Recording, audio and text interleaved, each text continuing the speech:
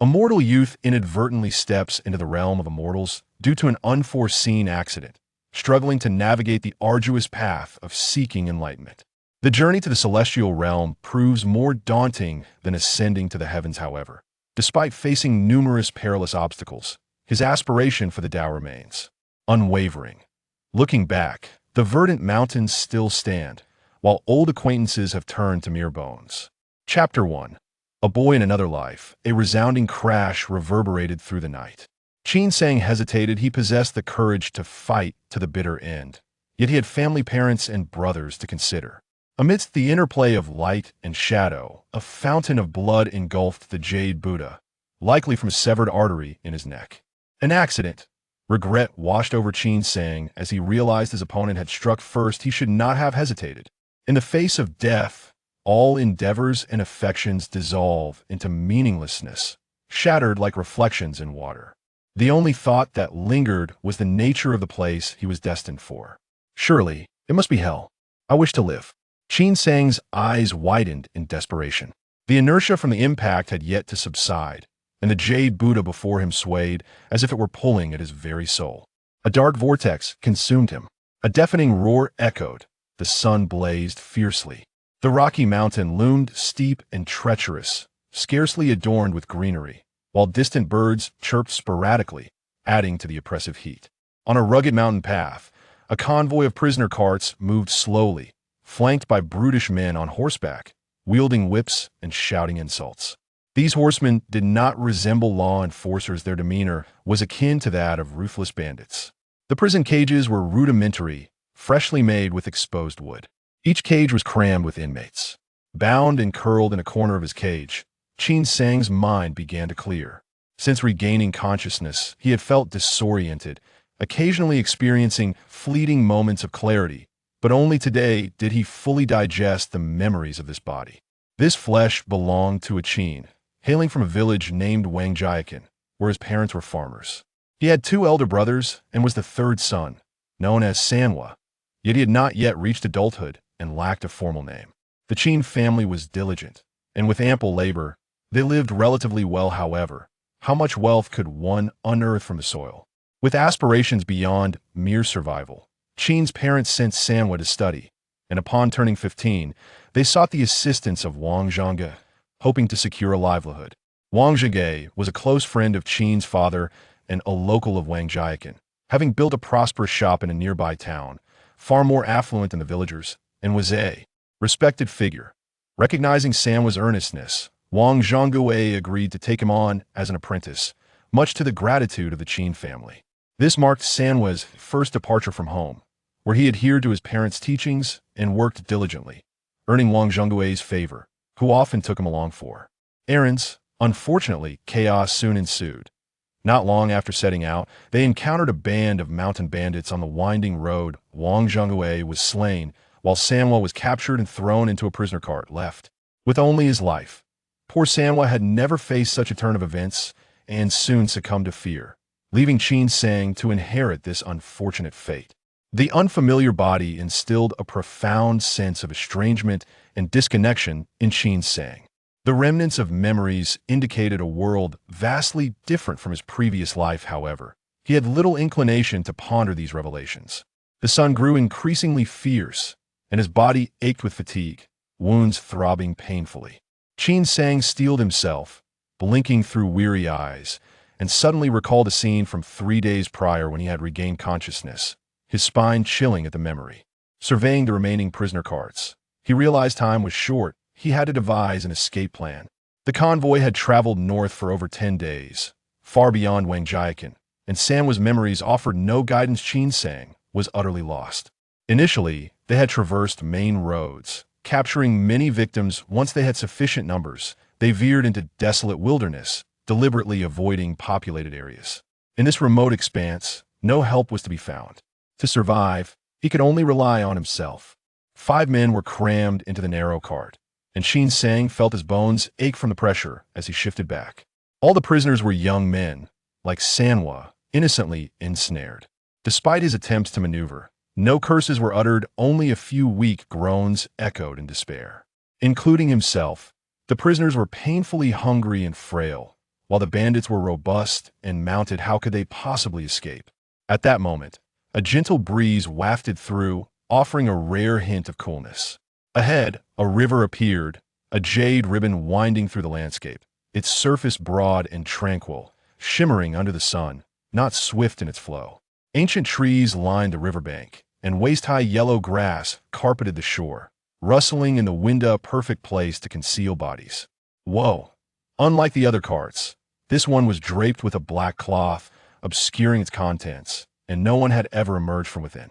As they approached the cart, the leader dismounted, his fierce demeanor softening as he knelt beside the cart, respectfully proclaiming, "Master Xian, this is the Chun Shui River, which connects to the Wuling River. We are now within the borders of the Great Sui." After a moment, a hoarse voice emerged, "Build a raft to cross the river and continue north." The burly man nodded quickly, preparing to rise when a violent fit of coughing erupted from the cart. "Quick, bring in 2 blood meals." Cough, cough. Qin Sang was taken aback, and suddenly all the prisoners stirred. Whenever that Master Xian requested blood meals, 2 prisoners were sent into the black cloak cart, and an hour later, 2 corpses would emerge. 3 days prior, Qin Sang had inadvertently witnessed the aftermath. A living person entered, only to emerge as a desiccated corpse, blood and flesh entirely drained, leaving only a skeletal frame with a thin layer of skin. The hollow eye sockets remained etched in his memory, as if narrating boundless terror, shattering Qin Sang's worldview. Had his senses not been so acute, he might have believed he had descended to the 18th level of hell, unable to recall which layer inflicted such gruesome torture of bloodletting. "Come out." The leader directed his men to chop wood for the raft, personally dragging 2 individuals from a nearby cart. Qin Sang secretly sighed in relief, yet his despair remained undiminished. If he could not escape, he would only prolong his life by a few days at most. What was there to celebrate? His gaze remained fixed on the bandits constructing the raft, who worked with astonishing efficiency. In no time, a wooden raft began to take shape. Qin Sang could only pray they would cut corners and that the raft would capsize in the river. Compared to being drained of life, he would rather drown in the river, considering it a final dream before death. The leader hastened towards the cart, dragging the unfortunate souls who cried out with their last strength, while the bandits by the river laughed heartily. The cacophony of water, wind, blades, footsteps, screams, moans, and sinister laughter flooded his ears, and suddenly the world grew overwhelmingly chaotic. Qin Sang felt an unbearable agitation, as if the earth were spinning beneath him, and he was on the verge of fainting when he suddenly heard a thunderous shout. "Devil! This time, there is no escape." Qin Sang looked up abruptly, witnessing a dazzling white light flash atop the mountain, streaking through the air, brighter than the sun itself. The radiant light twisted and turned, resembling a blade. Chapter 2. The Flying Sword, a Flying Sword. Qin Sang's eyes flew open, instantly blinded by the searing sunlight, and he quickly shut them again. His throat was parched, and an omnipresent pain surged through him like a tidal wave. Qin Sang pushed himself up from the ground, only to realize he had somehow fallen from the prisoner cart, lying on the ground in a daze. His right leg was trapped beneath a broken cage, explaining the acute pain in his calf, likely crushed. How had the cart overturned? The ancient trees along the riverbank lay in disarray, some toppled, others snapped, and a few appearing as though struck by lightning. Flames leaped from one tree, and the billowing smoke stung the eyes. The vast expanse of yellow grassland was utterly transformed, seemingly turned upside down by wild boars, revealing numerous deep ravines beneath which the pale roots of grass intertwined chaotically. When the convoy arrived, the riverbank had appeared remarkably level. A figure clad in white descended from the heavens, prompting the mountain bandits to kneel, exclaiming, "Immortal Master!" A flying sword pierced the black-cloaked carriage, which exploded with a resounding bang, propelling a figure in a black robe into the air. It seemed that the two were sworn enemies, and upon encountering one another, they engaged in a fierce battle. Suddenly, an eerie sound echoed, and consciousness slipped away. What transpired after losing consciousness? Both individuals could fly, an evident anomaly, and the bandits referred to them as immortal masters. Could they truly be deities? Qin Sanhua, who had heard many tales of immortals in his youth, once dismissed them as mere superstitions, yet, it now appeared otherwise. Who emerged victorious between the two immortal masters? Qin Sang could not spot either immortal master. A glance around revealed the prison carriage tilted precariously, the cages on board shattered, and the imprisoned souls who had once been confined lay scattered across the ground. No wonder his hands felt so soft they rested upon a person's abdomen. Startled, Qin Sang hastily withdrew his hand, only to freeze momentarily before cautiously placing it upon the wrist of the person beneath him, discovering no pulse. They were dead, perhaps due to having died once before. Qin Sang felt emboldened, lying next to a corpse without much fear. Were there any survivors? He quickly scanned the area, finding all motionless, including the horses that had pulled the carriage, their bodies devoid of any sign of life, creating an eerily surreal scene. Suddenly, Qin Sang glimpsed a group of individuals sprawled along the riverbank. The mountain bandits, who had been felling trees to construct rafts, had knelt before the appearance of the white-clad figure and inexplicably succumbed to unconsciousness. Qin Sang's gaze sharpened. These robust bandits had not fallen from height and were likely merely unconscious, not dead. Realizing this, Qin Sang hurriedly leaned forward, struggling to lift the wooden cage that pinned his legs. He gasped in pain, suppressing a cry to avoid alarming the bandits, praying that his legs remained intact, for even if he managed to escape, survival in this wilderness would be arduous if they were broken. Secretly praying, he withdrew his leg to assess the damage. Fortunately, the bones were unbroken. However, when he attempted to exert force, a sharp pain shot through him, suggesting at least a fracture walking would be impossible for the foreseeable future. Even if crawling was his only option, Qin Sang needed to inch his way to a bandit, where he found a knife. He swiftly severed the bonds binding the hands and feet of those near him, methodically moving from one to the next, initially attempting to stab the heart but being thwarted by the sternum, which caused his hand to throb painfully. He then opted to cut their throats, intending to deliver a final blow to the heart afterward. After staring at his blood-soaked hands for a considerable time, Qin Sang realized that the bandits had not uttered a sound during his frenzied assault. They had long since perished, while he had succumbed to a frenzy of violence. A wave of fear washed over him, not of the corpses, but of himself. He discarded the knife, crawled to the riverbank, and plunged his face into the water, resurfacing just before asphyxiation, gasping for air as his emotions began to settle. If I do not kill them, they will kill me. Had he possessed this awareness in his previous life, would he have met such a fate? No, there was still one left. A sudden jolt of realization coursed through Qin Sang. He felt cold sweat trickle down his spine upon seeing a corpse riddled with wooden shards, finally allowing him to exhale in relief. The leader had perished beside the carriage during the explosion. Even though all the bandits were dead, Qin Sang dared not relax, leveraging a wooden stick to prop himself up. Upon surveying the entirety of the grassland, he could not help but be astonished. Was this devastation truly the result of a clash between the two immortal masters? The power unleashed was terrifying. Amidst the wild grass, two figures lay sprawled, one clad in black, the other in white. Reason dictated that these immortal masters were not ordinary beings, unlike the bandits. Now was the opportune moment to flee. Although his legs were immobilized, the river flowed gently, and a nearly completed raft lay nearby. With two final vines tied together, he could escape this treacherous place. In a mental struggle, Qin Sang grasped the knife and crawled closer. The white-clad figure bore a ghastly wound in his chest, as if something had violently excavated his heart, the insides of bloody pulp. They had perished together. A mixture of relief and disappointment washed over Qin Sang. Carefully lifting the black-robed figure's cloak, Qin Sang was startled by a grotesque, aged face, yet proceeded to search the body. This immortal master appeared exceedingly impoverished, devoid of any silver or valuables. Ultimately, Qin Sang discovered only a piece of what resembled sheepskin and a book at the chest. He flipped through the pages, recognizing most of the writings, though they were obscure and difficult to comprehend. The sheepskin bore no markings, save for its remarkable softness, appearing to be an ordinary piece of leather. Qin Sang suddenly noticed something beneath the black-robed figure. Shifting the upper body aside, he uncovered a small black flag on the ground. It was not large. The flagpole was merely the length of his palm, with a sharp tip and a rounded base. Upon closer inspection, the pole felt icy to the touch, inscribed with 3 characters, Yin Luo Fan. It sounded ominous, especially given the earlier scene where this fiend had drained humans of life.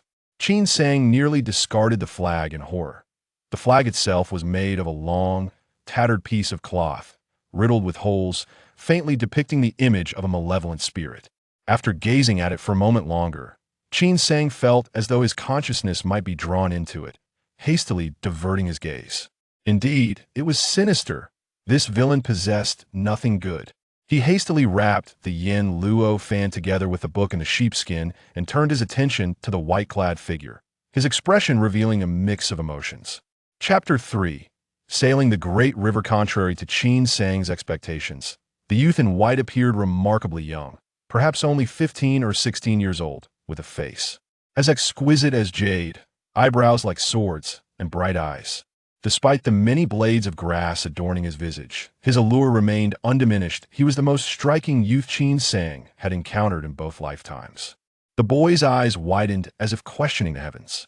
Qin Sang gently closed the youth's eyes, hesitating for a moment before rummaging through the boy's belongings. The youth was cleaner than the villain, and Qin Sang even turned over his undergarments, discovering only a colorful silk pouch.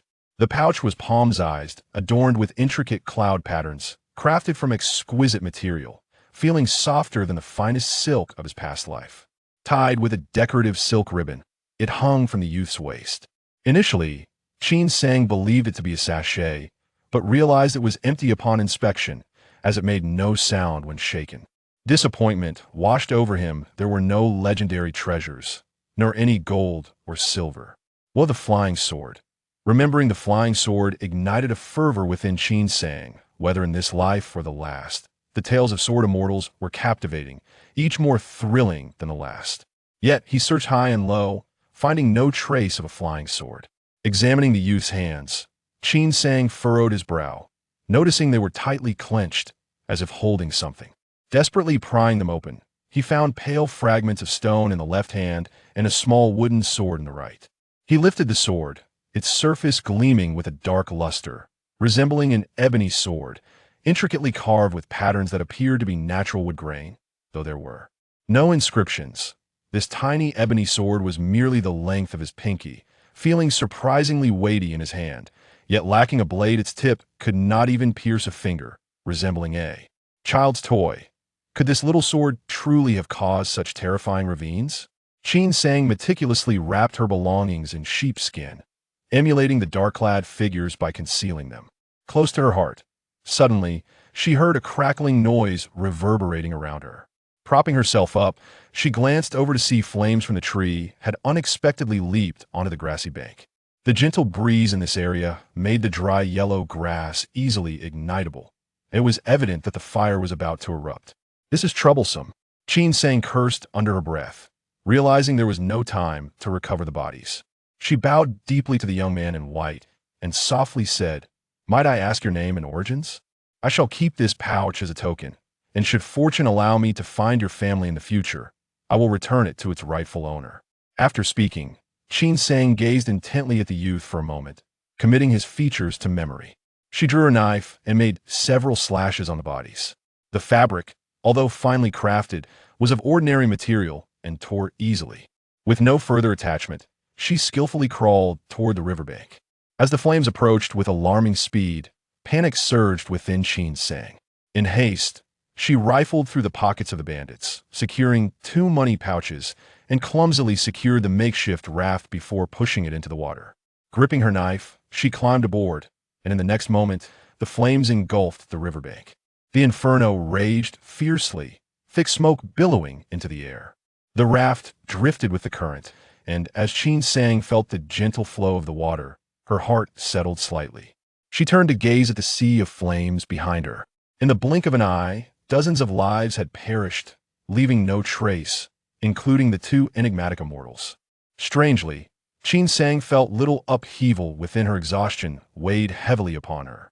Summoning her strength, she seized a few dry cakes from the bandits and ravenously devoured them with the river water. Reflecting on the possessions she had risked her life to acquire, she hurriedly laid them out for organization. The two pouches were filled predominantly with gold, worth nearly 100 taels of silver, ample enough for a prolonged indulgence. Yet, Qin Sang merely counted them briefly before stowing them away. Wrapping her books and the pouch in sheepskin, she tucked them close to her chest. She then extracted several strands of cotton thread from her attire to bind the small sword and hung it around her neck, concealing it within her collar.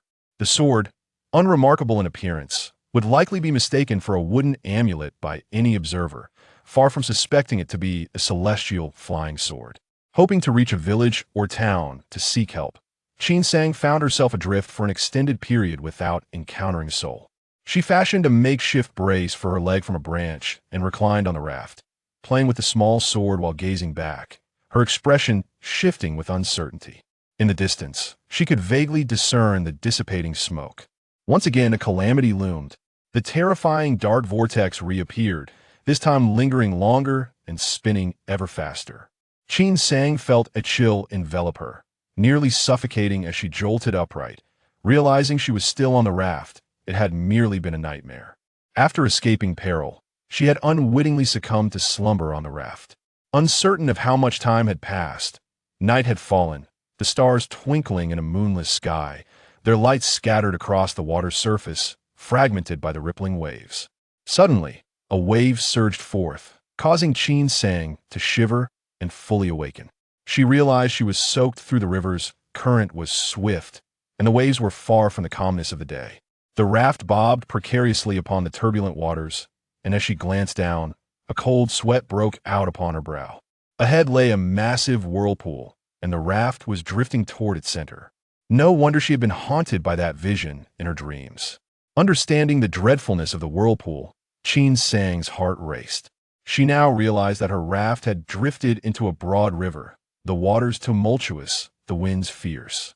Alone on the raft, she had no support and could only desperately paddle with her knife, but to little avail. Just then, a shout echoed from behind her. "Hey, you on the raft? Stop paddling and grab the rope." Turning her head, Qin Sang spotted a large ship anchored on the river. In the darkness, she could only discern its shadowy outline and flickering lights. A lantern was lowered over the side, and she soon realized it was held by a figure. This person, with a lantern in one hand and a rope in the other, deftly leapt onto the water, seeming to walk upon the waves as if they were solid ground. Another immortal? Qin Sang's eyes widened in astonishment. "Focus!" the figure shouted, and as they reached halfway, they swung their arm, casting the rope into the air with a sharp whoosh toward Qin Sang. The throw was swift, but as it neared her, the force diminished significantly. Qin Sang hastily discarded her knife, struggled to rise, and caught the end of the rope, wrapping it tightly around her waist and holding on firmly. A shout rang out from the ship, and the rope snapped taut. A tremendous force yanked Qin Sang upward, and as she neared the ship's edge, she instinctively shut her eyes in fear of colliding with the side. With a powerful kick, the figure propelled themselves into the air, grasped Qin Sang by the collar, and within mere steps, they leapt onto the deck of the ship. Chapter 4. Sanwu City. The young lad, Qin Sang, served as a helper under the tavern owner. During a recent procurement trip, he was captured by a group of mountain bandits. Yesterday, those bandits encountered their sworn enemies, allowing Qin Sang to escape amidst the chaos. Albeit losing his way and injuring his leg, he could only drift on a wooden raft, and after falling asleep, found himself in the mighty river. Fortunately, several benefactors came to his aid. Qin Sang sat on the deck, encircled by a group of burly men adorned with swords. Wrapped in an old cotton coat, he felt a hint of warmth and softly recounted his tale. The man who had come to rescue him stood before him, appearing to be around 40 years old, slender of frame, resembling a scholar. Like the other robust men, he wore cloud boots and a fitted blue outfit, with a sword hanging at his waist. His tall, upright stature exuded an air of competence. Despite having traversed the water for some time, he remained remarkably dry, with only the soles of his shoes dampened. The other strong men held him in high regard, referring to him as by Lauda, presumably their leader. Such a figure could not possibly be a water bandit. Their words suggested he was more akin to a bodyguard, allowing Qin Sang to relax slightly. Meeting in the heart of the river signifies fate, and offering assistance is but a duty. There is no need for further accolades. My surname is Bai, and my name is Jianglan. I am a few years your senior. Young Qin, feel free to call me by Dage, if you wish. Bai Laoda spoke with a certain chivalry, crouching down to observe the large bloodstain on Qin Sang's chest. He chuckled. When I first saw you lying motionless on the raft, we thought it was a corpse. Thankfully, you managed to sit up. Let me take a look at your leg injury. As he spoke, Bai Jianglan placed his hand upon Qin Sang's calf, closing his eyes momentarily. After a brief interval, Qin Sang suddenly felt a warm current emanating from Bai Jianglan's fingertips, coursing into his leg and ascending through his veins, ultimately enveloping his entire being. Under the influence of this warmth, the chill and dampness within him evaporated entirely. The warmth circulated around him before converging once more at the site of his injury. Initially, a tingling sensation arose from the pain, followed by a significant alleviation of discomfort. Qin Sang exclaimed, "By Dage, are you the legendary immortal master? My leg feels better." The surrounding strong men erupted into laughter. You can slay mountain bandits yet remain unaware of true energy? Consider yourself fortunate to have encountered Bai Laoda, who is willing to expend his true energy to heal you. Do express your gratitude. Qin Sang's eyes sparkled as he repeatedly thanked them. Chun Tao is here. A gentle call interrupted Bai Jianglan's words. Everyone fell silent and parted to the sides as Bai Jianglan stood and turned to look. At that moment, Qin Sang noticed they were near the stern of the ship, where the row of cabins ahead was devoid of light. Only the central cabin, arranged as a floral hall, glowed with candlelight streaming through the flower-patterned window. However, both the inside and outside of the window were covered with gauze, obscuring the interior. The door to the floral hall was partially ajar, and a slender figure approached, carrying a lantern. As she drew near, it became clear that she was a girl of about 17 or 18. Dressed in a delicate water-green garment of fine quality, she shivered against the cold night river wind, her trembling hands gripping the lantern. The burly men seemed to regard her with trepidation, parting respectfully as she passed and bowing in greeting, acknowledging Chun Tao. Perhaps she was their employer, Qin Sang mused. By Tongling, the young lady has asked me to inquire why we have anchored here. Chun Tao's expression was displeased as she stepped forward, her brows knitted. She stood a head shorter than Bai Jianglan, straining to hold the lantern high, almost thrusting it into his face, her almond eyes glaring at him in displeasure. Upon hearing this, Chun Tao glanced down at Qin Sang, lowering the lantern towards him. Not daring to be remiss as a guest, Qin Sang stood up straight, sheepishly nodding. Before he could utter a word of thanks, Chun Tao huffed, "Someone, throw him overboard." Qin Sang was taken aback, shocked by the young lady's harshness, and hurriedly looked to Bai Jianglan. Bai Jianglan furrowed his brow slightly, waving a hand to signal his subordinates to stand down. "Chun Tao, you must not." Chun Tao's delicate brows shot up as she pointed an accusing finger at Bai Jianglan. Her voice sharp, "You Bai. The prince entrusted you with escorting the young lady, and this is how you protect her? This little thief, with his beady eyes and blood-soaked attire, is clearly no good. How could you allow him aboard? What if he is an assassin and disturbs the young lady? How many lives do you think you have?" Chun Tao's anger subsided as Bai Jianglan maintained his composure, calmly explaining, "I inquired thoroughly. This young man, Qin, is an unfortunate soul who fell victim to the mountain bandits and narrowly escaped with his life. The blood on him is from his struggle. There is no justification for leaving him to perish. Moreover, Qin's leg is injured and he cannot walk properly. With us watching over him, he will not disturb the young lady." Seeing Bai Jianglan's determination to save the boy, Chun Tao's eyes darted, and she proposed, "Isn't there a small boat trailing behind this vessel? Give him one and let him leave." Qin Sang gasped, realizing the river was vast and perilous, with the autumn tide raging, even more treacherous than the Yangtze of his previous life. The shores were shadowed by towering mountains, devoid of any light, and eerie sounds echoed, creating a ghostly atmosphere. A small boat cast adrift on such waters would surely meet a grim fate. This young lady had a heart as ruthless as her words. Bai Jianglan replied, "Chun Tao, you may not know that we have just entered the Jiodai Gorge of the Wu Ling River, where sheer cliffs and treacherous mountains abound, with no signs of humanity and ferocious beasts roaming freely. We can only drift downstream. However, the Jiodai Gorge is the most rapid and perilous stretch of the Wu Ling River. A small boat cast into it would surely capsize. Instead, let Qin stay in the stern cabin. We will set sail now and reach the Sanwu city by dawn, where we can safely disembark him. Tonight, I will personally guard the deck to ensure everything goes smoothly." Chapter 5. The elusive immortal Master Qin. Chun Tao is merely concerned for the young lady's safety, and her actions are not personal. I ask you to bear with it and rest in the stern cabin for the night. I will send someone with food shortly. By the time we reach the dock at Sanwu City, we can disembark you. Sanwu City is a bustling thoroughfare, a place where merchants frequent. Perhaps you'll find fellow townsmen there. Qin Sang was immensely grateful, recalling the 2 money bags he possessed. He took them out in full, saying by Dage, "I owe you my life. I cannot repay you adequately, but these coins are from the 2 mountain bandits I killed. I hope you do not mind my unclean hands. I once possessed minimal martial skills and have navigated the rivers with the assistance of noble heroes, which has led to my current state. I now merely emulate my predecessors, performing small acts of righteousness. Speak not of silver and gold, lest I cast you overboard."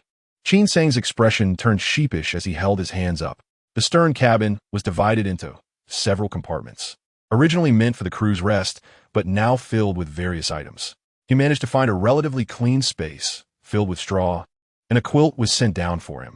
Though humble, it was a luxury Qin Sang had not dared to dream of in recent months. Changing into fresh clothes and wrapping himself tightly in the quilt, he lost himself in thoughts for a while before finally drifting into a deep sleep. Before slumbering, he touched the ebony sword and a few items at his chest, resisting the urge to examine them. A night without dreams passed. Qin Sang awoke, feeling the gentle sway of the cabin, his spirit remarkably revitalized. His stomach grumbled, uncertain of the hour. He sat up, found a wooden stick for support, and slowly stood on tiptoe.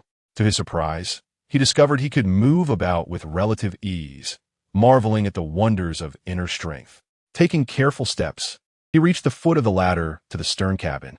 Sounds of boisterous calls drifted from above, and a head popped down, none other than the man who had assisted him the previous day.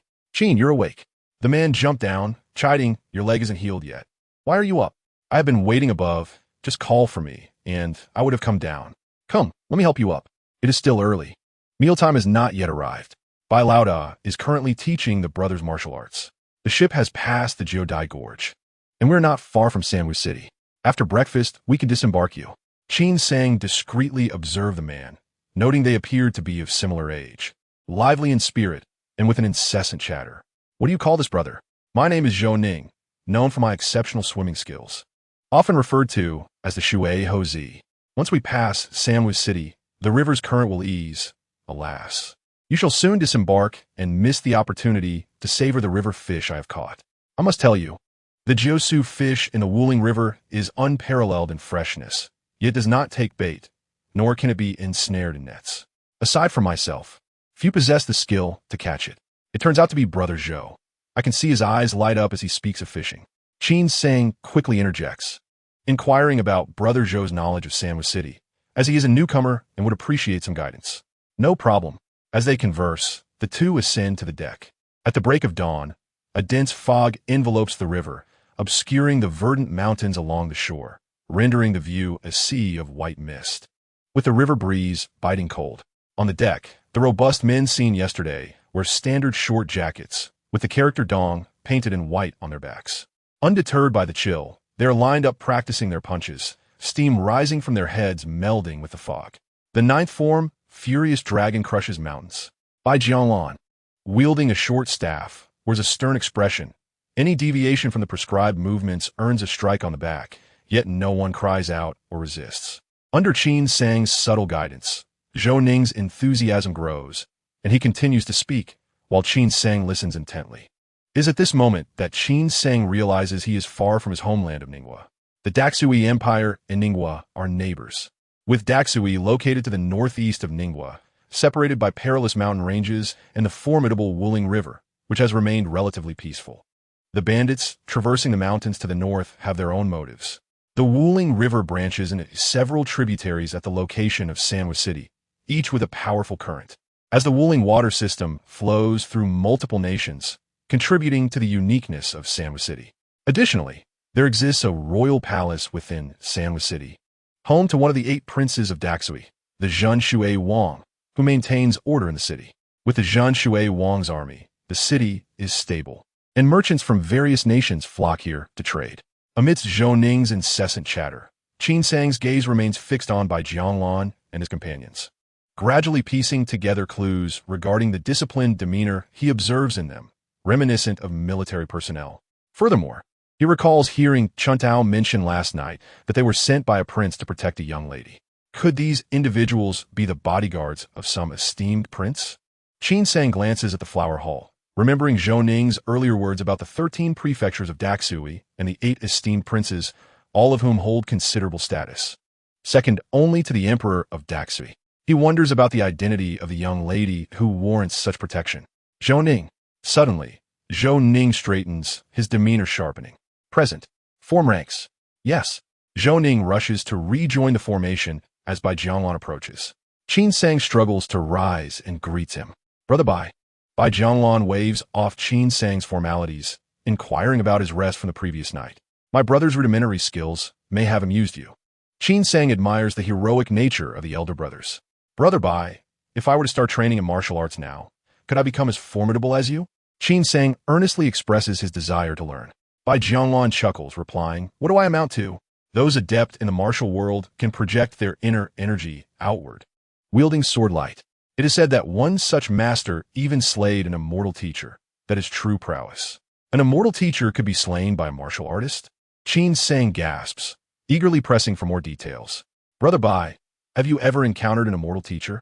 Bai Jianglong shakes his head, seeing through Qin Sang's intentions. Immortal teachers are as elusive as dragons. Few have truly seen one. Countless seekers of immortality waste their lives in remote mountains, achieving nothing. Do not fall into obsession, wasting your precious youth. Chapter 6. Living immortal. Qin Sang falls silent, touching his chest, gazing intently into Bai Jianglong's eyes. Brother Bai, you have yet to say whether I could indeed succeed if I start learning martial arts now. Bai Jianglong, somewhat surprised, smiles and asks, What do you consider success? Qin Sang tentatively suggests, cultivating inner strength. Bai Jianglong shakes his head, difficult. Reflecting on Bai Jianglong's insistence on keeping him, Qin Sang proposes, then, can I slay wicked bandits? Bai Jianglong's expression shifts slightly. It is rare to find one with such resolve. If you truly wish to learn, I can impart a few techniques of the Fu Hu Chang Quan, granting you some means of self-defense. This style is not profound, but rather a common martial art, often employed by bodyguards. Qin Sang is elated, bowing deeply in gratitude. Thank you, master. No need for excessive courtesy. Bai Jianlan Tuko, Li Tingqin Sangwu. We shall soon arrive at Sanwa City, and I can only teach you 3 forms. Afterward, we may drift apart in the martial world. And it is presumptuous to call myself your teacher. Let us regard each other as brothers. The Fu Hu Chang Quan consists of 10 forms. Should you persevere, you may seek out a bodyguard agency or martial arts school to learn the remaining 7 forms. Do not disdain its simplicity. With diligent practice and understanding, it can yield great results. It is rumored that a genius in the martial world once cultivated formidable energy using the most basic Luhan Quan. However, that is a rare case. Pay attention. The first form, Furious Dragon, emerges from the sea. The second form, Fist Power, reaches the heavens. The third form, Vajra, subdues the tiger. The Fu Hu Chang Quan indeed appears simple, particularly the first 3 forms, which Bai Jianglong demonstrated twice, allowing Qin Sang to memorize the movements and incantations. However, when it was Qin Sang's turn to practice, he realized the depth within, far beyond its apparent simplicity. The same technique, while seemingly identical to what Bai Jianglong executed, was fraught with his own errors in application. The subsequent process involved guiding his energy and correcting mistakes. Fortunately, the initial 3 forms of the Fu Hu Chang Quan primarily emphasize the arms and fists, with uncomplicated footwork, thus minimizing the impact of Qin Sang's injured leg. Focus. Pay attention to your stance. Is there Vajra like you? Bai Jianglong chastised him mercilessly, his words sharp. After completing their practice, others gathered around, amused by the spectacle. Qin Sang endured several strikes on his back, no longer daring to lose focus, ultimately managing to master the 3 forms by mealtime. After their meal, the sun emerged, and the fog on the river dissipated at a visible pace. Suddenly, someone at the bow shouted, We have arrived at Sanwa City. Qin Sang steadied himself against the ship's railing, witnessing the mist parting among the green mountains, revealing a multitude of vessels on the river. Stretching as far as the eye could see, with the sunlight shimmering upon the water, creating a breathtaking scene. At the center of the gathering boats, the shore appeared to be the first ferry terminal. Though called a terminal, its scale was nearly comparable to that of a town, significantly larger than the small city where Qin Sanwu worked. It was hard to fathom what a grand city Sanwu would be beyond the ferry. The ship moved forward discreetly, and Shui Hozi darted to the bow, signaling with flags as a small boat gently approached. He raised his voice to negotiate a price with the boatman and turned to call out, "Brother Qin, it is time to disembark. Until we meet again."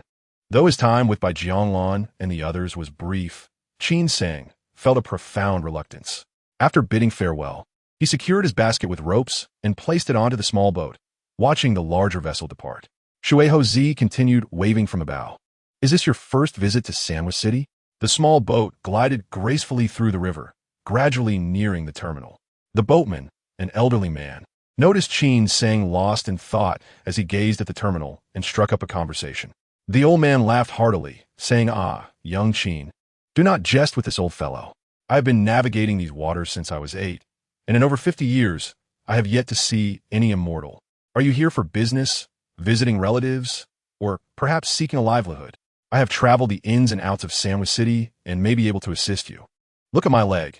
Qin Sang lifted his injured leg with a wry smile. "I can hardly stand. I have no thoughts of anything else. I must first heal my leg. Do you know of any skilled healers at the terminal?" "Oh."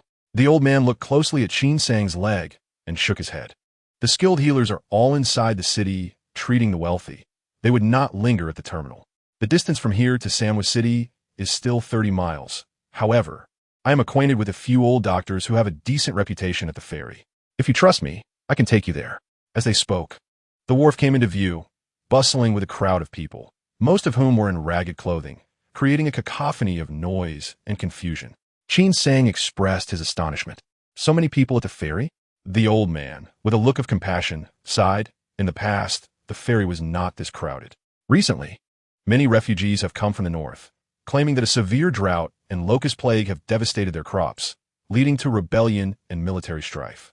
These are impoverished souls who can no longer survive in their hometown and are forced to flee southward. To be honest, at nearly 60, I have witnessed similar scenes several times, yet I have never encountered such dire circumstances. Not only the first ferry, but also the subsequent ones are swamped with desperate people seeking a means to survive, with even the poorest of boatmen having dozens competing for work. Outside Sanwa City, it is said that the new emperor is incompetent and tyrannical." Suddenly, the old man fell silent, casting an awkward glance at Qin Sang. Unfazed, Qin Sang leaned against the ship's railing, observing the wharf, and indeed, as the old man had said, most were gaunt and impoverished. Realizing his words had strayed, the old man quickly changed the subject. "Qin Xiaodi, speaking of the destitute, it suddenly comes to my mind. I have never seen a true immortal, but I have heard of a living immortal at Qingyang Temple on Suaming Mountain." Qin Sang replied with curiosity, "What kind of living immortal?" Seeing that he had piqued Qin Sang's interest, the old man spoke with enthusiasm. "This living immortal is quite renowned in the vicinity," referring to the master of Qingyang Temple. Jisun Daoren, many temples dot Suaming Mountain, but Qingyang Temple was not well known until this master appeared, bringing it fame. The most renowned aspect of the Qingyang Temple master is his compassionate heart. Truly, he is a living immortal. As the boat arrived at the wharf, Qin Sang listened intently as the old man recounted the deeds of Jisun Daoren. Initially, Qingyang Temple thrived, but over time it fell into decline, with Taoists leaving one after another, leaving only a handful of elderly priests who gradually passed away. The temple fell into disrepair, overgrown with weeds, and had it not been for Jisun Daoren, it would have crumbled into ruins within a few years. What people admire most about Jisun Daoren is not merely his title as the temple master, but rather his benevolence. After taking over Qingyang Temple with a young disciple, he sought no offerings but instead ascended the mountain daily to gather herbs, treating the ailments of the poor. Whether it was injuries, colds, or fevers, he would treat anyone who came to his door with earnest care. Though his medical skills may not have been exceptional, his fees were minimal. If someone was truly unable to pay, he would allow them to keep an account, never pressing for repayment, even after several years. His reputation gradually spread, and coupled with his status as the temple master, he earned the title of a living immortal. The old man docked the boat and, while helping Qin Sang disembark, urged, Your leg injury is not severe. The living immortal will surely assist you. However, Swimming Mountain lies between Sandwich City and the ferry, and it is a 10-mile journey from here, requiring you to traverse mountain paths. You will need to hire a carriage. I happen to know a few drivers who offer fair prices. Qin Sang declined the old man's kind offer and, under the old man's disappointed gaze, hobbled into the crowd with the aid of a wooden staff. As he walked among the throng, he heard various regional accents, and he inwardly acknowledged that Sandwich City was indeed as renowned as rumored. Affected by his leg injury, Qin Sang moved slowly, yet he distinctly heard accents from his own hometown.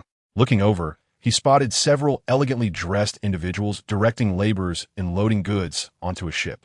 Watching them finish loading and sail away from the riverbank, Qin Sang remained silent, resolutely turning away and entering an inn. After enjoying a delicious meal of river fish and delicacies, Qin Sang sat on the second floor, feeling the river breeze while gazing out at the vast river and the bustling lives of the people, momentarily lost in thought. "Innkeeper, the bill, please." Qin Sang produced a piece of silver and watched as the proprietor waited. Then, grasping the returned copper coins, he inquired, "If it isn't too much trouble, I wish to travel to Sandwich City. Where might I hire a carriage?" The innkeeper scrutinized Qin Sang before pointing outside.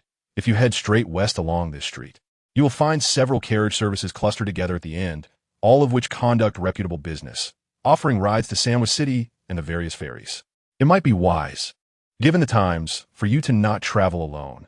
Find a few others to share a carriage, and you may save some money."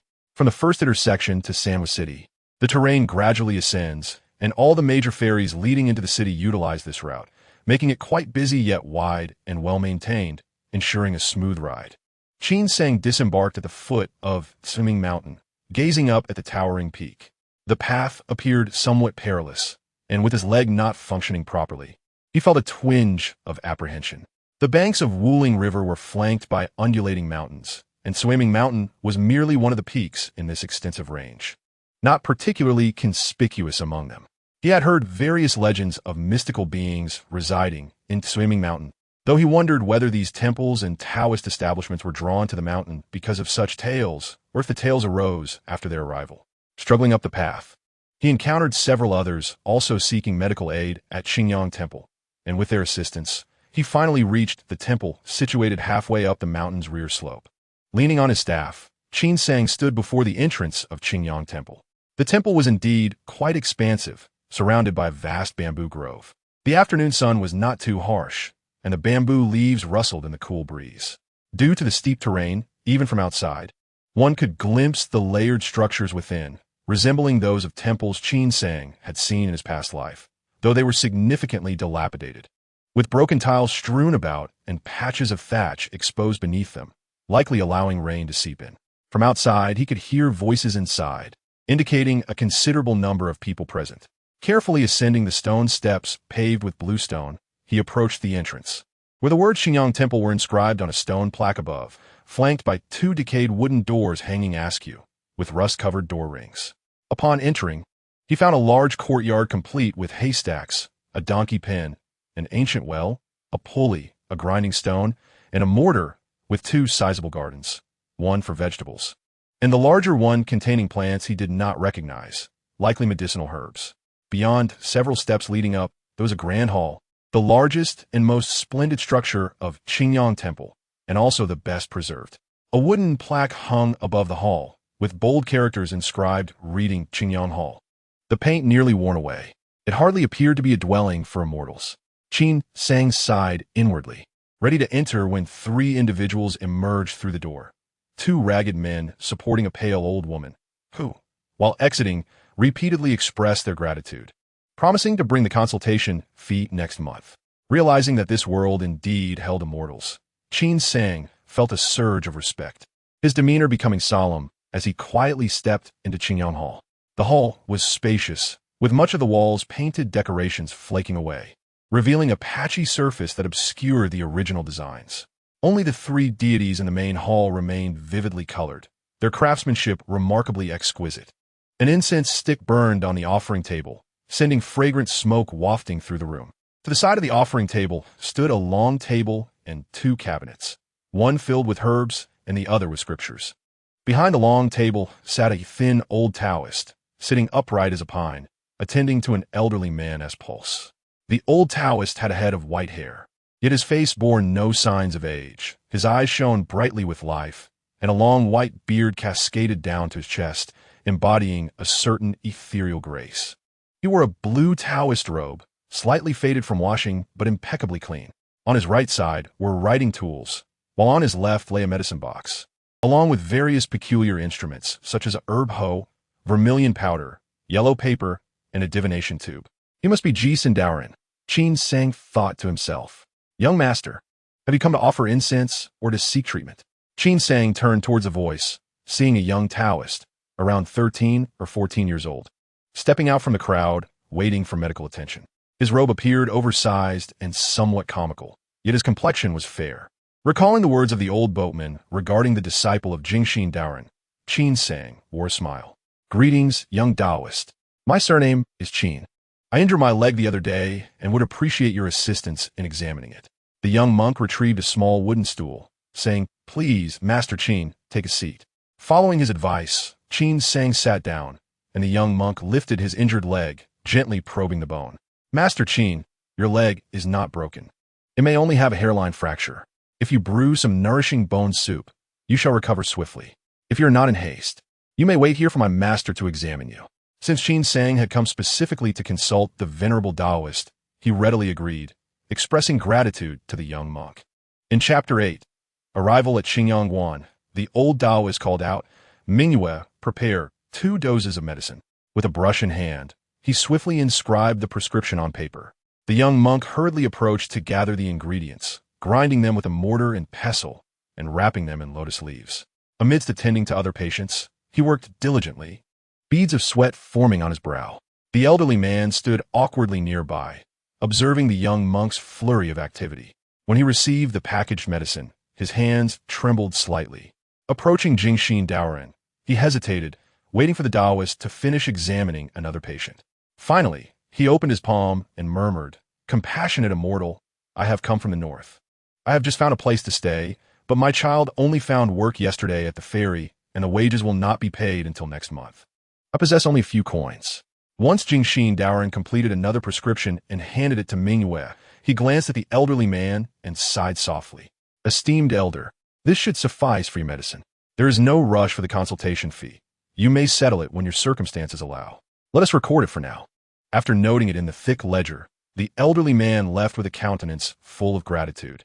Qin Sang sat at the end, watching the master and disciple busily attend to their work. Lost in thought, he did not notice that twilight had descended, leaving only the 2 who had assisted him to climb the mountain. Having seen over a dozen patients, a significant portion hailed from the north, most of whom could only afford to have their consultation fees recorded, with some unable to pay for their medicine as well. Throughout the afternoon, aside from a couple seeking talismans for exorcism and an elderly woman requesting an oracle, not a single incense burner had appeared, although the Taoist did not earn much. Neither he nor his disciple displayed a trace of impatience, which deeply moved Qin Sang. Young brother, please lift your leg, he instructed. After the previous patient was seen, Qin Sang approached, leaning on his cane, and raised his injured leg as directed. Observing the Taoist as he completed the prescription and instructed Mingyue to prepare the medicine while recording the fees, Qin Sang felt a stir within him. He softly remarked, Taoist, I have heard that the influx of refugees from the north is unceasing. Surely, more will come to seek your aid. Yet there are only you and the young monk here. With the need to gather herbs from the mountain, I fear you may become overwhelmed. Before he could finish his thoughts, Qin Sang noticed the young monk's eyes gleaming with anticipation as he gazed at his master. Without lifting his head, Jinshin Daoren interrupted. Young brother, you have also observed the situation in the temple. The visitors are mostly impoverished. Although I wish to help, my resources are limited. I earn scarcely a few coins from incense offerings each year, unable to support a Taoist, nor can I afford to pay you monthly. Mingyue's expression dimmed, and he pouted slightly. Qin Sang was taken aback by the Taoist's frankness, yet he was not one to easily concede defeat. He chuckled awkwardly, saying, To be candid, Taoist, I am indeed seeking a place to stay. However, I unintentionally injured my leg, making it difficult to find work. Upon seeing both of you so diligently occupied, I felt compelled to ask. I do not seek a salary, merely a shelter from the wind and rain, and a chance to earn a meager living. Jingxin Daoren raised his gaze to Qin Sang, stroking his long beard. Young brother, you are in the prime of your life. Why must you humble yourself in the wilderness? Seek a legitimate livelihood at the ferry, establish a family, and that is the rightful path. Noticing the Taoist's tone soften, Qin Sang seized the moment to press his case. Taoist, I have studied under a teacher in my village for a few years, and I possess the ability to write and draw. I can assist you in transcribing records and grinding herbs. Once my leg heals, I would gladly accompany you to gather herbs. Should you not find me useful, you may send me away after a month of trial. Jingxin Daoren appeared intrigued, scrutinizing Qin Sang for a long while. Very well, I am but a humble old Taoist. I fear not that you seek to exploit me. With that, he took a brush and pulled out a sheet of yellow paper. Write 2 characters for me to see. Qin Sang accepted the brush, his heart racing as he wrote a few characters, glancing nervously at Jingxin Daoren. In his previous life, he had never used a brush. But fortunately, Qin Sang had some experience. However, his handwriting was rather crude. It was legible but not particularly elegant, and he had not completed 2 characters. Yet, he understood that in this world, literacy was a rarity, and he could be considered a person of some standing. Seeing Jingxin Daoren hold the yellow paper in silence, Qin Sang quickly added, I've always been eager to learn, but due to family misfortunes, I could only study for a few years. If I am fortunate enough to be taken in by you, I shall dedicate myself to diligent study. Acceptable. Jingxin Daoren nodded. The temple is filled with scriptures on Taoism and medicine. If you are truly committed, you may read with Mingyue at night. Also, the conditions here are quite austere. Food is lacking in oil and flavor. Are you able to endure such living? Daozhong, you may call me Qin Sang. Qin Sang hastily replied. I also hail from a humble background and am accustomed to hardship. Rest assured, I shall adhere to the precepts and not cause you any trouble. The Jingxin Daoren shook his head, saying, You are not yet a monk, so there is no need to be overly constrained. However, one rule must be observed. Do not bring women into this sacred place for frivolous pursuits. Beyond the temple, I shall not impose restrictions upon you. Yet, should you act recklessly and invite calamity, it shall not concern me.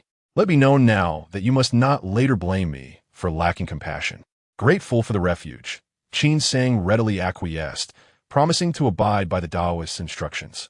Qin Gongzi, there are several unoccupied rooms nearby. You may choose one. I shall go prepare a meal and bring over bedding and a Taoist robe in the evening. With Qin Sang accepted, the Jingxin Daoren waived any fees and instructed Mingyue to show Qin Sang to the available accommodations, providing bedding and a robe as gifts.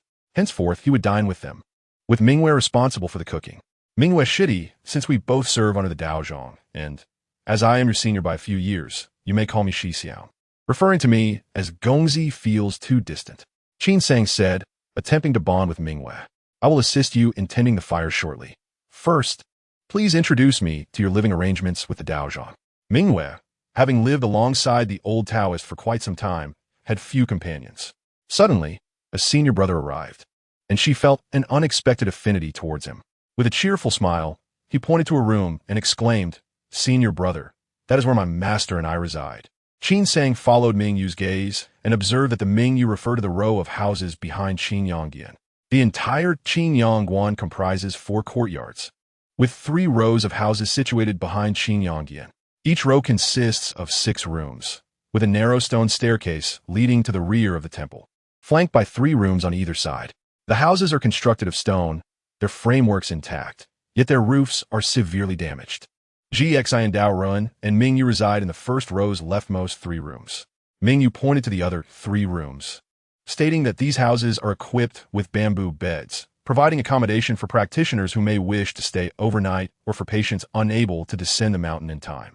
Patients may stay free of charge, while practitioners are charged a mere penny for a night's stay, excluding meals. Qin Sang followed behind Mingyu, listening to his introduction. Upon reaching the last row of houses, Qin Sang suddenly heard the gentle sound of flowing water and approached. It turned out that Qinyangguan lacked a back wall, leading to a vast bamboo forest. Deep within the bamboo grove, spring water cascaded down from the mountaintop, forming a small stream that meandered through the forest. Accompanied by the melodious sound of the spring and the chirping of birds and insects, creating an environment of serene tranquility. Qin Sang immediately found herself enamored with the scene. Chapter 9.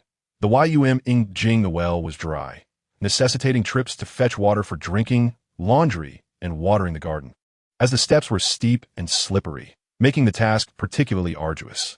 Ming Yu pouted, expressing his dissatisfaction, while his small eyes furtively glanced at Qin Sang. Noticing Ming Yu's subtle intentions, Qin Sang smiled gently and remarked, "From now on, dear junior brother, you shall be responsible for washing clothes and cooking. Leave these laborious tasks to your elder brother." Truly, Mingwei leapt with joy, clapping her hands, but that would have to wait until Shi Xiang's leg injury healed. Indeed, children are easily won over, as Mingwei quickly grew close to Qin Sang. Qin Sang glanced around and pointed to the last row of houses, saying, "May I choose a room to reside in here?" He harbored a secret that was not meant for the eyes of others, wishing to distance himself from Jisun Daoren to avoid detection. "Of course," Mingwei replied, "my master has asked me to tidy up these rooms. In the past, some individuals came up the mountain seeking shelter, but they gradually moved away. Now, with an increasing number of refugees arriving from the north, my master has mentioned that the weather is growing colder. We should prepare the houses to provide refuge for those without homes, helping them through the harsh winter. Some temples on the mountain have already begun this endeavor. My master asserts that we do not seek merit, but rather aim to perform good deeds." Qin Sang selected a house in the northeast corner, which was covered in dust and ensnared by cobwebs. The meal consisted of greens, pickled vegetables, and steamed cornbread. After dining and consuming the herbal medicine that Mingwei had prepared, they both set to work clearing the room. They replaced the bamboo bed with fresh bamboo and arranged the bedding. Their busy efforts extended into the deep of night. Mingwei, now finding someone to converse with, felt reluctant to part. "Shi Xiang, I will go boil a kettle of water for you to bathe." Qin Sang practiced a series of Fuhu Chongquan moves, cleaned himself up, and listened attentively for a while. By then, both Jisun Daoren and Mingwei had drifted into slumber. Only then did he cautiously close the doors and windows.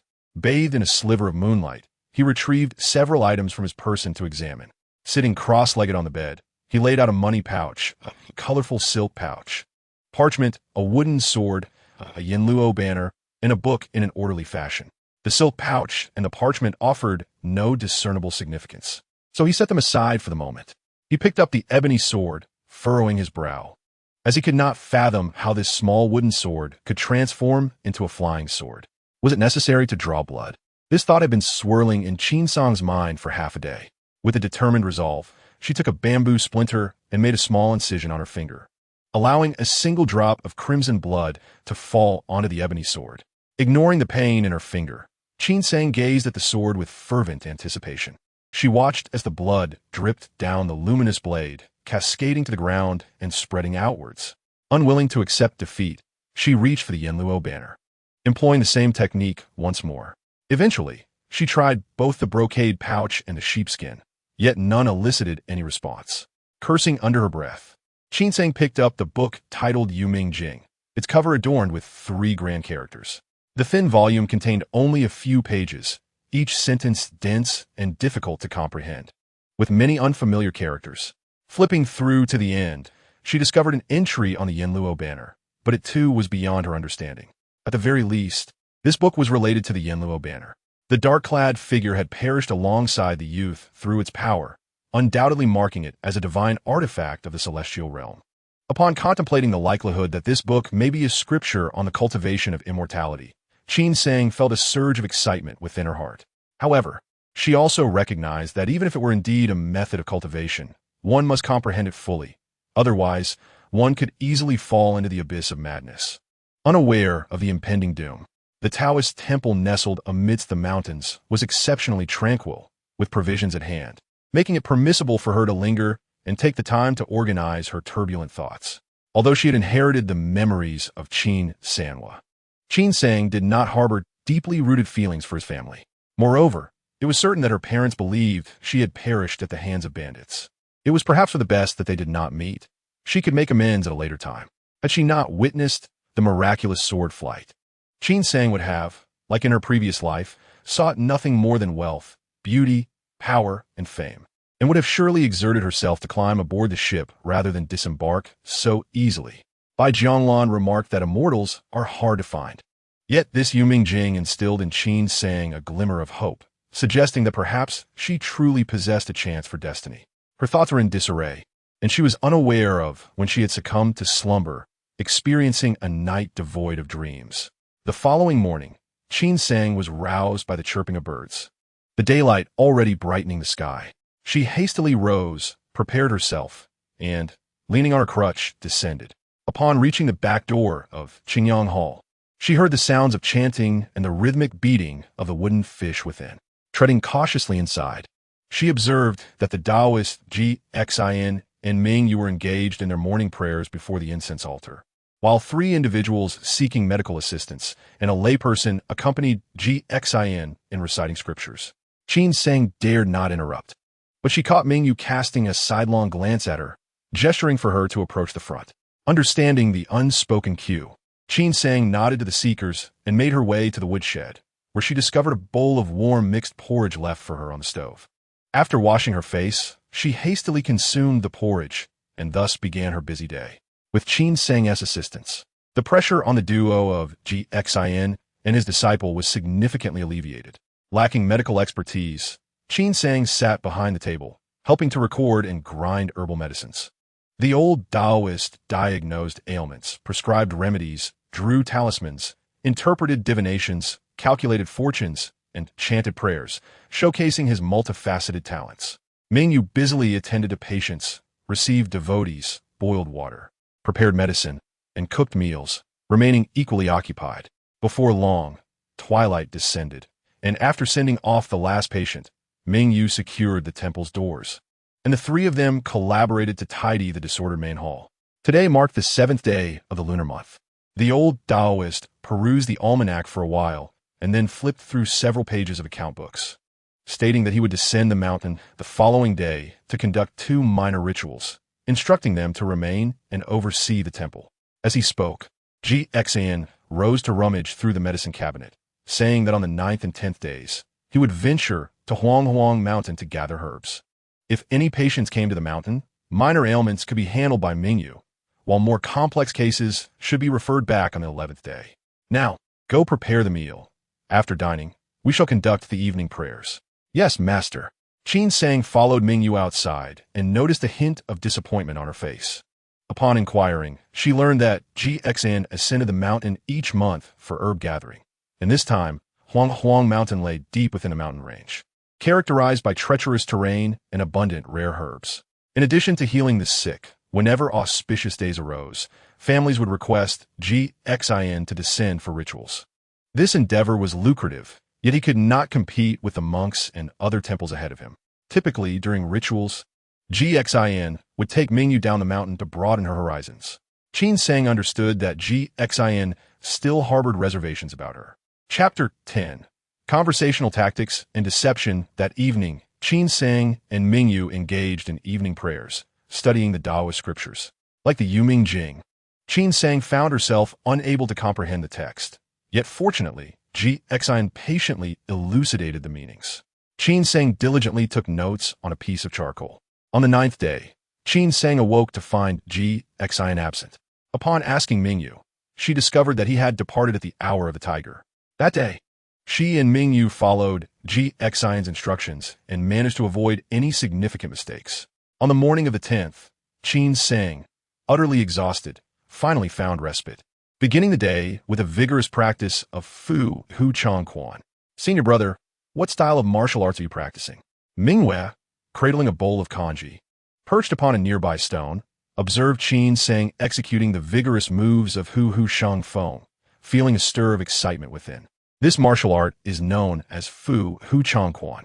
Pray tell, has the Taoist priest never imparted any martial skills to you? Qin Sang, after completing a vigorous session, felt her entire body invigorated. Wiping the sweat from her brow, she countered with a question. No. Ming Yu shook her head, biting the tip of her chopsticks, her face adorned with curiosity. Senior brother, does our master also possess martial skills? How would I know? I have only been here for a few days. Qin Sang rolled her eyes, quietly pondering.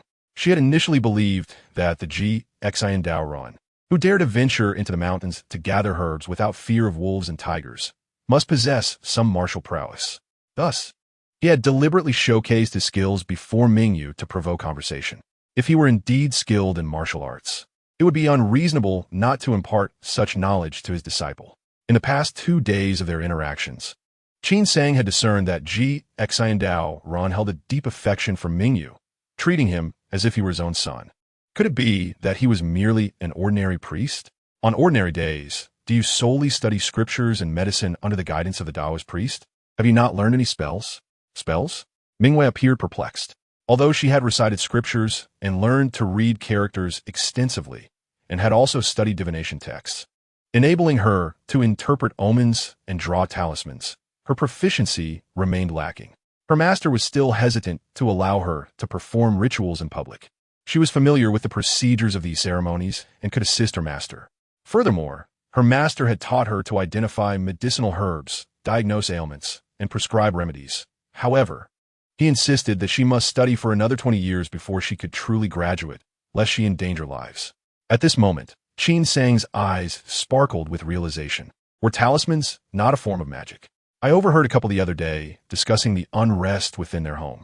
A Taoist priest bestowed upon them a talisman, claiming it could attract good fortune, avert misfortune, and expel malevolent spirits.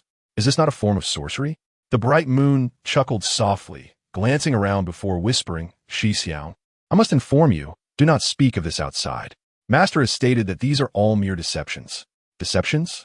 Yet, there are deities present in this place. Qin Sang indignantly exclaimed, if you do not permit this, are you not afraid that they will come knocking at your door? In matters that are profoundly enigmatic, who truly knows what is accurate and what is not? The bright moon swayed gently, and even if someone were to come knocking at the door, there were always words to deflect their approach. Dear Shi Xiao, you'll come to understand this in due course. Qin Sang felt deeply hurt, his spirit languid throughout the day. Mingyue persistently urged him to learn Fuhu Chongquan, and he could only promise to teach him once his leg had healed. In the blink of an eye, Qin Sang had spent over 20 days at the Taoist temple, and the bond among the three of them had grown genuinely familiar. During this time, Qin Sang diligently practiced his martial arts, recited scriptures, and learned characters. Aside from the rituals, the Taoist priest did not hesitate to impart to Mingyue the art of healing and the techniques of divination and talismans, which allowed Qin Sang to confirm that it was all merely rhetoric and trickery, leading him to feel utterly disheartened. However, hidden within the deceit were profound insights into worldly affairs, which granted him significant gains. His leg injury gradually improved, freeing him from the need for crutches. Unable to remain idle, he first felled bamboo to create a conduit to draw water from the creek into the courtyard, fashioning a small stone pool. After several attempts, he finally succeeded. This alleviated Mingyue from the heaviest burdens, and with the bamboo pipe providing a continuous flow of water, the vegetables and herbs in the garden flourished even more. Not only did Mingyue's address of Shixiang become increasingly affectionate, but also the Taoist Jingxin's opinion of him began to shift. Subsequently, Qin Sang constructed a bamboo ladder to climb onto the rooftop, replacing the broken tiles of their dwelling. Later, feeling dissatisfied with the blandness of the temple's food, he devised several traps and successfully caught a few wild rabbits and mountain chickens. Mingyue advised Qin Sang against killing within the temple, fearing the wrath of their master. Thus, Qin Sang built a small earthen stove by the creek, where he could cook outside the temple's purview. The world lacked the myriad seasonings of his past life, and with no culinary skills, he could only roast the game, sprinkling it with salt to make it somewhat palatable. Mingyue, though unable to bear the thought of killing, had no qualms about eating and savored the meal. Days passed, and as the leaves fell and the weather turned cold, the mountain winds chilled them further than below. The three of them gathered in Xingyang Hall for evening prayers, the cold wind seeping into the grand hall, causing the flames of the oil lamp to flicker. As he spoke, he gathered the freshly written papers, wrapped his robe tighter, and exited the hall. His leg had fully healed, and he was planning a trip to Sanwa City. Education transforms destiny. Over the past month, Qin Sang had studied with greater diligence than during his final year of high school in his previous life. Today, he finally recognized and comprehended all the characters in the Yumenjing. Taoist Jingxin, being well-read and knowledgeable, proved to possess an even richer understanding than he had imagined and willingly taught with patience, for which Qin Sang was profoundly grateful. Upon returning to his quarters, Qin Sang first practiced Fuhu Chongquan to calm his restless spirit. He adhered faithfully to Bai Jianglan's instructions, practicing Fuhu Chongquan every morning and evening without fail, and he could distinctly feel his physical condition improving. Yet, the legendary true qi eluded him entirely. The entirety of the Yumingjing had finally been translated. Holding the yellow paper manuscript, his trembling hands betrayed his excitement.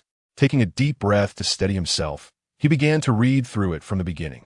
Again and again, he immersed himself in the Yumingjing, first reading his own translated version and then the original text, pondering it deeply and revising his translation accordingly. Qin Sang dared not hastily engage in cultivation. Who could say if a minor mistake might lead him astray? From his current limited understanding, he perceived that the Yumingjing was indeed a guide for cultivation. Once the practices within were mastered, a flow of qi would circulate through the meridians, with descriptions of the circulatory system as well. Fortunately, having followed Taoist Jingxin's teachings on medical texts, he had gained some understanding of the meridians and acupoints, enabling him to comprehend it to some extent. Chapter 11. The tea house Qin Sang was uncertain about the qi mentioned in the Yumingjing and whether it was akin to the true qi or internal strength described by Bai Jiangluan. Broadly speaking, the Yumingjing was divided into 6 levels. Aside from cultivation, there was not a single superfluous word within. It did not touch upon any other matters, leaving Qin Sang unable to ascertain whether it was an internal cultivation method or a guide for immortality. Upon reaching the section on Yinluo Fan, it described how to wield the qi to control the Yinluo Fan. Yet this could only be attempted after mastering the first level of the Yumingjing. However, the specific functions of the Yinluo Fan were not elucidated. After several readings, Qin Sang still felt perplexed, his mind swirling, and as night fell, he decided not to rush and instead sought rest. The city gates of Sanwa City were guarded lightly, and since both Qin Sang and Mingyue were clad in Taoist robes, they easily blended into the city. From the city gate outward, they encountered buildings of varying heights, from 2 or 3 stories to low stone houses, finally reaching straw huts, with the outermost layer crowded with countless refugees from the north, most of whom lacked even a simple shelter from the elements. Fortunately, along the way, Qin Sang spotted several wealthy households distributing porridge, providing the refugees with a meal. In recent days, Qin Sang had noticed an increasing number of refugees at Qingyang Temple, and he had not anticipated such a large congregation outside Sanwa City, wondering how they would survive the harsh winter. Upon entering the city, the first thing that caught his eye was a meat bun shop wafting fragrant aromas for miles. Qin Sang's eyes sparkled with delight as he hurriedly pulled Mingyue inside. The two devoured a steamer of meat buns, barely satiating their hunger before ambling about the city. Today was an auspicious day, and Taoist Jingxin had 2 rituals to perform, which he could manage on his own without the need for Qin Sang's assistance. Thus, Qin Sang respectfully requested permission from the Taoist to take Mingyue into the city for sightseeing. At Qingyang Temple, Qin Sang had engaged in conversations with patients and pilgrims numerous times, often hearing tales of Sanwa City. Now, witnessing it with his own eyes, he found that through the lens of his previous life, Sanwa City could not compare to modern metropolises, yet in this era, it deserved the title of a grand city. The two, adorned in their Taoist robes, attracted attention as they strolled through the streets. Mingyue, with her rosy lips and white teeth, possessed an appealing countenance. Although Qin Sang hailed from a peasant background, he had not known hardship in his youth and appeared quite fair-skinned. Coupled with Qin Sang's modern confidence and charisma, he carried himself with a certain grandeur that belied his status as a humble Taoist. The pair drew many curious glances as they walked together. Along the way, many eyed them with curiosity.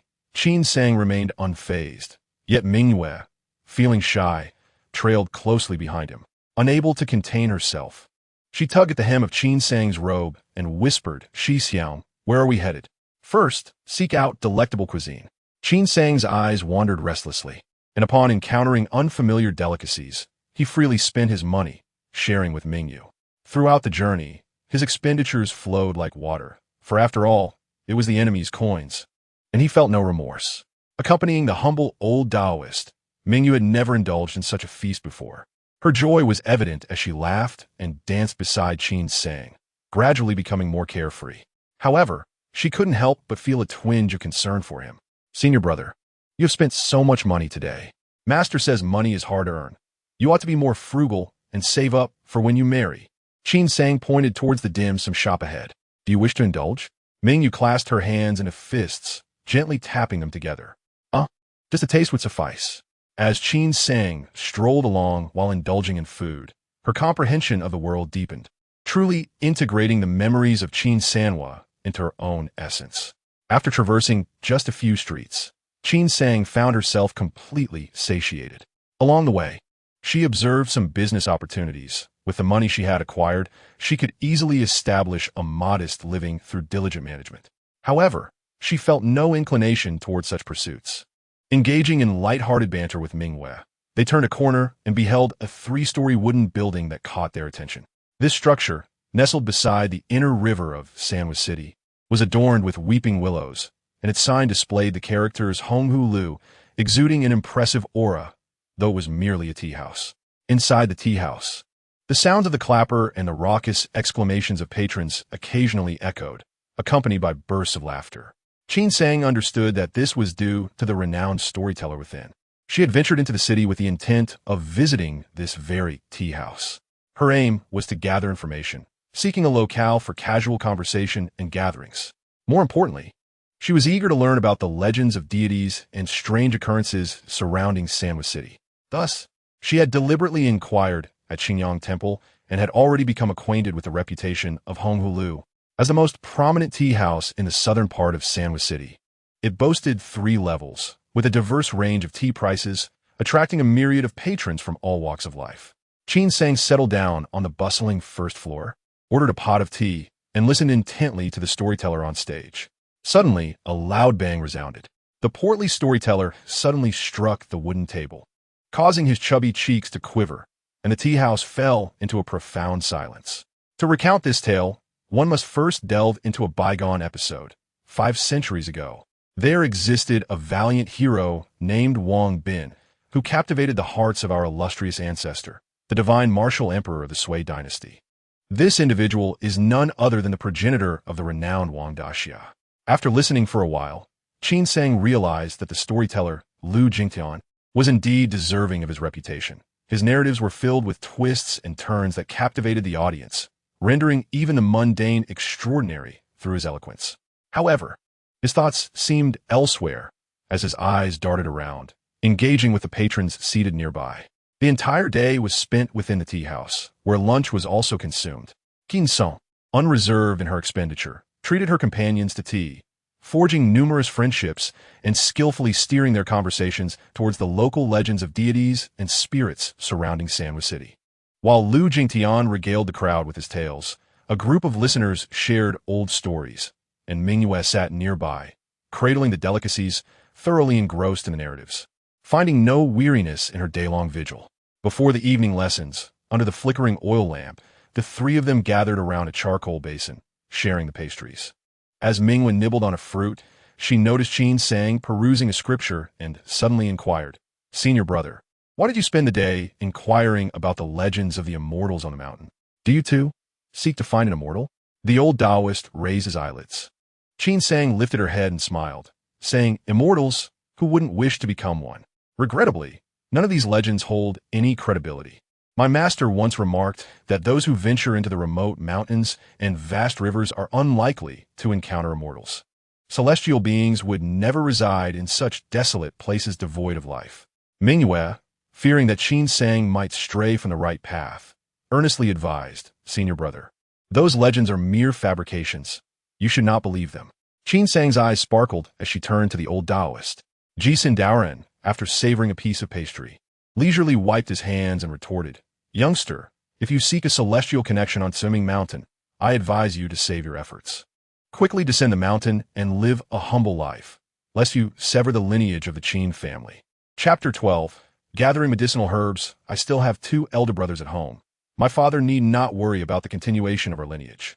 Qin Sang endeavored to ingratiate herself. "Taoist, your profound knowledge and remarkable medical skills suggest you once held a distinguished status. May I inquire what your original vocation was?" "Since my youth, I have been a Taoist." However, the esteemed Jisun Taoist, savoring a cup of tea, gazed at the tranquil moon and remarked, "Your great-grandmaster, who is also my master, once served as a royal physician and was known for his spirited demeanor.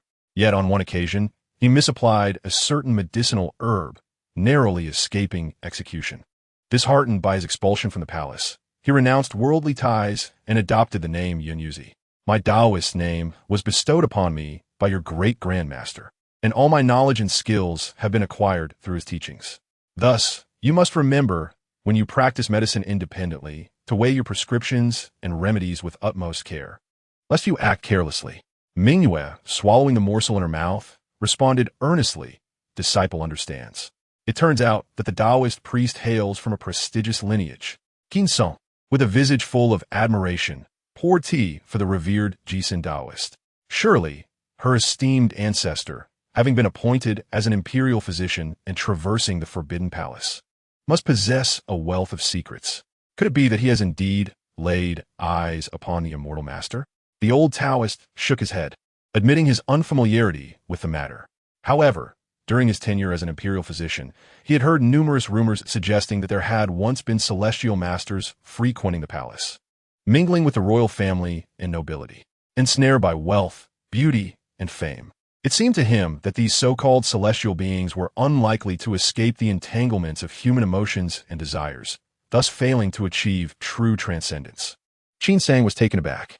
His preconceived notions of those who cultivate immortality depicted them as beings who drink the morning dew and feast upon ethereal mists, retreating to majestic mountains and rivers, dwelling in paradisiacal realms, living a 1,000-year dream, untouched by mundane affairs and seldom revealing themselves to the world.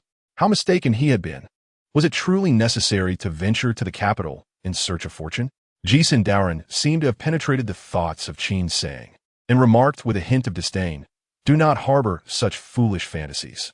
Your esteemed master has served as an imperial physician for over 30 years, frequently entering and exiting the imperial palace and royal residences, yet he has never laid eyes upon the immortal master, having only heard a few tales. Moreover, if there truly existed celestial affinities in the capital, would not the princes and nobles vie fervently for them? How could such fortune possibly fall upon you?"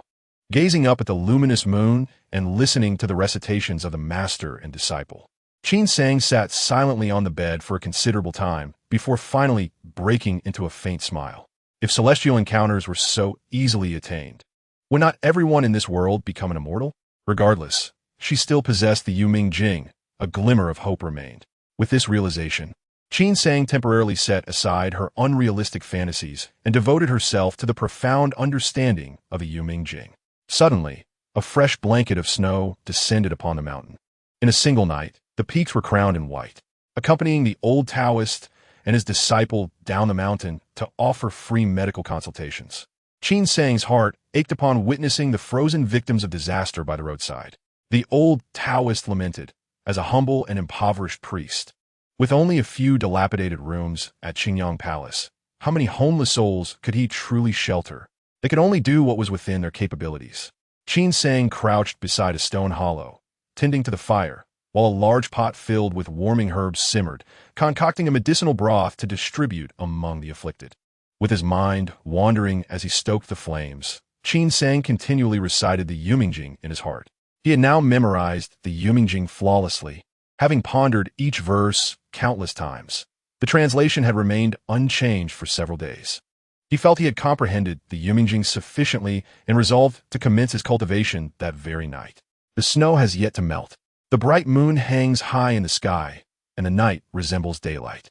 A few households residing in the temple are cramped in the front rooms, while Qin Sang enjoys solitude, free from the worry of being discovered.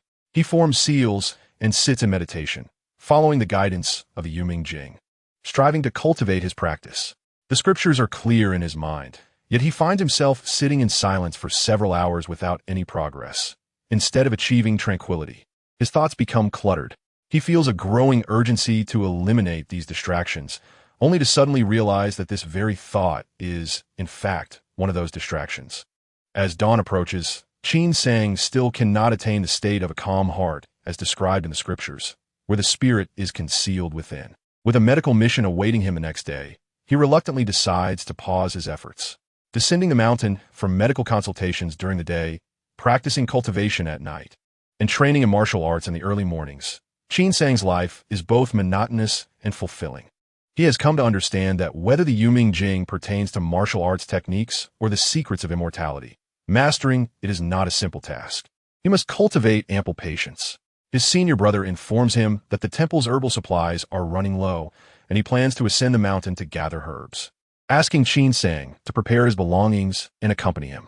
Qin Sang halts to gaze at the distant mountains. The snow has not fallen for 7 days. And today the sky is clear. After today, the snow on the mountain should have melted, with the daily medical consultations requiring him to brew several pots of herbal medicine. The consumption of herbs is considerable, justifying the need for a gathering expedition. In truth, aside from the Wumu Jian, he possesses little in terms of personal belongings.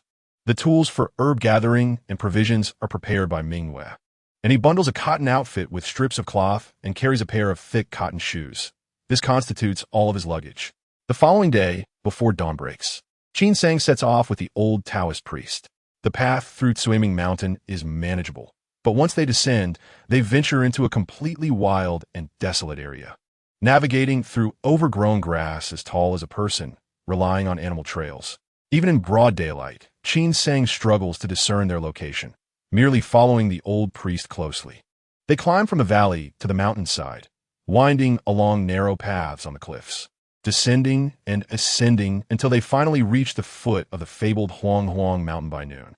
Traversing such terrain, Qin Sang has slipped several times, his heart racing with trepidation. While the old priest remains as steady as a mountain, Qin Sang cannot help but wonder who the real youthful spirit is. Listening to the occasional eerie howls resonating through the forest, he feels a tightening in his chest and muses silently, hoping he does not meet his end in the jaws of a tiger while seeking immortality. He cautiously inquires, "Daozhong, do you not fear being devoured by tigers and wolves while gathering herbs so deep in the mountains?" "I have indeed encountered the mountain wolf. As a humble practitioner, I possess a powder bestowed upon me by my master, which can prove somewhat effective." The old Taoist, with an air of nonchalance, wields his herbal remedies to sift through the wild grass. The herbs outside have long been depleted by others, leaving no choice but to venture deeper into the mountains. With your martial prowess at your disposal, what is there to fear? Qin Sang, holding a stick, could not help but feel a twinge of insecurity. "Please do not mock me, Daozhong. My meager skills are hardly worthy of the stage." The old Taoist chuckled softly. "It seems that Mingyue has yet to fully master the martial art she learned from you. Is there something lacking? Your discernment is commendable, Daozhong." Chapter 13. The Sutra of Tranquility. Qin Sang made several trips to the city to gather information and discovered that Bai Jianglan had indeed spoken the truth. The Fuhu Changquan was, in fact, quite commonplace, as several renowned escort agencies in the city, including the Wuwei Escort Agency, practiced this martial art. To learn this technique, one did not necessarily need to join an escort agency. One could simply pay a fee. However, the cost of merely acquiring the Fuhu Changquan would amount to 40 or 50 taels of silver, which would significantly deplete Qin Sang's purse. Nevertheless, with the future of the Yuming Jing shrouded in uncertainty, he was determined to master this martial art for his own protection. Noticing the old Taoist's silence, Qin Sang felt a twinge of curiosity and inquired, "Daozhong, surely you do not wish to prevent Mingyue from learning martial arts, do you? He has practiced with you for 2 months. Have I ever impeded your progress?" The old Taoist paused, turned around, and posed a question in return. He settled down upon by the roadside, took a sip of water, gazed at the vast heavens, and sighed. This year's snow has arrived much earlier than in previous years. In these times, calamities and misfortunes follow one another relentlessly. The affairs of the world are unpredictable. It is indeed a fortunate thing to possess a martial skill in such an era. Qin Sang sat beside him and replied with a smile. "What do you have to fear? Xingyangguan is not a hereditary estate of yours. Even if the great Sui dynasty were to descend into chaos, one could merely pack their belongings and seek refuge in another land. Mingyue possesses the skills you have imparted, ensuring that wherever he goes, he shall find sustenance." Qin Sang, having forged connections with several merchants, has come to realize the vastness of this world. To the south of the Great Sui, there are more than a dozen small nations akin to Ningguo, and beyond them lies an endless expanse. To the north of the Great Sui borders a formidable nation, Hongwa, noted for its expansive territory. In comparison, the Great Sui is but a diminutive realm. Furthermore, it is rumored that beyond Hongwa lies an even more powerful nation. Ordinary individuals traversing from south to north, east to west, may never reach the boundaries of this vast world. Qin Sang also assisted in gathering familiar herbs, the elderly and the young tirelessly working together, filling a basket by the afternoon. As night approached, they found a cave to rest, kindled a fire, and prepared their meal. Though they had temporarily set aside their quest for immortals, every time Qin Sang encountered a cave or spring, she could not help but peer inside. The old Taoist, exasperated, remarked, "You remain undeterred. I have long informed you that I have traversed this 100-mile radius and have resided in every cave upon these mountains. Yet I have never encountered any immortals. I have, however, seen many remains left by seekers of immortality, having personally interred several." Qin Sang could only manage a sheepish smile as she turned the steamed buns over the fire. Noticing the old Taoist sitting cross-legged beside her, eyes closed in deep meditation, she felt a sudden stir in her heart. Could it be that the quiet heart Taoist has indeed attained the state of serenity akin to still water? A living example lies before me, yet I have failed to perceive it. Indeed, it is as if my eyes are blind. Qin Sang, filled with regret, hastily inquired, "Master, how do you manage to eliminate distractions and maintain a tranquil mind?" Ji Xin Dao Run, with his eyes closed, inquired, having perused so many scriptures. "How much do you remember?" Qin Sang, feeling a sense of shame, yearned for the path of immortality and looked down upon the mundane scriptures of ordinary Taoist priests. He merely turned to the Taoist texts to learn characters, flipping through the scriptures haphazardly without ever truly reading them thoroughly. First, he needed to eat. The old Taoist offered no comment, taking a steamed bun and savoring it slowly. Qin Sang felt anxious watching him. The old man cast a fleeting glance in his direction and advised him to calm his mind and spirit, asserting that even the act of eating was a form of cultivation. Suppressing the restlessness within, Qin Sang finished his meal and found a significant tranquility settling within him. After the silent Taoist had completed his ablutions, he finally spoke. "Do you still remember the Qingjing Jing?" Qin Sang promptly nodded, recalling a portion of the teachings. "As I recited, I observed my heart. It was devoid of intention. Observing its form, I found it to be formless. Gazing upon the objects, they were without substance." Within the cavern, the voices of an elder and a youth resonated as they chanted scriptures. After reciting the Qingjing Jing once, Qin Sang opened her eyes, poised to speak, only to find the old Taoist immediately commencing the second recitation, prompting her to hastily follow suit. After chanting the Qingjing Jing several times, Qin Sang experienced a moment of enlightenment. Sitting in silence for a while, she rose and performed a deep bow to the old Taoist, inquiring, "Esteemed Taoist, may I accompany you for the evening rituals in the future?" The tranquil Taoist could not help but chuckle, remarking that whether you recite scriptures or not bears no relevance to this humble practitioner. That evening, constrained by the presence of the old Taoist sleeping nearby, Qin Sang, although not practicing the Yuming Jing, felt an unusual excitement in her heart, as she believed she might have discovered the correct path. From that moment on, Qin Sang rose early and retired late each day, diligently following the old Taoist and Mingyue in their morning and evening rituals. As the year drew to a close, despite the flood of refugees, Sanwa City remained as lively as ever. Qin Sang accompanied the old Taoist and his disciple into the bustling city. To this day, Qin Sang had yet to cultivate that vital energy. However, her perseverance over the past 2 months had not been in vain. Her meditation skills had notably improved, and there were instances when she unknowingly sat in meditation for an entire night. The following day, not only did she not feel fatigued, but she also felt invigorated, which steadily bolstered her confidence. Sanwa City, with its well-connected thoroughfares, thrived on commerce, bustling with numerous escort agencies. Although the Wuwei Escort Agency was not the largest in Sanwa City, it boasted an excellent reputation. Qin Sang had inquired for some time and learned that the agency was home to a distinguished escort master, Yang Jianwu, known for his formidable martial arts skills and upright character, having trained many capable disciples. The fee of 50 taels of silver for a lesson in Fuhu Changquan was considered steep among the various escort agencies in Sanwa City. Upon receiving the payment, the agency's accountant instructed a clerk to escort Qin Sang to meet Master Yang. As she followed the clerk into a small courtyard, Qin Sang noticed several dozen young apprentices waiting inside and quietly inquired of the clerk whether they were all disciples of Master Yang.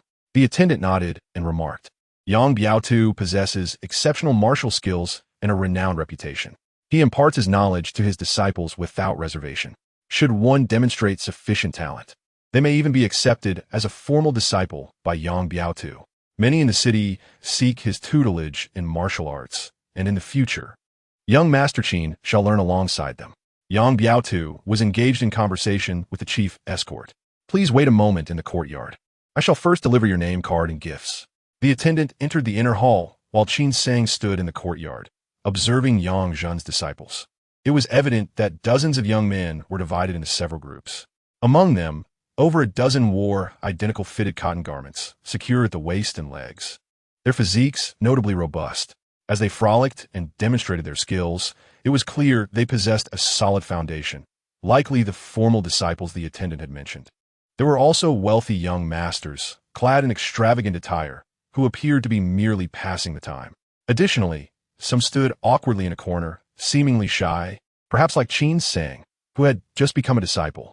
After contemplating for a moment, Qin Sang made his way to the corner and waited quietly. Before long, the main gate swung open, and a burly man strode out. The youthful crowd immediately ceased their laughter and respectfully greeted their master. Upon seeing Yang Zhen, Qin Sang felt an overwhelming sense of pressure emanating from him. The man in his 50s sported a beard and was clad in the formidable attire of the Wu Wei escort agency. He was tall, towering over Qin Sang by a head, making him the most imposing figure Qin Sang had ever encountered in this lifetime. The subordinates of Bai Jianglan were also robust, yet they were dwarfed by Yang Zhen. Chapter 14. Yang Zhen moved with the grace of a dragon and the power of a tiger, exuding an aura of authority without anger. With a single penetrating glance, silence fell over the courtyard. You, Yang Zhen pointed towards the formal disciples, his voice resonating like a thunderclap, causing the very tiles of the roof to tremble. Hurry and fetch the horses. We shall head to the training grounds outside the city to assess your martial skills today. The group of young men scattered in a flurry. Qin Sang, still bewildered, felt a slender youth grasp his arm, saying, "Brother, let us share a horse." "My name is Huang Chen. What do they call you?" The individual known as Huang Chen is the eldest among the group. Observing that others have paired off, Qin Sang decides to accompany Huang Chen. "I am Qin Sang. Brother Huang, where are we headed?" The training ground for martial arts lies beyond the city, accessible only by the steeds of the Qibiao Bureau. Situated to the south of Sanwa City, the training ground is located outside the southern gates, and since Qin Sang is unable to ride, Huang Chen accompanies him. As they gallop side by side towards the city outskirts, they arrive at the southern city gate, only to be met by a detachment of armored officials standing solemnly at the entrance. The guards have secured the gate, preventing the common foe from passing, resulting in a throng of individuals stranded at the threshold. The crowd is left with no choice but to lead their horses onward, inquiring about the situation until they learn that the king of Zhenshui is set to visit the Beiguosi temple today to offer incense and pray for the blessings of the Holy Emperor. With the procession already having departed from the royal residence, Beiguosi temple is perched upon Luoma Mountain to the west of Sanwa City, a distance of 15 li from the city. However, the southern city gate serves as the principal entrance. As such, significant ceremonies must commence from this gate. They squeezed among the crowd, patiently awaiting their turn, when the sound of gongs and drums heralded the arrival of the procession. Soon, the ceremonial entourage of the Zhenshui Wang emerged from the inner city, flanked by elite guards. The exquisite carriages, concealed behind thick curtains, obscured the countenance of the occupants within. Qin Sang, filled with curiosity, stood on tiptoe to catch a glimpse. As the opulent procession exited the city gates, the streets were lined with makeshift shelters of the disaster-stricken populace. At that moment, Qin Sang noticed that the guards of the prince's procession wore cloth armor emblazoned with the character Zhen on their backs. The color, style, and even the font strikingly mirrored that of Bai Jianglan and his companions, except that Bai Jianglan's group donned short cloaks with Dong inscribed on theirs. Witnessing this, Qin Sang felt a stir of intrigue and turned to Huang Chen to inquire. Without suspicion, Huang Chen whispered, "Brother Qin, you may not know, but they are not ordinary officials. They are the prince's personal guards. According to the grand traditions of the Sui dynasty, a prince may form a personal guard of 500 elite troops, considered his private soldiers. These guards are either selected from the military or recruited from skilled martial artists in the world, each a formidable warrior.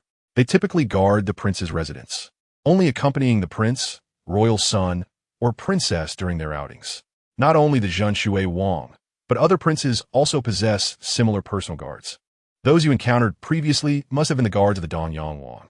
Qin Sang contemplated this information. He recalled that the water monkey had mentioned there were 8 princes in the Sui dynasty, one of whom was indeed the Dongyang Wang, a blood brother of the current emperor. While the water monkey appeared boisterous, he was, in truth, quite discreet, revealing no secrets. Bai Jianlan, surprisingly, was the leader of the Dongyang Wang's guards, holding a higher status than Qin Sang had imagined. The mysterious young lady accompanying him was likely either the prince's favorite companion or his daughter. Once the prince passed by, the crowd was permitted to disperse.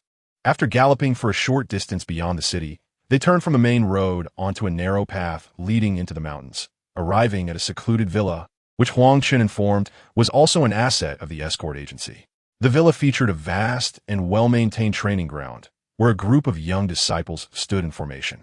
Yang Zhen divided them into groups, with only 3 others, including Qin Sang, who practiced a single martial art, standing together. After assessing his disciples, Yang Zhen allowed them to train independently before approaching to impart skills to the 4 of them. The other 3 were more experienced, while Qin Sang, being the weakest, sensed Yang Zhen's lack of attention towards him. Nevertheless, the payment he had made was not in vain. Yang Zhen, renowned for his reputation, diligently taught the Fu Hu Chang Quan and assured Qin Sang that he could come daily until he mastered it. In a single day, Qin Sang learned the complete 7 forms of the Fu Hu Chang Quan from Yang Zhen. Particularly, having practiced the first 3 forms for several days, his understanding deepened significantly. Yang Zhen had an excellent reputation, and such a fundamental martial art was unlikely to be withheld. The disparity, it seemed, lay within the 2 of them. It was said that Yang Zhen's martial prowess ranked among the top 10 in Sanwu City. It remained uncertain whether he possessed internal strength, and one could only wonder if Bai Jianlan was indeed a top-tier master. Regardless, the silver has been spent, and the martial arts must continue to be learned. He prepared to contemplate the subsequent 7 forms based on the guidance provided to him by Bai Jianlan in the initial 3 movements. The Qingyang Guan is not far from the Wu-Wei Biaoju's estate, and Qin Sang attended his martial arts training daily, swiftly mastering the Fu Hu Chang Quan. However, he still frequently visited the estate to listen to the disciples of Yang Zhen exchange insights on martial arts, and from their conversations, he learned numerous tales from the martial world, as well as acquiring skills in horseback riding and archery. In the balmy month of March, as the grass flourished and the orioles took flight, calamities wrought by man proved to be more severe than those brought by nature. Progress on the Yuming Jing remained stagnant, and despite Qin Sang's repeated efforts to persuade himself to be patient, he found it increasingly difficult to remain still. He could only attribute this to his lack of diligence, and thus began to meditate and practice tirelessly through the night, nearly succumbing to madness. During the day, he continued to practice his forms, recite scriptures, and assist the old Taoist, leading to a relentless cycle that consumed his entire day. Fortunately, the meditation also served to replenish his energy, and he did not find it burdensome. As moonlight streamed into the stone cottage, Qin Sang gazed vacantly out of the window. The full moon hung like a wheel in the stillness of the night sky, where shooting stars traversed the expanse, falling beyond the distant mountains into the boundless world. After 6 months of effort and nearly 4 months of solitary meditation, he finally felt the presence of the qi within him, as described in the scriptures. What terrifies a person is not the act of perseverance itself, but rather the absence of hope despite their steadfastness. However, when a moment of true reward arrives, one realizes that all efforts have been worthwhile. As Qin Sang felt a subtle chill, it was as if he were lost in a dream. This sensation was as delicate as a strand of hair, akin to a mischievous child darting about in his dantian. Qin Sang endeavored to seize it and truly comprehend its essence, yet found himself utterly incapable of doing so. The Yuming Jing states that one may only achieve inner vision after breaking through the second layer of cultivation. At present, the only course of action available to him was to guide that energy into his meridians, cautiously navigating the path dictated by his technique. After several cycles, with no unforeseen occurrences, Qin Sang began to relax, preparing to immerse himself fully in his practice. Unexpectedly, an excruciating pain surged through his meridians. His entire body trembled. Curling instinctively into a tight ball, releasing a pain growl, his garments instantly drenched in cold sweat. Chapter 15. Medicinal Bath. After a considerable interval, Qin Sang gradually regained his composure, gasping for air, his eyes wide with horror. The intense agony in his meridians began to dissipate, yet the memory of the harrowing experience lingered, leaving him shaken. At that moment, he suddenly heard the cheerful chirping of birds outside. Turning to look, he found that the dawn had broken, and it was already the break of day. Qin Sang couldn't help but feel astonished. He had been so engrossed in his cultivation that, despite only completing a few cycles, he felt as though no more than an hour had passed. An entire night had slipped by. The sounds of footsteps and hushed voices outside urged him to cease his practice, and he lay down fully clothed, drifting into a deep slumber. After several days of attempts, Qin Sang gradually discerned the patterns of the Yuming Jing. Currently, he could only propel that energy through his body for 9 cycles. Any further attempts would result in excruciating pain. Forcing it would feel as if his meridians were being torn apart, a pain that penetrated to the very marrow. Consequently, he could only await a breakthrough to the second layer of his technique. However, a month had passed, and that energy had only slightly intensified, leaving him uncertain of when he might achieve a breakthrough. What was even more disheartening for Qin Sang was that this energy seemed to provide no enhancement to his martial prowess. A full-force punch yielded the same strength as before, failing to break even a wooden post. Nevertheless, over the past month, Qin Sang noticed subtle changes within his body, changes that were gradual and initially went unnoticed. A few days prior, he had set a trap and caught a wild bird, intending to roast it over a fire, but in a moment of carelessness while untying it, the bird escaped. Instinctively, Qin Sang picked up a stone and hurled it, striking the bird with astonishing accuracy. He was taken aback by his own precision. Standing there in disbelief, he was able to perceive the bird's flight path with remarkable clarity. It was as if the bird's speed had slowed in his eyes, allowing him to instantly predict its next direction, something that had been utterly impossible before. His digestion improved, and his appetite increased significantly, among other benefits. Not only were his eyes sharper, but his hearing had also become acutely sensitive, enabling him to discern even the faintest sounds from a distance. Furthermore, he found that he could effortlessly execute some of the more intricate techniques from Fuhu Changquan, his body's flexibility gradually enhancing, leading to significant progress in his martial arts. Upon reflection, Qin Sang realized that the Yuming Jing had bestowed upon him numerous advantages. If these improvements continued, his physical capabilities would undoubtedly surpass those of ordinary individuals. With such remarkable efficacy, even if the cultivation speed of the Yuming Jing were to remain slow, he would resolutely persevere. Leading a donkey and humming a tune, Qin Sang mused quietly. The donkey bore a sack of coarse grains, since a few families of disaster victims had taken refuge in the temple. The old priest occasionally provided them with aid, causing the temple's food supplies to dwindle rapidly. With food prices soaring outside, Qin Sang felt that the few dozen taels of silver he possessed would eventually have to be contributed as well. As he guided the donkey into the temple, he exclaimed, "Oh, Mingwe, what are you doing dragging out a broken vat? Brother, come help me." The bright moon appeared as if it had spotted a savior, and in breathless urgency, it cried out that the master had instructed to move the large vat from the woodshed to the Qingyang Hall, indicating it would be of use that evening. Given that it was the command of Taoist Jisun, Qin Sang promptly harnessed the donkey to assist Mingwe. This earthen vat was quite substantial, large enough for a person to sit inside. Although Mingwe had grown stronger from practicing martial arts and consuming meat alongside Qin Sang, moving it proved to be a considerable challenge. It was said that during the flourishing days of Qingyangguan, this vat was used to contain fragrant oil. However, now that Qingyangguan had fallen into disrepair, there was no longer enough oil to fill it, and it had remained in the woodshed, cluttered with flammable pine needles. Mingwe had cleared the pine needles from within and scrubbed it clean, though the purpose for which the old priest intended to use it remained a mystery. When Qin Sang inquired, Mingwe could only express her confusion, stating that the master had gone to the mountain to gather herbs and had instructed her thus before his departure. The two exerted great effort to move the large vat into Qingyang Hall, and following Taoist Jisun's instructions, they fashioned a base using 2 stones to elevate the vat. Qin Sang pondered if the old priest intended to use this vat for brewing medicinal herbs. In this large vat, it is fortunate that he utilized bamboo tubes to channel the water down. Otherwise, fetching water would have exhausted Mingwe. Qin Sang crouched nearby, sorting through the herbs, and discovered that most of them were entirely unfamiliar to him. Yet they were all invaluable and rare medicinal plants. The Taoist priest, Jisun, primarily treated injuries and minor ailments such as wind, cold, dampness, and heat, relying on a fixed set of a dozen or so herbs. On several occasions, Qin Sang accompanied the old priest up the mountain, gathering the same familiar herbs, but this time, the priest was collecting entirely new ones. After sorting through the herbs, Taoist Jisun seated himself behind the long table and penned a prescription, instructing Mingyue to prepare the medicine.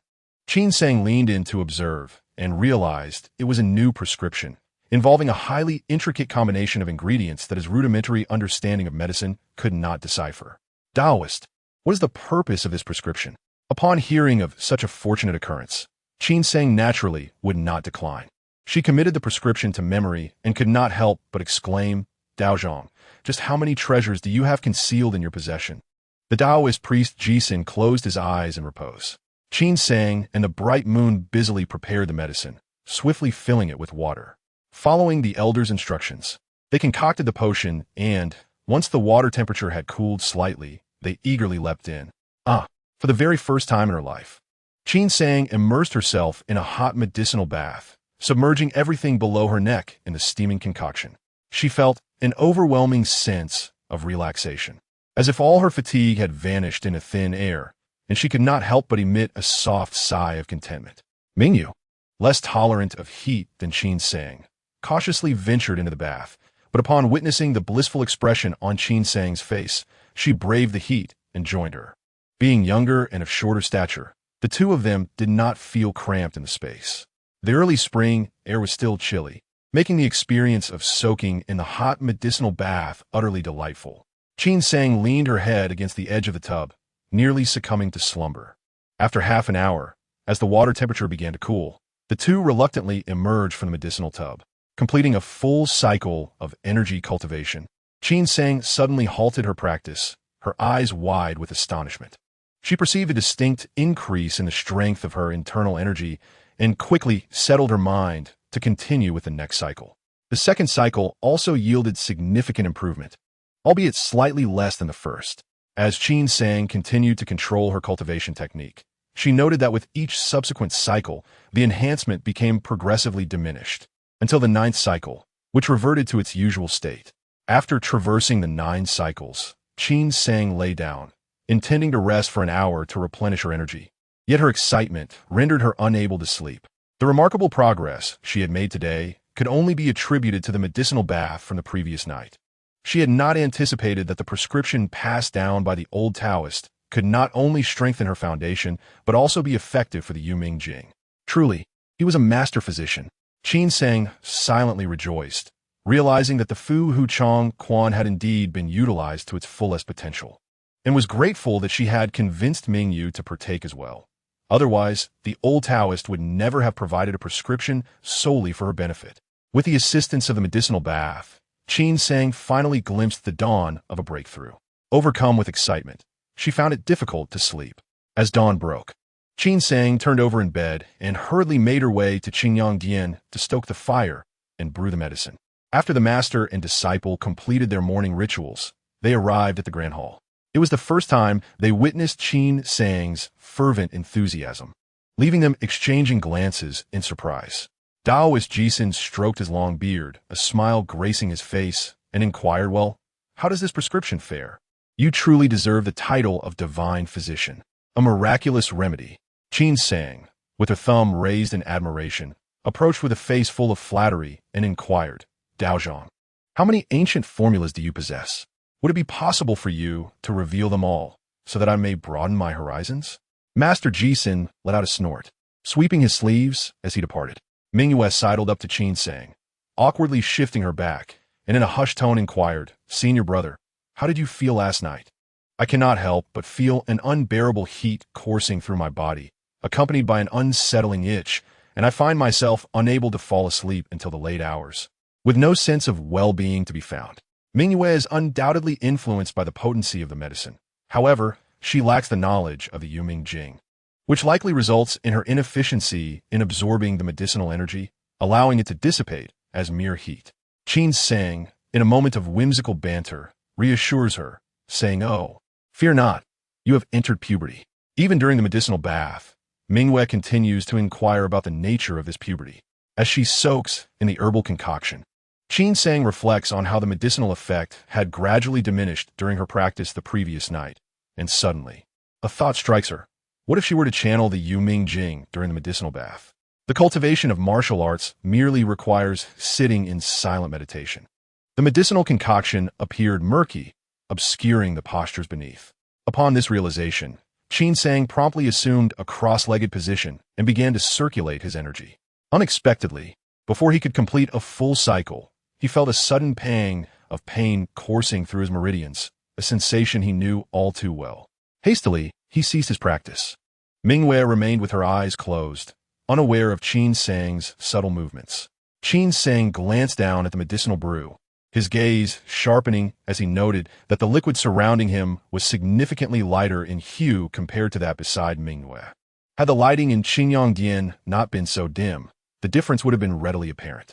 Qin Sang quickly stirred the concoction, sensing a remarkable surge of energy within him. Yet the clarity of the pain in his meridians suggested he was on the verge of being overwhelmed. It seemed that absorbing too much medicinal potency was not necessarily advantageous, prompting Qin Sang to temporarily abandon the thought of establishing his own path. In the days that followed, he resolved to exercise patience, absorbing only small amounts at a time. By the 7th day, during the final medicinal bath, the potency of the brew had diminished considerably, allowing Qin Sang to finally unleash his full capacity to absorb it, ensuring not a drop was wasted.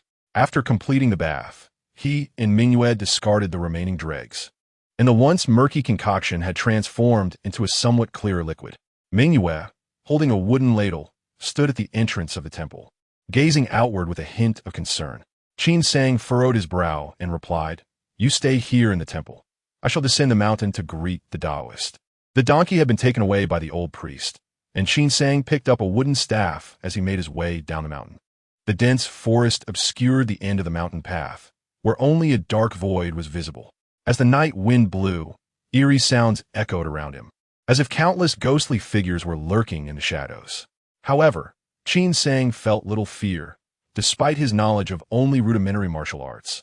The practice of a Yuming Jing had sharpened his senses and enhanced his agility. Even if faced with a fierce wolf, he felt confident in his ability to confront it. Mingwei had trained alongside him, yet she was not his equal in combat, which left him somewhat vexed. Just as Qin Sang was about to descend further, he spotted 3 shadowy figures ahead, and his keen eyesight quickly recognized that the foremost figure was indeed Taoist Jisun. "Taoist," he called out, "why have you returned so late today?" Qin Sang hurried over to assist in leading the donkey, casting a curious glance at the unfamiliar figure trailing behind the Taoist. This individual was remarkably diminutive, burdened by a large pack. Standing barely taller than a dwarf, he hunched his back, his face a waxy yellow adorned with numerous wrinkles, appearing to be in his 50s or 60s. Yet, despite his frail appearance, he moved with surprising agility, traversing the perilous mountain path with steady steps. Closely following the old Taoist, clearly a poor man accustomed to long journeys. He then turned to the mute and said, "This child is named Qin Sang, possessing a clever mind. Should you encounter difficulties in the future, seek his assistance." Qin Sang, harboring many secrets, naturally wished for solitude. Yet since the Taoist temple was not his own, he suppressed his displeasure, offered a greeting, and remarked, "Old Wu, from now on, you shall call me Qin Sang." Qin Sang lightly tapped her lips and with a forced smile said, "I tend to speak without thinking. Please do not take offense." Old Wu appeared anxious, gesturing repeatedly with his hands and making incoherent sounds, clearly mute.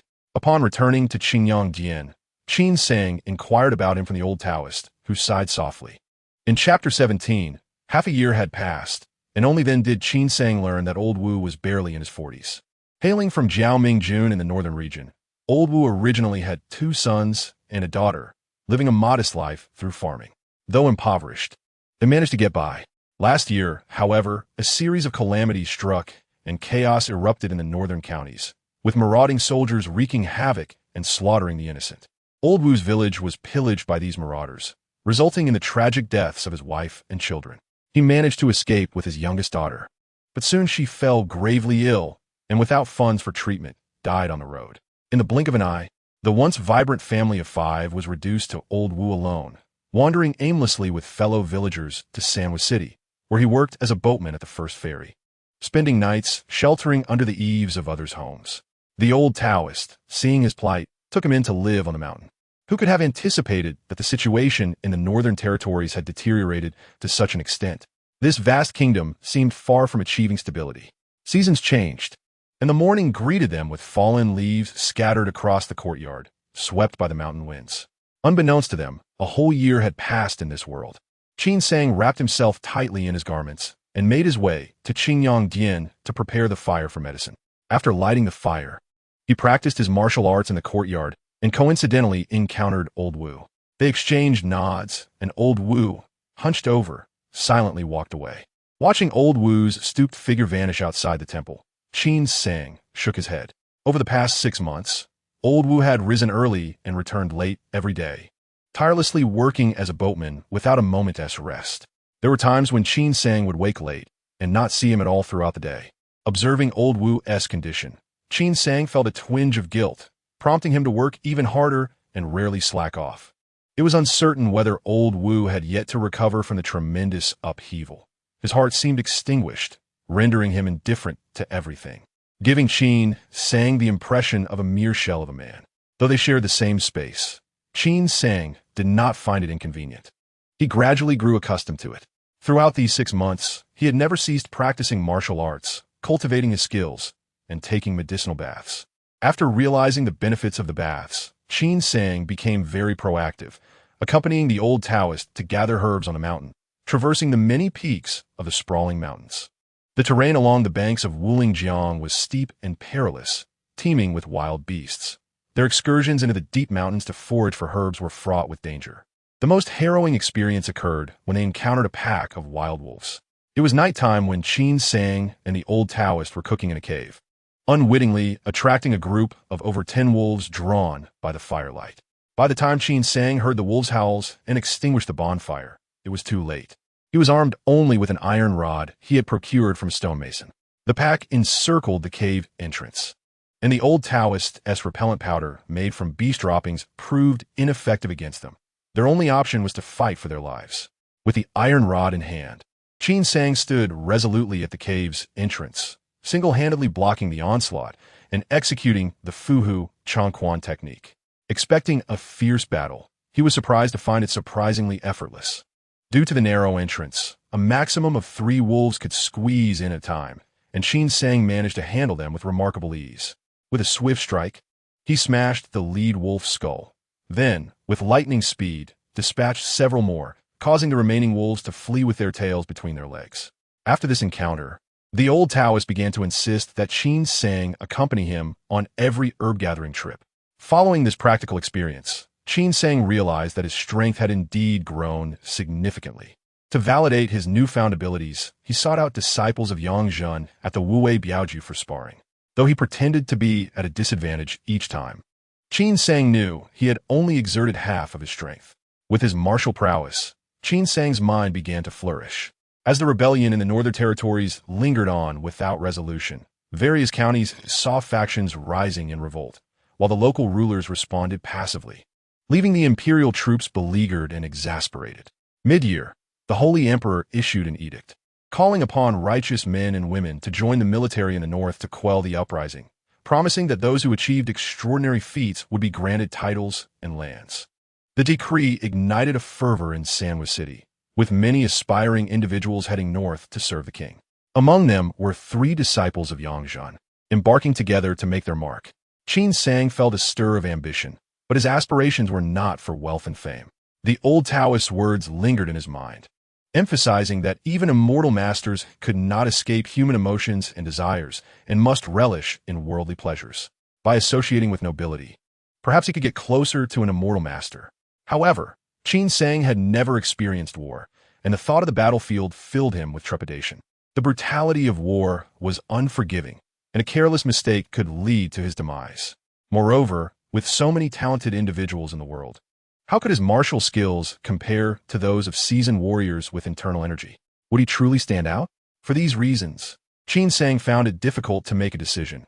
ultimately resolving to remain at the temple to diligently cultivate the Yuming Jing, planning to reassess his options after breaking through the first layer. Day by day, he practiced, and the energy within him grew from a mere thread to a small stream flowing through his meridians, finally nearing a breakthrough. Today, he prepared a fresh batch of medicinal brew, his demand for its potency increasing as he approached a breakthrough, having consumed the previous batch in just 5 days. In the evening, after completing his nightly rituals, he waited until the silence of night enveloped the surroundings. He secured the doors and windows tightly, sat cross-legged on his bed, and chanted the Qing Jing Jing repeatedly until he could calm his mind and enter a meditative state, activating his cultivation technique. Before long, 5 cycles passed, and the qi flowed through his meridians. Qin Sang sensed that after the next cycle, he would break through. The Yuming Jing did not specify whether there were other bottlenecks between the layers, and Qin Sang anxiously propelled his technique. After one more cycle, the qi returned to his dantian.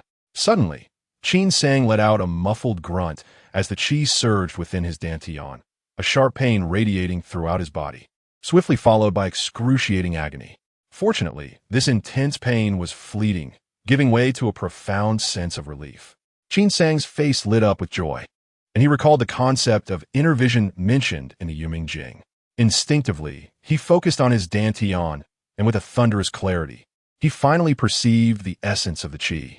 A mesmerizing blue energy coiled within his dantian, enchanting and captivating.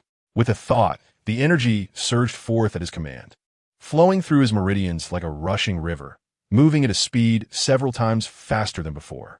Before long, a complete cycle was achieved, and the enhancement was far more pronounced than during his first layer.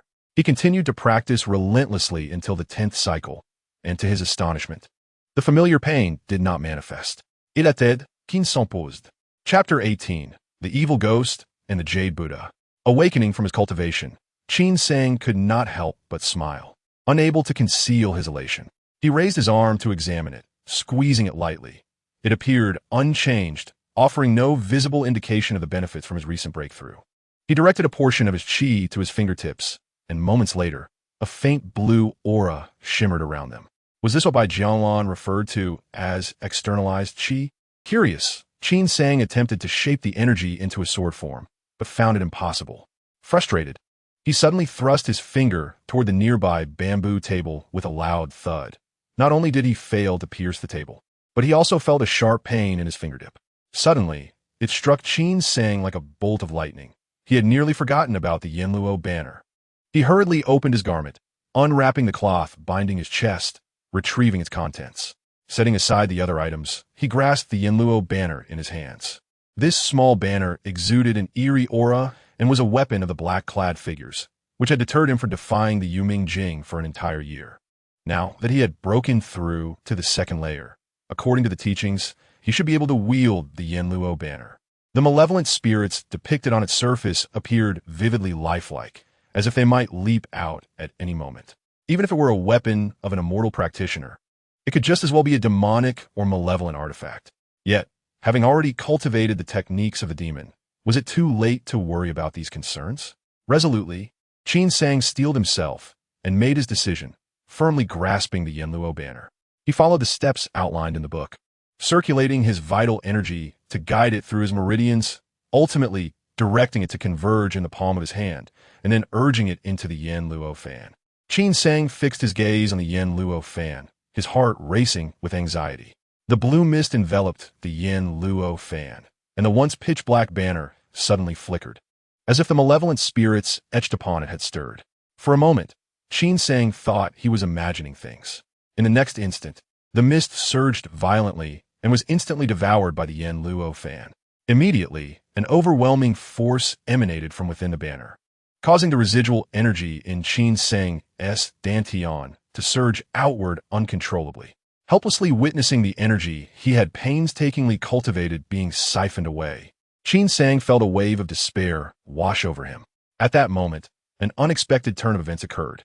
The Yanluo fan began to move autonomously, the banner fluttering as the malevolent spirit depicted upon it blinked at Qin Sang, a sinister grin spreading across its face as it lunged forth from the fabric. Qin Sang had never encountered such a terrifying sight. He screamed in terror, yet found no refuge, staring in horror as the grotesque spirit lunged towards him. He felt a tremendous force collide with him, his mind momentarily clouded, only to awaken and find that he still possessed consciousness. Where was he? What had become of the malevolent spirit? As Qin Sang opened his eyes wide, he found himself surrounded by an abyss of darkness, unable to discern anything. Where was this place? Had he been slain by the malevolent spirit? Was this the underworld? Confusion enveloped him as he looked down and was startled to discover that his body had shrunk to the size of a palm, transparent and faintly glowing with blue light. Encased in a layer of dim yellow radiance, resembling a luminous orb from the outside. How had he come to be in this form? Was this his soul? Where had the malevolent spirit gone? With wide eyes, Qin Sang lifted his transparent limbs, attempting to take a step, only to be propelled far away in an instant. Just then, a terrifying roar echoed from the depths of darkness. He looked up to see a shadow racing towards him from the void. It was the malevolent spirit, towering over Qin Sang, with blood-red eyes fixed greedily upon him. It charged with astonishing speed, a fearsome predator closing in. Simply by the contrast in their sizes, Qin Sang felt utterly feeble. As he fled like a headless fly, he quickly realized the speed was far inferior to that of the spirit, which easily caught up to him. With a whoosh, the malevolent spirit, like a gust of wind, blocked Qin Sang's path in an instant, grinning menacingly as its gaping maw opened to devour him. Qin Sang was engulfed in despair. However, just as he was about to be consumed, the yellow light surrounding his soul burst forth with radiant brilliance, and amidst the resplendent golden glow, a Buddha statue materialized. The statue, missing an arm, sat in a lotus position with its gaze lowered, casting a divine light that enveloped the diminutive Qin Sang within its presence. Amit Bha. The grand sound of the Buddha's mantra resonated within Qin Sang's mind, reverberating like a mighty bell, leaving him in awe, while the Buddha's statue remained unmoving. The malevolent spirit displayed a visage of sheer terror, as if it had encountered its nemesis, turning to flee, its earlier arrogance dissipating entirely. Wasn't he this the Jade Buddha from his past life? Qin Sang did not concern himself with the retreating spirit. Instead, he fixated on the statue's severed arm, a swell of emotion rising within him. He had worn the Jade Buddha for 30 years, the last item he beheld before his demise. How could he ever forget it? The Jade Buddha was a treasured heirloom from his mother's family, originally flawed, its missing arm identical to that of the statue. Qin Sang had once thought himself a wandering soul adrift in this world, but had not anticipated that the Jade Buddha had followed him here in such a form, even saving his life. Mom, Dad. Qin Sang cradled his face in his hands and wept for the first time, though no tears fell.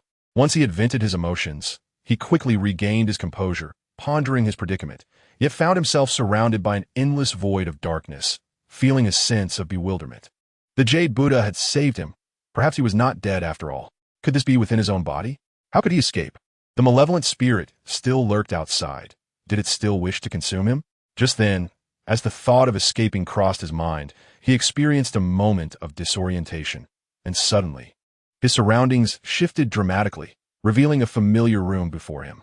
Qin Sang's heart raced as he realized he still clutched the yin luo fan tightly. He quickly threw it far away. A glance around the room revealed a shadowy figure huddled in the corner. It was the malevolent spirit. The spirit cowered in the corner, trembling with palpable fear as it gazed at Qin Sang. Though his body felt somewhat rigid, witnessing the spirit's demeanor diminished his fear considerably. It feared the Jade Buddha. The Jade Buddha resided within him, intertwined with his soul. Thus it also feared him. Could he command or control it? As Qin Sang contemplated this, he was about to speak when a series of loud knocks echoed from outside the door, followed by Old Wu's anxious voice calling out. His earlier outburst had likely startled Old Wu awake. With so many secrets at stake, he could not afford to open the door. Qin Sang quickly shifted his thoughts. Just as he prepared to explain, he caught sight of the malevolent spirit suddenly lunging into the bamboo wall, realizing too late the danger it posed. With a dull thud, silence enveloped the outside world. Qin Sang hurriedly covered the items on his bed with a blanket and dashed outside to find Old Wu collapsed against the wall, motionless. A surge of dark energy emanated from Old Wu, and then the malevolent spirit emerged from within him, clutching Old Wu's soul in its jaws. Upon seeing Qin Sang, it promptly spat out Old Wu's soul and retreated to the corner. Qin Sang stood frozen, unsure of how to react. Old Wu's soul lingered in place, appearing ghostly like a wisp of grayish mist, devoid of expression, its eyes lacking any glimmer, staring blankly ahead, a chilling sight. Unlike his own soul, Old Wu's spirit retained his original height. Was this a result of his cultivation of the Yuming Jing? Qin Sang scolded himself for allowing his mind to wander at such a critical moment and quickly knelt down, placing his fingers before Old Wu's nose, feeling no breath. A glance at his heart revealed it too had ceased. He was dead. Qin Sang looked up, his expression complex, softly calling out, "Old Wu, do you still recognize me?" Old Wu's eyes shifted to Qin Sang, pausing for a moment before responding in a flat tone, "I do." Now that Qin Sang observed closely, Old Wu's spirit appeared much younger than he had in life, his back straight and uncurved.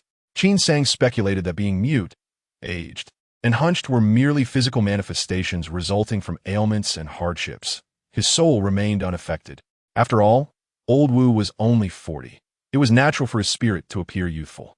Under the gaze of Old Wu's spirit, alongside the crouching malevolent spirit, Qin Sang felt an unsettling chill, overwhelmed by guilt.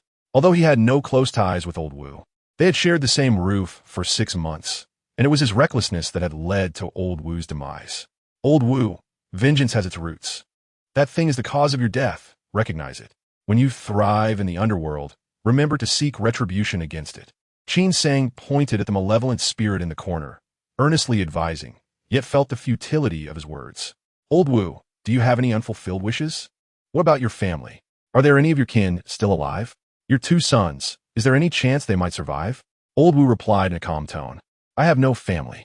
Qin Sang found himself at a loss for words, unsure of what else to say. He felt uncomfortable under Old Wu's unwavering gaze and wanted to encourage him to let go, since he had already passed. Why linger? Qin Sang believed that for Old Wu, death might not be a misfortune.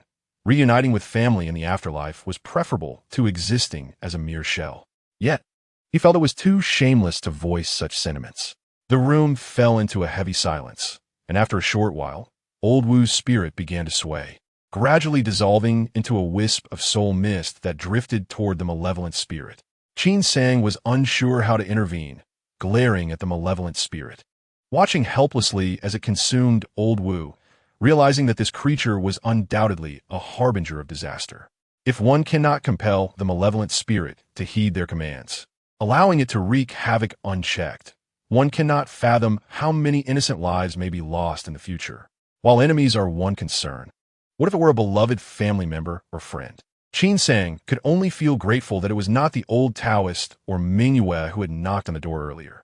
His quest for immortality was not to become a harbinger of death. If he could not control the evil spirit, he would rather set aside the Yin Luo banner. Rising to his feet, Qin Sang took a step forward, then halted, turning to gaze thoughtfully at Lao Wu's lifeless body. Lao Wu had perished at his doorstep, and the aftermath needed careful handling. Otherwise, complications would surely arise. While Lao Wu's body remained pliable, Qin Sang lifted him, kicked open the door to his room, and laid him gently on the bed, covering him with a blanket. Lao Wu's soul had been forcibly extracted, leaving no external injuries, and even the coroner would find nothing amiss. Having tidied up the finer details, Qin Sang withdrew from the room, closing the door behind him, leaning against the wall and exhaling deeply, his heart still heavy. After a moment of contemplation, Qin Sang resorted to old methods, channeling a fragment of energy that had recently restored itself into the Yin Luo banner. The text concerning the Yin Luo banner elucidated how to wield its power. This time, no malevolent spirit assailed him. Qin Sang silently recited the incantation. Upon completing the recitation, the banner fluttered autonomously, and a profound, eerie light illuminated the black flagpole, with the characters Yin Luo banner glowing vividly. This radiant energy gradually converged upon Qin Sang's palm, ultimately merging within him. Almost immediately, an array of words surged into his mind. Qin Sang, both intrigued and astonished, perused the text, discovering that it contained not only explanations regarding the Yin Luo banner and the spirits contained within, but also a ritual incantation for refining the banner. Contrary to his initial assumptions, the Yin Luo banner was not a divine weapon, but rather an artifact to assist in the cultivation of the Yuming Jing. However, the malevolent spirit housed within, known as Yin Wang, though somewhat feeble, could be commanded against foes after being refined through the incantation, thus rendering the Yin Luo banner a makeshift weapon. Nevertheless, its primary function remained as an aid in the cultivation of the Yuming Jing. Even with the assistance of medicinal baths, Qin Sang had taken over half a year to cultivate the first layer of the Yuming Jing. One could only imagine the arduous journey ahead toward achieving the higher levels, which would undoubtedly require many more years to reach the pinnacle of the sixth layer. With the Yin Luo banner's aid, the situation would be markedly different. After Yin Wang devoured human souls, or the malevolent energy, it would produce soul elixirs. Practitioners could grasp these elixirs during cultivation, significantly enhancing their progress. However, the Yin Luo banner was not without its dangers. The text cautioned practitioners against excessive greed, advising meticulous caution in its use to prevent Yin Wang from turning against its master. Upon reading this, Qin Sang felt a wave of apprehension wash over him. The Yin Luo banner was a relic of the man in black, who possessed the strength to suppress Yin Wang. Yet, having only reached the second layer of the Yuming Jing, it was no wonder that Yin Wang would react negatively.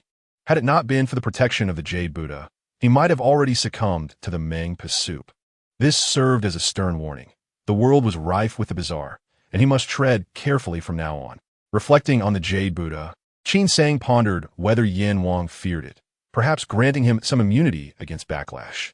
Yet, recalling the terrifying moment when the malevolent spirit had surged towards him, Qin Sang resolved to remain cautious.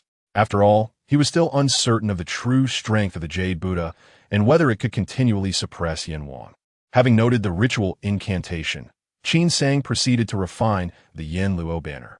Upon completion, a peculiar sensation enveloped him, as if the Yin Luo banner had become entwined with his very essence, transforming into a part of his being.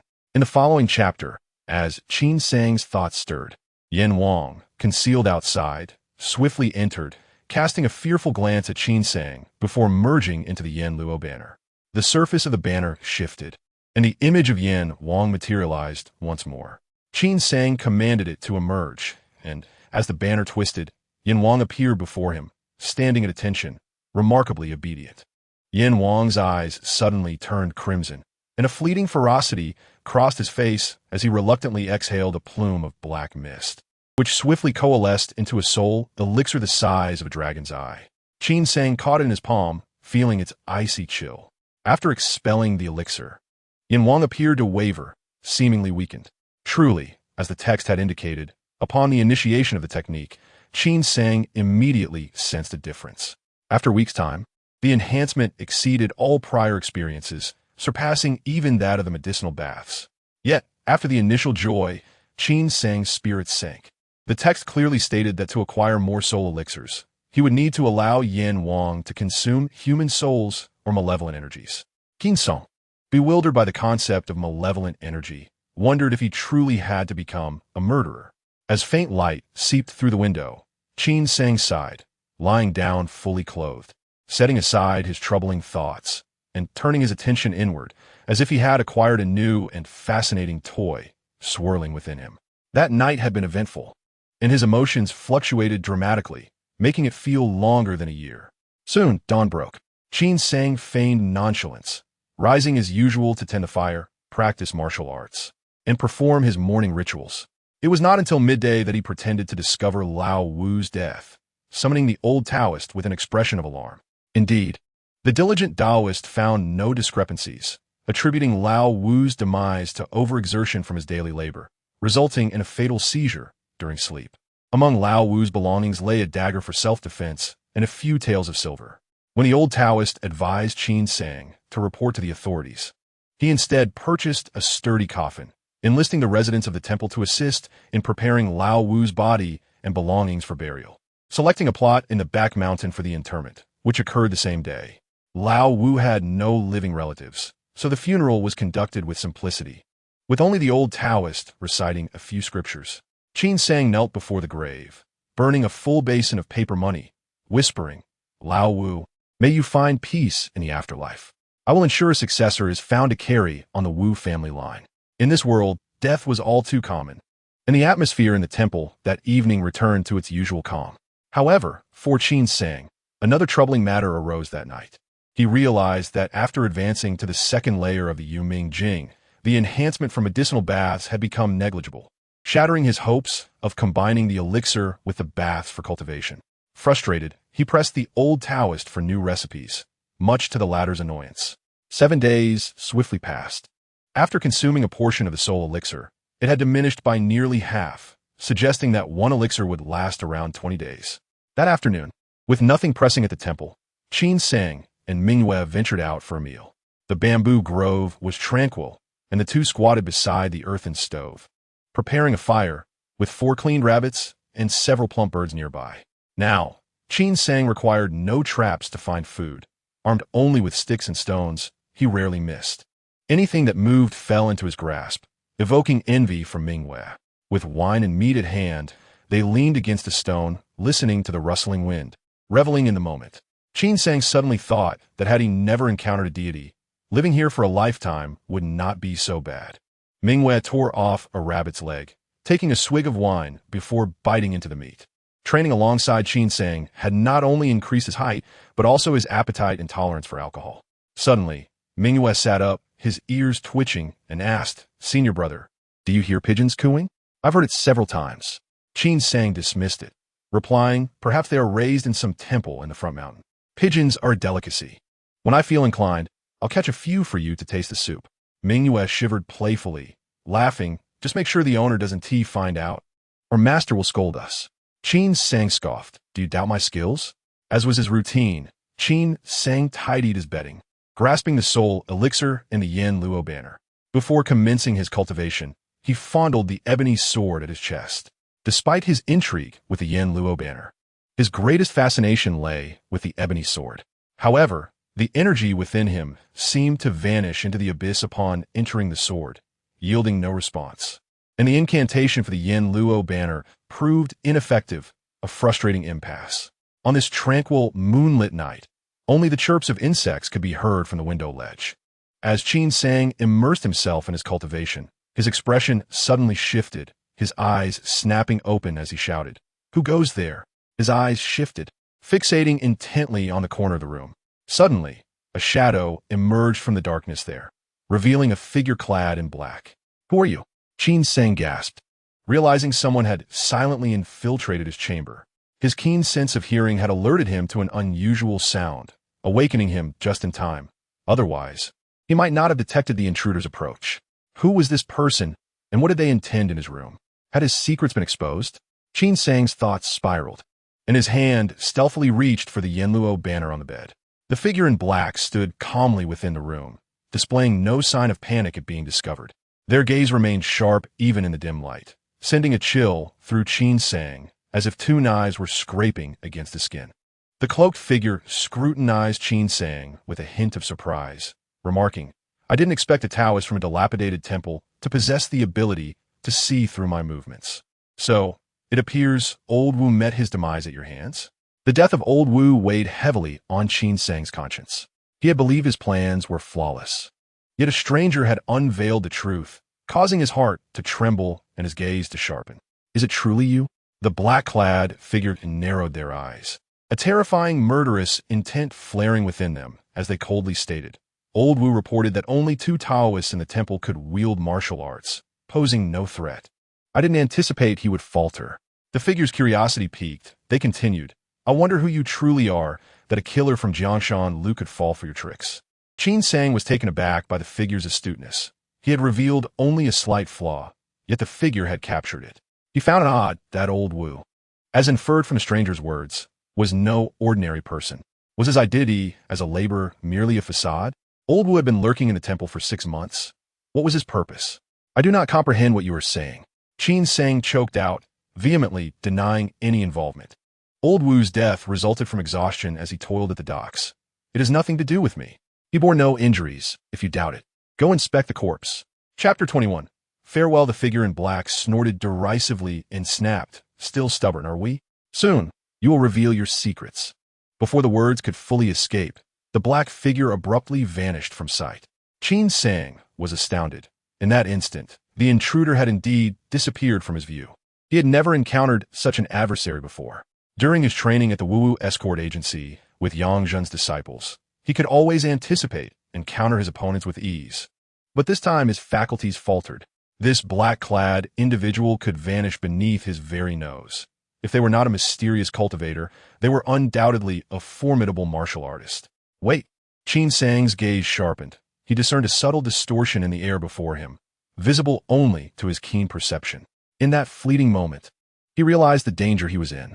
If he countered swiftly, he might still land a blow. However, the figure's movements were too enigmatic for him to take any chances. Without hesitation, he activated the Yanluo banner. Kill him!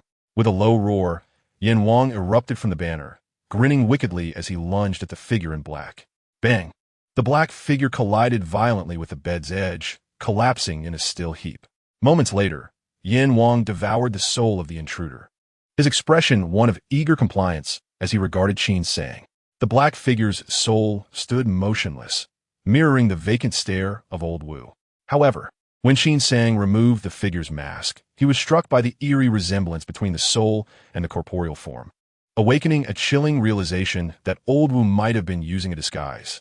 Having never faced such a crisis, Qin Sang's heart raced as he caught his breath, steadying himself before firing off questions. Without a doubt, the black figure's soul would soon dissipate into mist. What was old Wu's purpose in lurking at the temple? Qin Sang's tone was urgent. It seemed this matter had no connection to the temple or himself, alleviating some of his tension. He pressed on. How did you know of old Wu's demise? Those pigeons belonged to old Wu. Qin Sang cursed under his breath and inquired. Who is the gatekeeper? What is their role? Who comprises Jiangshan Lu? After a series of inquiries, astonishment flickered in his gaze. Jiangshan Lu was revealed to be a top-tier assassin organization, renowned throughout the martial world for never having failed a mission. The gatekeeper served as the liaison between the assassins and Jiangshan Lu, responsible for assigning tasks. While communication among the assassins was rare, this black figure was also an assassin, having partnered with old Wu for years as they both infiltrated Sanwu City. The target of their current mission would only be disclosed at a meeting with the gatekeeper the following morning. Though old Wu's martial prowess was not exceptional, his mastery of disguise was unparalleled. Posing as a refugee, he had mingled among the laborers at the docks, his dual objectives being to surveil the area and await instructions from Jiangshan Lu. The martial world had abruptly exposed a mere glimpse of its hidden depths to Qin Sang. Aside from you and old Wu, how many assassins are there in Sanwu City? Qin Sang narrowed his eyes, questioning further. I do not know. Jiangshan Lu operates with strict protocols, minimizing interactions among assassins. The two of us only maintain a direct line with our gatekeeper, unaware of other assassins' tasks or whereabouts. That is for the best, he replied. If an assassin goes missing, the gatekeeper will report to Jiangshan Lu, who will send someone to investigate until the matter is resolved. Qin Sang furrowed his brow. Who else knows you were at the temple tonight? The gatekeeper. Who else knows old Wu was lurking at the docks and residing in the temple? The gatekeeper. Will he report this? I do not know. Where does he reside? South City of Sanwu, Fu Lu Alley, number 13. Do you have any signals between you? The soul of the black figure transformed into a wisp of mist, consumed by Yan Wang. Leaning against the wall, Qin Sang sat in silence for a long while, cradling his head. Suddenly, a thought struck him. He hurried to the abode of the old Taoist and Mingwei, peering through the window to find them soundly asleep. Standing there quietly for a moment, Qin Sang whispered, Dao Zhang, Mingwei, I shall bear the consequences of my actions alone. I will not involve you. Finally, he placed the black figure's body on the bed. Feeling the arm where a sleeve arrow was fastened and discovering a soft sword at the waist, but nothing else. The black figure had not anticipated being swiftly countered by Qin Sang, as the sword had barely been drawn. Qin Sang unfastened the sleeve arrow, its mechanism simple enough for him to comprehend quickly. He bound it to his arm, drew the soft sword, and picked up a wooden stick from the corner of the room, thoroughly inspecting the space he had occupied for a year. He retrieved several fire starters and scattered them around. The structure, primarily of stone, was otherwise built from grass and bamboo, with a substantial pile of firewood outside. The flames quickly took hold. He wondered if this would be enough to raise Qingyang Temple. Passing old Wu's grave, Qin Sang approached and stood before the tomb, the flames from Qingyang Temple illuminating half the night sky. Old Wu, why did you choose Qingyang Temple? He murmured with a bitter smile.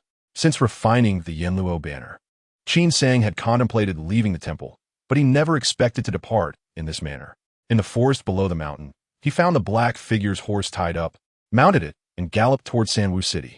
As he rode swiftly, by the time Qin Sang reached Sanwu City, the sky remained dim, and the city gates were still closed. However, due to the bustling trade at the docks, a side gate remained open all night for merchants. Concealing his sword, staff, and horse outside the city, he spent a bit of silver to blend in with a trader entering the city, making his way straight to Fu Lu Alley.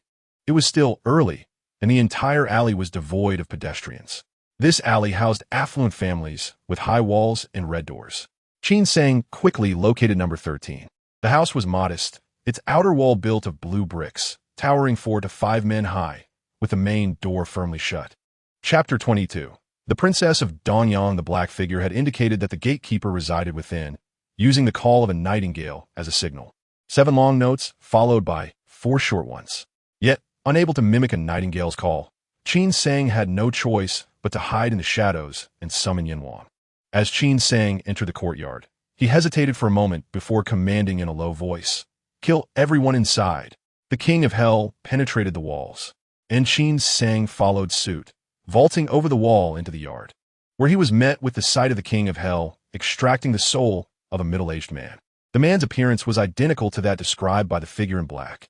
He was the gatekeeper, having found a rightful target. Qin Sang felt a surge of relief and immediately began his interrogation.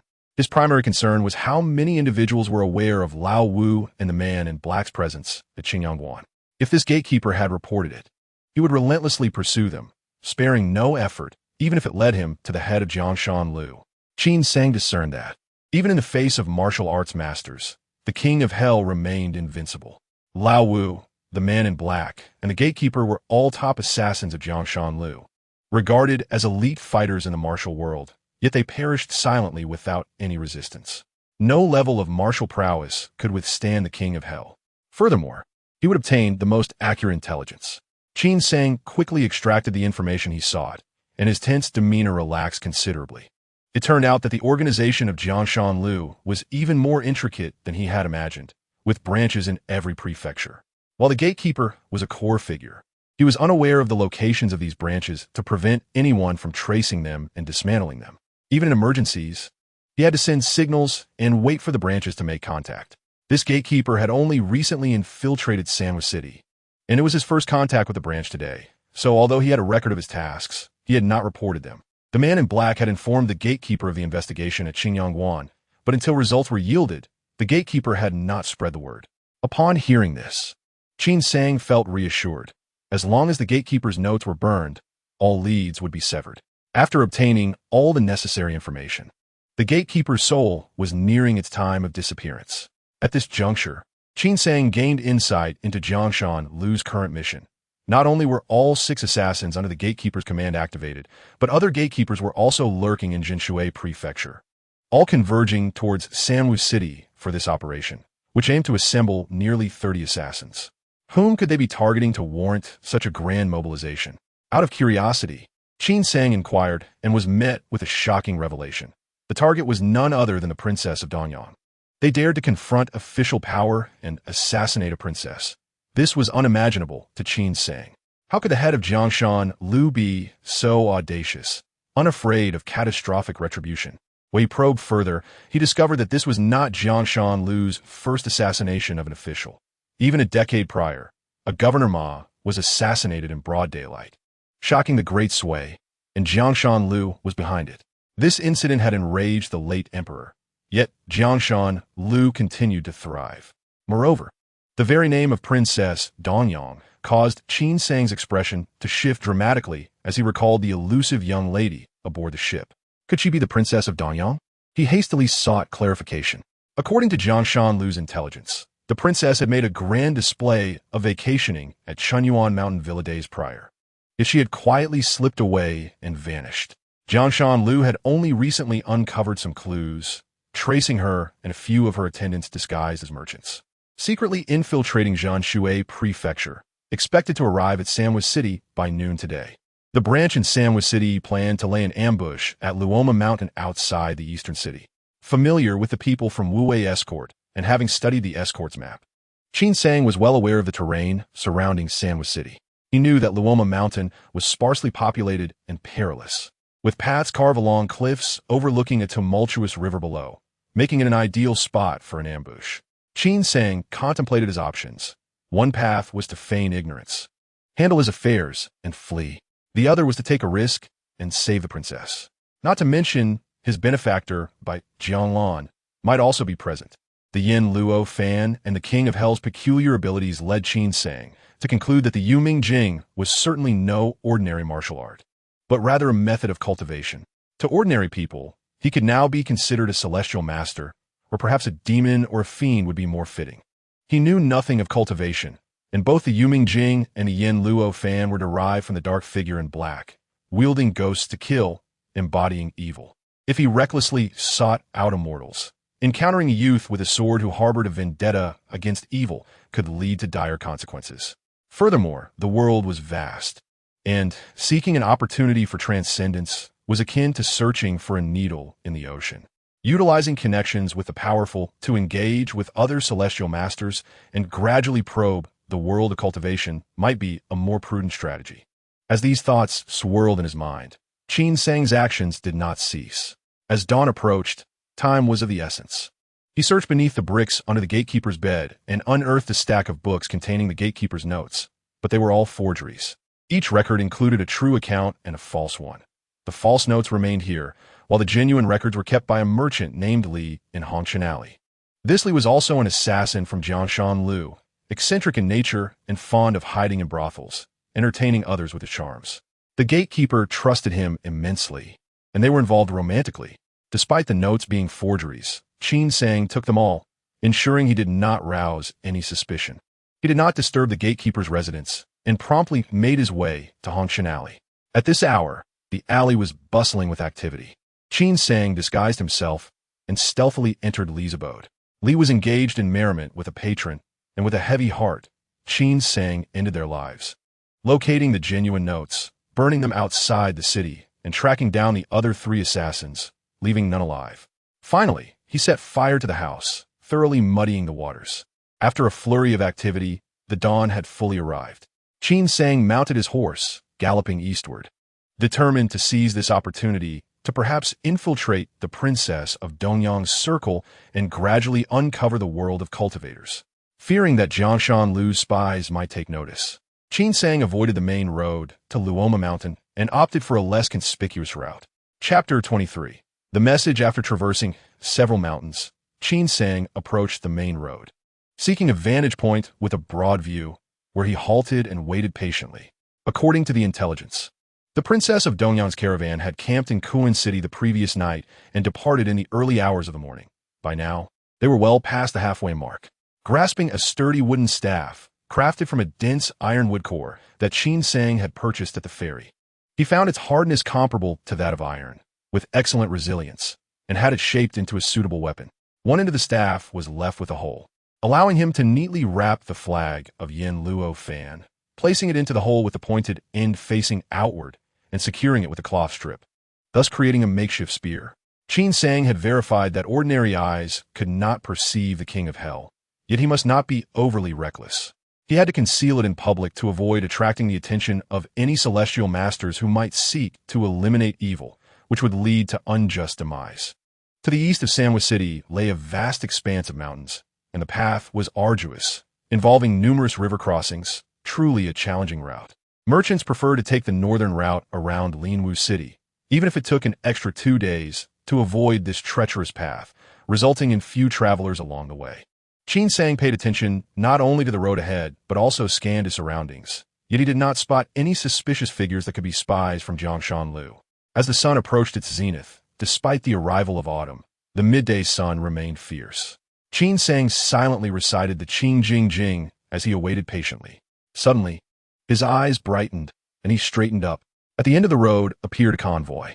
Several cargo carts were draped in black tarpaulins, followed by 2 horse-drawn carriages filled with passengers, protected by more than 20 mounted guards. These guards masqueraded as escorts, armed with blades, their eyes sharp and alert, exuding a formidable presence. However, upon closer inspection, it was evident that their focus was not on the cargo, but rather on the individuals within the carriages. Even from a distance, Qin Sang could clearly see that leading the way was Bai Jianglan, The water monkey, Zhou Ning, was also present. Indeed, it was them. Qin Sang promptly turned and mounted her steed, giving the reins a swift flick. The spirited horse let out a resounding neigh as it leapt from the thicket and galloped down the hill, the sound of its hooves echoing urgently. "Who goes there? Halt!" Before she could approach the caravan, Qin Sang heard the commanding shouts of Bai Jianglan and others. Upon spotting Qin Sang, the caravan came to an abrupt stop. The guards swiftly surrounding the carriage, drawing their swords with a whoosh, pointing them threateningly at Qin Sang. The area ahead was brightly lit, concealing crossbows, emanating a palpable aura of danger. "Whoa!" Qin Sang quickly reined in her horse, calling out loudly, "Bai Ge, Zhou Ning, it is I, Qin Sang."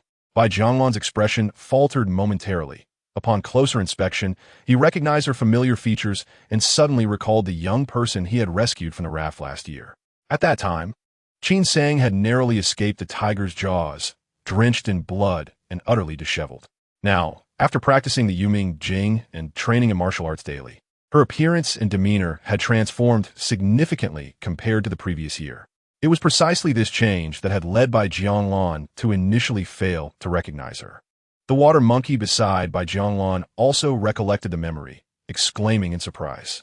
Bai Jianglan restrained the water monkey, gesturing behind him, and stepped forward with his sword. "Scutinizing Qin. With a flash of his eyes, he politely inquired, "Brother Qin, may I ask what brings you to stop us?" He could discern that Qin Sang was indeed approaching them with intent. Qin Sang sensed the aloofness and wariness in Bai Jianglan's tone, but dismissed it.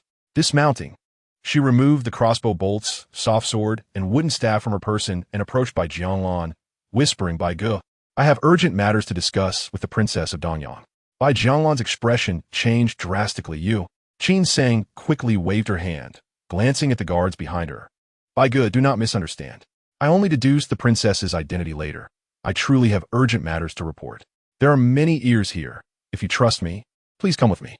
Bai Jianglan, confident in his martial prowess, signaled behind him and followed Qin Sang to the roadside. The whereabouts of the princess were no longer a secret. Ahead lay assassins from Jiangshan Lu, lurking in the mountains, targeting the princess. Qin Sang had received unexpected news and, recalling the life-saving grace of the princess and Bai Ge, had come to inform them. After stating this, Qin Sang quietly regarded Bai Jianglan. Bai Jianglan, maintaining a composed demeanor, fixed his gaze on Qin Sang for a while Qin Sang met his gaze with calm. At that moment, an elderly woman approached with a hoarse voice, saying, "Captain Bai, the young lady has sent me to inquire who approaches and what urgent matters they wish to discuss." Bai Jianglan's Thutin Qin Sang Kulosi, stepping back to whisper in the old woman's ear. Qin Sang allowed Bai Jianglan to search her, as the Yuming Jing, Yanluo banner, and Wumu sword were all wrapped up and left on the horse. Bai Jianglan indeed did not delve further. Moments later, the old woman called out, "Everyone dismount and rest." Then, she accompanied a young woman disguised as a man who approached. This was Qin Sang's first glimpse of the Princess of Danyang. Adorned with a finely crafted melon-shaped hat embedded with jewels, her features exquisite, her stature tall and slender, draped in silk, with a delicate waist adorned with a floral belt and a beautiful jade pendant, giving the impression of a refined young gentleman at first glance. Qin Sang bowed respectfully, saying, "Qin Sang pays respects to the princess." She observed the princess intently, who was equally assessing her. The princess of Danyang nodded slightly, smiled gently, and remarked to Bai Jianglan, "Captain Bai, I did not expect that the one you saved in a moment of impulse would possess such loyalty." Bai Jianglan maintained his calm demeanor, replying, "Your Highness, you flatter me. It was only with your tacit approval that I dared to plunge into the water to save him. Brother Qin's gratitude for your great kindness has led to this act." The princess then turned her gaze to Qin Sang, tilting her head to the old woman, saying, "Li Pe, find a quiet place for this brave Qin to elaborate on the matter. I have only read of the tale of repaying a drop of kindness with a fountain of gratitude in books. I have yet to witness it firsthand." Li Pe glanced around and pointed to a clearing in the woods, saying, "Your Highness, please follow me."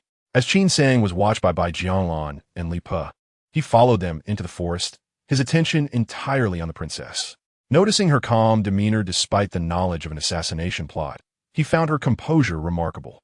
They were not in a hurry, and neither was Qin Sang. Once they reached the dense woods, he began to explain the circumstances in detail. On the way, he had already mentally prepared, concealing the existence of the Yuming Jing and Yanluo banner. As for how a novice in martial arts could defeat assassins from Jianshan Lu, it was simply a matter of talent.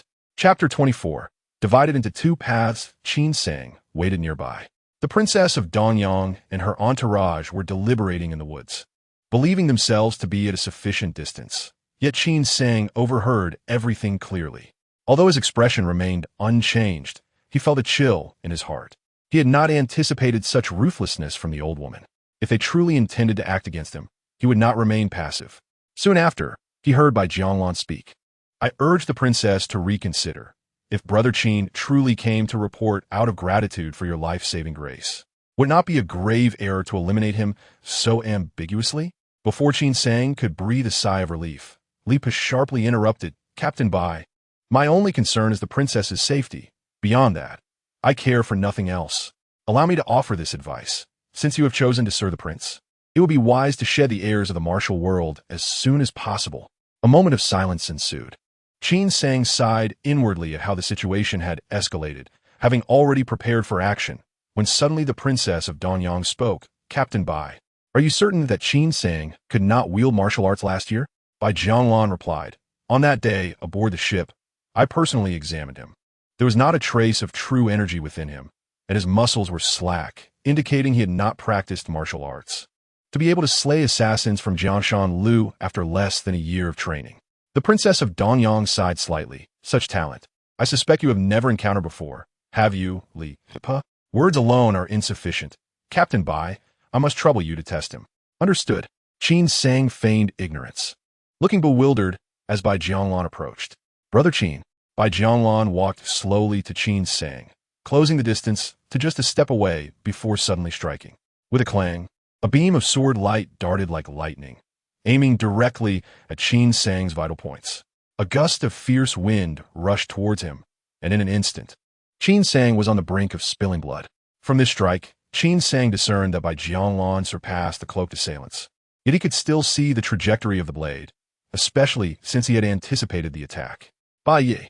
Qin Sang exclaimed in shock, but his movements were not sluggish. He deftly stepped aside, twisting his upper body sharply as the cold blade grazed his throat and passed through. Bai Go, why are you attacking me? Qin Sang attempted to speak, but Bai Jianlan did not afford him the opportunity, closing the distance in a flash, his sword having vanished. His hand forming a claw that struck fiercely at Qin Sang, each move targeting vital points. Bai Jianlan's palm technique was exquisite, rapid as thunder, and unpredictable. But Qin Sang observed everything with clarity.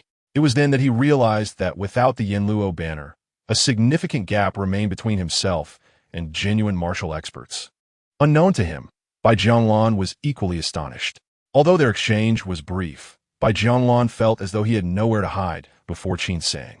Every move he made was countered preemptively, his offensive efforts thwarted.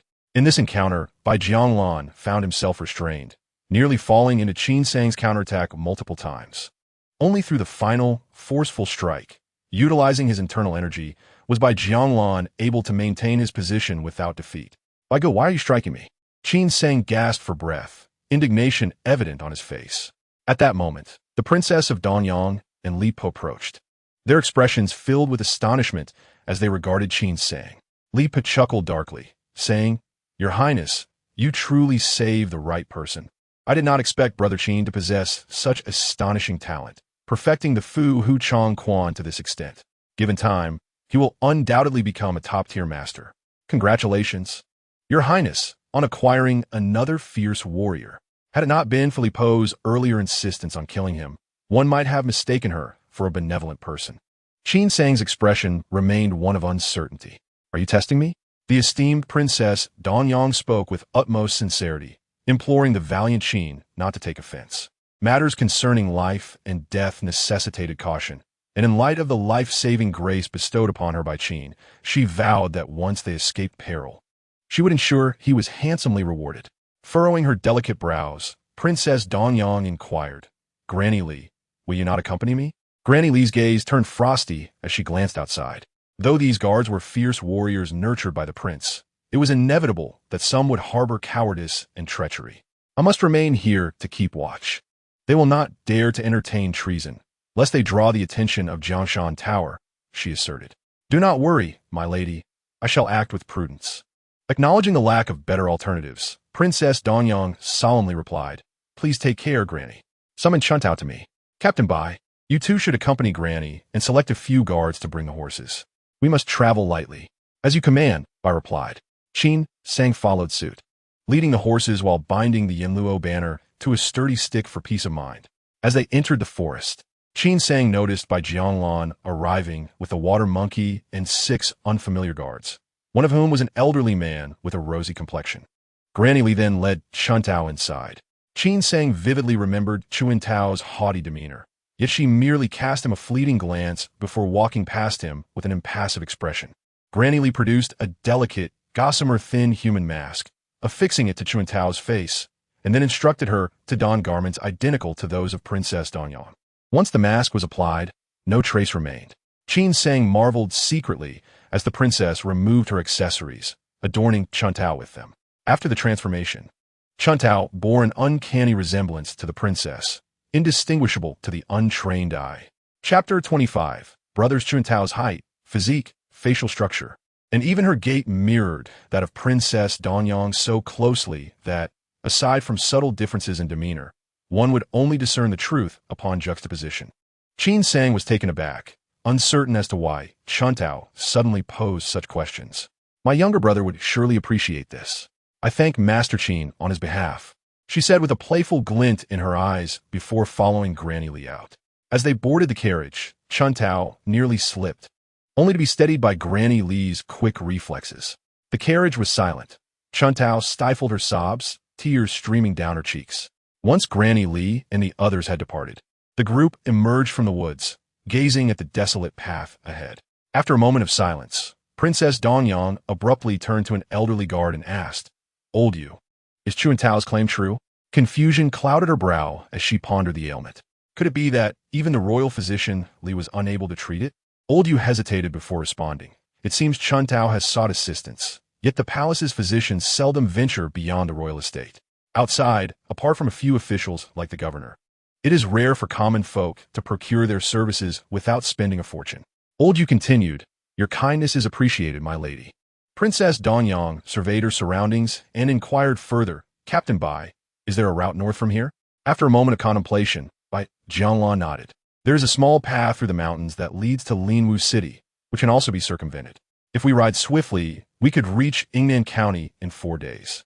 Without hesitation, Princess Danyang declared, Then we shall head north. Old you, send word to my father to dispatch someone to Yingnan to meet us. Bai Jianglan took the lead, while Qin Sang and the water monkey quietly followed, the group hastening along the narrow path. It was evident that Bai Jianglan was well acquainted with the terrain, skillfully navigating various directions and routes that left one bewildered. That evening, they passed through the outskirts of Linwu City without entering. In the dead of night, Bai Jianglan chose a secluded hollow in the mountains to rest. All were skilled, swiftly procuring game and roasting it over a fire. Old Yu personally fetched mountain spring water, and they ate dry biscuits to quell their hunger. Princess Danyang struggled to swallow, but managed to finish her portion. They had fled all day without encountering pursuers, and Qin Sang surmised that even if Jiangshan Tower had not abandoned their assassination attempt, they had likely been distracted by the decoy. He pondered how many of the decoy would survive. Throughout the day, Chuantao's final smile replayed in Qin Sang's mind, leading him to lament the stark cruelty of this world. More naked than in his previous life, forced to spend the night in the mountains, Qin Sang had no duty to stand guard, so he leaned against a tree to rest. By the campfire, Princess Danyang lay on her side, covered with clothing, remaining still for an extended period, seemingly asleep.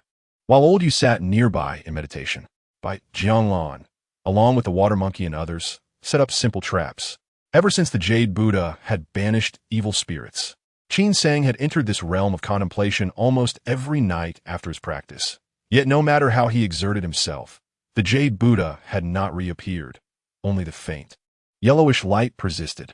Once the Jade Buddha manifested, Qin Sang did not sense any changes in his practice of the Yuming Jing, as if it only intervened when he was in peril, indifferent to his endeavors at other times. With a heart full of anticipation, he gradually accepted reality, attributing it to his insufficient cultivation. The night grew cold. Qin Sang tightened his clothing and feigned sleep with closed eyes, only to awaken at the sound of footsteps. He opened his eyes to see the water monkey, Zhou Ning, approaching. "Brother Qin, have a drink," the water monkey offered, presenting a small gourd with a mischievous expression. Qin Sang unscrewed the lid, a fragrant aroma wafting forth. Noticing no one was paying attention, he quickly took a generous swig. Although his constitution was robust, impervious to the cold, the fiery liquor coursed through him like a blazing line into his belly, bringing him comfort. "Thank you, Brother Zhou." The water monkey wore a disapproving expression. "Brother Qin, you are mistaken. Your parents care for you most. Reuniting with family is the true path. What do riches and glory matter?" As they conversed, Qin Sang's expression suddenly shifted. He sprang upright, gazing intently at the dark canopy of leaves above, and shouted, "Someone's here. Be careful." Before his words had fully escaped his lips, a shadow beside Princess Donyang twisted, and a dark figure lunged at her. Fortunately, Old Yu was by her side. In the instant the assassin appeared, Old Yu drew his sword from his lap, leaping into the air like a hawk to block the assassin's path. The sword gleaming like a dragon, aimed directly at the assassin's vital points. To his astonishment, the assassin did not flinch or evade. Instead, he surged forward with even greater speed. The sword easily pierced the assassin's abdomen, yet the assailant's momentum did not wane as he charged toward Old Yu, his mouth agape. A glint of cold light aimed at Old Yu's face. It appeared as though the assassin was impervious to pain. Chapter 26. Laughter. The assassin seemed to have anticipated this move, twisting to ensnare the blade while his actions remained unyielding, his hands reaching out to grapple Old Yu's body. Old Yu reacted swiftly, realizing the gravity of the situation. He released the sword hilt and retreated hastily. With a rip, the assassin tore away 2 pieces of cloth but failed to secure Old Yu, resorting to seizing his arm instead. Just then, the leaves rustled, and 3 more shadows descended, their forms ghostly, targeting Princess Donyang. Old Yu's expression shifted dramatically. In a moment of urgency, he struck at the assassin's head, but the assassin, resolute in his intent to die, did not dodge. His legs wrapped tightly around one of Old Yu's, and though Old Yu managed to strike the assassin's head, blood spattered. And despite the assassin's demise, his limbs remained firmly attached to Old Yu. Chaos ensued around them. As Bai Jianlan made his move, he was beset by 2 reckless assassins, fighting desperately for their lives. Even someone as formidable as Bai Jianlan had to tread carefully. Of the remaining 5 guards, 2 fell to crossbow bolts, while the other 3 managed to evade the hidden arrows and formed a defensive stance against the onslaught of assassins. At that moment, Old Yu was closest to the princess and was entangled by the assassin. Princess Donyang had only just risen from the ground. Old Yu, dragging the assassin's body, clumsily charged at the nearest assassin, urgently calling out, "Quick, save the princess." Unbeknownst to him, his brief hesitation had allowed the situation to deteriorate drastically. Qin Sang snatched up the ironwood stick, faintly hearing a subtle sound behind him before feeling a gust of malevolent wind overhead. He rolled to the ground just in time. A crossbow bolt embedded itself in the earth where Qin Sang had just been. Moments later, a shadow swooped down from the treetops, a chilling sword light slicing through the darkness. Qin Sang swiftly rolled to evade the sword, just as he summoned Yan Wang. He heard Shui Houzi's urgent shout, "Brother Qin, stop him. I will go rescue the princess." Bai Jianlan, wounded yet resolute, dispatched an assassin in a bloody haze and rushed to the princess's side, blocking one attacker. Shui Houzi arrived just in time to intercept another. The situation precariously stabilized. They awaited Old Yu's escape, and the tide would be turned. No need to hasten Yan Wang's lethal actions. However, as this thought flickered in Qin Sang's mind, preparing to engage the assassin with caution, he suddenly caught a faint and unusual sound, barely perceptible yet distinctly odd. His keen hearing discerned it amidst the chaos of battle. It was the sound of strings. Qin Sang quickly scanned his surroundings and noticed something amiss in the shadows behind the Donyang princess. Then, a faint, eerie glow shot forth from the darkness.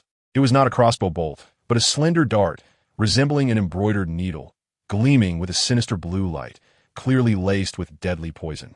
"Beware, princess!" In that instant, Qin Sang displayed his marksmanship, nearly brushing against the Donyang princess, as he struck the poisoned needle away with a wooden stick. Simultaneously, he activated the mechanism of his sleeve arrow, sending a bolt into the shadows, which resulted in a muffled thud, followed by silence. The Danyang princess, finally aware, lifted her gaze to Qin Sang, a flicker of alarm crossing her features, but she quickly regained her composure and smiled at him. Captain Bai, we must resolve this swiftly. Old Yu, drenched in cold sweat from the earlier scene, dared not delay further and, at the cost of sustaining a wound, swiftly dealt with the threat. The assassination plot was shattered by Qin Sang's intervention, and in an instant, all the assassins turned frenzied. Qin Sang, pitted against sharp blades with his bare fists, soon found himself straining under the pressure. Seizing an opportune moment, he allowed Yin Wang to eliminate an assassin, and in that fleeting moment when the assassin's body stiffened, Qin Sang struck like lightning, crushing his throat to conceal the act. His timing was impeccable, leaving no room for error. This marked Qin Sang's first instance of using Yin Luo Fan to take a life in front of others, and as he had envisioned, it was executed flawlessly. Just as a faint smile graced Qin Sang's face, he was suddenly startled by several anguished cries. Shui Houzi. With a whoosh, a severed arm flew into the air, leaving Shui Houzi's left arm limp, his complexion ashen. Old Yu seized a sword, swiftly cutting away the burdensome remains, and rushed to Shui Houzi's side, dispatching the assassin with a single stroke. When the dust settled, 5 guards lay dead, leaving only one alive. Shui Houzi, having lost an arm, was treated by Bai Jianglan, who pressed on the acupoints of the stump, using his vital energy to staunch the bleeding. Old Yu, wounded in the left shoulder, could not afford to linger. He quickly scanned the area and checked on the Danyang princess for injuries. She shook her head, signaling that she was unharmed, then personally retrieved the wooden stick, tested its weight in her hands, and returned it to Qin Sang, saying, "Thank you, young Master Qin, for saving my life by deflecting that poison needle." Qin Sang humbly replied, "The princess exaggerates. What I did was but a trivial matter. This was only possible due to Captain Bai, Old Yu, Zhouning, and the valiant guards who fought fiercely to eliminate the assassins, granting me the opportunity to swing this stick." Old Yu took his leave. Qin Sang krofchet besides hope ning. Observing Bai Jianglan's frantic efforts, pondering whether this world possessed the arts of reattaching severed limbs, knowing that even if reattached, recovery would be arduous. For a warrior, it was undoubtedly cruel. As Qin Sang beheld Shui Houzi's pale visage, he struggled to find words of comfort. He retrieved a vial of golden ointment from his robes, presented it to Bai Jianglan, saying, "Brother Bai, try this." The prescription was passed down by a former imperial physician. Bai Jianglan uncorked the vial, inhaled its scent, and applied some to Shui Houzi's stump, marveling as the relentless bleeding gradually ceased. Bai Jianglan's eyes brightened. What a fine medicine! Shui Houzi gritted his teeth, managing to utter a few words. "Thank you, Brother Qin. What a stalwart." Qin Sang silently praised him. Shui Houzi, usually so lively and chatty, now displayed remarkable resilience, showing no signs of despair despite his grave injuries, remaining silent as Bai Jianglan tended to his wounds. "Brother Zhou, I'm still waiting to savor the 9-bearded fish you promised." Shui Houzi burst into hearty laughter. Chapter 27. The return. It was still the dead of night, yet sleep was impossible.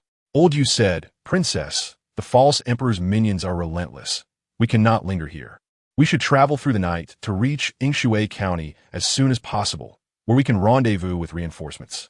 The Danyang princess pondered for a moment, then suddenly asked Qin Sang, "Young Master Qin, based on your knowledge, how many assassins has Jiangshan Tower gathered in Sanwa City?"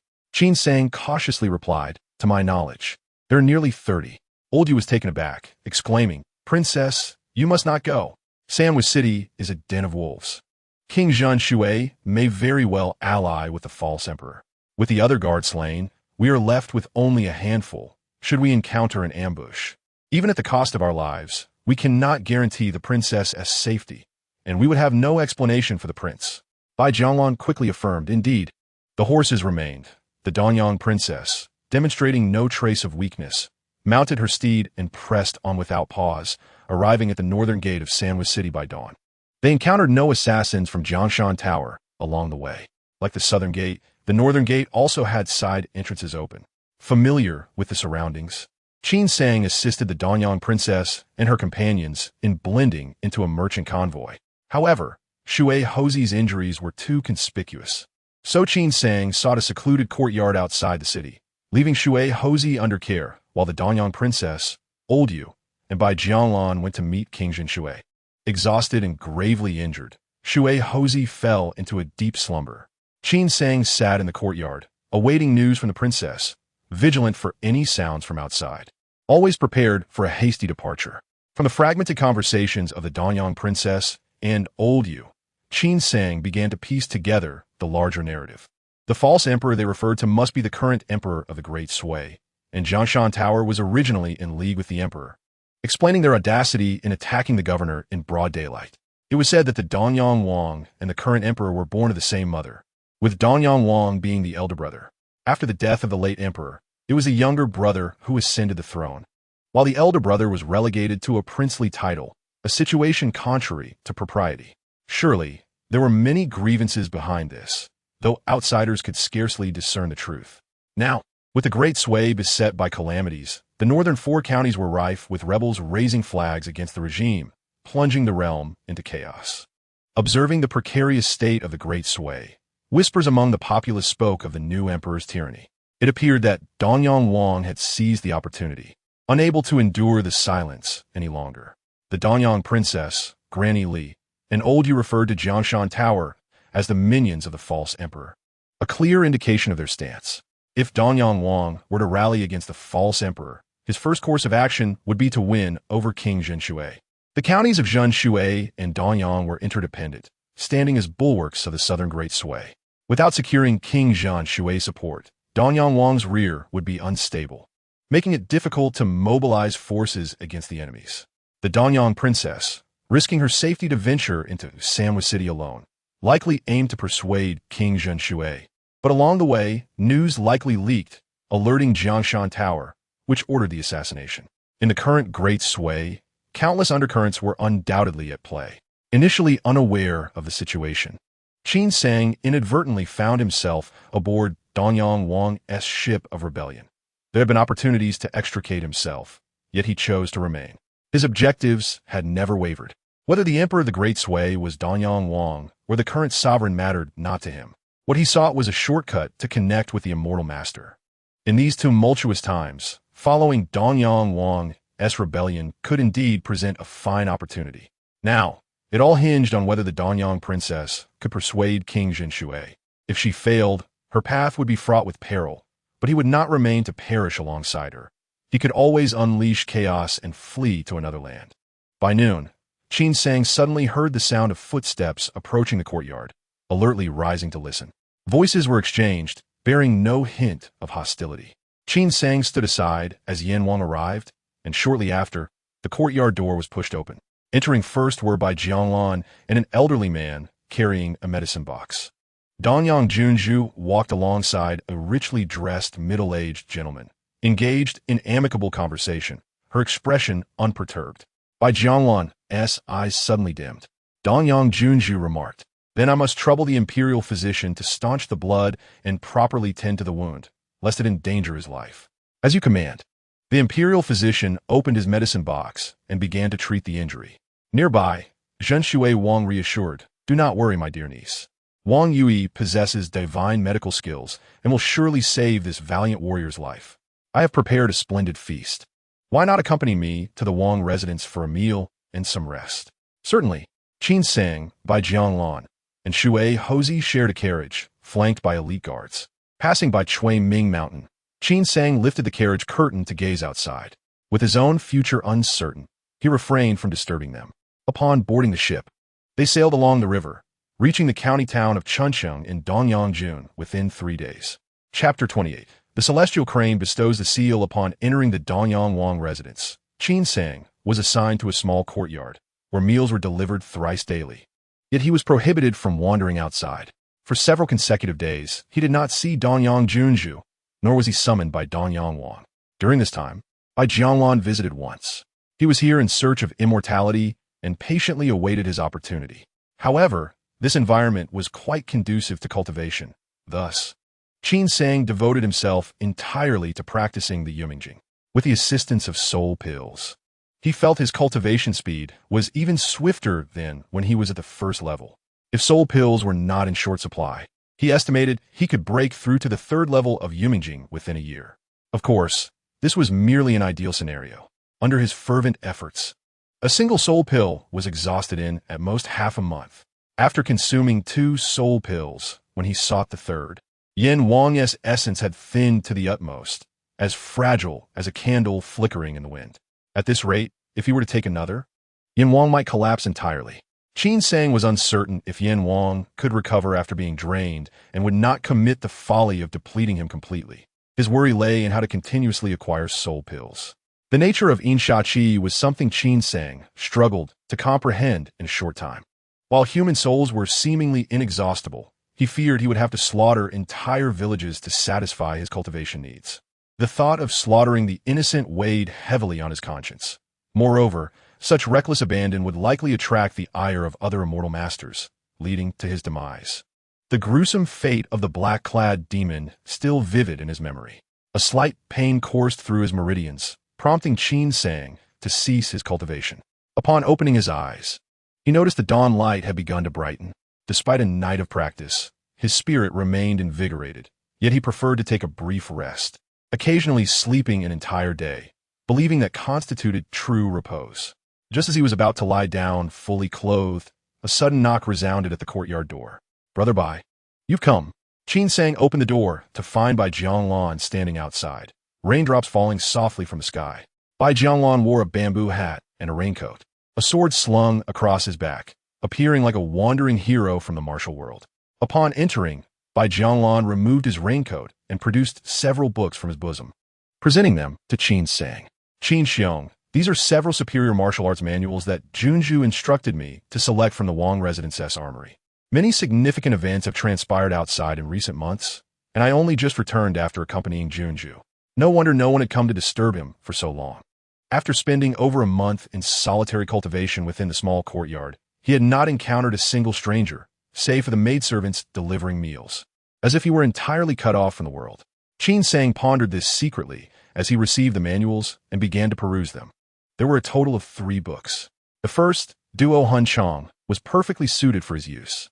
Although Fu Hu Chong Quan could also be applied with a staff, it was merely superficial martial skill and not a pure spear technique. Mastering Duo Hun Chong would enable Qin Sang to conceal his actions more effectively when wielding Yen Luo Fan. The second book, Ming Wang Gong, was an internal cultivation method, the significance of which Qin Sang could not discern at first glance, intending to study it further to discern its differences from Yumingjing. Upon reaching the third book, Qin Sang's eyes lit up. It was a lightness skill named Wu Ingbu, light as a swallow, scaling walls and gliding over snow without leaving a trace. It was a legendary technique that he had long coveted. Regrettably, the martial arts schools in Sanwu City offered no instruction in such skills, only a few practical footwork techniques. Noticing Qin Sang's delighted expression, Bai Jianglan smiled, saying, "I chose Duo Hun Chong for you, Qin Xiong, as I see you excel with spear and staff." This spear technique was created by a renowned martial artist, capturing the soul and spirit with remarkable finesse. Ming Wang Gong is a top-tier internal cultivation method in the martial world, but internal skills take time to yield results. Do not be impatient. You must cultivate with a calm heart. If you can nurture even a trace of true energy in your dantian, your martial prowess will surely rise to new heights. As for Wu Ingbu, since you lack internal strength, I selected it for you. Not only is its footwork exquisite, but also incorporates breath control and shadow concealment, forming its own unique style. When mastered, it rivals even the finest lightness skills. Are you satisfied, Qin Xiong? Qin Sang clasped his hands in gratitude, expressing, "I am deeply appreciative of the Juanju's kindness and her thoughtful considerations, Brother Bai." The two sat across from each other, sipping fragrant tea and discussing the key points of the 3 martial arts manuals as Bai Jianglan guided Qin Sang through them. Qin Sang diligently noted the information, but realized true understanding would only come after dedicated practice. When discussing Shui Houzi's condition, Bai Jianglan's tone grew less somber. Zhou Ning is naturally cheerful and optimistic. He has recovered well and can now get out of bed to practice swordplay, displaying much more diligence than before. After such a calamity, perhaps he has shed some of his laziness, and his martial skills may improve as a result.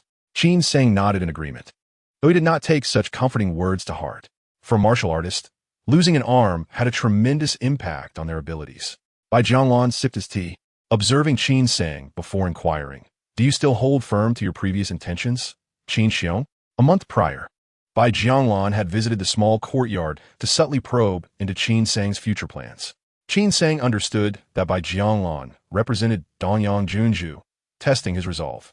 The Danyang Wang's status within the Daxui was second only to the emperor, making him one of the few with the opportunity to engage with immortal masters. Uncertain of what answer Bai Jianglan would bring, Qin Sang felt a quiet tension within. In truth, Bai Jianglan had perceived Qin Sang's aspirations during their previous encounter on the ship, yet he had not anticipated Qin Sang's unwavering determination. After a moment of contemplation, Bai Jianglan stated, "According to the ancestral system of Daxui, whenever a new emperor ascends the throne, inheriting the Dabao, a grand ceremony must be held at the holy mountain of the imperial capital to signify the divine right to rule, bestowed by the heavens. At that time, celestial clouds will fill the sky, and heavenly music will resonate, with celestial cranes delivering the imperial seal, marking the true sovereign." Little did we know, Bai Jianglan paused, then continued, "I have recently come to understand that the so-called divine right is but an illusion. However, the celestial crane delivering the seal is indeed genuine. Yet the imperial seal does not descend from the heavens, but is conferred by the immortal masters." Upon hearing this, Qin Sang felt a jolt of surprise, exclaiming, "Brother Bai, does that mean one must have the recognition of the immortal masters to become emperor?" Bai Jianglan nodded. Qin Sang furrowed his brow, questioning, "Then does that not imply that the choice of emperor is dictated by the immortal masters, rendering competition meaningless?" Chapter 29. The bloodied garment tower. Qin Sang had learned from Daoist Jisun that not all immortal masters secluded themselves in cultivation. He had not anticipated that the ties between immortal masters and the mortal realm were deeper than imagined. Even a nation's ruler required their acknowledgement. Yet upon further reflection, this was also reasonable. That is a misconception. Immortal masters do not interfere with mortal affairs. If one is to be a ruler, they must be the ultimate sovereign who unifies the realm to gain the immortal master's recognition. During the power struggles, no one receives assistance from the immortal masters.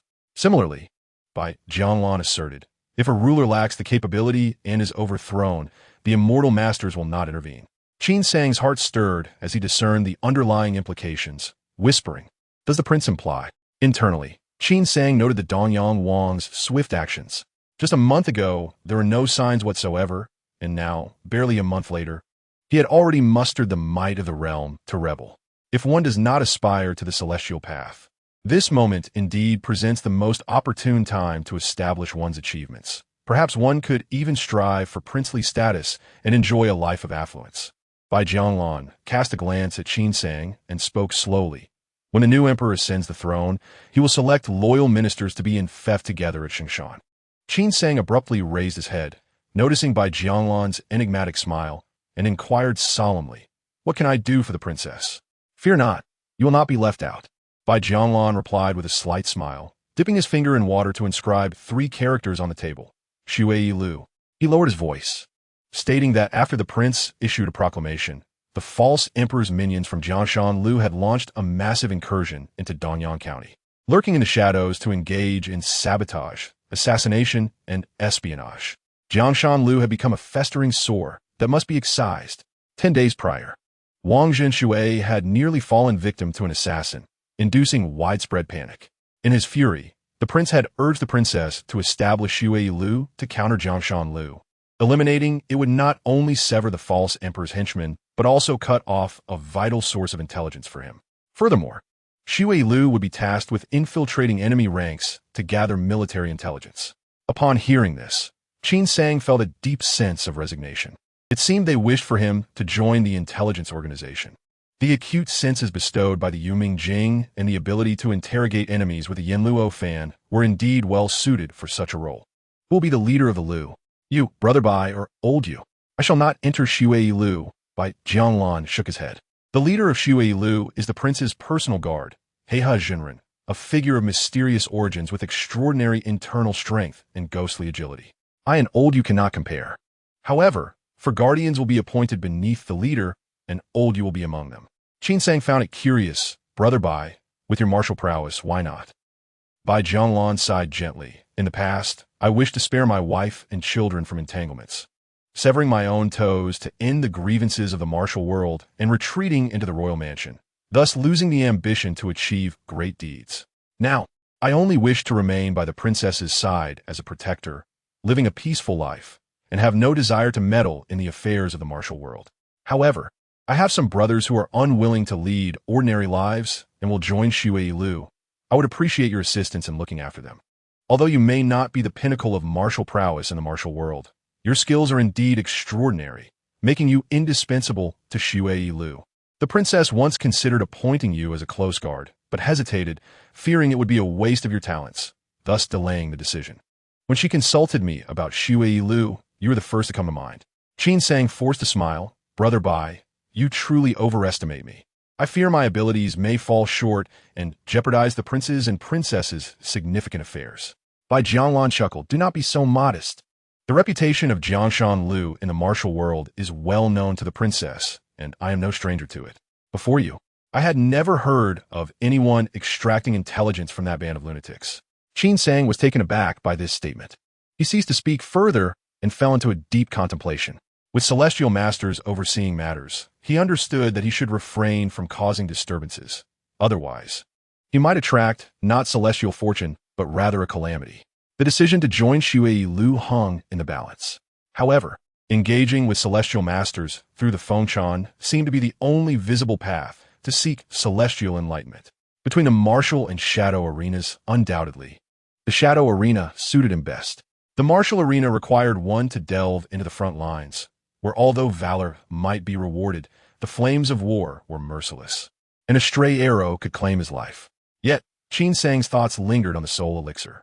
Where the souls most abundant? The battlefield. By entering the martial arena and using his mundane identity as a cover, he could collect souls on the battlefield, even if it were not for seeking celestial enlightenment. It could resolve his greatest immediate dilemma, albeit with a need for caution. Brother Qin, do you intend to enter the martial arena? Bai Jianglan's expression flickered with surprise at his choice, but since it was Qin Sang's own decision, he refrained from further comment. After bidding farewell to Bai Jianglan, Qin Sang sat in silence for a long time, pondering. He had envisioned his future as an official or a favored aide to the princess, willing to endure anything for a chance to encounter celestial opportunities. He had never anticipated becoming a spy, an operative, or even engaging in assassination. The inherent dangers of such undertakings were evident. Even with the protection of the King of Hell, absolute safety could not be guaranteed. After much contemplation, Qin Sang resolved that upon joining Shui Lu, all actions would be predicated on not hindering his cultivation and prioritizing self-preservation. He would rather achieve nothing than risk his life unnecessarily. Yet he also sought to garner merit publicly, refusing to be an unsung hero. Moreover, upon learning that celestial cultivators were overseeing matters above, Qin Sang felt fortunate for his prior caution. He secretly decided that in future endeavors, whether it involved soul collection or assassination, he would maintain an exceedingly low profile, revealing his capabilities only when absolutely necessary. Should he inadvertently jeopardize significant matters, he could always retreat into obscurity and seek refuge in another country. Starting anew, for the Yuming Jing was not something that could be mastered in a year or two. With this determination, Qin Sang felt considerably lighter and picked up the manual on the table to study. That evening, Old Yu visited. After a lengthy discussion, Qin Sang prepared his belongings, accompanied Old Yu to meet the princess, and then quietly left the royal mansion, disappearing without a trace. Chapter 30, 1 year later. In the realm of warfare, swiftness is paramount.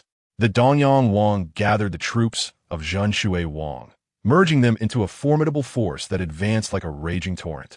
Conquering Yingnan County in merely a year, with their military might now directed toward Pingshan County and Zhaoming County, casting a covetous eye on Shitai County. Following Dongyang Wang's uprising against the false emperor, the imperial court was compelled to divert troops southward, rendering them incapable of suppressing the chaos. What had once seemed stable in the northern four counties was now a tumultuous mess. Should Dongyang Wang successfully capture Pingshan, Shitai, and Zhaoming counties, he would be poised to encircle the imperial capital.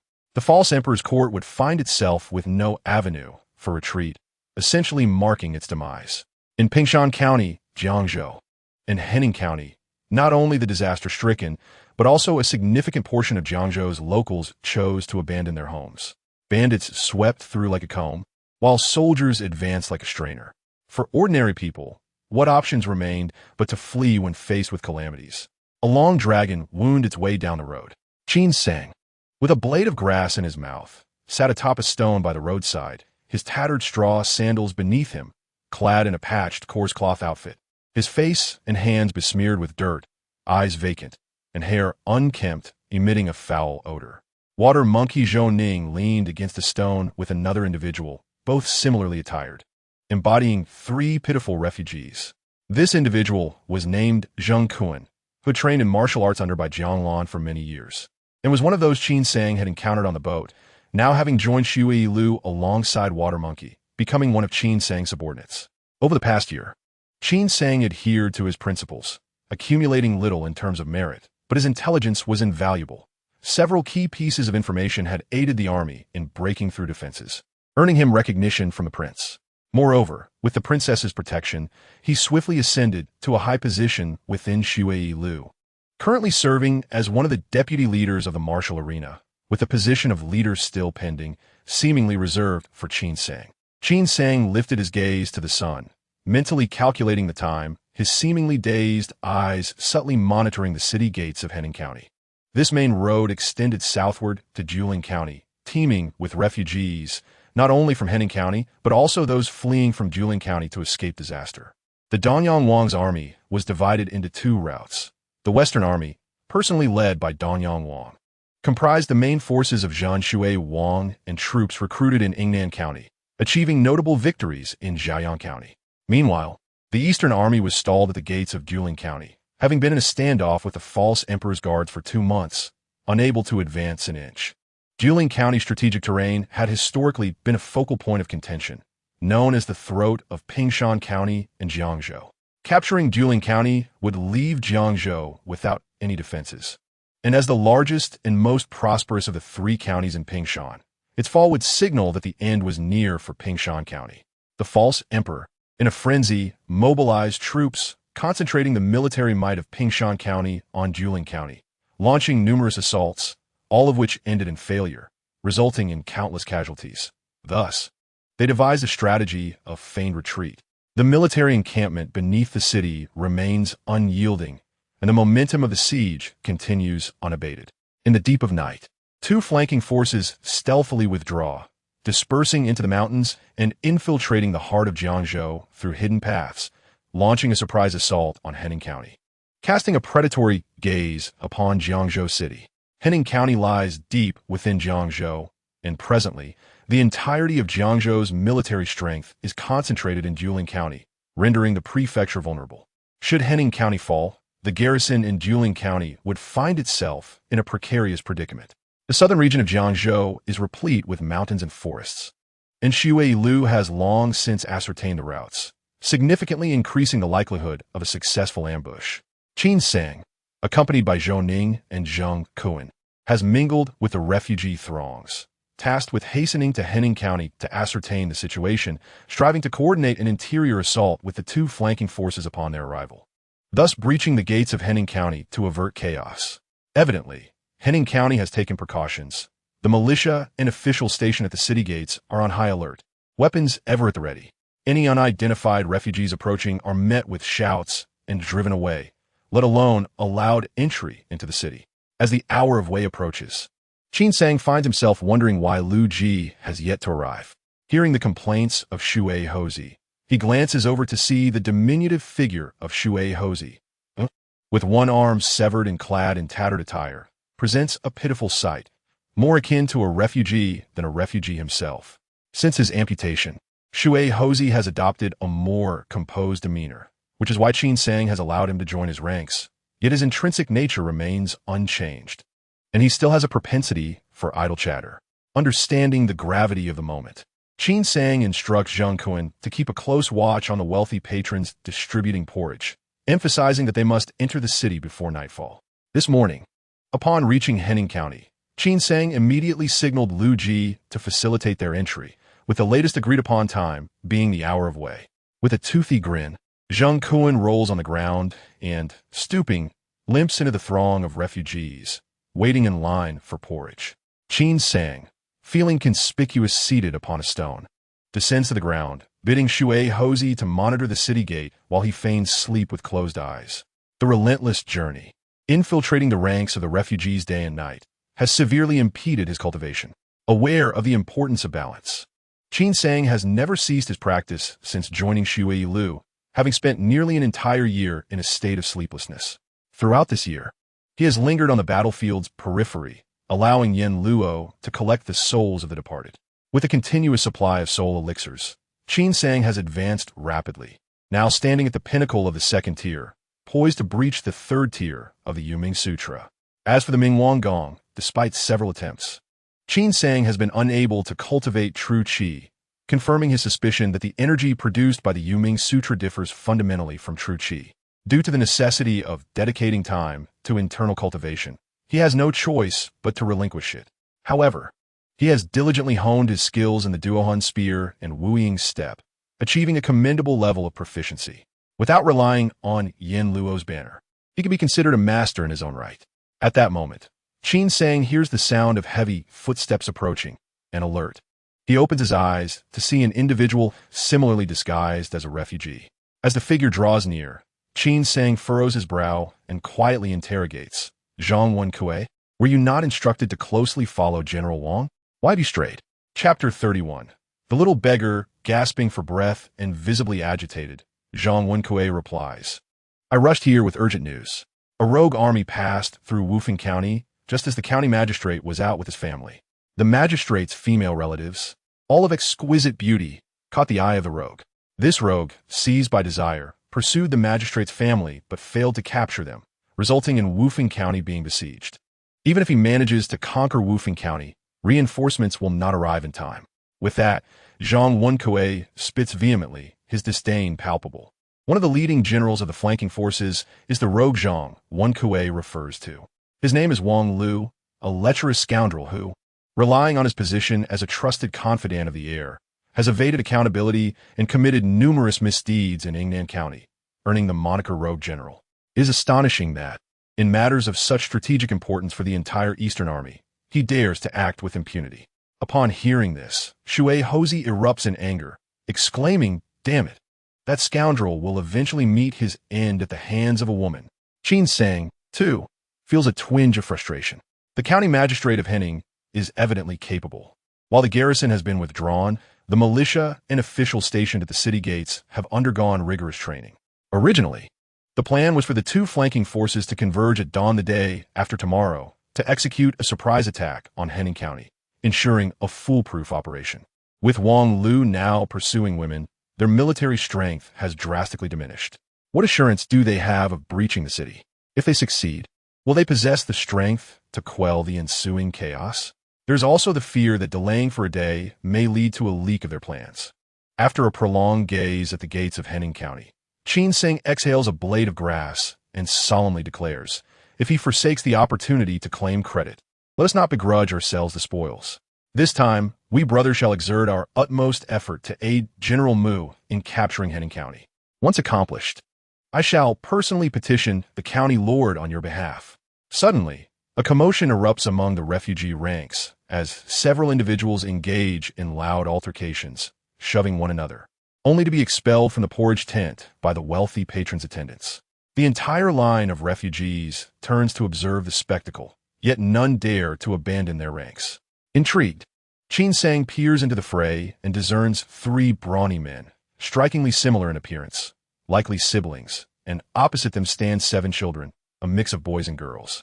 The eldest appearing around 13 or 14, though in this era, children from impoverished families often suffer from malnutrition. Listening to the discussions among the onlookers, Qin Sang soon comprehends the situation. These 3 brawny men, known as the Kong brothers, have long relied on their strength to bully others, never queuing for porridge and often extorting the weak, even stealing porridge from the elderly. Before well-regarded wealthy patrons, they dare not misbehave. But when the porridge providers turn a blind eye, they seize their opportunity. The children have become their targets, with the intent not only to steal porridge but also to abduct.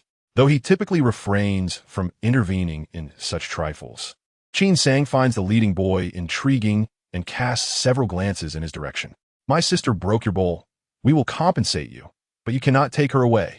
The boy stands defiantly, arms outstretched protectively around the other 6 children, one dirty little girl hiding behind him, weeping softly, presumably the one who broke the bowl. Qin Sang, with his keen eye, notes that despite her soiled appearance, the girl possesses well-defined features, at just over 10 years of age. She could fetch a good price if properly cleaned up, explaining the trio's desire to abduct her. Bah! The eldest of the 3 brothers spits contemptuously, pointing at the shards on the ground. What do you know, you little beggar?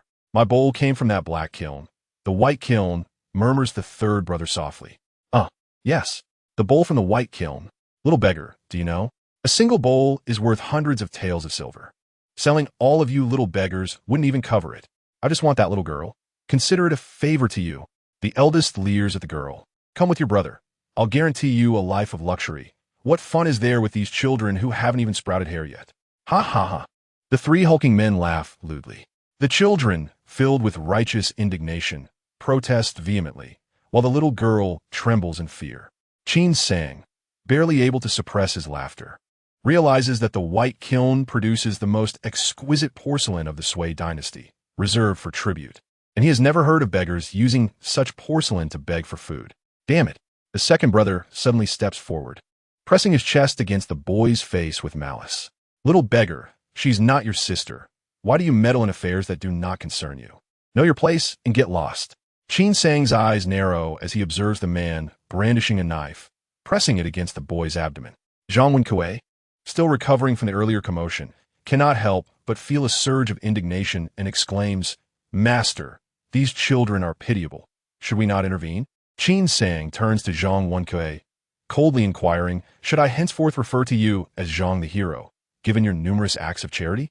Zhang Wenkui's complexion suddenly turned pale, and he lowered his head, reluctant to speak further.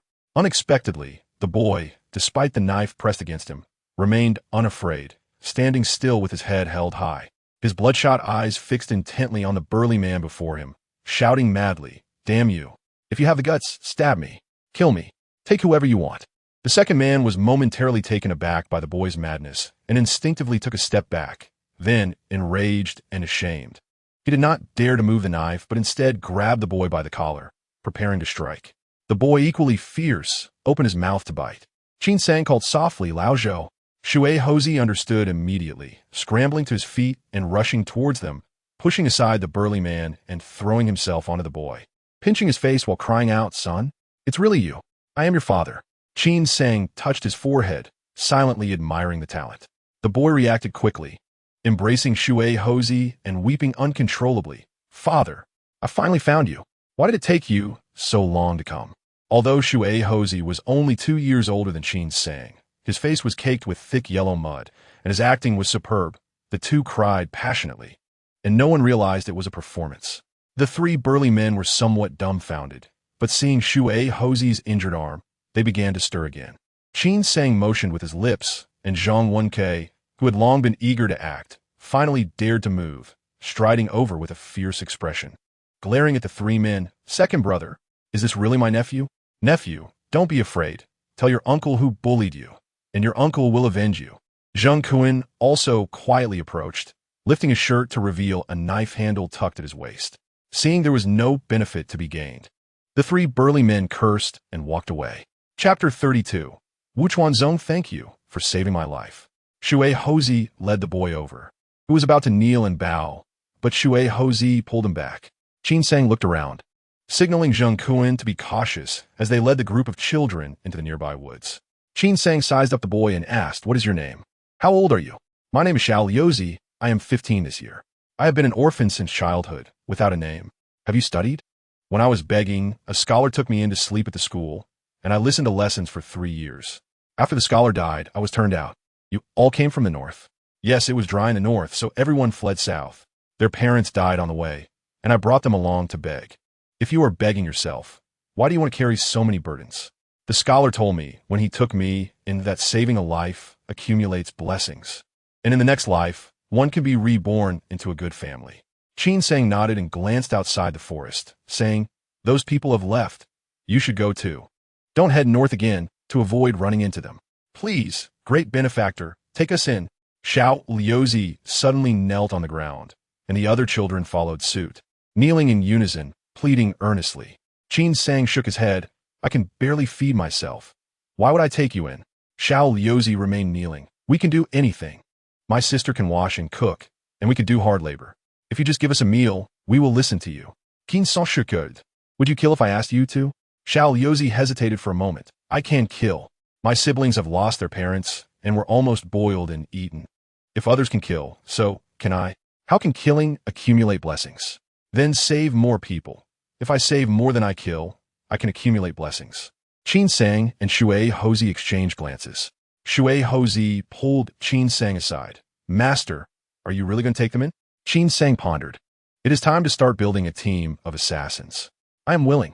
Xiao Liuzi exclaimed, overjoyed. From now on, I will be called Wu Chuanzong. My father is Wu Yaba. Now I have a name. The other children jumped joyfully. Qin Sang slightly nodded. He did not care what the original surname of Lao Wu was. He had promised to find a son for Lao Wu, so he would let him keep the surname Wu, thus keeping his word. Zhang Wenkei, take these children to find a place to settle down, rest for a bit, and immediately inform General Mu of my decision. Yes.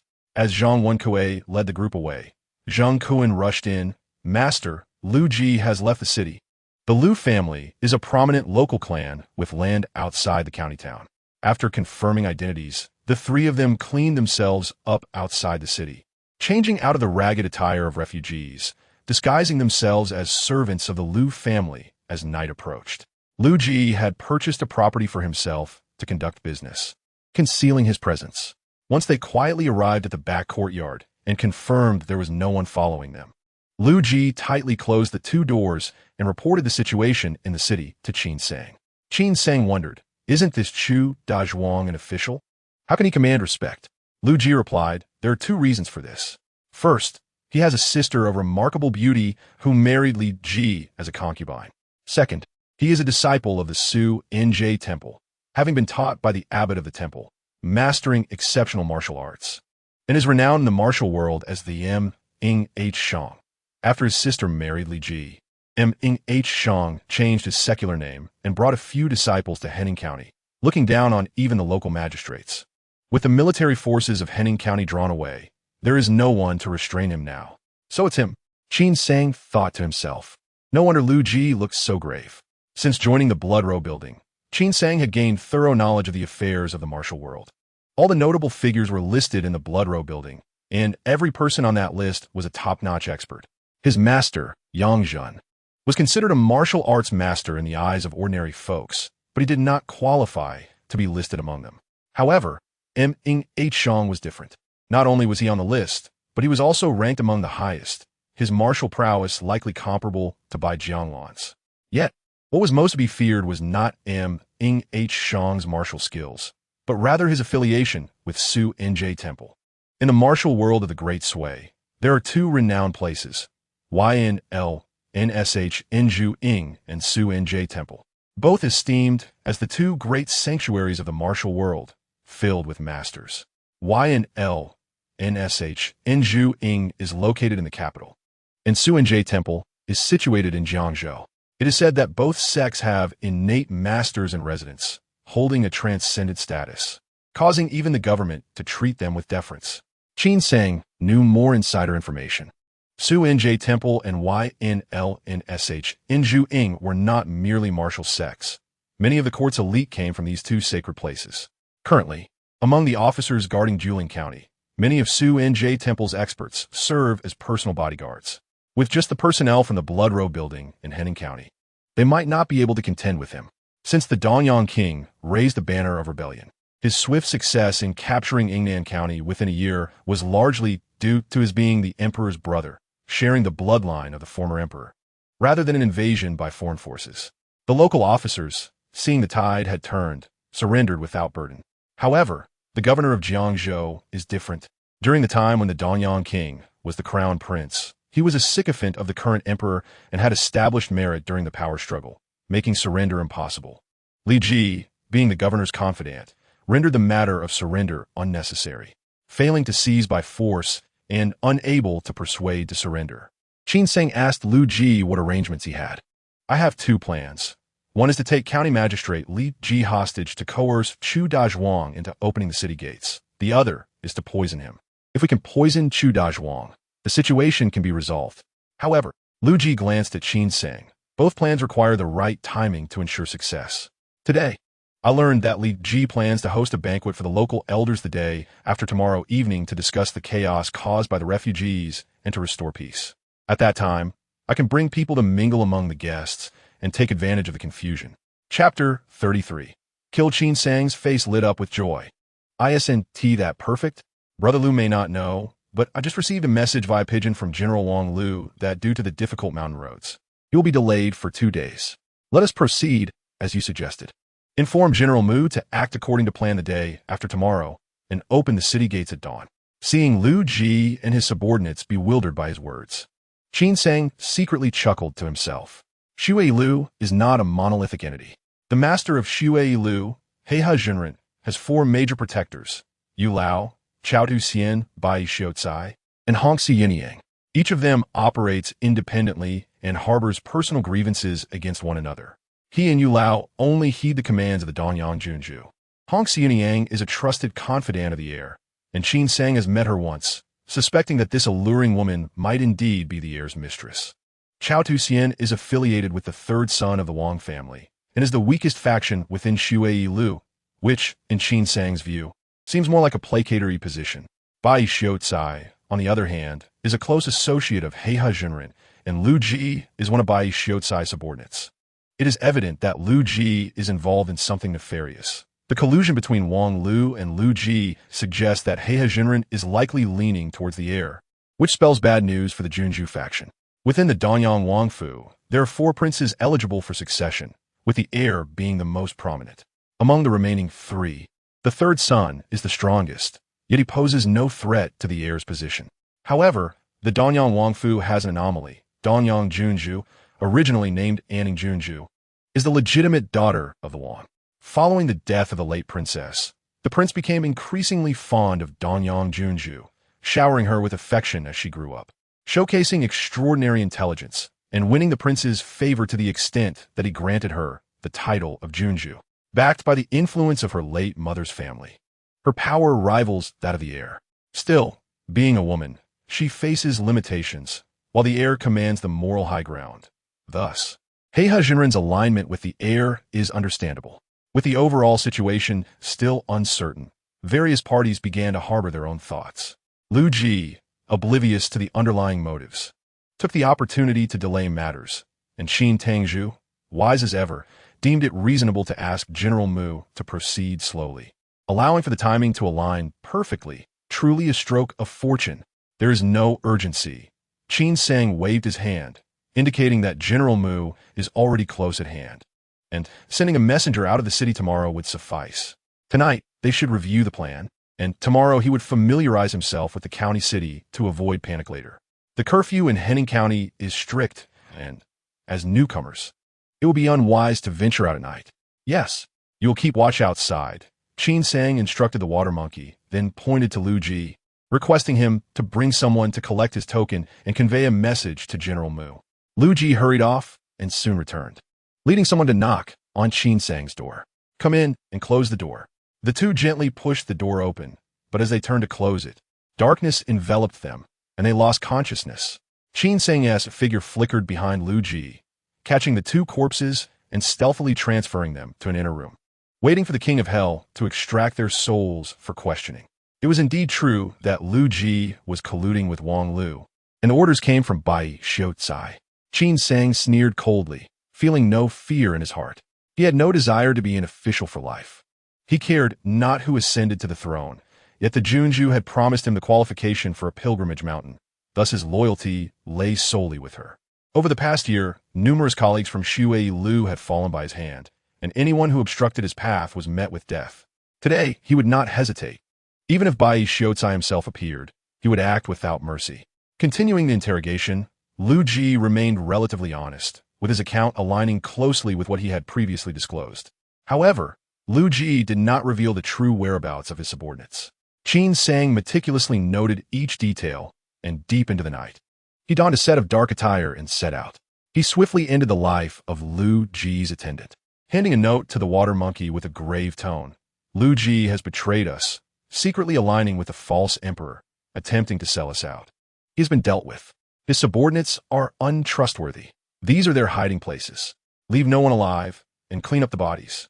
After the task is complete, rendezvous with me at the city gate. Zheng Kun and the water monkey said not a word, immediately taking their leave. Qin Sang activated the wooing step, quietly approaching the county office alone. The county magistrate, Li Ji, resided within the county office, and the residence of the monk Meng was not far away. Thus, Qin Sang's primary target was the monk Meng. The security around the county office was considerably tighter than in other areas. Yet these local militias and officials could only guard against ordinary individuals. They would not detect Qin Sang's movements. In the vast estate, only the monk Meng and a few servants resided. Qin Sang easily located the monk's quarters, but given Meng's formidable martial prowess, he hesitated to take any risks and opted to remain outside the room. Just as he was about to summon the king of hell, a sudden, piercing roar emanated from within. Who dares to disturb? This shout struck Qin Sang like a bolt from the blue, causing his head to spin. He hastily bit his tongue, the sharp pain jolting him back to clarity, a deep sense of foreboding rising within him as he swiftly retreated. In the next moment, an incredibly violent aura erupted from the room, surging towards him. Boom! A fiery red fist shadow violently smashed through the wall, carrying with it an intense and scorching energy, rushing straight towards Qin Sang's hiding place, creating a deep crater in the stone-paved ground. Debris flew, and withered leaves scattered. The energy had been released. Qin Sang's expression shifted. Had the monk Meng already broken through to the innate stage? No, there were two individuals in the room. An elderly monk emerged from the shattered wall, followed by a tall, robust monk, who was indeed the monk Meng, Chudezhuang. Qin Sang did not recognize the elderly monk, but he appeared like any ordinary elderly man, his face wrinkled and emaciated. However, upon facing this person, Qin Sang felt an imminent sense of danger, his hair standing on end. Within this frail body lay astonishing power. He had never encountered anyone who could evoke such a feeling in him. Even Yu Lao and Bai Jianglong paled in comparison to this old monk. The monk Meng glared at Qin Sang, coldly declaring, "Master, this person may be a minion of the rebel." The master of the monk Meng is none other than the abbot of Su Nj Temple, Yuanjue Shangren. A flash of realization struck Qin Sang. He had indeed stumbled upon a formidable opponent. Yuanjue Shangren was the foremost expert of Su Nj Temple, and there were rumors that he had entered the innate stage. It now appeared to be true. Many years ago, Yuanjue Shangren ventured beyond the borders of the Great Sui, and since then, his whereabouts have been unknown. It is said that he sought opportunities to break through to the innate stage, while others speculate that he, unwilling to face his impending demise, sought immortality. The roar he had just unleashed was undoubtedly the renowned Su Nj Temple's secret technique, the lion's roar, the manifestation of true energy, the fist breaking through the air. This was a scene Qin Sang had never witnessed before. Qin Sang's figure flickered, gracefully retreating. But the monk Meng coldly snorted and suddenly swung his arm. Whoosh! A finely forged iron chain shot through the air, glistening like a stream of crystal water under the moonlight, racing towards Qin Sang with alarming speed. Bang! The monk Meng's body crashed to the ground. Stirring up a cloud of dust and a few fallen leaves, his breath extinguished. All of this transpired in the blink of an eye. Yuanjue Shangren cast a glance at the monk Meng's lifeless body and then turned his intense gaze towards Qin Sang and the black flag in his hand, his eyes gleaming with a fierce light. "You are a cultivator." Qin Sang, gripping the Yinluo banner, stood at a distance, his gaze cold and his tone level as he spoke. "Old monk, I have no desire to spill more blood. If you leave now, I shall grant you a chance for survival." Though his words were eloquent, Qin Sang's heart was secretly lamenting. After the king of hell had slain the monk Meng, when Qin Sang commanded it to kill Yuanjue Shangren, it had actually disobeyed. Typically, when encountering living beings, the king of hell rushed forward to savor the delicious souls without needing Qin Sang's orders. Yet now, in the face of the old monk, it seemed to cower, hiding timidly aside and unwilling to advance. Despite his old age, the vitality within the old monk was extraordinarily vigorous, a sight Qin Sang had never seen before. And the monk's true energy was remarkably peculiar. His fist shadows blazed red like fire, making him appear as a blazing sun, truly a bane to evil spirits. The dark-clad demon, wielding the Yanluo banner, could perish alongside sword-wielding immortals. Yet now he feared a master of the innate stage among mortals. Qin Sang could faintly sense the reason behind this fear. Even in battle, he had never allowed the king of hell to consume too many souls. The first concern was the fear of exposing one's identity, while the second was the apprehension that if Yama's power grew too formidable, it could turn against him. Qin Sang had long observed a peculiar trait of the Yanluo banner. If Yama consumed enough souls, the holes in the banner would restore themselves. Thus, when the banner was whole, Yama's strength would be fully restored as well. Qin Sang was uncertain of the black-clad demon's prior state, but he was certain it surpassed his own. If the black-clad demon could subdue a peak Yama, then the Jade Buddha might not suffice. He had initially intended to break through the fifth layer of the Yuming Jing before gradually enhancing Yama's strength. But he had not anticipated that the vigorous vitality of a congenital master could instill fear in Yama. Qin Sang had heard tales from Bai Jianglan of congenital masters slaying immortal teachers with their sword intent, realizing that even cultivators should not underestimate mortals, especially when he himself was merely an amateur. Outside the manor, voices rang out, calling for the coachman, yet no response came from within. The door was forcefully broken open. Moments earlier, the old monk's piercing howl had attracted the attention of the patrolling guards and townsfolk. At this juncture, Qin Sang had no choice but to abandon his usual caution, allowing Yama to venture forth and consume souls to gain strength, while he suppressed his own panic and feigned composure, hoping to intimidate the old monk. Unexpectedly, upon hearing Qin Sang's words, the monk's expression revealed not fear, but rather a gleam of excitement in his eyes. Suddenly, Qin Sang realized a critical point. If the old monk was traveling in search of immortality and encountered a cultivator displaying bravado before him, what would he do? His previous remarks had been entirely unnecessary, betraying his trepidation before an old hand. Sensing the monk's gaze growing increasingly greedy, Qin Sang found himself consumed with regret. Indeed, the monk squinted, fixated on Qin Sang for a moment, then abruptly scoffed, playing tricks. A sense of foreboding surged in Qin Sang's heart as he sensed the danger. He forcefully stomped the ground, launching himself into the air. In an instant, the monk appeared where he had stood, condensing a fiery force in his palm and striking down with such might that an ancient tree was severed in two. The sound of splintering wood echoed as the massive crown crashed down. What a terrifying congenital master! Qin Sang felt a chill run down his spine. Knowing he stood no chance against the monk, he turned to flee, but the monk, elated by the spectacle, laughed maniacally. Where did this young fool come from? Hand over your cultivation methods, and I shall spare your life. The first taunt echoed behind him. The second rang in his ears.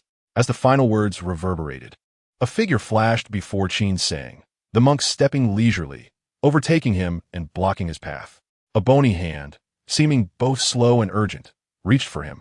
Qin Sang's hair stood on end as he unleashed the wooing bu, darting erratically. Yet no matter how he zigzagged, that hand persistently remained before him. Desperately activating the Yanluo banner's incantation, he cursed inwardly, only to see that hand grow larger before his eyes, a wave of bitterness flooding his heart, filled with deep resentment. My life is over. However, the monk did not directly snap Qin Sang's neck. Instead, he snatched the Yanluo banner from Qin Sang's grasp. Examining the banner, the monk's eyes sparkled with unrestrained joy, gazing at Qin Sang as if he were a treasure trove. Just as his fingers were poised to seal Qin Sang's acupoints, his body suddenly stiffened. Overjoyed, Qin Sang roared and charged forward, shoving aside the monk's arm, seizing the Yanluo banner, and thrusting it fiercely toward the monk's vulnerable neck. Qin Sang poured all his strength into the attack, nearly embedding the entire pole of the Yanluo banner within. Blood sprayed across Qin Sang's face as a fountain erupted from the monk's neck, who then collapsed backward. Sitting down heavily, Qin Sang gasped for breath, staring at the motionless monk on the ground, still shaken. The monk had been the most formidable adversary he encountered in this world. Indeed, congenital masters were fearsome. After the initial shock, Qin Sang began to reflect. Over the past year, he had faced no challenge, even the mightiest of foes faltering before Yama. inevitably altering his mindset to disregard mortals, believing he could traverse the vast world at will. This near brush with death jolted him back to awareness. From now on, he must exercise utmost caution against any adversary. Chapter 35. Another cultivator straining to rise, Qin Sang observed Yama devouring the monk's soul, glancing at Yama, now significantly more solid than before, and felt a wave of relief upon noticing no signs of it turning against him. Eagerly, he pressed the monk's soul for answers, curious about the martial arts sanctum, Xuanji Si, and whether the monk had encountered other immortal teachers during his travels. As the monk's soul dissipated, a look of surprise crossed Qin Sang's face. The souls of those previously slain by Yama had lingered for a similar duration, but the monk's soul lasted only half as long. This was a phenomenon Qin Sang had never witnessed before. Perplexed, he realized he had many more questions to ask. Nonetheless, the revelations gleaned from the monk made the peril worthwhile. It was not in vain that he had met this danger. To his astonishment, the monk had discerned Qin Sang as a cultivator because Xuanji Si had slain a cultivator decades prior. At that time, the assault on the cultivator had been led by two masters of Xuanji Si, both of whom were congenital experts. One master, horrified, fought desperately, resorting to a forbidden technique that drained his essence. The cultivator, taken aback by the astounding speed of mortals, had hastily drawn a talisman to conjure a water barrier, but it was too slow, pierced through by sword light. Witnessing the bizarre death of the reckless monk, the old monk instantly recalled this past event. He had hesitated until Qin Sang's bluster spurred him to act. Ultimately, it was only Qin Sang's naivety and inexperience in a martial world that had led him to reveal his weakness. Following that battle, the two congenital masters of Xuanji Si had suffered grievous losses, one dead and one injured, severely depleting their strength. It was only after the monk's breakthrough to congenital mastery that the situation stabilized. The gains and losses for Xuanji Si were disproportionately meager. The slain cultivator bore none of the coveted cultivation methods they had anticipated, only a purple bell, 2 talismans, and a bare jade tablet. Their attempts to infuse true energy into the bell and tablet yielded no response, and they even destroyed one of the talismans. After achieving his mastery, the monk had traveled far and wide, primarily seeking a means to decipher the purple bell and jade tablet. Qin Sang pondered for a moment, then bent down to seize the monk's body, feeling a wave of weakness wash over him. The earlier escape and struggle, though brief, had nearly drained his strength. He had taken lives before, more than one. He had stood amidst the chaos of battle, witnessing the horrors of corpses piled high and rivers of blood. Yet, as he gazed upon the nearly 100 bodies on the ground, each unscathed, lying motionless like sculptures, a sense of physiological discomfort overcame him. Taking up the Yinluo banner, he noticed that several of the holes had vanished, and Yama remained obediently nearby. The monk had enforced strict discipline over the soldiers, and the curfew in Ning County was severe. Even with such a ruckus, the surrounding residents kept their doors tightly shut, afraid to venture out. Surveying the area, Qin Sang used his sword to stab at the vital points of each body, piling them beside the woodshed, tossing in a fire starter. Soon, the Chufu was ablaze, flames leaping into the sky. Given the number of bodies, they would surely not burn cleanly, but Qin Sang merely sought to obscure the Yinluo banner. Charred remains would suffice. Qin Sang recited a volume of scripture, reflecting on the blood that stained his hands. This pretense felt insincere, prompting a bitter smile as he acknowledged his growing cold-heartedness. The horse registrar, clad in a coat, gazed anxiously out the window while penning a document, only to discover that a fire had erupted outside. Why had County Magistrate Lee not dispatched anyone to extinguish the flames? Suddenly, a loud thud reverberated. "Spare me, brave sir." The horse registrar, aged 50, moved swiftly, dropping to the ground and bowing his head to the feet before him. "Whatever the brave sir demands, I shall comply without fail. I plead for your mercy." It turned out that the severed heads belonged to County Magistrate Li Ji and the formidable Chu Dazhuang, nearly shattering the horse registrar's courage. The renowned martial artist, Meng Heshang, had met an inexplicable demise, and the horse registrar did not believe he had the capacity to resist. Another thud echoed as the county magistrate's seal was tossed before him. "Go and reassure the populace. At midnight, bring the seal to open the city gates. If you miss the hour, consider the lives of your entire family." The horse registrar bowed his head and swore, "Rest assured, brave sir, I will handle this matter with utmost diligence. If I fail, I shall take my own life without your intervention." Qin Sang chuckled softly. "Why do you not inquire why you're to open the city gates?" The horse registrar's eyes darted, and he declared with solemnity, "Brave sir, you may not know, but I have long awaited the arrival of the royal army. The current false emperor is debauched and tyrannical, provoking celestial wrath and calamities, leading to the bones of the common folk being exposed in the 13 prefectures of the Great Sway, stirring both divine and human anger. Yet Li Ji and the false emperor's lackeys remain obstinate, oppressing the weak. I'll lament my old age and lowly status, compelled to feign compliance with these villains. Day and night yearning for a wise ruler to rescue the suffering populace, my tears flowing inward.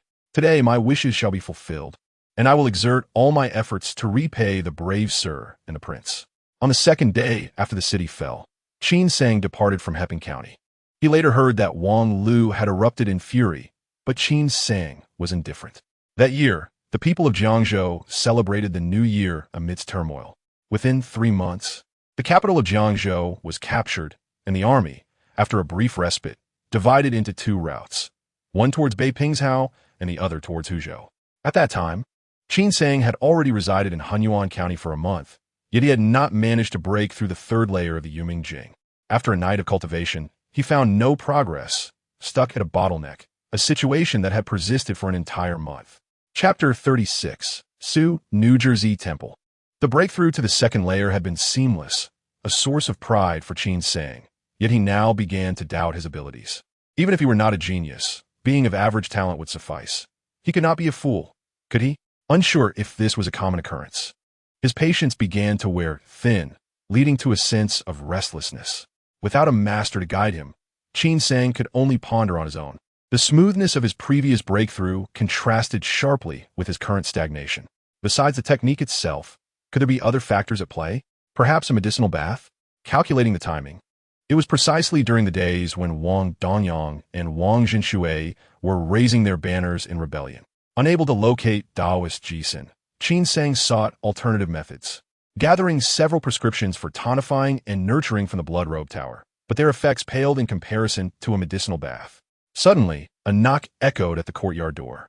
"Master, General Zhou has arrived," whispered the water monkey from outside.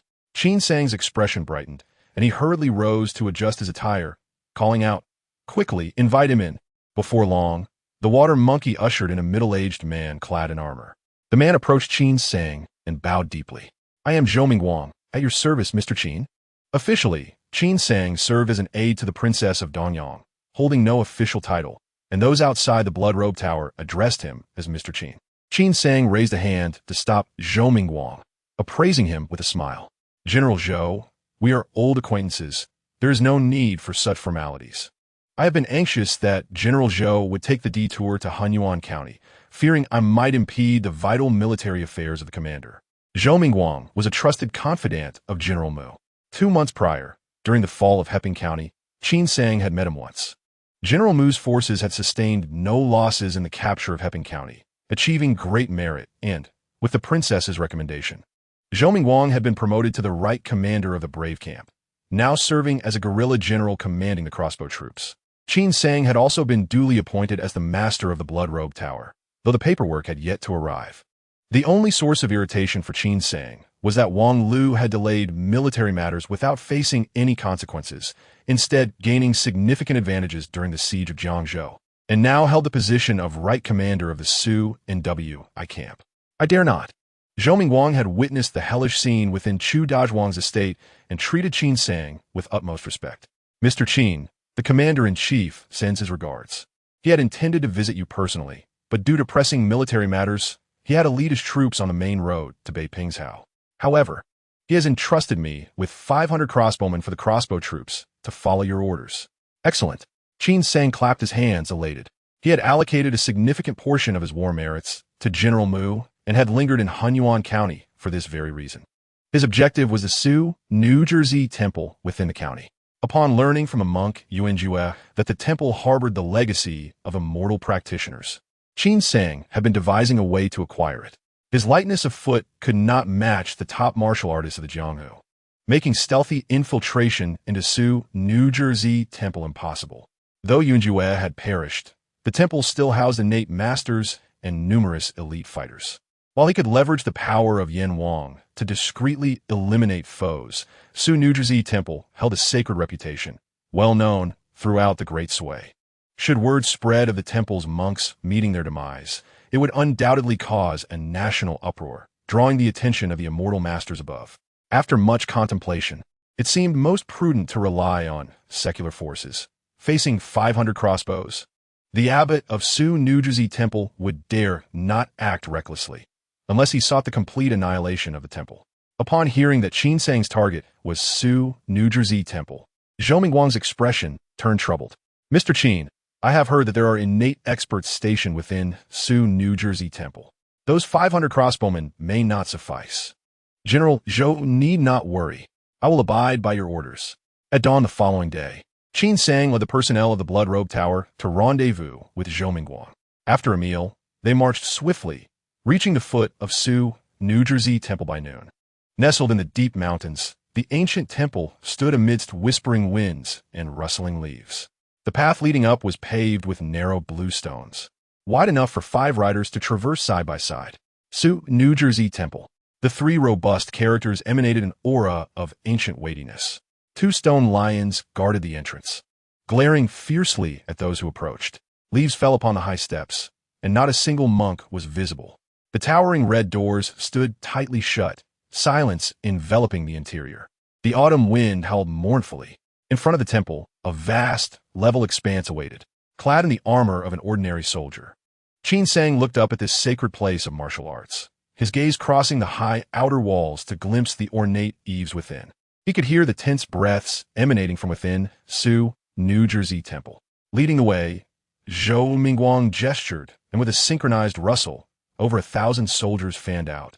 500 crossbows drawn and aimed at the red doors. Zhou Mingguang glanced at Qin Sang, who nodded slightly in acknowledgement.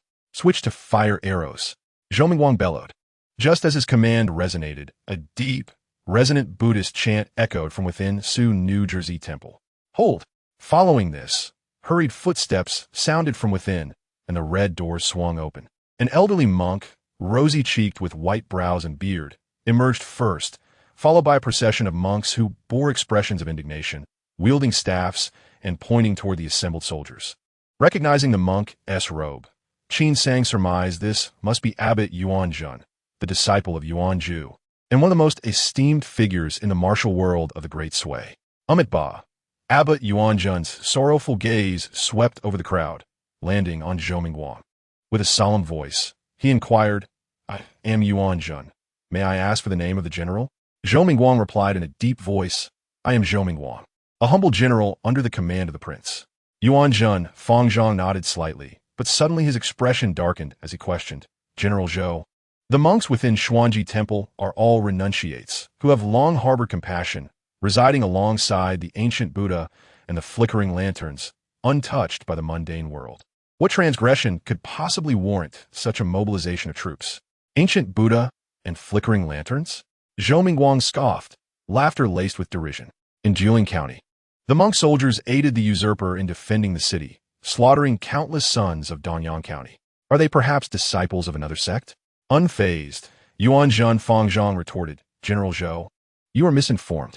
Those monk soldiers merely studied at Xuanji Temple. Upon descending the mountain, they have no further ties to it.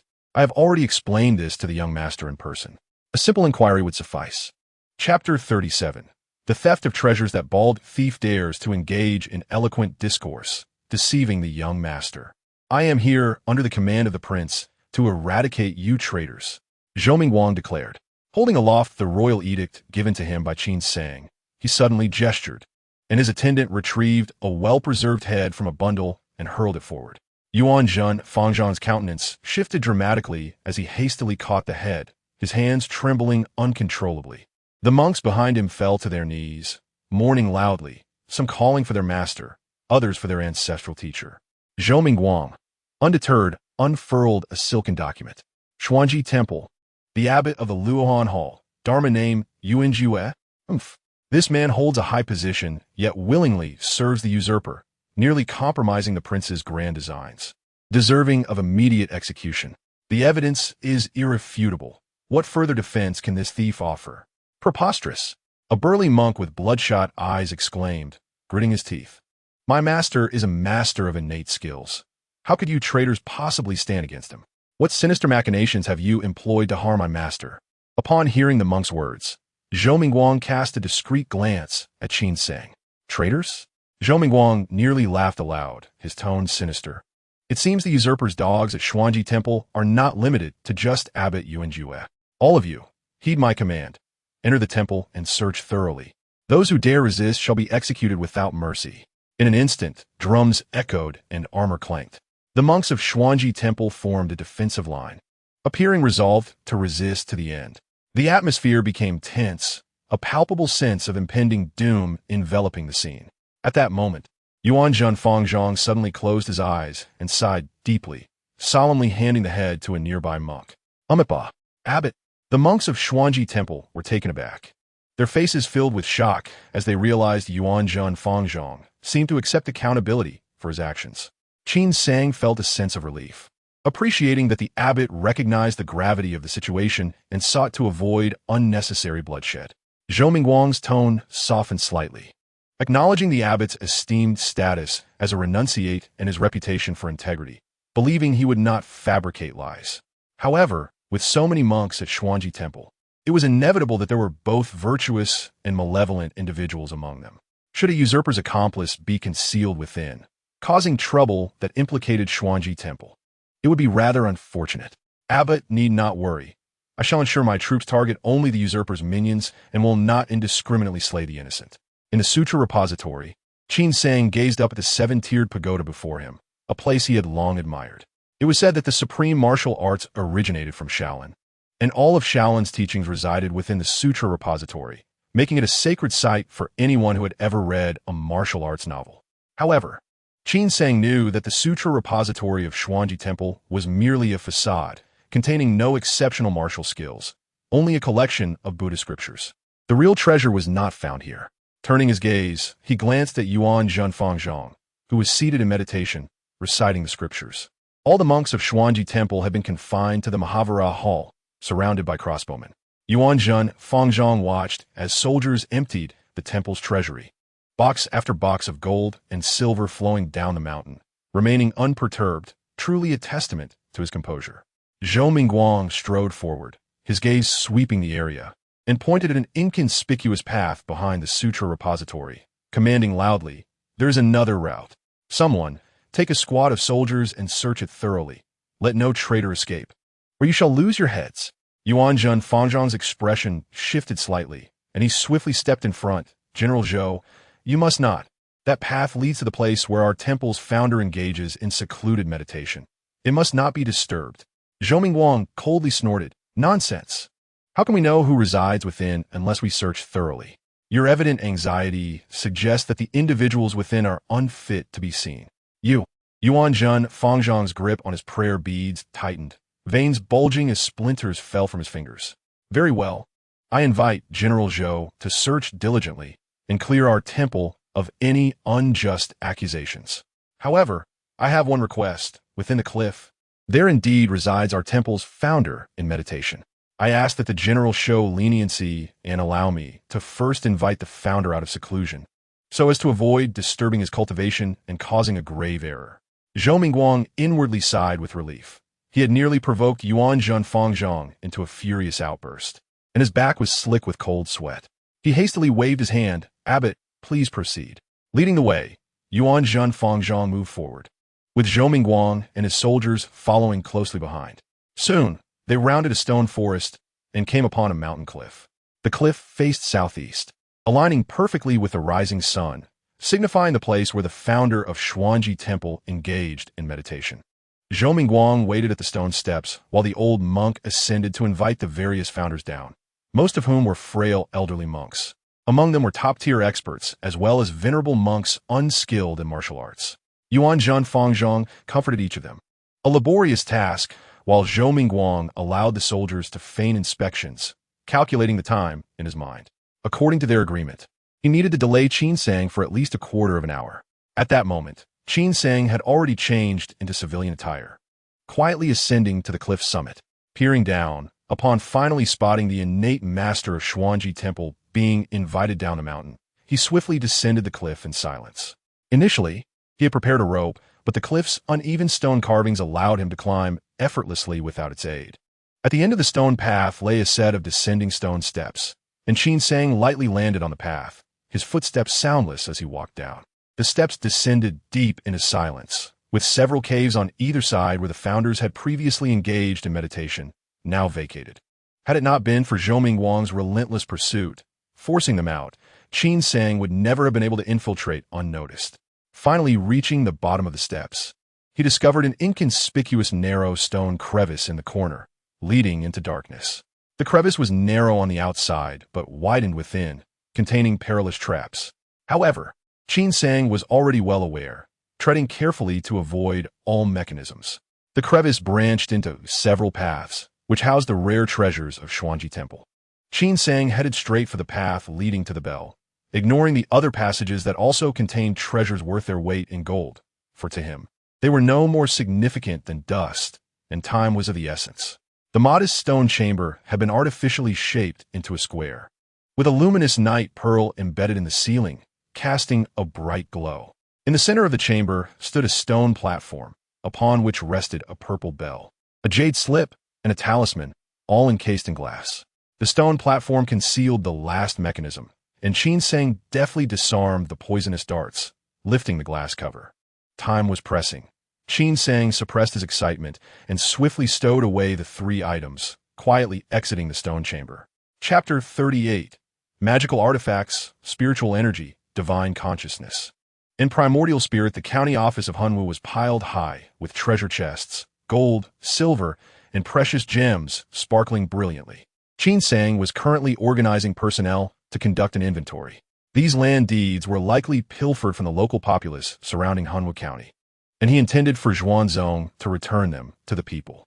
The visible treasury of Xuanji Temple had been nearly emptied, with a small box of land deeds remaining inside. Qin Sang flipped through it, discovering it contained land from the vicinity of Hunwu County. He handed the box to Wu Xuanzong, but noticed him hesitating, which piqued his curiosity. What was on his mind? Speak freely. Wu Xuanzong was an astute child, perceptive and capable, so Qin Sang kept him by his side for assistance. Furthermore, Wu Xuanzong possessed good insight and diligence.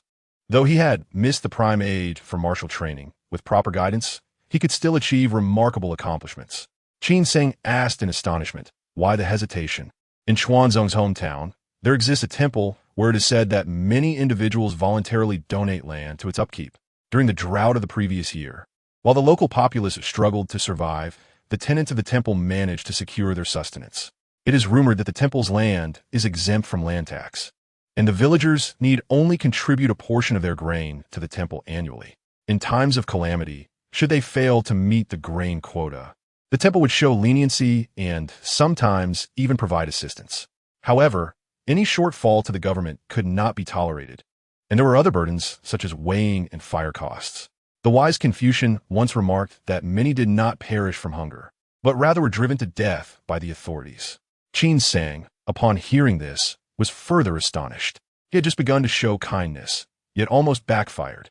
He glanced at the others, wondering if this was a universal issue. Determined to investigate, Qin Sang tossed the land contract to Zhang Wenkei and Wu Chuanzong, imposing a deadline of 1 day for them to ascertain whether the contracts were to be returned to the people or to the temple, leaving the decision in their hands. Seeing Zhang Wenkui's woeful expression, Qin Sang chided him playfully, why the long face? You will surely benefit from this.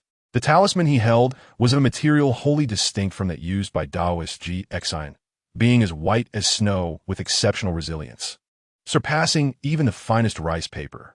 Intricate lines adorned the talisman, far more complex than the deceptive talismans of Taoist Ji Exine.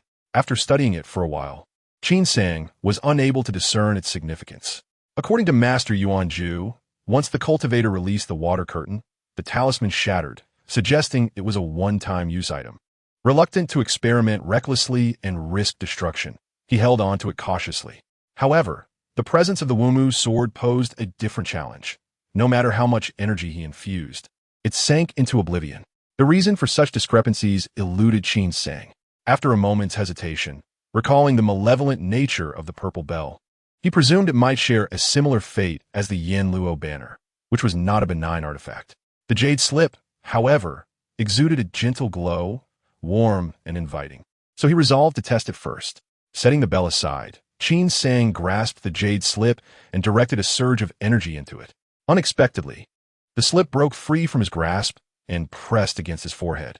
He felt as though his consciousness was being drawn into the jade slip, startling him momentarily. With the caution instilled by his previous experiences with the Yin Luo banner, he remained composed. Did the jade slip harbor a hidden realm? As he pondered this, he discovered that the slip contained written text, which invigorated him. After half an hour of sitting motionless at the table, Qin Sang finally lifted the jade slip, his eyes sparkling with excitement as he realized it was not a weapon, but a vessel for recording knowledge, detailing the bell's capabilities and methods of manipulation. The bell, known as Zihun Ling, was a superior magical artifact capable of bewildering souls and ensnaring minds. If a cultivator possessed sufficient strength, they could even annihilate an enemy's primordial spirit. The instructions for utilizing Zihun Ling were straightforward. No incantations were required. Merely the cultivation of spiritual energy to activate the bell sound, followed by mental control to effectuate its power. The jade slip elaborated extensively on the process of mastering the bell. Initially, a cultivator must exert their will over the bell sound to effectively confront a single adversary, thereby maximizing its potential. Once adept at manipulating Zihun Ling, its power could be unleashed to confound 3 or 4 individuals effortlessly. Eager to try, Qin Sang seized the Zihun Ling and, following the instructions from the jade slip, infused it with his spiritual energy.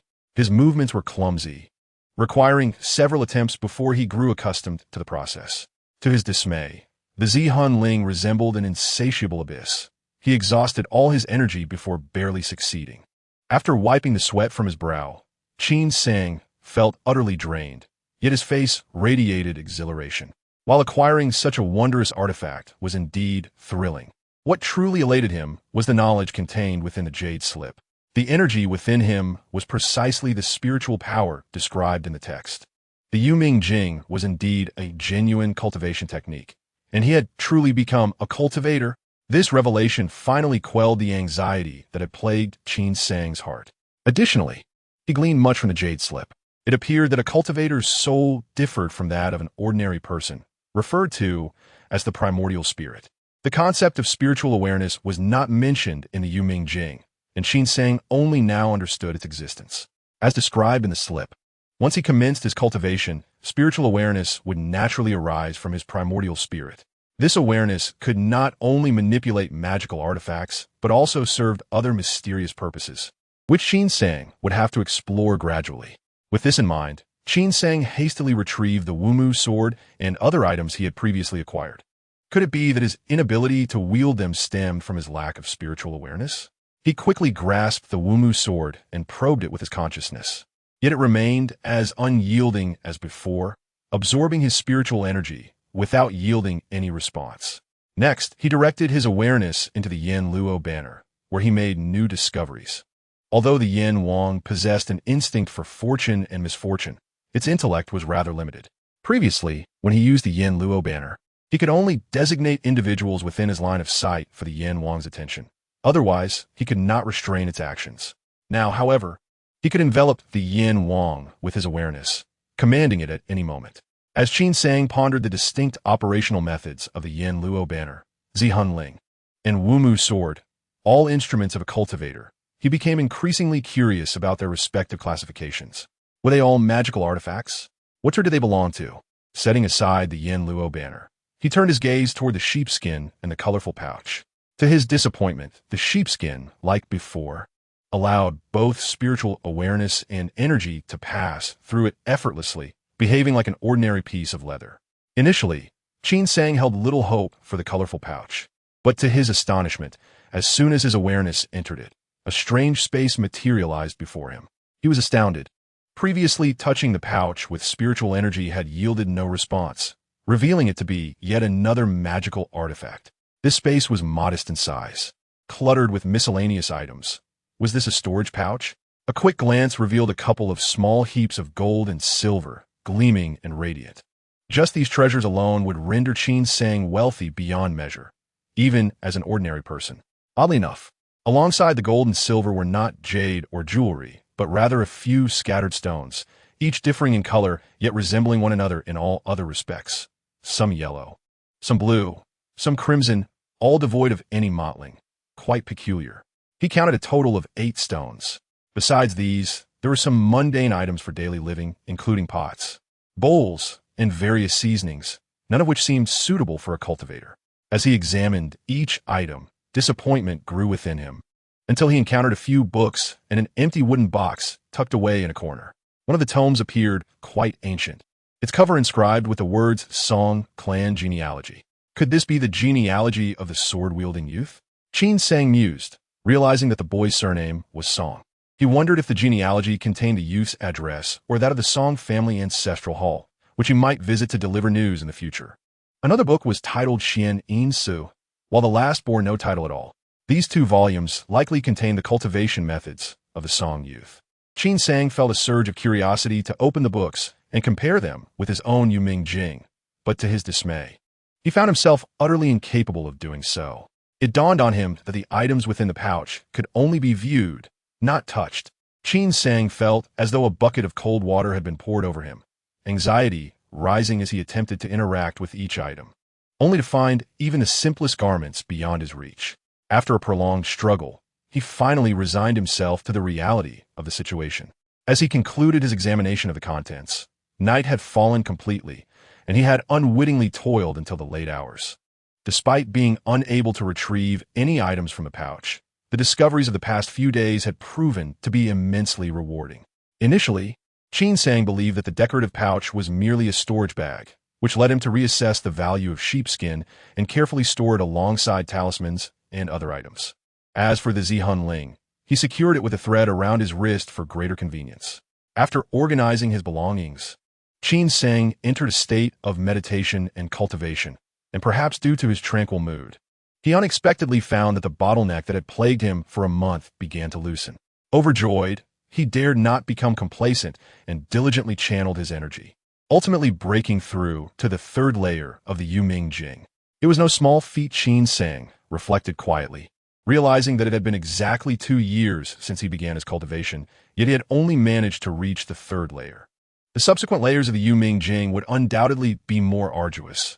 He pondered how many more years it would take to reach the 6th layer. After the 6th layer, would there be higher realms? If so, what path should he take? Calming his restless aura, Qin Sang exhaled deeply, opening his eyes to find that dawn had arrived. Following his breakthrough to the 3rd layer of the Yuming Jing, his spiritual energy had increased several-fold, making the use of the Zihun Ling much easier. He felt wide awake and was particularly enamored with the artifact, more so than with the Yen Luo fan, for this was the first magical tool he could wield directly. Suddenly, there was a loud knocking at the gate. Qin Sang frowned, wondering who it could be. Tang Zhu. General Zhou has sent someone into the city with news. The princess is arriving and heading to the county office, Zheng Kuan called from outside. The mention of the princess made Qin Sang think how swiftly she had come. He quickly tidied up, concealing the Zihun Ling in his sleeve, and hurried toward the county office. Upon arriving, he heard the rapid sound of hooves approaching. The Danyang princess led the charge, followed closely by Zhou Mingguang and by Jianglan, along with several attendants, galloping forth. Since their first encounter, Qin Sang had never seen the princess in female attire, and this occasion was no exception. The sky was a muted blue, and as autumn winds swept through the stone streets, yellow leaves danced in the air. The Danyang princess, clad in light armor with a helmet, a sword at her waist, and a flowing black-red cape billowing behind her, was a striking sight. Upon spotting Qin Sang, her piercing gaze locked onto him, her eyes glinting ominously, hinting at an impending storm. Bai Jianglan subtly gestured to Qin Sang, advising him to remain composed. As the princess's steed closed in on him, she reined in the horse with great force, causing it to rear back. Dismounting, she fixed Qin Sang with an intense glare. Her voice laced with fury. You forged the royal seal, falsely conveyed imperial edicts, and unilaterally mobilized troops, bringing calamity to the sacred ground. Qin Tangzhu, how many heads do you have? Unfazed by her accusatory stare, Qin Sang calmly extended a hand, urging her to temper her anger and enter the county office first, where he wished to show her something. With a huff, the princess cracked the whip of her horse and strode into the office. Qin Sang stepped aside to lead her directly into the grand hall. The treasures had already been meticulously counted and arranged in boxes. Standing at the entrance, the princess surveyed the scene and impatiently inquired, "What is this?" Approaching one of the boxes, Qin Sang opened it to reveal a neatly stacked collection of silver ingots. He then opened another box, revealing yet more silver. Accepting a ledger handed to him by Shui Houzi, he declared, "Your Highness, these are the treasures extracted from one of the financial storages of the Xuanji Temple. The silver alone amounts to 100,000 taels, alongside a substantial quantity of jewels and other valuable items, including countless porcelain and silks. Over 1,000 people labored for a day and a night to complete the transfer. This is what remains after distributing benefits to Zhou Mingguang." The wealth of the Xuanji Temple has astonished everyone. The Danyang princess furrowed her brows and fell silent. Lost in thought, Qin Sang, puzzled, waited patiently until she fixed her gaze on him and remarked, "There are still 1,000 soldiers stationed in Jiangzhou. I am entrusting them all to you. How confident are you?" Chapter 40. 19 years old, the county city refers to the capital of the Yingshui prefecture. After the Danyang Wang raised his banner, he established a small court in Chuncheng, personally donning armor to lead troops in a battle, while the heir apparent held fort at the center, ensuring that all supplies for the two armies would flow through Yingshui prefecture. Before the heir apparent could arrive at Yingshui prefecture, the princess had already streamlined the various factions, thus seizing a significant advantage. Just 2 days prior, he had led troops to the Xuanji Temple to plunder treasures, and in a mere 2 days, not only had the distant heir apparent in Yingshui prefecture stood in support of the Xuanji Temple, but the princess had also rushed over from Jiangzhou. Qin Sang humbly accepted responsibility, stating, "Your Highness, the royal edict was forged by me, and both the Grand Commander and General Zhou were deceived by my actions. If punishment is to be meted out, it should be directed at me. How much harder is your head compared to Zhou Mingguang's? Were it not for your past saving of my life, I would have executed you by now." The Danyang princess shouted in anger. "Elder Yu has already met with the Heihe Zhenren and willingly relinquished control of the military hall. Provide me with a list of your personnel. In the future, if you aspire to become a general or minister, what path will you choose?" Without hesitation, Qin Sang replied, "Leading troops into battle to earn merit is the quickest way." The princess regarded him intently, then said, "Very well, you must pack your belongings immediately and head to the Xianwei camp in Huzhou. I will report to my father. And based on your previous achievements, a post as a deputy general will suit you well." Qin Sang's expression turned sour. "May I not go to the Shaoyong camp instead?" The position of deputy general was indeed prestigious, ranking just below the left and right commanders and the left and right deputy generals in the Xianwei camp. However, the current commander there was that young Wang Lu, whom he had thoroughly offended in Hanning County. To now work under him would be akin to delivering oneself into the lion's den. That is out of the question. The Danyang princess shot him a fierce glance, leaving no room for negotiation. "Zhou Mingguang, accompany me up the mountain to seek forgiveness from the abbot." Qin Sang hastily followed, knowing that the mess was of his making, and it was only right for him to take responsibility for seeking forgiveness, rather than allowing the princess to bow to those bald monks. "General Zhou, Brother Bai, quickly bring a troop of soldiers to collect these silver ingots." Before he could finish, the Danyang princess rebuked, "What's silver? The Buddhist sect lives in austerity. The Xuanji Temple is home to eminent monks of great virtue, who would never covet wealth or engage in such disgraceful acts of hoarding treasure. Do not slander them." Qin Sang, the Danyang princess, with a hint of anger on her face, swept away her sleeves and departed. As if recalling something, she hesitated for a moment and turned back to ask, "What did you use to forge the royal seal?" Hadish, Qin Sang replied, uncertain of how the princess would pacify the monks of the Xuanji Temple. That day, he set off with Shui Houzi and others, each on a horse, heading towards Huzhou. After assuming the position of deputy general, Qin Sang's 8th Battalion, which had originally been tasked with mopping up and clearing the battlefield, was recommended by Wang Lu to the commander, allowing Qin Sang to serve as a deputy general of a full battalion in name, despite his previous deep incursions behind enemy lines. Little did they know that this move aligned perfectly with Qin Sang's intentions, enabling him to lead troops outside and have minimal contact with Wang Lu. With General Feng, the left deputy general, mediating, Wang Lu, as merely the right commander, could not overtly oppose Qin Sang, regardless of his disdain.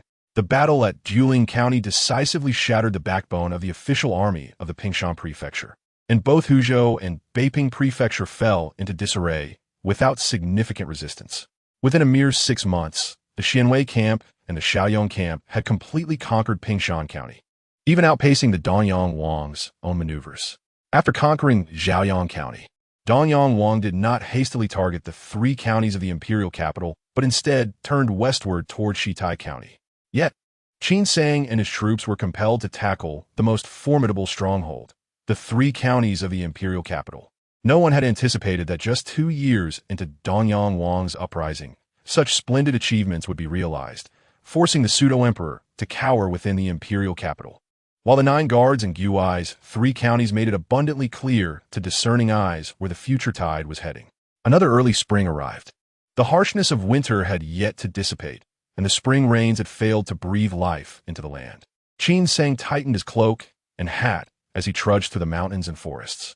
Unbeknownst to him, he had been in this world for 3.5 years. And by the age of Qin Sanhua, he was now 19 years old. As the rain intensified, Qin Sang sought shelter, gazing at the distant mountains shrouded in mist. Lost in contemplation, for an entire year, he immersed himself in refining and organizing his cultivation, merely attending to military matters with a perfunctory approach, remaining unshaken in his position as a deputy general. Gradually, he made incremental attempts, and the holes in the Yinluo banner had been completely mended, restoring the Yinwang's power to its former zenith. Yet he remained obedient to Qin Sang. This led Qin Sang to realize that the UFO accompanying him possessed an unfathomable and unimaginable strength. However, no matter how he probed with spiritual power or divine consciousness, the UFO remained immovable. Objects such as the Wumu sword, sheepskin, and colorful pouch remained unchanged, leaving Qin Sang at a loss. Speaking of divine consciousness, after some exploration, Qin Sang became adept at its use. Once expanded, he could sense any object approaching within a few inches without relying on sight or sound, which intrigued him greatly.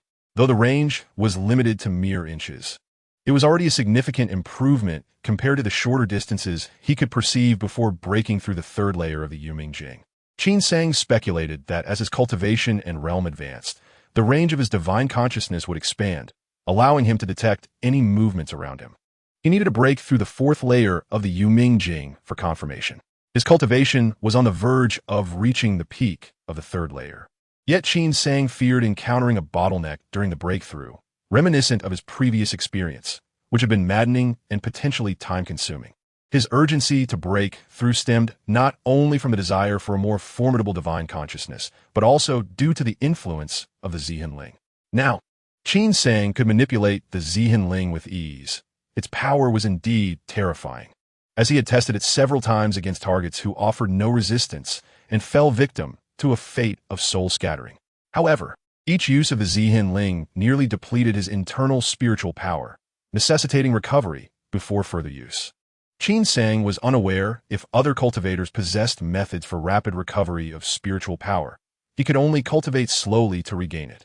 In the face of formidable opponents or complex situations, such slow recovery was untenable. Furthermore, the Zihin Ling could only focus on a single adversary at a time. Attempting to confront multiple foes would lead to excruciating headaches, rendering him unable to persist. This fueled his eagerness to ascend to a higher realm. It seemed that the rain would continue for a considerable time. Just as Qin Sang prepared to meditate and cultivate, he suddenly noticed movement at the treetops at the foot of the mountain. A figure was racing through the forest. It was Shui Houzi, evidently in a hurry. Chapter 41. Anomaly. Qin Sang leaped onto the treetops to greet him. "Old Joe, what is amiss?" "General Qin." Qin Sang accepted the letter, scrutinizing it carefully. Indeed, it was an order commanding him to withdraw all scouts from Guling Mountain within 2 days, phrased far more sternly than Shui Houzi's tone. Clutching the letter, Qin Sang glanced at the desolate mountains surrounding him, filled with perplexity.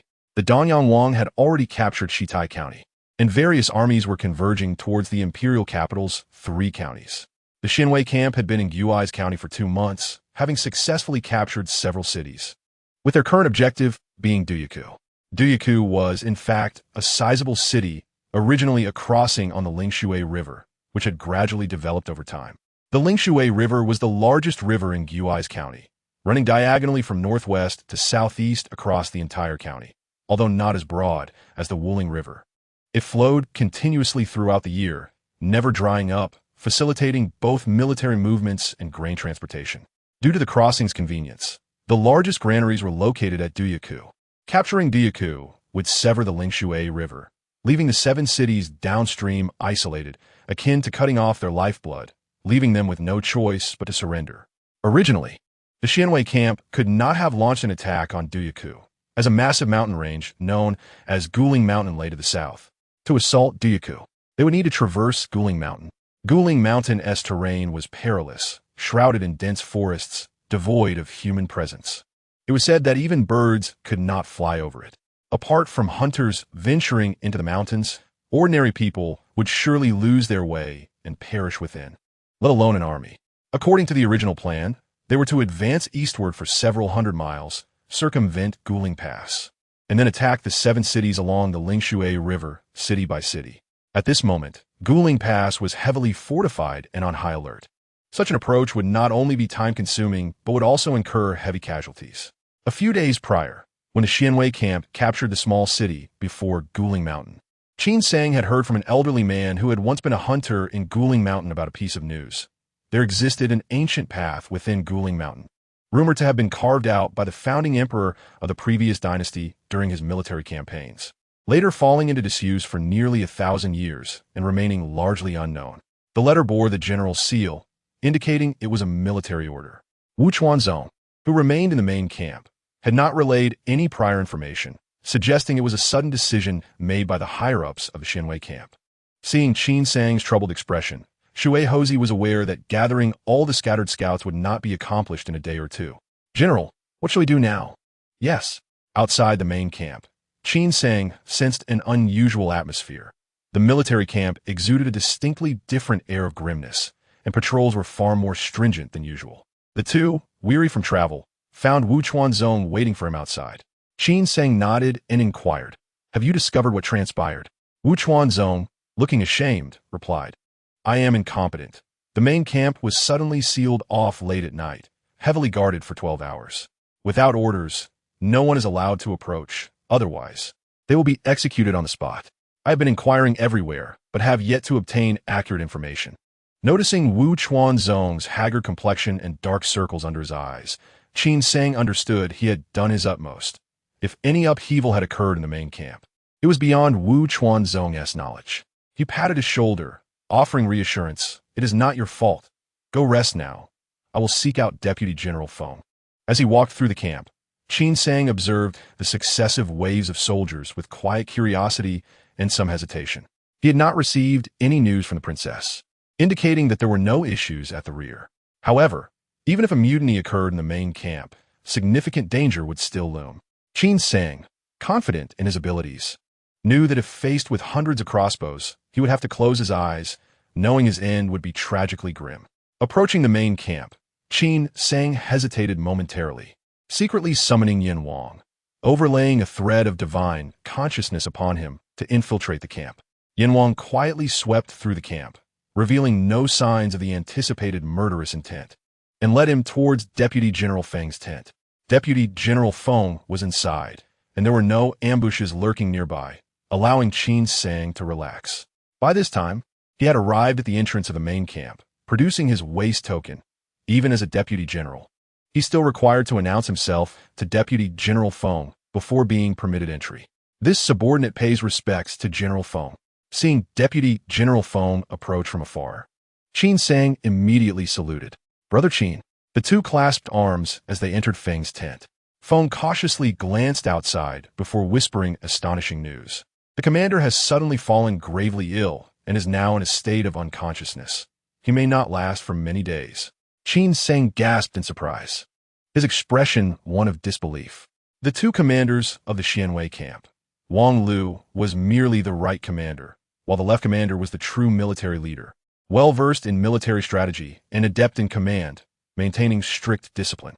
The left commander was a confidant of Danyang Wang, loyal only to the prince, allowing discussions of military matters alone in his presence, adopting a neutral stance in the rivalry between the heir and the princess. With his oversight, Wang Lu dared not act recklessly or resort to cunning against Qin Sang. Qin Sang produced the military order, stating, "I received this letter just yesterday." "Who is using the general seal?"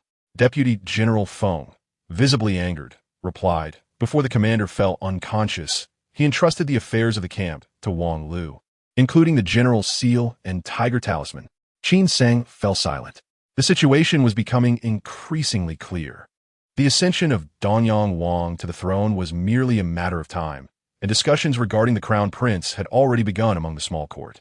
The position of the crown prince was contested solely between the heir and the princess.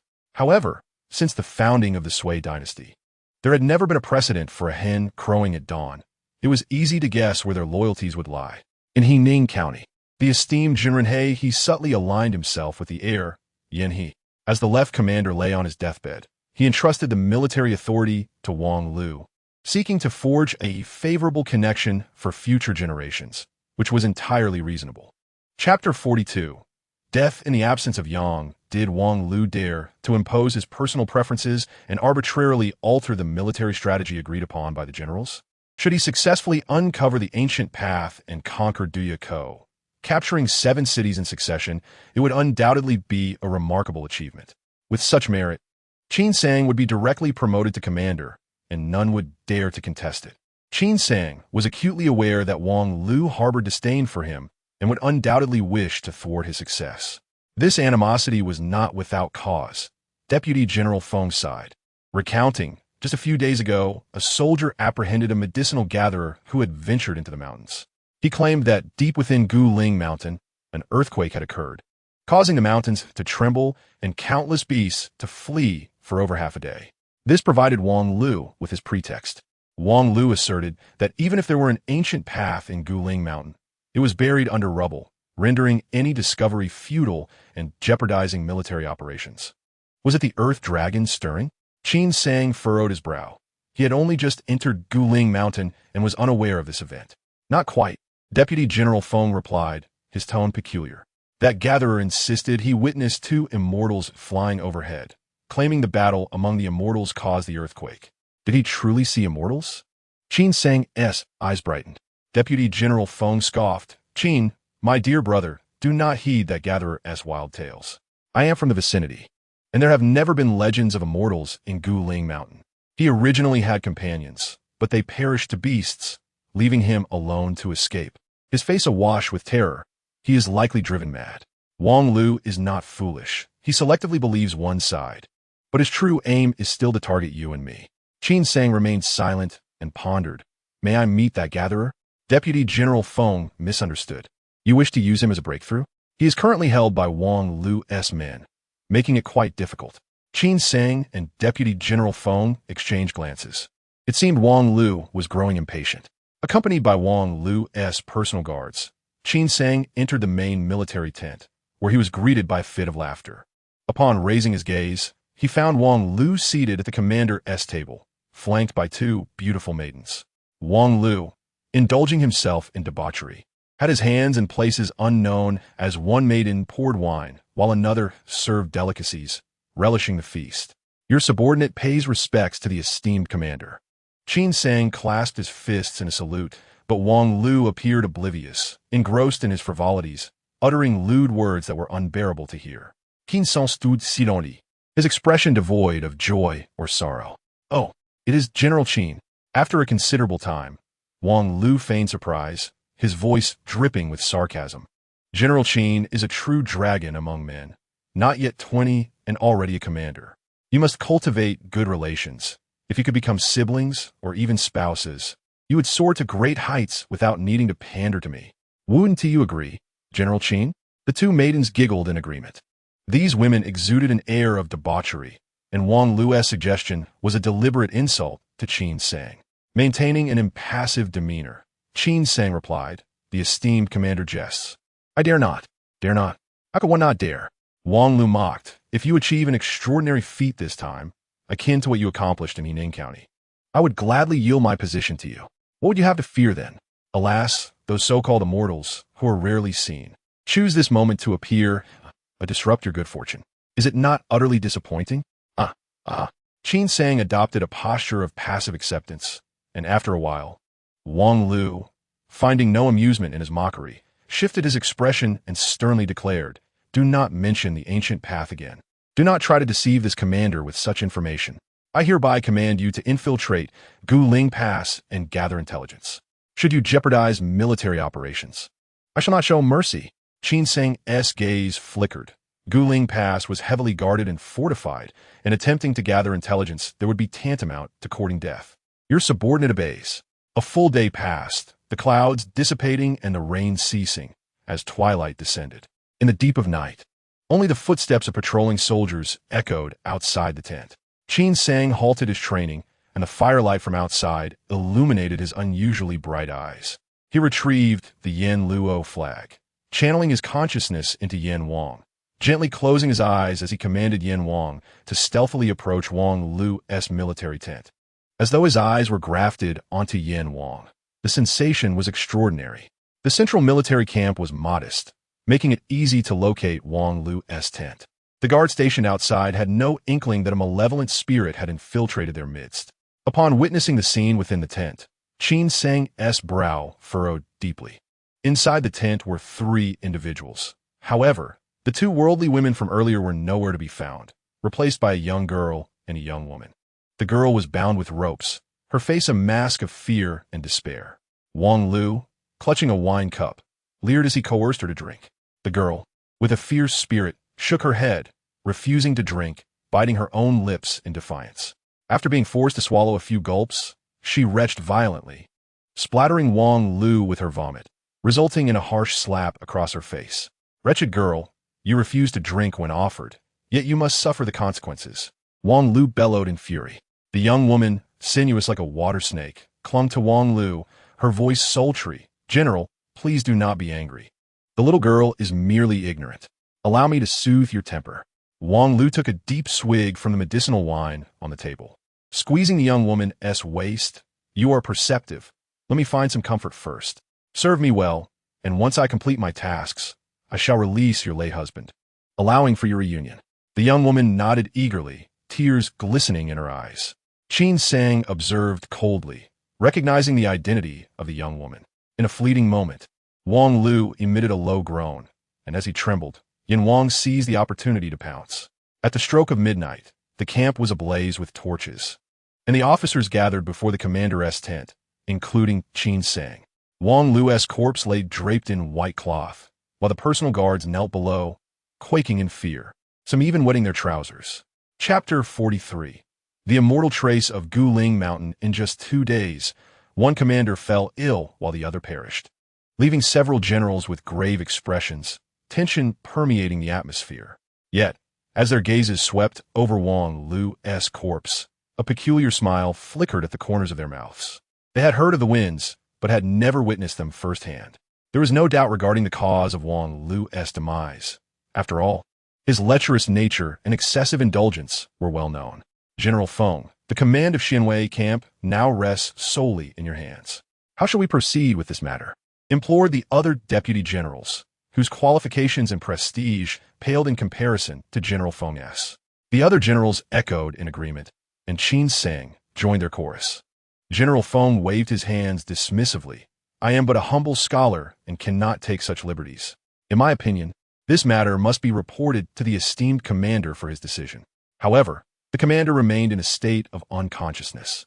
Qin Sang followed the other generals into the command tent, startled to see the commander's features sunken and his complexion waxen. Truly, illness struck like a falling mountain. He ordered the military physician to forcefully awaken the commander, and General Feng leaned close to explain briefly. The commander's vacant eyes suddenly widened, a feverish flush overtaking his face as he erupted into violent coughs, his lips trembling. Judging by his lip movements, he seemed to utter the word "useless." Before the gathered assembly, the commander laboriously transferred the command seal to General Feng, before collapsing unconscious. By the time they deliberated on how to address Wang Lu's aftermath, dawn had broken. "Sir," Wu Chuanzong hesitated before speaking. "How shall we handle General Wang's affairs? I have heard that both women in the tent are to be executed." It seemed that Wang Lu's disgraceful deeds had spread throughout the camp overnight, even reaching Wu Chuanzong. Qin Sang was not surprised. Wang Lu's arrogance had surely offended many, and they were all too eager to share his downfall. "Do not speak recklessly after you exit." Qin Sang reclined lazily against the bearskin chair. General Feng had already issued a gag order. General Wang was said to have perished from worry over military matters, toiling day and night.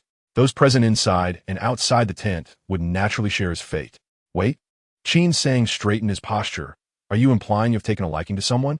Wu Chuanzong found himself in an embarrassing predicament, repeatedly gesturing in denial. No. "Sir, please do not misunderstand. I merely heard that those two young ladies were unfortunate souls coerced by General Wang back in Hening County.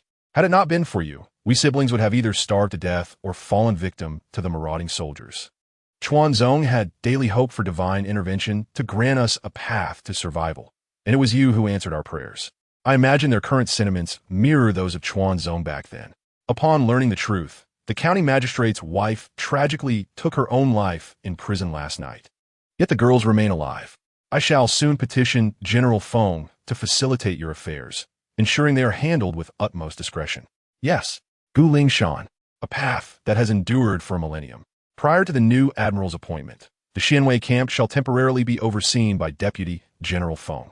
With the obstruction from Wang Lu removed, coupled with the scouts delivering precise intelligence on the ancient pass location, Deputy General Feng promptly dispatched half of his forces to feign an attack on Guling Pass, diverting the attention of the defending troops. Meanwhile, Qin Sang led the 1st Battalion, 8th Battalion, and the Logistics Battalion into the ancient path to forge ahead. Standing atop a peak at the entrance of the ancient path, Qin Sang gazed into the distant mountains, their depths obscured. Despite the rampant growth of flora, upon closer inspection, remnants of hewn cliffs could still be discerned.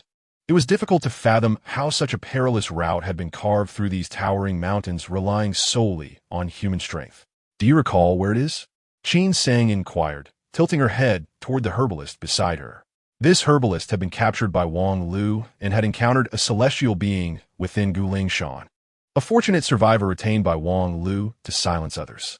After several exchanges with the herbalist, Qin Sang discerned he was not mad, though he had been thoroughly intimidated by the fearsome soldiers. The herbalist, trembling, pointed deeper into the ancient path. "I remember. It's right there," following the direction of his finger. Qin Sang's expression darkened abruptly as she coldly admonished, "Dare you lie before me, General? How can mere herbalist traverse such a distance?"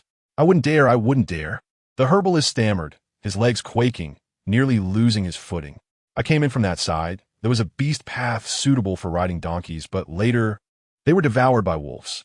I was terrified and feared I'd taken a wrong turn." Qin Sang's demeanor softened slightly as she nodded, instructing those around her. "Descend and clear a path." The personnel from the 3rd Battalion faced challenges establishing a route.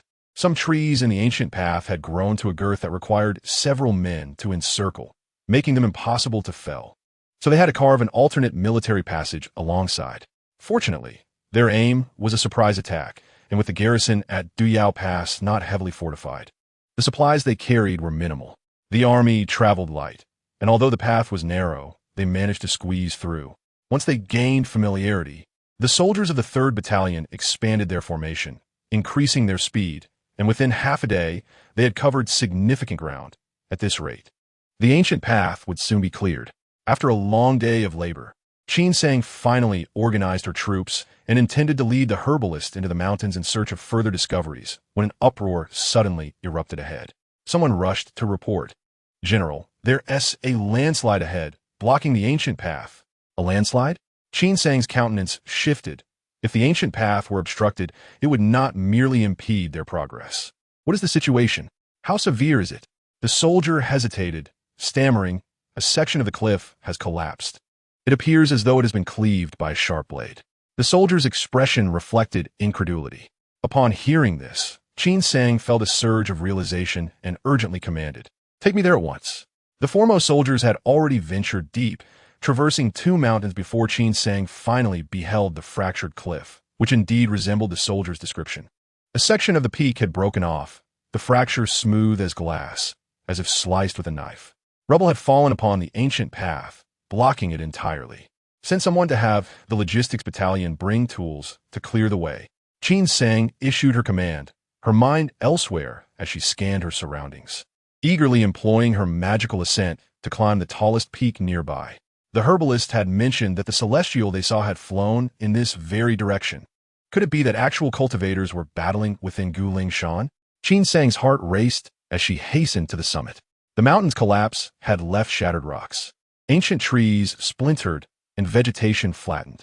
Furthermore, there were signs of fire, and astonishingly, remnants of ice crystals clung to some of the shaded flora, as if this area had experienced all 4 seasons in a single night. This scene evoked memories of the banks of Chunshui, filling her with a mix of astonishment and delight. However, not long after, disappointment washed over Qin Sang, and she sighed softly. She dashed down the mountain, eagerly searching the chaotic battlefield for an extended period. But aside from 2 pieces of fabric hanging from branches, she found no trace of any living soul. Not even a corpse. The battlefield seemed confined to a radius of a few hundred zhang, yet Qin Sang remained undeterred, expanding her search but uncovering no evidence. Clutching the 2 pieces of exquisite azure fabric, her gaze fell upon the ravaged valley beneath her, a pensive expression crossing her face. The peaks on either side of the valley had collapsed, debris filling the gorge. A small river that once flowed through had been dammed, creating a small lake upstream. Could someone be trapped beneath the rubble?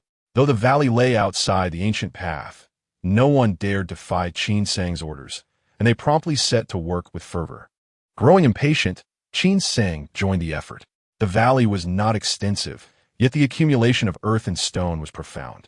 She couldn't help but worry that if anyone were buried beneath, they might have been reduced to pulp, hoping that their belongings remained intact. Layer upon layer of debris was cleared away, and before long, night fell.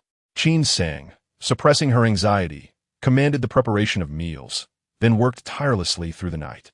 Some soldiers could not contain their complaints, but she feigned ignorance, lighting torches throughout the valley until late into the night when they finally reached the bottom. The last layer of earth had turned to mud from soaking, and as they carried basket after basket away, Qin Sang felt herself nearly transformed into a mud figure. Just then, a sudden cry rang out from ahead, stirring her heart. She looked up to hear the soldiers shouting, "General Qin, there are people down below." A surge of joy filled Qin Sang as she bellowed, "Do not move."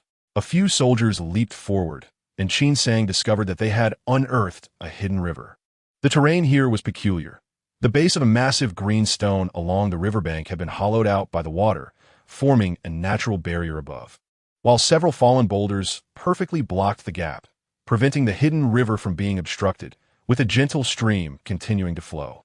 There, a figure lay, face down in the water, utterly still, clad in deep azure garments. Qin Sang compared the fabric she held. It matched precisely that which had been torn from this person's clothing.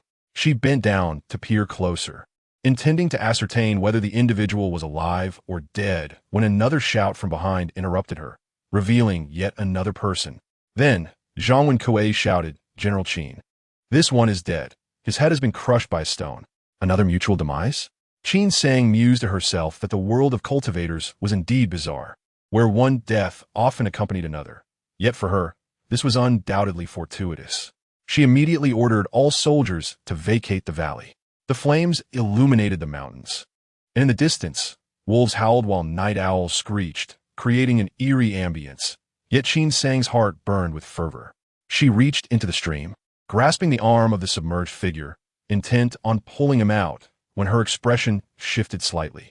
Half of the individual's body lay in the water, cold as ice, indistinguishable from a corpse. Yet at the very moment Qin Sang seized his arm, she felt a faint pulse. He was still alive. In that instant, Qin Sang found herself in a turmoil of emotions, uncertain whether to rejoice or despair, her expression flickering between hope and doubt. After a brief hesitation, she resolved to gently extract him from the water. The young man had been submerged for too long. His complexion was pale, and his lips devoid of color.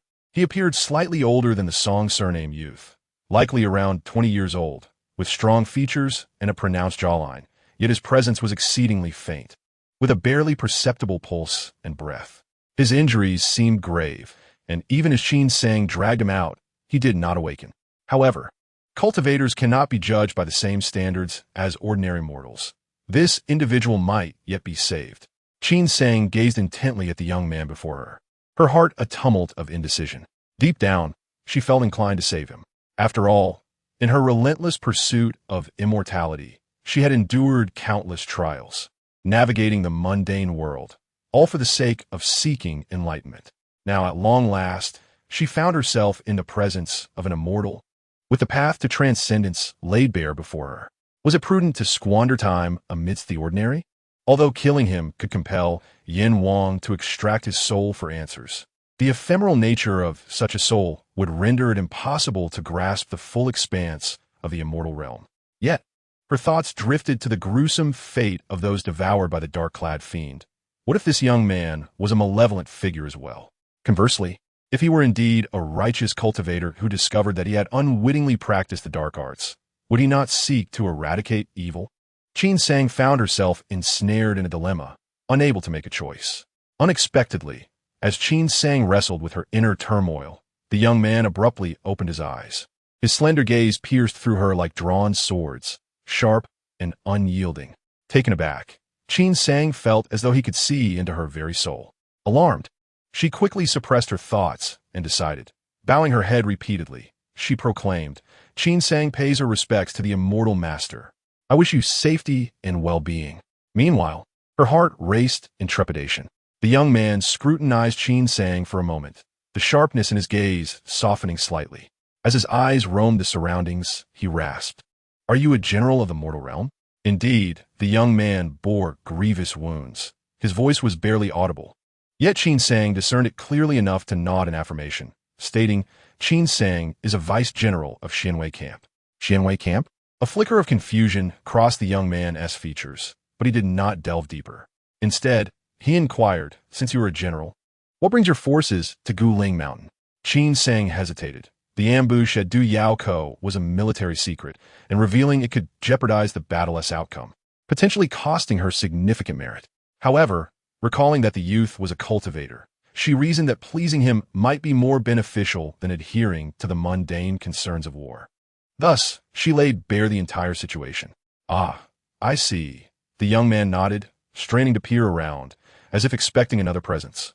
Qin Sang swiftly rose and dragged over another corpse, which was in a ghastly state, its upper body crushed beneath a massive stone. The young man let out a cold laugh, asserting Han would never ally with a fiend. This individual was a practitioner of the dark arts, notorious for his misdeeds, and I happened upon him, slaying him. However, his artifact was peculiar. I nearly met my end. Just then, the young man coughed violently several times, raising a hand to clutch his chest in evident agony. "Search him for a palm-sized pouch," he rasped. Was this Han youth truly a righteous individual, deeply opposed to evil? Qin Sang suppressed her unease, daring not to show any sign of doubt. She obediently searched the corpse's waist and indeed found a small pouch. Upon inspection, it resembled the seven-colored pouch, but was made of unremarkable gray fabric. "Give it to me," the Han youth commanded, taking the pouch in hand and closing his eyes momentarily. At that instant, Qin Sang felt a peculiar energy emanating from within him, an aura both familiar and powerful, imbued with spiritual essence and consciousness. A flicker of light erupted from the pouch's opening, and to her astonishment, a jade vial materialized in the young man's grasp. Qin Sang's eyes widened. Indeed, it was a storage pouch.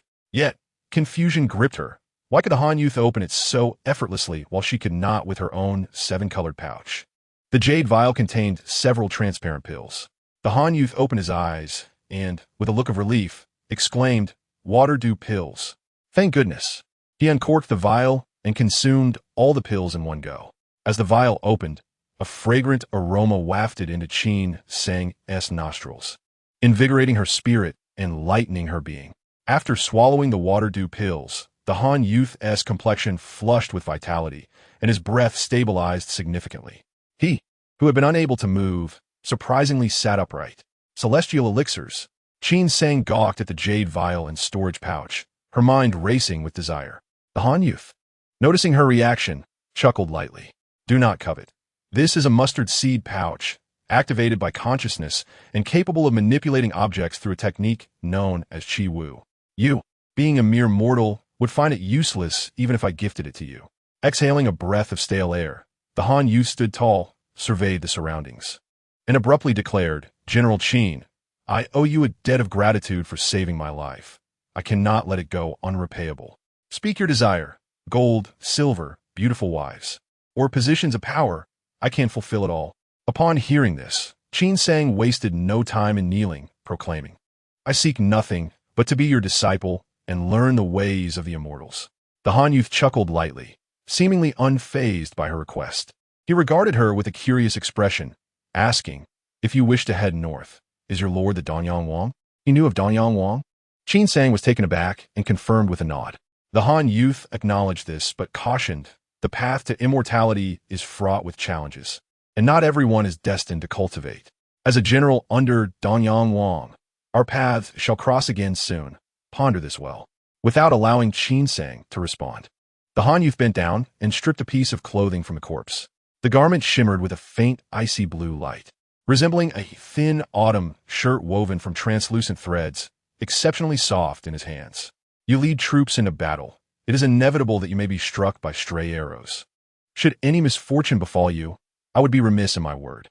This artifact is crafted from ice silkworm silk, light as air, capable of protecting even a mortal, impervious to common blades. General Qin, consider this carefully. We shall meet again at Shangshan. With that, the Han youth unleashed a green light, his complexion paling dramatically as he coughed violently. A green gourd appeared, rapidly enlarging in the wind. The Han youth appeared gravely weakened as he shakily mounted the gourd, nodding at Qin Sang before it soared into the sky, vanishing like a shooting star. Qin Sang clutched the ice silkworm armor, the coolness seeping into her palm. As she watched the Han youth depart, her thoughts swirled. His identity seemed closely linked to the immortal masters of Shangshan.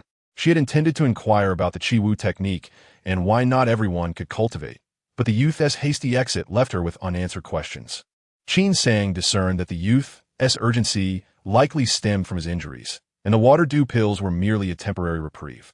While she could have easily dispatched him, the moment had passed, and there was no room for regret. Whether it was the ice silkworm armor or the promises made by the Han youth, she had undeniably gained much. At long last, she had encountered an immortal. Yet, amidst her elation, a sense of foreboding lingered. This young man seemed intolerant of evil, willing to risk everything to eliminate a dark practitioner. The suddenness of events had left her soldiers as witnesses, and now they were casting furtive glances at her, their expressions laden with unspoken meaning. With a cold snort, Qin Sang fixed her gaze upon them, prompting the soldiers to lower their heads in unison. Understood. Upon returning to the camp, Qin Sang noted the peculiar glances from her soldiers, a silent acknowledgement of the events that had transpired. She sighed inwardly, recognizing that keeping secrets among so many would be unrealistic. Even her closest companions, Shui Houzi and Wu Chuanrong, bore expressions of hesitation. After a moment of contemplation within her tent, Qin Sang summoned Shui Houzi, Zhang Wenkui, Wu Chuanrong, and others to join her. You have accompanied me for many years, and it is time for you to stand on your own. Qin Sang spoke directly, noticing their hesitant glances at one another, and chuckled softly, her tone softening. My aspirations to seek immortality have never wavered. I am indifferent to the wealth and glory of the mortal realm, a fact that Lao Zhou understands well. If there were no opportunity, I would accept it, but now that I have fortuitously encountered a chance for immortality, I shall not relinquish it. Shui Houzi Zhou nodded in agreement. When they first met Qin Sang, Bai Jianlan had already discerned her intentions, and it was unexpected that they remained unchanged. Wu Chuanzong exclaimed, Master, has that immortal agreed to guide you? Upon hearing this, the group erupted with excitement, expressing their gratitude to the general. After bidding farewell to the officers, Qin Sang closed the military tent and produced the ice silk armor. The young man, surnamed Han, stated that the ice silk armor was a magical artifact, prompting Qin Sang to utilize the method of commanding the Zihin Ling moments later. The ice silk armor flew from her palm, alternately enlarging and shrinking in the void, finally fitting itself onto Qin Sang's body before vanishing from sight. In the 46th chapter, titled Great Victory, Summons, and Assassination, Qin Sang, in high spirits, summoned the ice silk armor again and drew a sharp sword from the side, stabbing it with all her might. However, as soon as the sword tip made contact with the armor, it automatically veered aside, repeating this several times without leaving a mark on the armor. Truly a splendid treasure. Qin Sang was enamored, studying it further, and discovered that when she donned the ice silk armor and channeled her spiritual energy, a layer of mist resembling ice crystals enveloped her, enhancing her defensive capabilities. Moreover, the energy consumption of this armor was far less daunting than that of the Zihan Ling, allowing Qin Sang to sustain it for an extended period. This greatly delighted her. With this armor, even when confronted by formidable opponents like the Yuanjue Shangren, she would not fear unexpected setbacks. Reporting to the general, a person claiming to be a messenger from the county princess has arrived with a secret letter and requests an audience. While Qin Sang was in the midst of her training, she was startled awake by her guards outside, frowning as she opened the door. The morning sun was rising, casting a brilliant glow at the end of Ling Shui River, and the air within Duyako City was thick with a burnt aroma that lingered. After encountering the young man surnamed Han, it took them another 10 days to navigate the ancient path, only to find the garrison at Duyako surprisingly thin. Seizing the opportunity, Qin Sang took a brief rest before leading her troops directly to Duyako. The defenders were caught off guard by the enemy's rear assault and, in a state of panic, quickly surrendered after a brief resistance. However, the false emperor's forces responded swiftly. Just 3 days after Qin Sang captured Duyako, they gathered their troops and launched a naval assault. At that moment, General Feng's army had yet to arrive, leaving Qin Sang with no choice but to hold out for several days before burning all the granaries and retreating into the mountains. Nonetheless, this did not affect the ultimate outcome. The defenders of Guling Pass, facing starvation and severed supply lines, soon succumbed to internal discord, with a prominent general willingly acting as an insider to facilitate the city's surrender. With the situation settled, Qin Sang joined forces with General Feng, consolidating the remnants of the false emperor's army and restoring peace to the region, with their military strength now more formidable than before.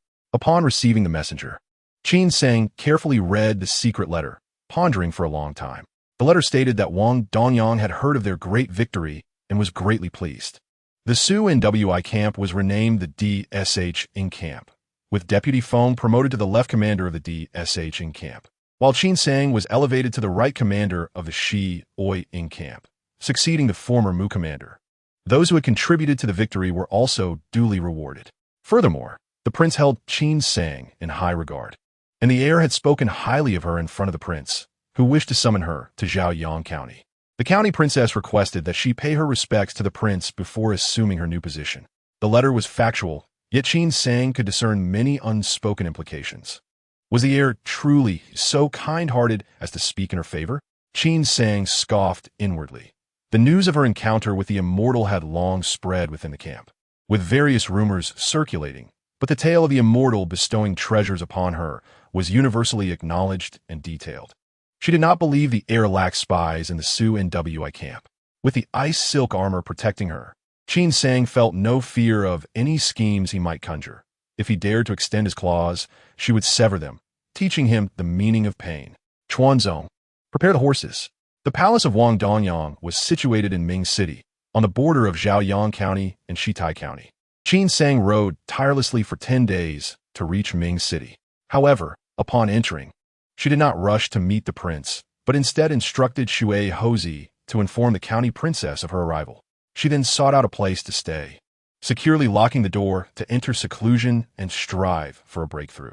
She lacked no soul elixirs and practiced relentlessly, finally sensing the bottleneck at the 4th layer of the Y, Ing Jing.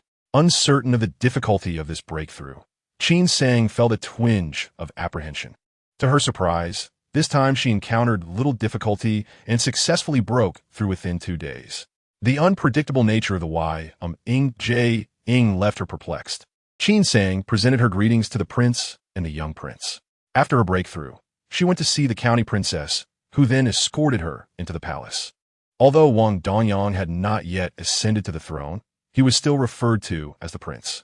Upon learning that General Qin had entered Ming City 3 days prior, but had only now come to see him, the heir inquired with feigned concern if she had encountered any troubles.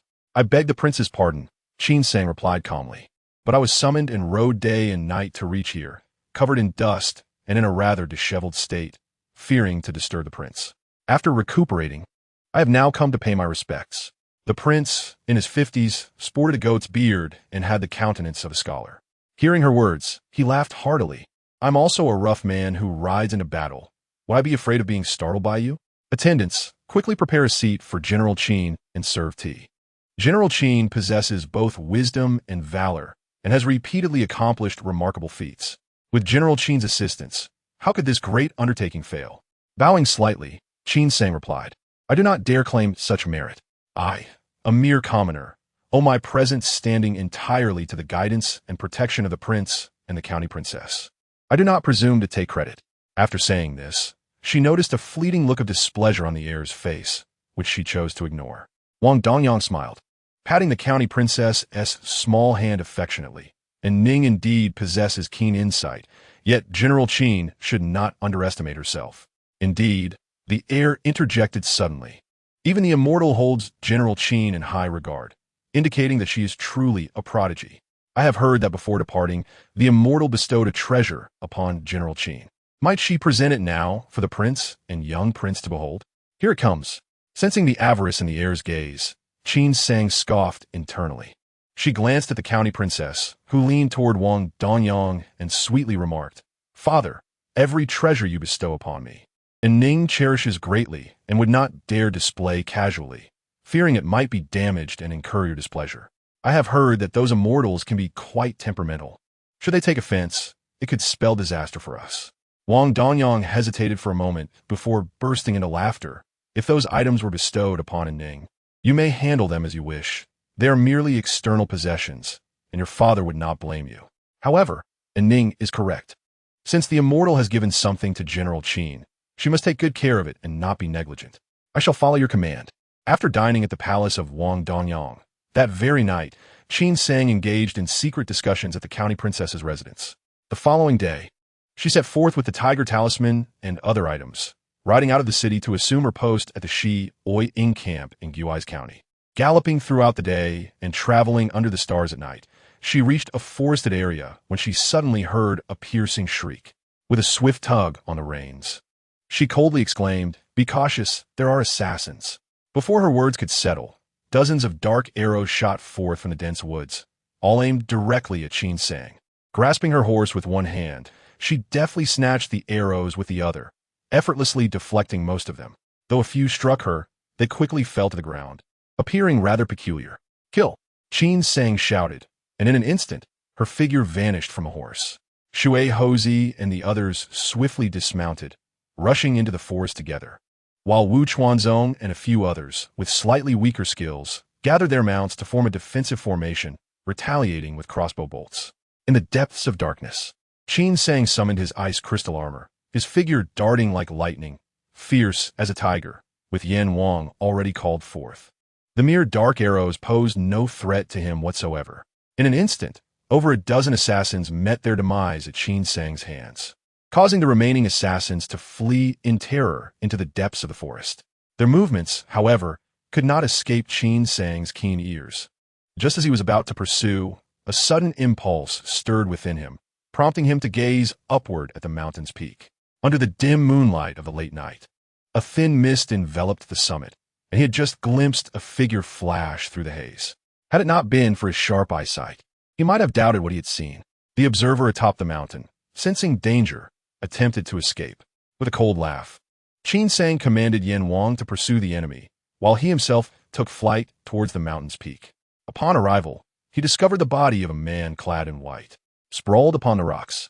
Qin Sang crouched to examine the man's waist token, revealing him to be a familiar face, the Bai Ishio Kai, one of the 4 guardians of the Blood Cloak Tower. This individual, possessing martial prowess rivaling that of Bai Jianglan, had met a silent and sudden end here.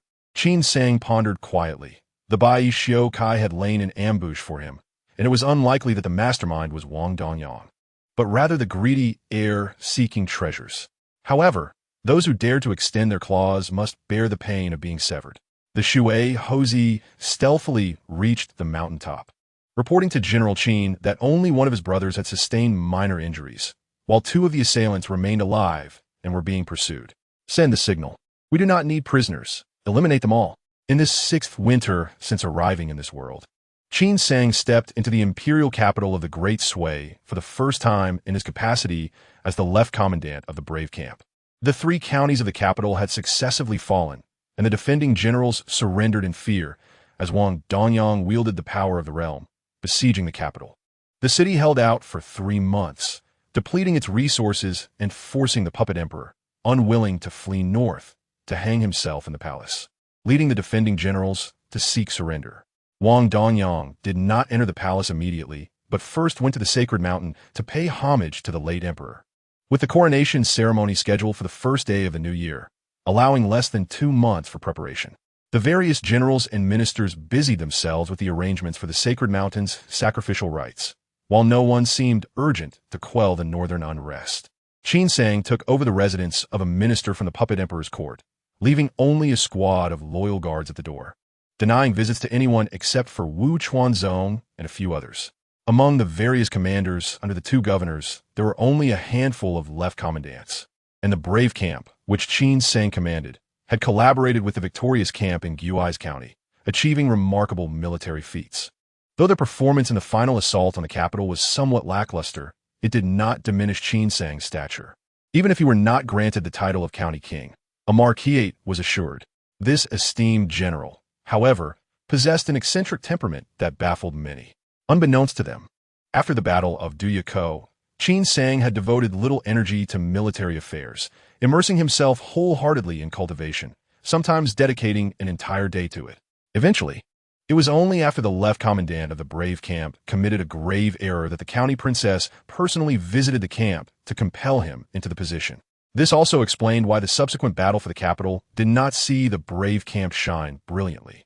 Nonetheless, due to Qin Sang's delegation of authority, Wu Chuanzong, Shui Hozi, and others gained ample experience, capable of standing on their own. Qin Sang reaped significant rewards as well, recently successfully breaking through to the 5th layer of the Yuming Jing. Anticipation for the long-awaited pilgrimage to the sacred mountain was drawing near, and Qin Sang found himself increasingly eager to see what surprises the young man of the Han surname would bring him. As the new year approached, heavy snow fell for 3 days. Yet, this new year was the most reassuring one for the people of the Great Sui in recent years. What had once been deemed a snow disaster was now praised as a blessing of snow heralding a bountiful year. With the clouds dispersing and the snow melting, the snow-covered paths of the sacred mountain were cleared overnight, strewn with straw and wood ash. Qin Sang, along with Governor Feng and Supervisor Mu, ascended the mountain step by step, engaging in jovial conversation. They were flanked by military generals and distinguished contributors. At the forefront, the inner guards opened the way, followed by Wang Danyang, the heir, the county princess, and several princes. Finally came the officials, guards, and sacrificial offerings of silk and other items. Everyone walked, leaving carriages at the foot of the mountain as a sign of respect. It took an hour and a half to reach the summit, where they beheld the sacred palace. The robust generals among them were in good spirits, while the frail officials nearly fainted from exhaustion. The air was drenched in sweat and gasping for breath, his performance not matching that of Wang Danyang, while the county princess remained composed as ever. The officials from the Sacred Supervisory Office stood at the entrance of the sacred palace, kneeling to pay their respects upon seeing Wang Danyang. After a series of rituals, the palace master fetched a brand new dragon robe for Wang Danyang to change into, and the crowd began to bustle about. Countless offerings flowed into the sacred palace, while monks and Taoists chanted sutras. Qin Sang observed with delight, his earlier anxiety easing somewhat. At noon, an official from the Sacred Supervisory Office held up a silk scroll, and those whose names were called could hardly contain their excitement, feigning composure as they stepped into the sacred palace under countless envious and awed gazes. When Qin Sang heard his name, he too walked in as if nothing were amiss. Inside the sacred palace, an immense incense burned, with countless offerings laid out, and in the center, jade tablets and books were displayed. Wang Danyang stood quietly, his tightly clenched fists revealing his evident agitation. Ultimately, only 31 individuals were deemed worthy of entering the sacred palace. The auspicious hour had arrived, and the sacred emperor was to be conferred. The palace master of the sacred palace shouted, raising his arm high to strike the ancient bell, its resonant sound echoing across the land. Wang Dongyang recited the sacrificial texts. The bell tolled 81 times, and Qin sang, growing impatient, silently cursed the celestial masters for their theatrics.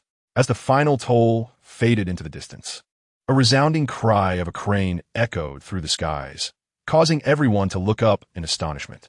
They beheld the cloudless sky suddenly awash with layers of mist and radiance, a mysterious portal seeming to exist within the luminous glow. A colossal celestial crane burst through the haze, soaring to the sky above the sacred palace. With a mighty opening of its beak, it dropped a jade seal, which glimmered as it fell into Wang Dongyang's hand. The figure of the celestial crane gradually vanished. Please invite the celestial being to rest within the palace, the county princess said, bowing to the offering table. Just as everyone was puzzled, a figure materialized from thin air. A portly young man appeared seemingly from nowhere. Qin Sang's heart sank. It was not the young man of the Han surname. The portly man seemed to revel in the awe surrounding him, grinning as he said, "Good, good." The county princess led the way, and as the portly man followed her into the inner hall, he suddenly halted, turning around, his small eyes, squeezed by fat, scanning the crowd before he blandly asked, "Who is Qin Sang?" In an instant, all eyes in the sacred palace fixed upon Qin Sang. The county princess raised her gaze slightly. Qin Sang, initially filled with disappointment at the thought that the young man of the Han surname had stood him up, quickly bowed deeply and declared, "I am Qin Sang." The young man scrutinized Qin Sang for a moment, then nodded and pointed a finger at him, saying, "After the coronation ceremony, come find me." With that, he turned and entered the inner hall. The main hall fell into a profound silence. Qin Sang could feel the astonishment and envy in the gazes directed at him, along with the jealousy from the air, and even Wang Dongyang, soon to be an emperor, stared fixedly at him. Supervisor Mu leaned closer, whispering, "I've heard that you saved a celestial master's life. Is it true?" Governor Feng, knowing more details, added, "I remember he seemed thinner, right?" Qin Sang, still immersed in joy, paid no heed to the two. The fact that the young man of the Han surname had not forgotten him, and had even sent someone specifically to find him, surely indicated a high possibility that he would fulfill his request. After a moment of silence, the palace master of the sacred palace quietly reminded Wang Dongyang, "Your Majesty, the auspicious hour is passing." Oh. The ceremonial proceedings were elaborate, and after moving outside the hall, the officials were conferred titles, an affair that lasted nearly 3 hours. Fortunately, the mountain wind was mild and the winter sun was warm, allowing everyone to endure. Ultimately, Wang Dongyang ascended the throne as emperor, adopting the era name Wuda. Qin Sang was granted the title of General of the State and Marquis of Jiangzhou. The county princess, now to be referred to as the Grand Princess, had seemingly vanished. In the grand hall, only the plump young man sat alone in the master chair, his eyes tightly shut and utterly still, appearing to be asleep while in truth, he was engaged in cultivation. Upon their entrance, he opened his eyes and lazily gestured for the lord of the pilgrimage palace to exit. Addressing Qin Sang with a tone of nonchalance, he said, "To make a long story short, Senior Brother Han has asked me to convey a message to you. The path of immortality is fraught with peril, not only due to the numerous dangers that arise after embarking on the journey of cultivation, but also because one must possess a spiritual root to even begin. Among mortals, those endowed with a spiritual root are exceedingly rare. In other words, should you choose to pursue the path of immortality, your chances are exceedingly slim. Should you remain in the mundane world, the pilgrimage palace will ensure that your descendants enjoy wealth and prosperity for 3 generations. The choice is yours." Qin Sang was momentarily taken aback, realizing that the pursuit of immortality required a spiritual root. Quickly, he recalled that he had already cultivated the Yuming Jing to the 5th layer, which surely indicated he possessed a spiritual root, thus alleviating his concerns. Nevertheless, he inquired further, "What exactly is a spiritual root?" The plump young man rolled his eyes, expressing his annoyance at Senior Brother Han's insistence on explaining things to a mere mortal. He elaborated, "Spiritual roots are classified into the 5 elements of gold, wood, water, fire, and earth, corresponding to the elemental spiritual power in the world. Only those with a spiritual root can comprehend the heavenly path and cultivate spiritual energy and true essence within themselves. In short, without a spiritual root, one cannot even sense the elemental energy, let alone cultivate it. Furthermore, having a spiritual root does not guarantee acceptance into our Han family. If you possess a pure celestial spiritual root, not only our family, but also various major sects would vie for you. However, if your spiritual roots are mixed, or if you possess 4 or 5 elemental roots, you will never be able to establish a foundation. And even with senior brother Han's recommendation, entry into the Han family would be impossible. Upon hearing this, Qin Sang, who had initially felt invulnerable, began to feel anxious. He pressed for further clarification until the plump young man displayed evident impatience, thus gaining a superficial understanding of the cultivation world. It turned out that the initial stages of cultivation were referred to as the Qi refinement period, a phase dedicated to refining essence into Qi while nurturing the primordial spirit and transforming the physical body, thereby extending one's lifespan by several decades compared to ordinary mortals. The Qi refinement period consists of 13 layers, and upon reaching the 10th layer, one could prepare to establish a foundation. Cultivators in the foundation establishment period possess formidable power, qualifying them as true cultivators within the realm of immortality, while those unable to establish a foundation are of little use to any sect. The ability to establish a foundation is contingent upon one's fortune, but more importantly, it is tied to innate talent, namely the spiritual root. A single spiritual root, or even double or triple roots, presents a significant chance of foundation establishment, whereas those with 4 or 5 roots face bleak prospects. The plump young man made it abundantly clear to Qin Sang that those with spiritual roots are exceedingly rare, and true spiritual roots are even scarcer, with single roots being a rare occurrence over decades. He advised Qin Sang not to harbor any illusions. If Qin Sang possessed a false spiritual root, he could still join the Han family, but he would only be a commoner in the outer sect, perhaps living a few years longer than a mortal, enjoying a life of ease, which was far inferior to being a king among mortals, with the protection of the pilgrimage palace ensuring a life of luxury. However, the notion of abandoning his aspirations was something Qin Sang could not accept. He was uncertain whether the Yuming Jing corresponded directly to the Qi refinement period. Having reached the 5th layer in just 5 years, a pace he believed was commendable. Did this not suggest that his innate talent was not lacking? Immortal, I have made my decision, Qin Sang declared solemnly. Please, Immortal, test my spiritual root. With a tinge of anxiety, he extended his hand, fearful of his innate talent being inadequate and apprehensive of the plump young man discovering his dark powers. Impossible, Qin Sang exclaimed in disbelief. How can I cultivate the Yuming Jing without a spiritual root? How can I generate spiritual energy or wield the Zihan Ling in Binkenbaojia? Why is it impossible? The plump young man retorted angrily. I have warned you before. Those with spiritual roots are 1 in 10,000, even among families of cultivators. Those with spiritual roots are exceedingly few. Not possessing a spiritual root means you lack one, so do not waste your breath arguing. Qin Sang's expression turned icy. He could not fathom how he had offended this immortal, who seemed to take an instant disliking to him. As the plump young man turned to exit, Qin Sang swiftly positioned himself in front of the door.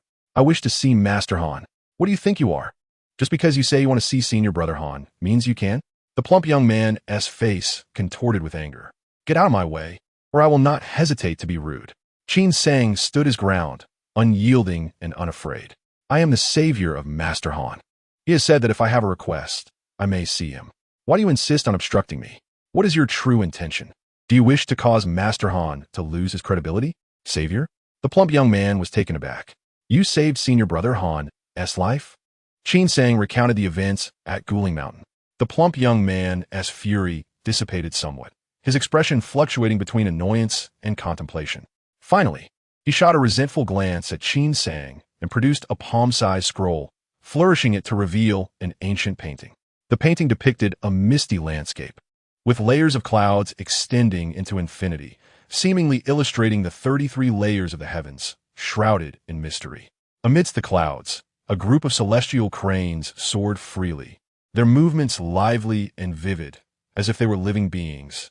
Then, Qin Sang sensed a surge of spiritual energy as the plump young man infused his energy into the scroll. In the next moment, a cloud of mist burst forth from the scroll, within which a celestial crane cried out, its sound echoing endlessly. The crane descended onto the plump young man's palm, who whispered a few words into its ear.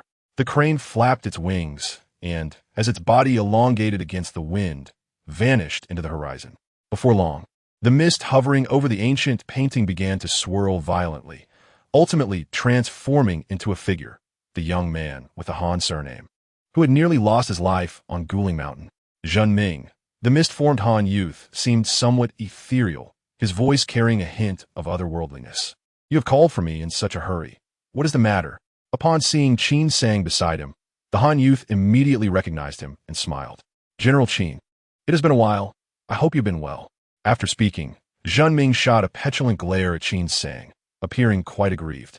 The Han youth glanced between Zhen Ming and Qin Sang, chuckling. "General Qin, what Zhen Ming has said is indeed true.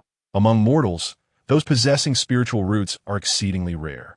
This is not a deception. The journey of cultivation is inherently fraught with challenges, and even if one can cultivate, the dangers of the immortal realm are myriad. One could perish at any moment. Living as a mortal is not necessarily a bad fate. Let Zhen Ming assist you with the protection of the pilgrimage palace, ensuring that even through changes of dynasties, you will remain free from worry." Hearing the Han youth echoing similar sentiments made Qin Sang feel helpless. He wanted to ask why he could cultivate the Yuming Jing without a spiritual root, but recalling the scenes of the two encounters with immortals, where the righteous and demonic paths clashed to the death, he felt ashamed to mention his dark powers, which had caused harm to many. "Master Han," Qin Sang asked, his face filled with reluctance, "is it truly impossible to become a cultivator without a spiritual root? Is there no exception to this? Could it be due to my lack of native heritage in this world, or perhaps the abilities bestowed upon me by the Yufu?" The Han youth's expression flickered with interest, while Zhen Ming was momentarily taken aback, ceasing his incessant chatter and glancing at Qin Sang with a contemplative silence. After a prolonged pause, the Han youth finally spoke. "General Qin, to my knowledge, there has indeed been no precedent of entering the path of immortality without a spiritual root within the righteous path. Even among prestigious sects, the cultivation methods require one to possess a spiritual root."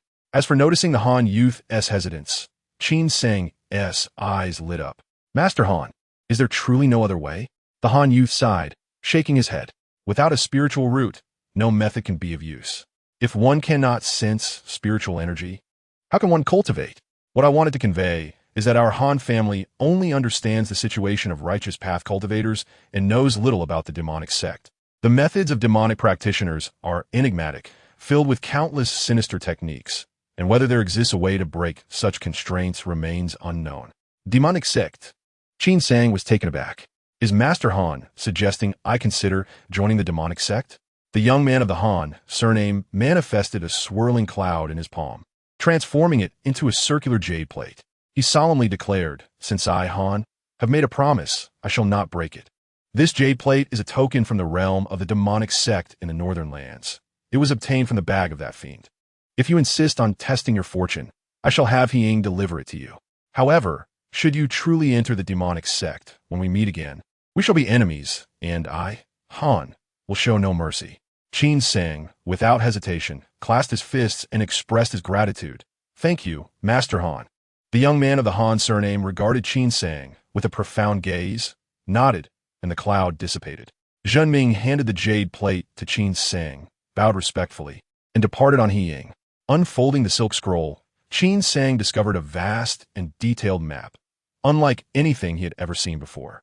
He quickly located the position of the Great Sway, which appeared minuscule on the map. The northern country of Hung was several times larger than the Great Sway, and beyond Hung lay numerous, even larger nations. After traversing Hung and several other territories, Qin Sang finally found the annotation made by the young Han, indicating a location within a realm known as by Yunhua. As for the specific location of the cultivation market, the Han youth mentioned that as long as Qin Sang brought the jade plate nearby, it would automatically sense the market and lead him there. The Han youth briefly described the cultivation market and cautioned him about the dangers posed by demonic sect practitioners, especially to mortals. If the situation became dire, he advised, it would be prudent to flee, which would suffice as an act of compassion. Calculating the distance in his mind, Qin Sang realized that even if he rode day and night, it would take several years to arrive. Fortunately, he discovered a major river to the west of the Great Sui called Tianlujiang, which flowed north and south, with Wuling being one of its tributaries. Traveling by boat along this river would significantly expedite his journey. After securely storing the silk scroll and examining the jade plate, Qin Sang refrained from using his spiritual energy to probe it. He nodded toward the waiting master of the pilgrimage palace and descended the mountain. As night enveloped the land, he could overlook the entire imperial capital from the pilgrimage mountain, where the lights of the Yu palace shone brightly. It was likely a time of celebration for the newly enthroned emperor, as officials convened in discourse. In the 50th chapter, he reflected on how a citizen of Ningguo had become the Duke of Jiangzhou in the Great Sui. After 5 years in the Great Sui, Qin Sang felt a mix of nostalgia and unfamiliarity. Upon returning to his residence, he entered his study. With only his black wooden sword and a few possessions, he had little luggage to carry. After breaking through to the 5th level of the Yuming Jing, his consumption of soul pills increased rapidly, requiring one after only a few days of intense cultivation. Without the aid of soul pills, the pace of his cultivation was dishearteningly slow. Additionally, he had limited funds and did not carry much silver or gold. A cultivator of his stature would not be destitute for long, as he could always seek alms. However, he could not leave without addressing some mundane matters. He instructed his personal guards to wait at Wu Chuanzong's residence to meet him after court. After tidying up, he prepared a modest bundle containing only his clothing. He lamented that if only he could master the art of object manipulation, he could utilize a mustard seed bag. From the Han Youth's description, the cultivation market was akin to a bazaar for cultivators, where they could trade, purchase, or exchange necessary items. A large cultivation market would host disciples from prestigious sects, practitioners of the demonic path, and independent cultivators. Within the sphere of demonic activities, one might encounter practitioners from the demonic sect, which was why the Han Youth encouraged Qin Sang to test his luck. However, Qin Sang was not primarily eager to join a sect. Rather, he was desperate to connect with the realm of cultivation. Knowledge of object manipulation, mustard seed bags, magical artifacts, qi refining, foundation establishment, and the presence of dark energy were all fundamental concepts for cultivators, yet he remained ignorant. Only by acquiring such knowledge could he discern the path that lay ahead of him. This jade plate, as a key to the cultivation market, would open the gateway to the world of cultivation, which explained why Qin Sang did not engage in frivolous discourse with the Han Youth. Even without a sect to accept him, he could always exist as a wandering cultivator, as the Han Youth implied that there were plenty of such individuals among practitioners. Upon reaching the cultivation market, his first priority would be to learn the art of object manipulation and retrieve the items contained within the 7-colored silk pouch, followed by inquiries about locating dark energy, all without hindering his cultivation progress. Additionally, he needed to uncover the secrets of his own existence, the nature of the black wooden sword, the jade Buddha, and the sheepskin, and why he could cultivate without possessing spiritual roots. Furthermore, there was the Yu Ming Jing. After breaking through the 5th level, Qin Sang sensed that the Yu Ming Jing might extend beyond 6 levels and could be incomplete. Later, through Zhen Ming, he learned various details about the qi refining stage, which further supported his theory. He wondered if he could procure a complete copy of a Yu Ming Jing in the market. Were cultivation techniques costly? What form of currency did cultivators use for trade? The thought made Qin Sang's head throb. As a pauper, if all else failed, he might have to barter magical artifacts or that mysterious talisman for a technique, given that the Yu Ming Jing was his foundational practice. Contemplating this, Qin Sang examined the jade plate. Although referred to as a jade plate, it featured a circular hole at its center, resembling a jade ring. The plate was palm-sized, thin, and entirely translucent, devoid of any blemish or pattern, which made him worry about its fragility. After a moment's hesitation, he cautiously extended his consciousness and magical energy into the jade plate. It promptly illuminated with a soft glow, revealing the words "Yu Shan Feng Shi," yet nothing else manifested. It appeared that reaching by Yunguo was imperative. Qin Sang carefully stored the jade plate, and soon after, he heard footsteps approaching the courtyard, indicating that Wu Chuanzong had arrived.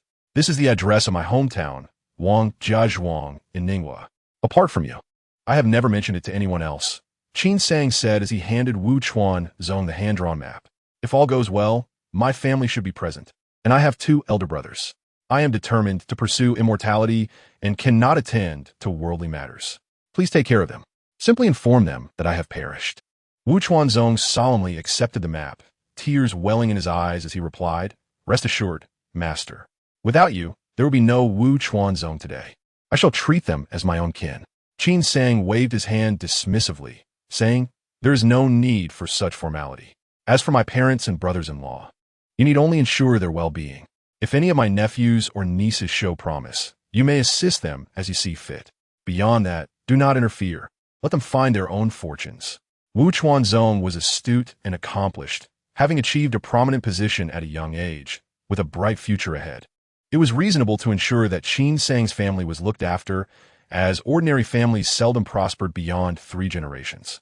Apart from these matters, there were trivialities to attend to. With Qin Sang's departure, those under his command would momentarily lack support, but fortunately, the Grand Princess and others would provide assistance. After a private conversation, the sudden sound of hurried footsteps echoed outside. A personal guard, suppressing his voice, announced, My lord, the Grand Princess has come for a secret visit. Qin Sang furrowed his brows, uncertain of the Grand Princess's late-night intentions, as he had planned to bid farewell the following day. Let her in. The Grand Princess raised her riding crop and entered the estate as if it were her own, navigating confidently toward Qin Sang's study. Qin Sang could only nod at Bai Jianglan and silently follow her inside, where he found the Grand Princess standing with her hands clasped behind her back, her tall and graceful figure motionless. Jiangzhou Duke. The Grand Princess suddenly spoke, her voice icy. Qin Sang replied, I am here. She swiftly turned to face him, her autumn water-like eyes shining brightly under the candlelight as she scrutinized Qin Sang, questioning, Have I ever wronged you? Qin Sang, taken aback, replied, What do you mean? Then why are you so determined to leave? She pressed forward, her gaze intense and unwavering. What is so appealing about pursuing immortality? Look at how many seekers of immortality live solitary lives, perishing in desolate mountains and forests, their bodies devoured by beasts, ultimately dying alone and achieving nothing. Look there. The eldest princess raised her jade-like fingers, pointing towards the direction of the Yu Palace, her speech increasingly rapid. There, opulent towers and palatial halls abound, filled with supreme authority, countless beauties, exquisite wines, sumptuous feasts, and a world of indulgence. Everything one could possibly desire is easily attainable. Why do you remain so obstinate? Qin Sang remained silent and replied, Princess, please follow me. Exiting the study, Qin Sang softly apologized, then grasped the princess's hand. With a slight push off the ground, they leapt onto the rooftop, gazing once more towards the Yu Palace, which indeed appeared lavish and picturesque. The princess tilted her head slightly, her eyes filled with confusion, unsure of Qin Sang's intentions. Chapter 51. Ambition. I recall that the Yu Palace was constructed by the founding emperor of the Great Sui. This place was originally the royal palace of the previous dynasty, which was ultimately reduced to ashes by invading forces. Qin Sang observed the princess and noted her slight nod. Continuing, for 5 centuries, the Great Sui has witnessed over 30 emperors, each a sovereign enjoying the pinnacle of luxury, yet they inevitably succumb to the earth's embrace. While the Yu Palace remained standing, the princess seemed to grasp something. Qin Sang rudely interrupted her, pointing towards the distant towering shadow. Look at the Shung Mountain. It has witnessed the transformation of the Yu Palace from new to old, the destruction of the former royal palace, and before that, countless dynasties. He then gestured towards the sky, suggesting that perhaps celestial beings have witnessed the Shung Mountains rise from the ocean depths to the plains, eventually forming this towering peak. One day, when the Shung Mountain collapses, even those celestial beings may not deign a glance at it. My ambitions are vast, Qin Sang said with a self-deprecating smile. I desire immortality, to witness the life and death of celestial beings. The princess sighed deeply. I understand, but have you considered what will happen to Wu Chuanzong, Zhou Ning, and Zhang Wenkuai after your departure? The crown prince harbors deep hatred for you. If he cannot capture you, he will vent his fury on them. Can they withstand it? Qin Sang turned to the princess, whose eyes sparkled brightly. On the second day of the Lunar New Year, night fell upon the Jiangzhou Marquis's residence. All personal guards have been dismissed by Qin Sang, leaving him alone in the main hall, eyes closed in meditation. In the dead of night, a silence enveloped the courtyard, only to be broken by the sound of soft footsteps outside. Suddenly, Qin Sang opened his eyes, shouldered his pack, drew his sword, and slowly pushed open the grand door. Torches illuminated the scene. The street was lined with elite soldiers surrounding the Marquis's residence, countless crossbows drawn, aimed at the entrance. Upon witnessing this, Qin Sang chuckled bitterly. The wheel of fortune has turned. 3 years prior, he had besieged the Xianji temple with crossbowmen, and now the tables had turned. As he stepped out of the residence, a beardless man shouted with a piercing voice, "The Jiangzhou Marquis harbors treacherous ambitions, colluding with his subordinates to stage a rebellion. Now that the conspiracy is exposed, why do you not surrender? The Crown Prince has decreed that anyone who resists shall be executed without mercy." Qin Sang maintained a stoic expression, scanning the soldiers until he spotted the Crown Prince among them, flanked by 4 others. One was a strikingly beautiful woman. Closely beside the Crown Prince, Hong Xiaonyang, a martial artist of considerable skill, rivaling that of Bai Xiukai, a pinnacle figure in the martial world. On the other side of the Crown Prince stood an elderly monk with a long beard nearly touching the ground, whom Qin Sang recognized from the Xianji temple as the master who had slain an immortal cultivator with his sword. He was now likely over 100 years old. This was a quest for vengeance. Beside the old monk stood a scholar whom Qin Sang had never met but knew to be the current leader of Yanlong Mountain Manor. Another holy site of the martial arts in the Great Sway, a master of innate prowess. Lastly, cloaked in shadows, stood a figure in black robes, shrouded in darkness. Forever concealed from view, the master of the Blood Robe Tower, He Junren. 3 masters of innate prowess indeed. The Crown Prince held a high regard for himself. Believing that he was well guarded, the Crown Prince stepped forward, smiling at Qin Sang, lamenting, "General Qin, you, a mere commoner, have gained the princess's favor and been elevated to a noble rank. What grievances could you possibly have? How could you conspire against the crown?" Qin Sang replied indifferently. "What does the Crown Prince mean? I cannot comprehend." Since entering the imperial capital, he had remained within the residence, seldom stepping outside. How could he be accused of collusion? The Crown Prince scoffed, "You conspired with your subordinates. The evidence is irrefutable, and you dare to argue. He Junren, bring the accused forward." To everyone's astonishment, He Junren remained motionless, respectfully stating, "I report to the Crown Prince that the Blood Robe Tower has found no evidence linking the Jiangzhou Marquis to any conspiracy. Please clarify whom you wish me to bring forth." This statement caused an uproar. The Crown Prince was taken aback, turning sharply to stare incredulously at He Junren. "You." Qin Sang feigned anger and declared, "I am honored by the princess's trust and have diligently served as a general, expanding our territory for the emperor without a moment's negligence. I have united with the king of Zhenshui, conquered Yingnan County, traversed Hening County, burned Du Yao Ko, and breached the Juwei Pass, accumulating countless achievements known to all. Who among the military can match my feats? Now, the Crown Prince slanders me as a traitor, yet presents not a shred of evidence. As the saying goes, when the birds are hunted, the bough is hidden. When the rabbits die, the hounds are cooked. The Crown Prince forces me to revolt. I have no choice but to resist." Before he finished speaking, Qin Sang swiftly lunged towards the Crown Prince.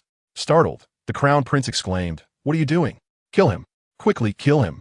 He Junren betrayed his allies, and confusion spread among the soldiers. The master of Yanlong Mountain Manor hesitated, while the old monk, harboring a grudge against Qin Sang, showed no hesitation. With a swift motion, he drew his sword from its sheath, and the blade gleamed ominously as he thrust it towards Qin Sang. At that moment, a ringing sound echoed in the old monk's ears, and he suddenly recalled something, his expression shifting to one of horror, his eyes wide as he stared at Qin Sang. He opened his mouth to speak, but could not utter a word. Like a shadow, Qin Sang dashed into the old monk's embrace, grasping his neck and twisting violently. With a crack, the old monk fell lifeless. Witnessing this scene, not only did the master of Yanlong Mountain Manor's eyes widen, but even He Junren's eyelids twitched. This renowned master of innate prowess was no match for Qin Sang. They could not hear the ringing sound, and mistakenly believed Qin Sang had transcended the realm of mortals. The Crown Prince was utterly horrified, forcefully pushing Hong Xiaonyang aside, turning to flee while shouting, "Kill him! Release the arrows!" Quick, release the arrows. Qin Sang was very close to the crown prince, and the soldiers hesitated, uncertain of how to act. Several generals glanced at their commander, who remained silent, seemingly willing to watch the crown prince be captured. He Zhan Run had betrayed his allies, and the commander remained silent, as if shrouded in a heavy fog that clouded their judgment. If the old monk could not withstand Qin Sang, how would Hong Xionyang fare? Just as she was pushed forward, Qin Sang pierced her heart with his sword. In the blink of an eye, he seized the crown prince amidst the chaos of battle. What do you want? The crown prince, seeing the cold glint in Qin Sang's eyes, was filled with dread. Qin Sang coldly replied, "Such a petty and ungrateful person is unworthy of ruling a nation. If the Jiangzhou Marquis cannot serve, I vow to seek justice." With that, Qin Sang lifted the crown prince by the neck, and with a swift motion of his other hand, his sword shot forth, effortlessly piercing through the crown prince, driving his lifeless body deep into the gates of the Marquis's residence. Blood gushed forth, staining the night sky and shocking all present. Chapter 52. A toast to honor and respect stand aside. Qin Sang cast a cold glance at the surrounding soldiers. Though he was not stained with blood to the soldiers, he appeared as a ferocious demon. Taking a step forward, without waiting for orders, the soldiers parted like a tide, respectfully watching Qin Sang, none daring to block his path. He seized a horse and, under the gaze of all, charged straight towards the city gates. The new plaque of the Jiangzhou Marquis's residence was pierced by the sword, the crown prince's body hanging from the blade, swaying in the breeze, while a pool of blood collected on the steps, a vivid red that was hard to ignore. Da-da-da. Qin Sang rode swiftly along the Chong Street, galloping towards the city gates of the imperial capital, where he encountered Wu Chuanzong, who was guarding the entrance with a contingent of soldiers. Upon seeing Qin Sang approach, Wu Chuanzong personally opened the gates and called out, "Sir, take care." At that moment, the water monkey Zhou Ning led a fine steed towards him, ensuring that swift horses were prepared at every military post along the way, urging, "Sir, journey safely." The sight of Zhou Ning reminded Qin Sang of their first meeting by the Wu Ling River, stirring a wave of nostalgia. He gently patted Zhou Ning's shoulder, where an arm once was, yet words eluded him. "Take care, until we meet again." With that, Qin Sang mounted his horse and rode out of the city. Not far from the gates, inspiration struck him, and he turned to glance back. To his astonishment, he beheld a lavish banquet laid out upon the city wall, with the eldest princess seated at the table, gazing intently at Qin Sang, flanked by Bai Jianglan and the elder servant Yu, who both offered respectful bows. Clad in the armor of the city guards, the princess's eyes sparkled like stars under the moonlight. She raised an amber cup, toasting Qin Sang from afar before downing the drink in one gulp, rising and departing, her crimson cloak fading into the darkness. Qin Sang traveled along the official road, making swift progress. From the imperial capital to the southwest, he reached Zhanshui County, where Sanwu City remained unchanged. Though Qinyangguan was now occupied by disaster victims, turning westward, he crossed the Wu Ling River and returned to the banks of Chunshui River, revisiting familiar grounds. The scars of the Great Fire had been erased by time, yet Qin Sang still managed to uncover some bones. After some searching, he found the remains of a young man with the surname Song and the black-clad demon. Their bones were easily identifiable. Qin Sang carefully arranged the remains of the young man, erecting a grave, and ensured the black-clad demon was laid to rest as well. For it was from him that he had received the Yu Ming Jing, which had opened the door to the immortal path. After paying his respects, Qin Sang resumed his journey, unafraid of wolves or leopards, boldly traversing the mountains until he reached the northern borders of Ningguo. Continuing westward, he crossed through a kingdom to arrive at Tianlu River. Whether it was due to the merging of memories from Qin San Hua, evoking empathy, or stemming from a sense of compensation for his past, he found that even a detour would not delay him significantly. Compared to the distant journey to Bai Yunguo, it was nothing that would hinder important matters, and so Qin Sang decided to take a moment to visit Wang Jiazhuang. Upon arriving at Wang Jiazhuang, it was deep in the night. This unassuming village had not changed much over the years, aligning perfectly with the memories of Qin San Hua, filling Qin Sang with a peculiar sense of familiarity and strangeness.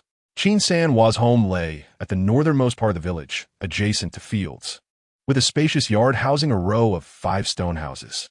At the time of Qin San Hua's incident, only the elder brother had married, While the second brother was engaged but had not yet wed, the family all lived together. His mother and sister-in-law often exchanged sharp words, which had once seemed bothersome but now evoked a sense of warmth. The night owls in the trees called out a couple of times. Qin Sang suddenly realized he was smiling, nearly lost in the world of Qin Sanhua. He reminded himself that he was Qin Sang, an outsider, and that Qin Sanhua had already passed. Those memories were akin to watching a long film, with all its actors strangers to him. At that moment, the Qin family courtyard appeared before him. Compared to when Qin Sanhua departed, it had not changed much. Qin Sang steadied his mind, employing the Wu Yingbu to slip inside. In the stillness of the night, the family had retired, with the occasional sound of a cough breaking the silence. From the breathing patterns, he discerned there were 9 individuals in the yard, with 3 small breaths indicating the presence of children. Both the elder and second brothers had offspring. Qin Sang peered through the windows, observing familiar and unfamiliar faces in each room. He suddenly paused in front of one room. Inside, where the Qin family spirit tablet and protective deity had once been, there was an additional tablet bearing the name Qin Sanhua, as he had passed before reaching adulthood. Suddenly, a noise emerged from the furthest room, the quarters of Qin Sanhua's parents. "Old Qin," came the voice of Qin Mu, likely lowered to avoid disturbing the children in the adjacent room. After a moment, Qin Fu's sleepy voice responded, "What is it? Why are you awake in the dead of night, dreaming of Sanhua again?" "Yes, I dream of him," Qin Mu replied. "So what if I did? How many times have I dreamed of him?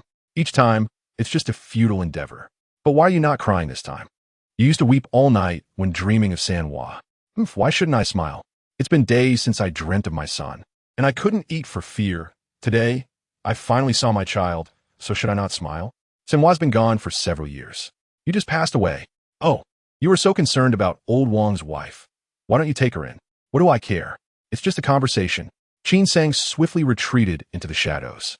"You have dreamt this dream at least 80 times, each time a mere exercise in futility, yet you remain unwilling to let go. Wait for me. I will go out too. You don't believe, do you? I'm just going to relieve myself." Once Qin Fu and Qin Mu fell into a deep slumber, Qin Sang reemerged, silently pushing the door open. He took a cup from before the spirit tablet and poured a measure of murky wine, gently spilling it onto the ground. "You're already gone." Qin Sang sighed softly, speaking to no one in particular. Before departing, Qin Sang visited Wang Jia, leaving a pouch of silver before the spirit tablet, severing the last ties of earthly connections. Chapter 53. Yushan Fong Shi Qin Sang disembarked from the boat, feeling the ground sway beneath him. A year had passed, during which he had spent nearly every day aboard the vessel. Throughout that time, he had encountered numerous treacherous mountains and waters, necessitating disembarkation to walk, along with wars, water bandits, floods, and other unforeseen events, resulting in the change of countless ships. By the time he arrived in Baiyunghua, a year had elapsed. According to Qin Sang's understanding, he was now at the mid-stage of the 5th layer of the Yuming Jing, with a considerable distance remaining before breaking through to the 6th layer. However, his supply of soul pills was dwindling, and he urgently needed to find Insha-Chi or to collect souls anew. Without soul pills, Qin Sang was uncertain when he would achieve the 6th layer. "Dear guest, if you head east from here, you will reach Yushan within a month. You can hire a carriage at the dock, but you appear to be a traveler from afar, so be cautious," the boatman said with a reluctant expression as he bid farewell to Qin Sang. The impression left by this boatman was profound, as Qin Sang had remained shut in the cabin since boarding, only requiring the crew to deliver 3 meals daily. Generous in his spending yet low in demands. As they neared Baiyunghua, Qin Sang had already gathered information regarding the geographical markings on the maps of various kingdoms, which indicated that the largest mountain range near Baiyunghua was Yushan, aptly named after Yushan Fong Shi. After disembarking, Qin Sang immediately exchanged silver for a horse, traveling day and night, switching steeds, and arriving near Yushan in just 5 days. At the edge of Yushan, the jade plate reacted, radiating a glow and guiding his path.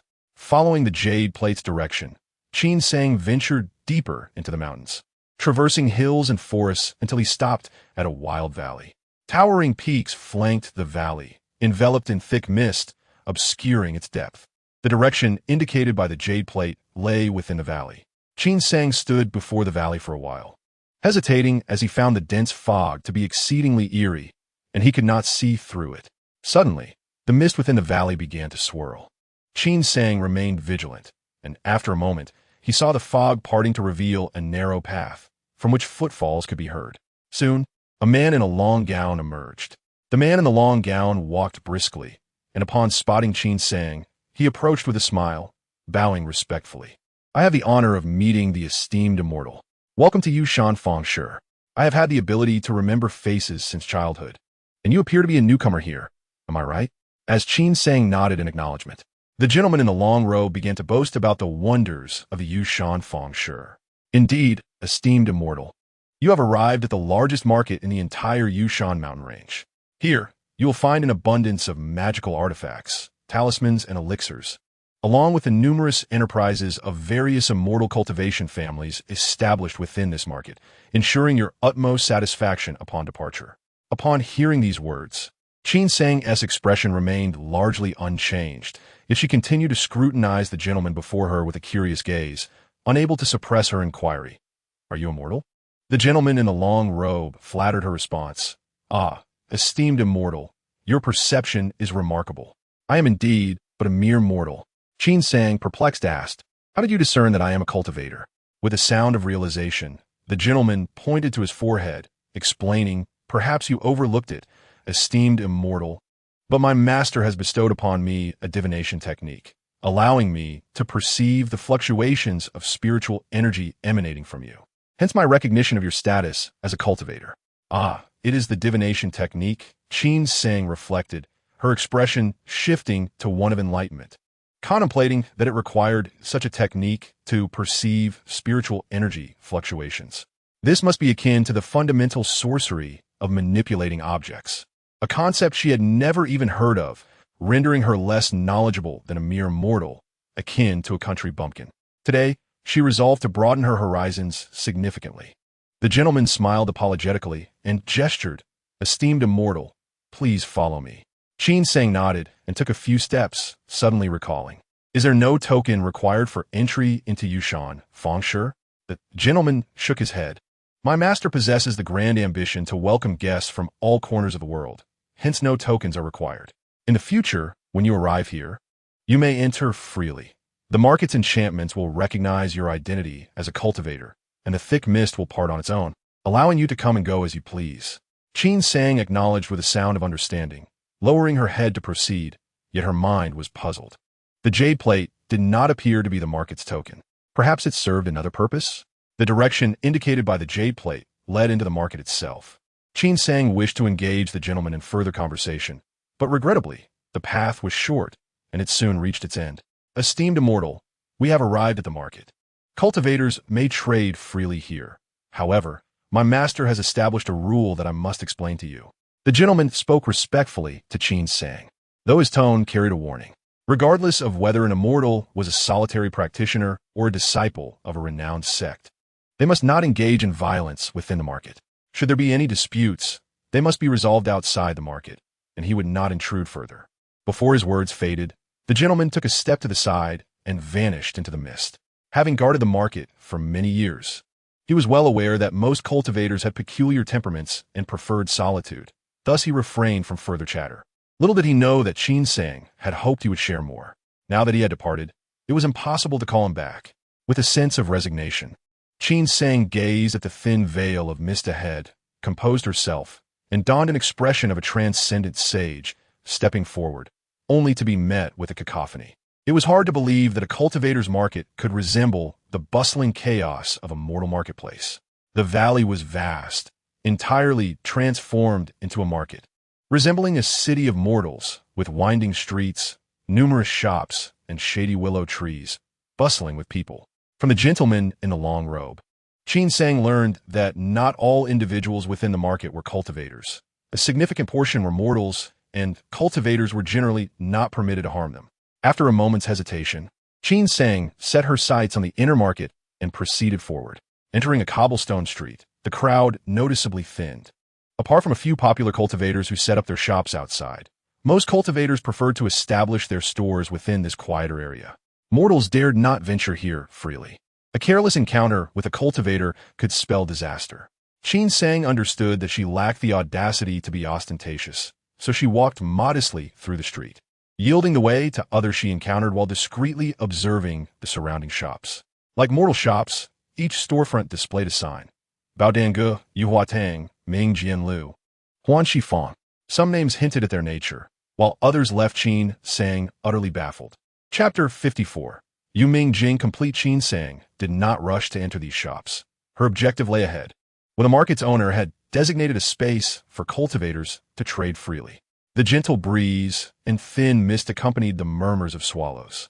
In the bustling square, cultivators mostly donned ordinary attire, though some deviated from the norm, sporting eccentric garments or even adorned with snakes, while others rode tigers or hawks. Some were enveloped in dark mist, exuding a sinister aura, as if to conceal their identity as practitioners of the demonic path. Surprisingly, it seemed that cultivators from both righteous and demonic sects coexisted with less tension than expected, perhaps out of respect for the market's regulations. These cultivators resembled market vendors, occupying a small stall and displaying their wares, while customers squatted nearby, selecting items and haggling over prices. Qin Sang watched in astonishment, realizing that the so-called transactions among cultivators bore a striking resemblance to mundane commerce. However, unlike mere mortals, these stall owners sat cross-legged, evidently engaging in cultivation whenever a customer approached, only opening their eyes to negotiate.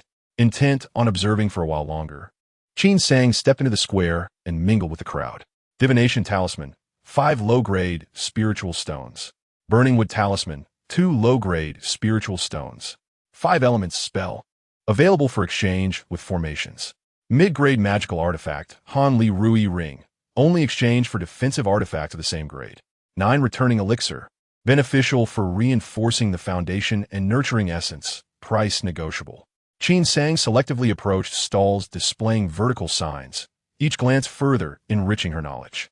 The peculiar talismans, extraordinary artifacts, and mysterious techniques left her salivating with desire. Most items were traded for low-grade spiritual stones, indicating that spiritual stones might serve as the universal currency in the realm of cultivation. Could the 8 stones in her colorful pouch be spiritual stones? With this thought in mind, Qin Sang began to survey her surroundings, and just as she took a couple of steps, she noticed ahead a cloaked individual bargaining with a stall owner over a magical artifact.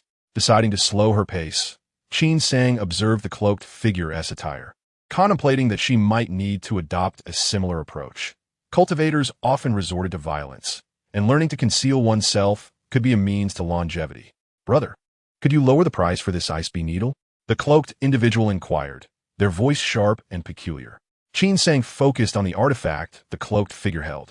It was a transparent needle, slender and delicate, seemingly crafted from ice, exuding a faint glow and a chilling aura that even Qin Sang, standing at a distance, could feel. Looking back at the stall, she noted the sign: low-grade magical artifact, ice bee needle, 30 spiritual stones. The stall owner, an elderly man with a wrinkled face, lifted his eyelids upon hearing the voice and replied nonchalantly, "How much are you willing to offer, brother?"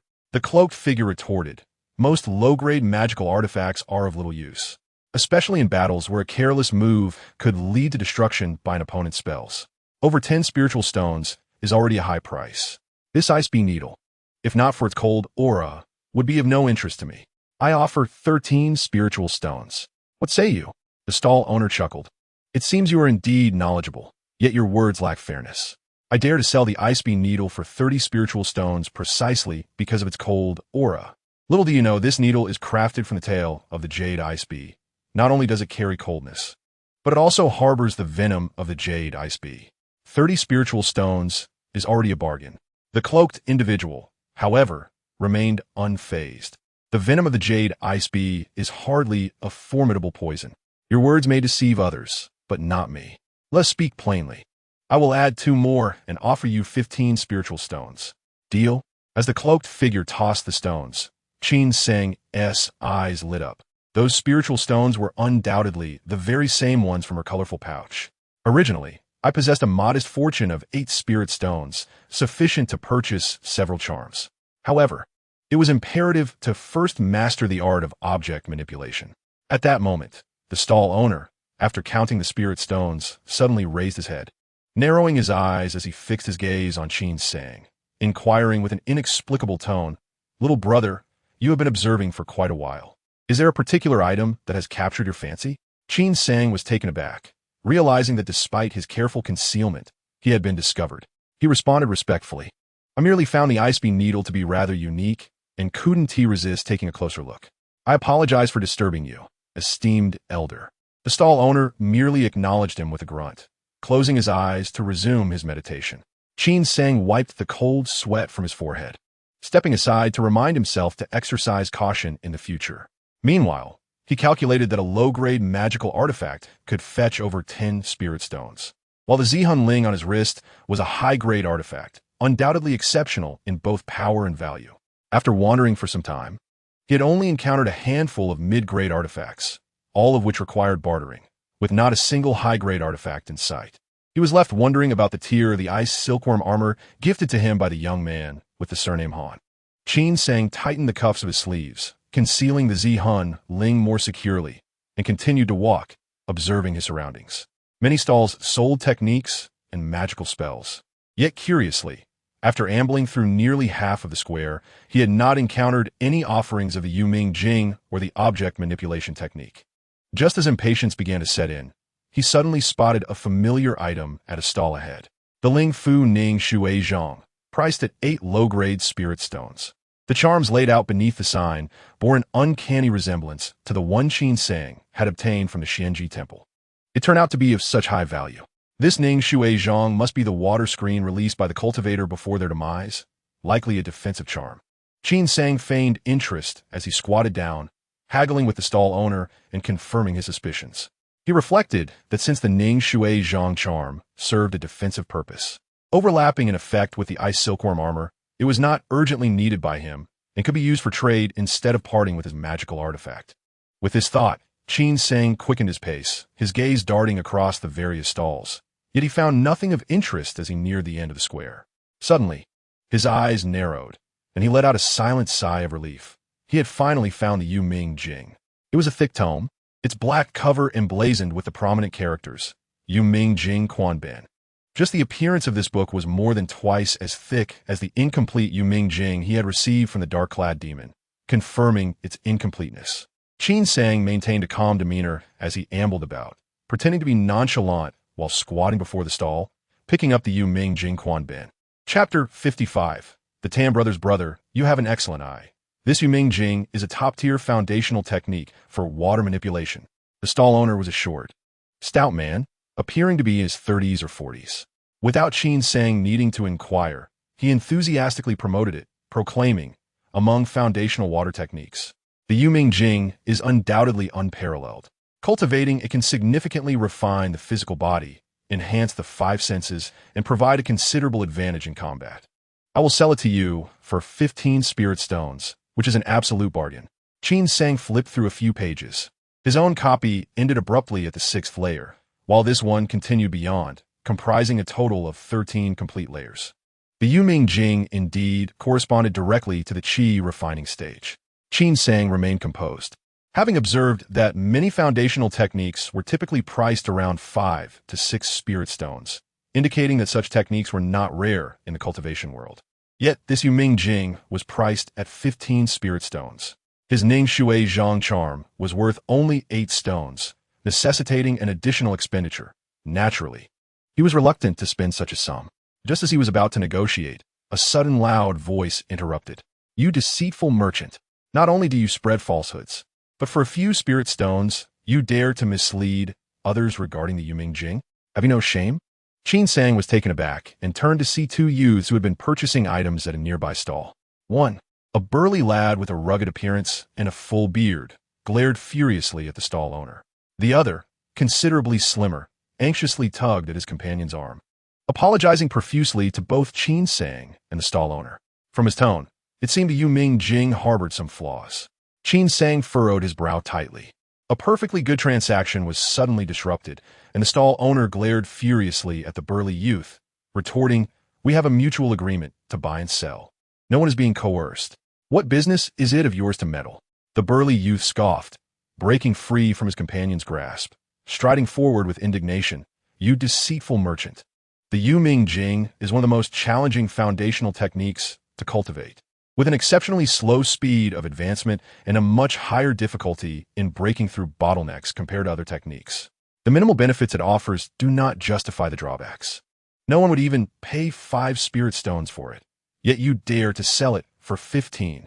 Furthermore, you only highlight the benefits while concealing the drawbacks, misleading others to practice the Yu Ming Jing and leading them astray. How can you not be labeled a deceitful merchant? Hearing this, Qin Sang was astonished. Throughout his cultivation journey, aside from encountering a bottleneck when attempting to break through the 3rd layer, he had not found it particularly difficult. Moreover, according to Zhenming, some cultivators never reached the 10th layer of the qi refining stage in their lifetimes, while he had achieved the 5th layer in less than 5 years. Such speed could hardly be deemed slow, could it? Intrigued, Qin Sang flipped back a few pages and discovered something noteworthy. This Yuming Jing contained no mention of the Yen Luo banner whatsoever. The youth's voice was loud, drawing the attention of those nearby. The stall owner's face reddened with rage, wishing he could slay the burly youth with a single sword. However, the marketplace prohibited fighting, and the burly youth appeared to be of comparable strength. Unable to retaliate, the stall owner, in a fit of exasperation, argued, "I hadn't even finished my introduction. I was just about to mention the drawbacks when you interrupted. Furthermore, this Yuming Jing is not only a complete foundational technique. It also includes many carefully selected water spells, making it worth 15 spirit stones. If you don't understand, then don't meddle." Qin Sang nodded, acknowledging that there were indeed some spells included, albeit quite common ones. He had noticed that the book contained a list of spells at the end, prominently featuring the object manipulation technique and the observation technique, alongside impressive spells like mist locking the river and 10,000 miles of ice sealing. Both the techniques and spells were urgently needed by him. "Brother, please do not continue." "Forgive me, esteemed elder," my brother acted impulsively. The slender youth desperately clung to his companion, repeatedly apologizing to both Qin Sang and the stall owner. He whispered a few words to his indignant brother before managing to pull him away. Qin Sang was surprised to find such a sense of justice in the cultivation world, sparing him the trouble of haggling. As he saw them about to leave, he hastily set down the foundational technique and stopped them, clasping his hands in greeting. "I am Qin Sang, pleased to meet you both. May I ask how I should address you?" The slender youth, seemingly bashful, lowered his head slightly. "I am Tan Jia. Pleased to meet you, Brother Qin. This is my elder brother, Tan Hao. My brother acted without thinking and caused trouble for you. I hope you will not hold it against us." The two brothers bore no resemblance to each other, which surprised Qin Sang. He thought to himself, "Why would I blame you? I should be thanking you instead. Tan Ergo, you speak too modestly. I owe much gratitude to both of you for your guidance. Otherwise, I might have strayed onto the wrong path. Our meeting is indeed fated, and I wish to express my gratitude to you both. There is a Zue Xian Lu ahead. Let me invite you for a light drink to convey my thanks. Would you honor me with your presence?" He hesitated to enter the wine house on Qing Shi Street, fearing the unknowns within, but he knew that he could pay in silver outside. To his surprise, Tan Hao showed no appreciation for the invitation, coldly retorting, "Tan merely disapproves of that deceitful merchant's tricks. I would do the same for anyone else. There is no need for your gratitude. I have no time for your drink, so step aside." "Elder brother." Tan Jia wore a grim expression as he clasped his hands in respect, addressing Qin Sang. "Please do not take offense, Qin Dege. My elder brother possesses such a temperament. We indeed have pressing matters to attend to, and I hope in the future we may share a drink together." The Tan brothers departed in haste, leaving Qin Sang scratching his head, pondering the existence of such Na'vi individuals among cultivators. Nevertheless, he recognized the substantial assistance they had provided, and thus did not dwell on trifles. Casting a glance at the vendor, Qin Sang turned to leave. "Brother, Qin Xiong, please wait." The vendor hastily stepped forward, grasping Qin Sang's arm, and earnestly implored, "Do not let that impetuous lad deceive you, Qin Xiong. The selection of cultivation techniques should be based solely on what suits oneself. One must not be swayed by another's words. Moreover, I possess more than just the Yuming Jing. Why not take another look? The price is negotiable." Having overheard Tan Hao's remarks and the discussions among the crowd, Qin Sang surmised that few were interested in purchasing the Yuming Jing. The portly vendor, having displayed it for an extended period, was unlikely to let go of a potential customer easily, hence his feigned departure. His suspicions were confirmed. Upon hearing this, the vendor's eyes gleamed, and he lamented, "Qin Xiong, considering the meticulously selected spells here, 15 spirit stones is hardly excessive. How much are you willing to offer?" Furrowing his brow, Qin Sang appeared to be in a difficult predicament.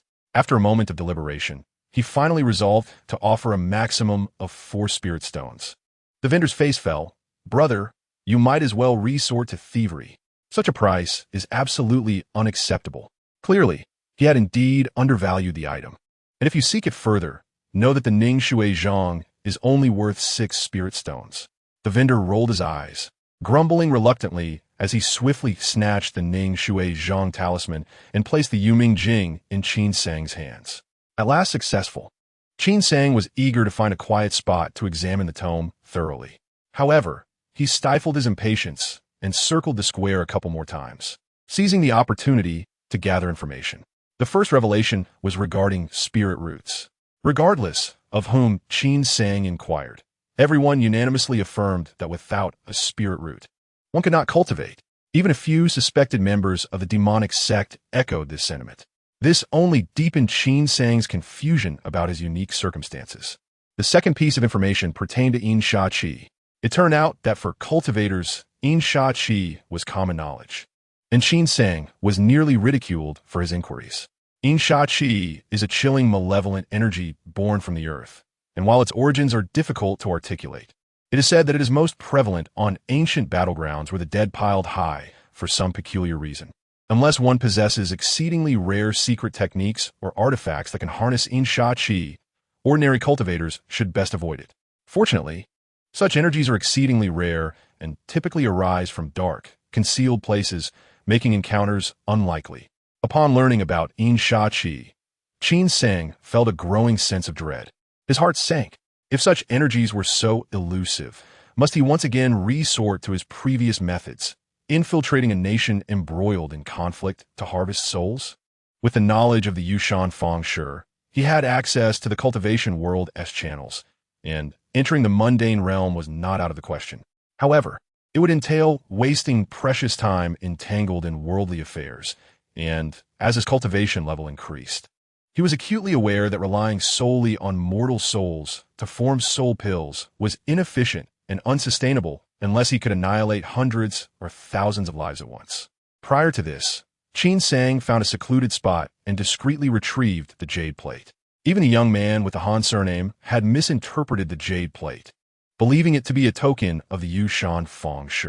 The ethereal light radiating from the jade plate lingered, still pointing towards the depths of the Qin Shi Street. Following its guidance, Qin Sang walked intermittently until he halted before a 3-story wooden building. The plaque above the entrance read, Shun Chi Ge. The entire street was lined with various shops, yet the Shun Chi Ge had its doors and windows tightly shut. After observing for a moment without seeing a single customer emerge, Qin Sang speculated, with such a grandiose claim, has it perhaps gone out of business? Nearby, the proprietor of another shop noticed him and inquired, "Young brother, are you also here for the Shun Chi Ge to purchase artifacts?" Qin Sang's interest was piqued as he approached, scanning the shop's offerings, which were comprised of animal hides and bones. However, these were not ordinary items, but rather sourced from demonic beasts. Having encountered elders in the past, Qin Sang clasped his hands in respect. "Indeed, I have come seeking the renowned establishment, but I'm curious as to why the Shun Chi Ge remains closed." Seeing Qin Sang's respectful demeanor, the shopkeeper was pleased to elaborate. "What you may not know, young brother, is that the Shun Chi Ge opens its doors only once every 3 months, and only for a single day during the middle of the month. You have arrived a bit too early. You will need to wait a few more days." Qin Sang was taken aback. Only open for a day in the middle of the month? Is this truly how business is conducted? "You may not be aware," the shopkeeper said, his expression tinged with envy, "but the owner of the Shun Chi Ge likely hails from a prestigious artifact refinement sect. The artifacts they sell are of exceptional quality, crafted with extraordinary techniques, which ensures they sell without concern. The throngs of people in the market are drawn here for the Shun Chi Ge. Every time they display artifacts, they are snatched up within a day, and even incite bidding wars among eager buyers. Such prowess is something we scattered cultivators can only envy. The rent for this shop is negligible compared to the profits from a single artifact, so they naturally do not mind. So, it is a place of genuine skill." Qin Sang understood now that proficiency in the cultivation world is indeed valued, Yet he found himself unable to cultivate, lacking both the energy and the means to learn artifact refinement or alchemy. He politely inquired of the shopkeeper, "May I ask, dear elder, is there any requirement, such as a token, to enter and make a purchase?" The shopkeeper hesitated. "I have not heard of such a thing. My resources are limited, and I practice fire-based cultivation techniques. The artifacts sold at the Shun Chi Gu often carry a hint of coldness, which does not suit me, so I have only ventured to the first floor. I have heard that the second and third floors may have superior or even exceptional artifacts for sale, which might have certain stipulations." Expressing his gratitude to the shopkeeper, Qin Sang pondered as he walked towards the exit of Qingshi Street, realizing that the jade plate was likely a token for the Shun Chi Gu. In his previous life, such practices were not uncommon at smaller auctions, where they would create a semblance of exclusivity, claiming that only those of certain status could participate, instantly elevating their prestige. The shopkeeper was too intimidated to approach, and as a mere pauper, he had no use for such exclusivity. Finding an inn, Qin Sang paid handsomely for a small courtyard. After dining, he closed the courtyard door, suppressing his excitement as he retrieved the 2 volumes of Yuming Jing. After meticulously cross-referencing the first 6 layers, satisfied that there were no errors, he finally felt at ease. Holding the 2 volumes of Yuming Jing, he fell into deep contemplation. Initially, he had presumed that the Yin Luo fan was a corresponding artifact to the Yuming Jing. Thus, he had regarded the Yuming Jing as a malevolent, demonic technique. However, he came to realize that regardless of whether one follows the righteous or demonic path, the foundational techniques are fundamentally the same, drawing the 5 elemental spiritual energies of the universe into oneself to refine one's essence, devoid of notions of good or evil. This revelation illuminated the folly of his previous assumptions. Yet, while techniques may lack inherent moral alignment, it does not imply that the practitioners do. The act of absorbing human souls to enhance one's cultivation, in Qin Sang's eyes, was unequivocally a demonic practice. As he turned to the final page of the Yuming Jing, he found the carefully selected spells that the portly vendor had mentioned. Qing Exanju, Wang Qi Shu, Chu Shu, by Chunju, Chuanin Rumi. Lian Sisu, Feng Xingzhu, Yiwu Gongsu. The so-called Wang Qi Shu is akin to opening the heavenly eye at the center of one's brow. Once activated, it allows one to not only perceive the general cultivation level of a practitioner, but also to discern the grade of artifacts. It enables one to observe the spiritual energies of mountains and rivers, to pierce through illusions, and offers boundless utility. A succession of over a dozen similar auxiliary spells followed. Qin Sang's gaze finally settled on the last 5 spells: Ning Shui Zhang, Yin Dun Gfa, Yi Xing Huaning, Wu Suo Hong Jiang, and Wan Li Bing Feng. The Ning Shui Zhang and the talisman sold by the vendor share the same name. According to the texts, once this spell is mastered, it allows one to manipulate spiritual energy to form a protective barrier of water, serving as a defense. When perfected, the water becomes a shield that moves at will and is even more resilient. The Yun Dun technique belongs to the category of elemental evasion methods. As for the latter 3 spells, while their names may sound impressive, they are rather similar in nature. Qin Sang harbored doubts that the rotund vendor had altered the names of the spells for the sake of a higher price. The Yi Xing Huaning spell enables the user to condense a doppelganger using spiritual energy, which closely resembles the original body, appearing almost lifelike, yet devoid of any capabilities except for deceiving foes. The Wu Su All Hong Jiang spell generates a mist that envelopes enemies, obscuring their vision. When advanced to a profound level, it can even obstruct spiritual perception. The Wan Li Bing Feng spell is essentially a technique for condensing profound ice. If a cultivator possesses sufficiently robust spiritual energy, they can indeed freeze vast expanses. By seizing the right moment, one could imprison an adversary within the profound ice and make their escape. After perusing the text for a while, Qin Sang suddenly experienced an epiphany. All 5 spells were intricately related to evasion and survival. No wonder he found it curious that none of them had offensive capabilities. Only the Wan Li Bing Feng spell seemed to hold potential for development. There was no need to confine enemies when one could create ice spikes or blades to inflict harm. Qin Sang felt a mix of exasperation and amusement at the vendor's evident timidity, as all the spells collected were geared towards escape. Nevertheless, he could not deem the vendor's choices as erroneous. After all, excessive boldness often leads to downfall. Unlike mortals, cultivators have lifespans that extend far beyond a mere few decades.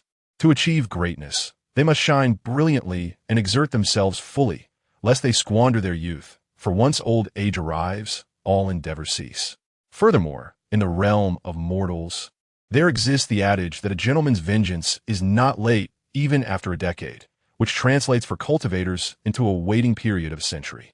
Qin Sang learned that beyond the Qi refinement and foundation establishment stages, there exists the golden core stage, also known as the Jie Dan period. And above that lies the Yuan Ying stage, inhabited by ancient beings. Practitioners at the Qi refinement stage can expect lifespans exceeding a century, while those in the foundation establishment stage can easily live beyond 200 years. As for the golden core and Yuan Ying cultivators, their lifespans are astonishing. In legends, it was said that Peng Zhu lived for 800 years. In this world, reaching the Yuan Ying stage is indeed achievable. The vendor survival philosophy resonated deeply with Qin Sang. In the realm of cultivation, as long as one has life, all possibilities remain open. Having read through the material, Qin Sang's attention settled on the foundational spells, such as the Wang Qi Shu. Mastering spells is not an instantaneous endeavor. In the early stages, practitioners often find themselves flustered. Only through diligent practice and familiarity can they unleash their full power. The difficulty of casting basic spells is minimal, with incantations being brief and straightforward. After several attempts, Qin Sang managed to perform the spell with some success. The first spell he chose to cultivate was naturally the Qi Wu Shu. Upon mastering it, he immediately retrieved the colorful pouch. Suddenly, the room was filled with an array of scattered items, and Qin Sang felt embarrassed at his lack of finesse. Having inadvertently unleashed everything contained within the pouch, he had examined these items countless times before, and now he eagerly grasped a spirit stone. Feeling the abundant and pure spiritual energy within, unable to resist its allure. In the realm of cultivation, spirit stones hold immense value. They can be used as currency, absorbed directly, arranged into spirit-gathering formations to assist in cultivation, or quickly replenish consumed spiritual energy during battles. These were merely low-grade spirit stones. Higher-tier stones would possess even greater effects. After carefully securing the spirit stones, Qin Sang scanned the room, collecting any gold or silver that might prove useful, while dismissing the other miscellaneous items after confirming their lack of uniqueness. Ultimately, he discovered the 3 books he had long been yearning for. As expected, the Xian Yin Su, like the Yu Ming Jing, was merely a foundational cultivation technique, albeit one pertaining to earth element cultivation, requiring an earth affinity spiritual root for practice. Each individual need only cultivate one foundational technique. Possessing more is unnecessary, unless one has stagnated without progress or lacks advanced techniques, at which point a change in cultivation method may be warranted. The Xian Yinsu also contain its own spells, such as the Tu Dun technique and the Xian Tu Shield, though Qin Sang was uncertain if he could practice them. As the Yu Ming Jing and the Xian Yinsu pertain to different elements. After a cursory glance, he set the Xian Yinsu aside and picked up the Song family genealogy. The genealogy clearly stated its purpose, with the first page detailing the lineage of the Song family's ancestors. Upon finishing, Qin Sang was taken aback, quickly flipping to the subsequent pages. The Song family had not flourished. Beginning with the first ancestor, their lineage had persisted through several generations, ultimately dwindling to just 2 direct descendants, Song Hua and Song Ying. Among them, Song Hua was male, while Song Ying was female. It was likely that Song Hua met his end alongside the dark-cloaked fiend by the banks of the Shanshui River. Within the entire genealogy, few individuals had lives worthy of documentation, and without exception, they were all cultivators who perished during the Qi refinement stage. Most were reported missing or met with untimely accidents. Only a scant few passed away peacefully after reaching the end of their lifespan. The Song family genealogy serves as a microcosm of the harsh realities of the cultivation world, allowing Qin Sang to truly grasp its brutality. He marveled at the number of descendants bearing spiritual roots within a single family, meticulously reading through their life stories. He sought to ascertain whether the descendants of the Song family had retrieved the sword intent decree from their ancestors' grave. The ancestors' origins were remarkable. The genealogy indicated that he had once practiced within a sect known as Shaohua Mountain, a powerful righteous sect. Initially, he was an inconspicuous disciple at Shaohua Mountain, achieving the 13th level of qi refinement but failing to break through to the foundation establishment stage due to insufficient talent. Ultimately disheartened, he left the sect to raise a family in the marketplace below the mountain. However, he had once rendered significant contributions during his time at Shaohua Mountain, leading the sect to grant him a sword intent decree upon his departure, stipulating that if any descendants exhibited exceptional talent, they could present the decree to enter Shaohua Mountain for cultivation. This sword intent decree is a testament to the rewards bestowed by Shaohua Mountain upon disciples who have achieved great merit, thus highlighting its preciousness. After the ancestor expanded his lineage, he took the decree to his grave, warning his descendants that the decree could only be retrieved when a descendant of outstanding potential emerged, one with the promise of breaking through to the foundation establishment stage, thereby restoring the Song family's former glory. In the final pages of the genealogy, Qin Sang found no cultivator at the foundation establishment stage. The highest realm achieved was that of Song Hua's grandfather, a certain Song Yi, who only reached the 7th level of qi refinement before mysteriously disappearing during an outing. It is quite possible that the sword intent decree from Shaohua Mountain still lies within the grave of the Song ancestor. Qin Sang's fingers clenched the genealogy as his gaze shifted. Though his understanding of the cultivation world remained limited, the advantages of joining a sect were evident. The envy expressed by the shopkeeper next to the artifact pavilion towards sect disciples could be gleaned from mere snippets of conversation. However, since Song Hua had saved his life, whether intentionally or unintentionally, Qin Sang felt compelled to express his gratitude. He never considered himself a paragon of virtue, nor would he conspire against his savior. Moreover, if he truly lacked a spiritual root, obtaining the sword intent decree would serve no purpose. With a gentle sigh, Qin Sang set the Song family genealogy aside and picked up another nameless book, simultaneously retrieving the ebony sword hidden within his garments. The nameless book was, in fact, the Song family sword technique, the very technique required to wield the ebony sword. The so-called Song family sword technique was a reimagining of the sword control technique from Shaohua Mountain, crafted by the Song ancestor. Upon mastering this sword technique, one could command the sword with their spiritual sense, traversing the ethereal realms. With a mere thought, the sword light would streak across the sky, graceful as a startled swan, agile as a soaring dragon, appearing and vanishing in an instant, striking foes from miles away. By cultivating the sword control technique to a certain level, one could even transform sword energy into a rainbow, soaring through the skies on their sword, exuding an awe-inspiring presence that captivates the soul. The reason Qin Sang was unable to wield the ebony sword was due to his lack of this sword technique. The genealogy of the Song family records that the 4th-generation ancestor once discovered a fragment of a flying sword artifact while exploring the remnants of an ancient cultivator's cave. Although merely a fragment, it still possessed the essence of a magical treasure. Only cultivators at the Jidan stage and above can forge such artifacts, each crafted from immensely precious spiritual materials, meticulously refined day and night, yielding formidable powers that surpass even the finest of magical tools.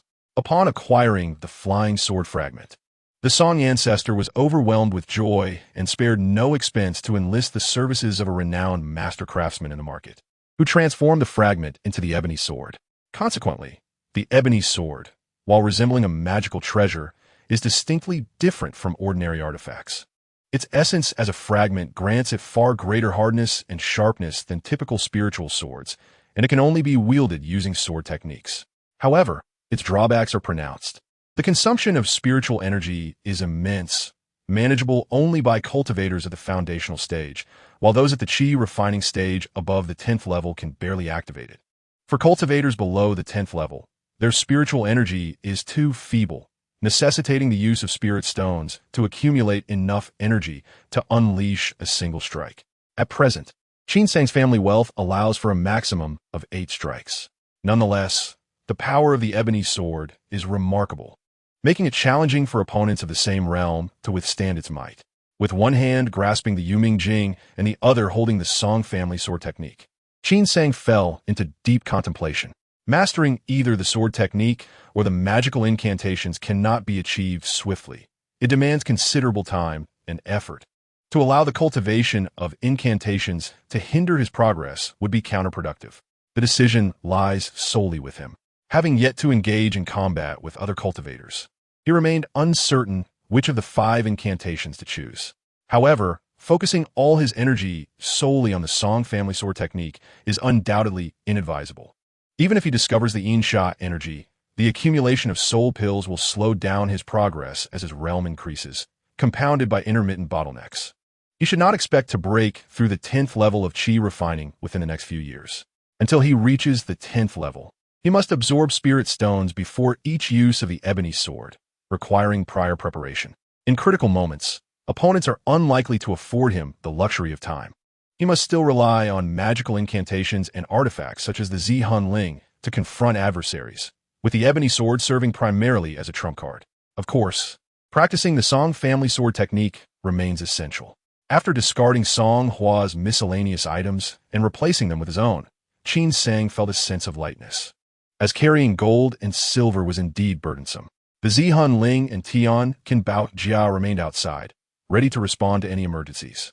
Subsequently, Qin Sang lost all inclination to cultivate the Yuming Jing and plunged into the Song family sword technique.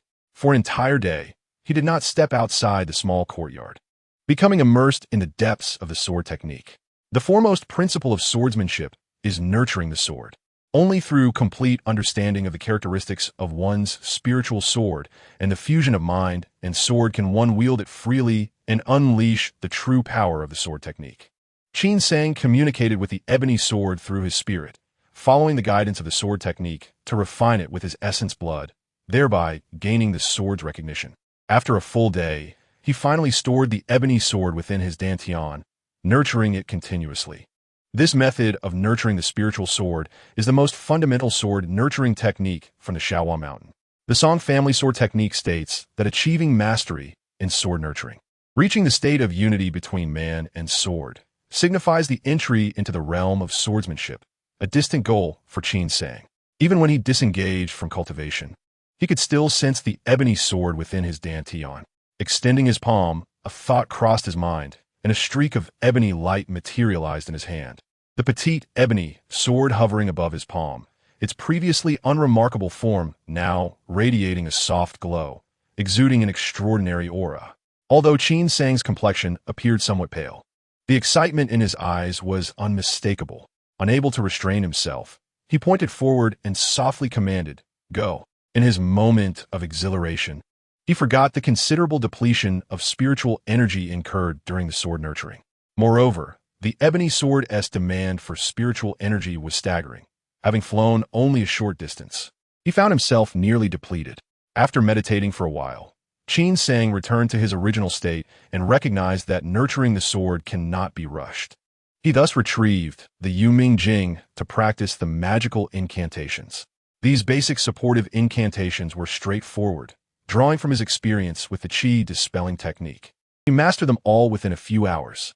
However, to apply them proficiently, diligent practice was necessary. Qin Sang tested each of these incantations on sheepskin, only to find the results disappointing. Ultimately, he settled on a Yun Dun method for escape and Wan Li Bing Feng for confrontation, both of which were urgently needed. With the Zihun Ling and Bing Bao Jia at his disposal, they bore effects similar to the Wu Sua Heng Jiang and Ning Shui Zhang, eliminating the need for preliminary training. As for the I Xing Huan Ying technique, Qin Sang concluded that even if he were to create an illusory clone to confuse enemies, once recognized, it would not aid his escape. As dawn broke, Qin Sang ceased his cultivation and ventured out. He had heard from the shopkeeper that there were not many cultivators in the market on ordinary days, but during the mid-month period, cultivators from all around the vicinity of Yushan would converge, each pursuing their own needs. This was the prime opportunity to gather intelligence.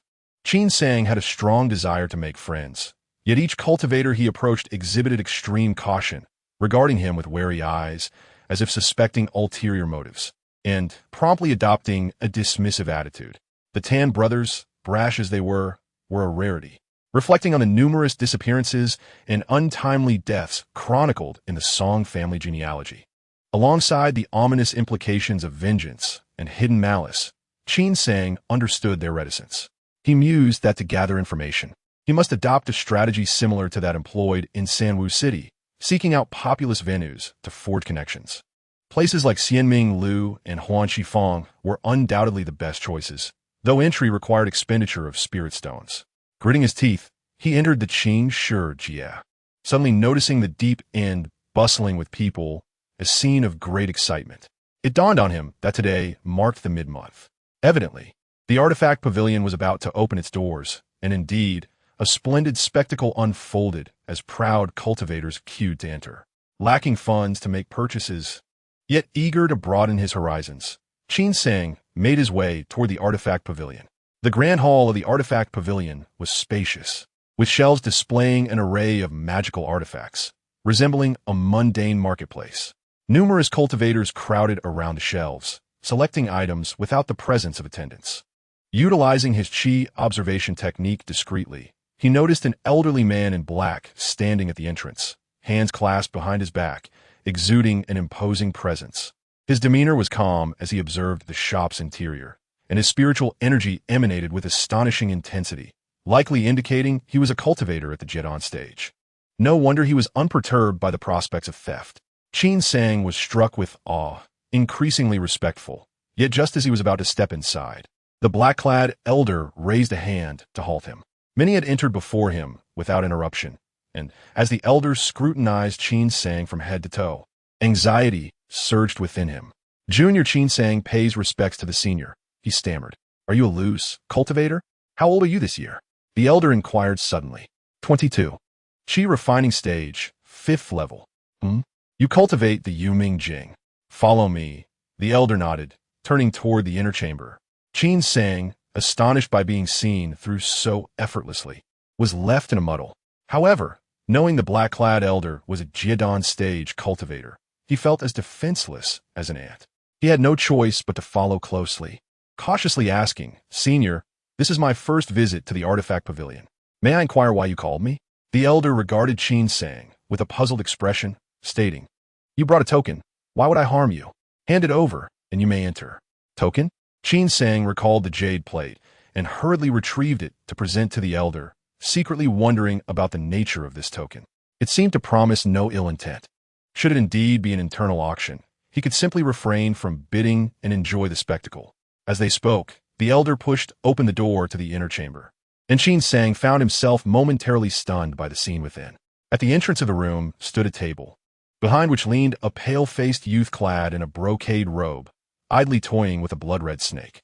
He appeared to possess the cultivation level of the 8th layer of qi refinement. Inside, several cushions were scattered about, upon which sat 5 individuals, roughly the same age as Qin Sang, all at the 4th or 5th layer of qi refinement. Among them were the Tan brothers, whom Qin Sang had encountered just 2 days prior. The sound of the door opening startled everyone in the room. The brocade-clad youth quickly wiped away his lazy demeanor, rising respectfully and saying, Master Uncle Yu. He then glanced at Qin Sang with a smile, adding, Master Uncle Yu has brought another junior disciple with him. This time, our harvest is greater than ever. The others in the room secretly scrutinized Qin Sang, and it was evident that the Tan brothers recognized him as well. Tan Hao opened his mouth to speak, but was discreetly pulled back by Tan Jia. Seeing their reluctance to acknowledge their acquaintance, Qin Sang held back from greeting them. However, the subtle actions of the Tan brothers did not escape the keen observation of the elderly man in black. Do you know them? He inquired, narrowing his eyes at Qin Sang. Not daring to conceal the truth, Qin Sang briefly recounted their previous encounter.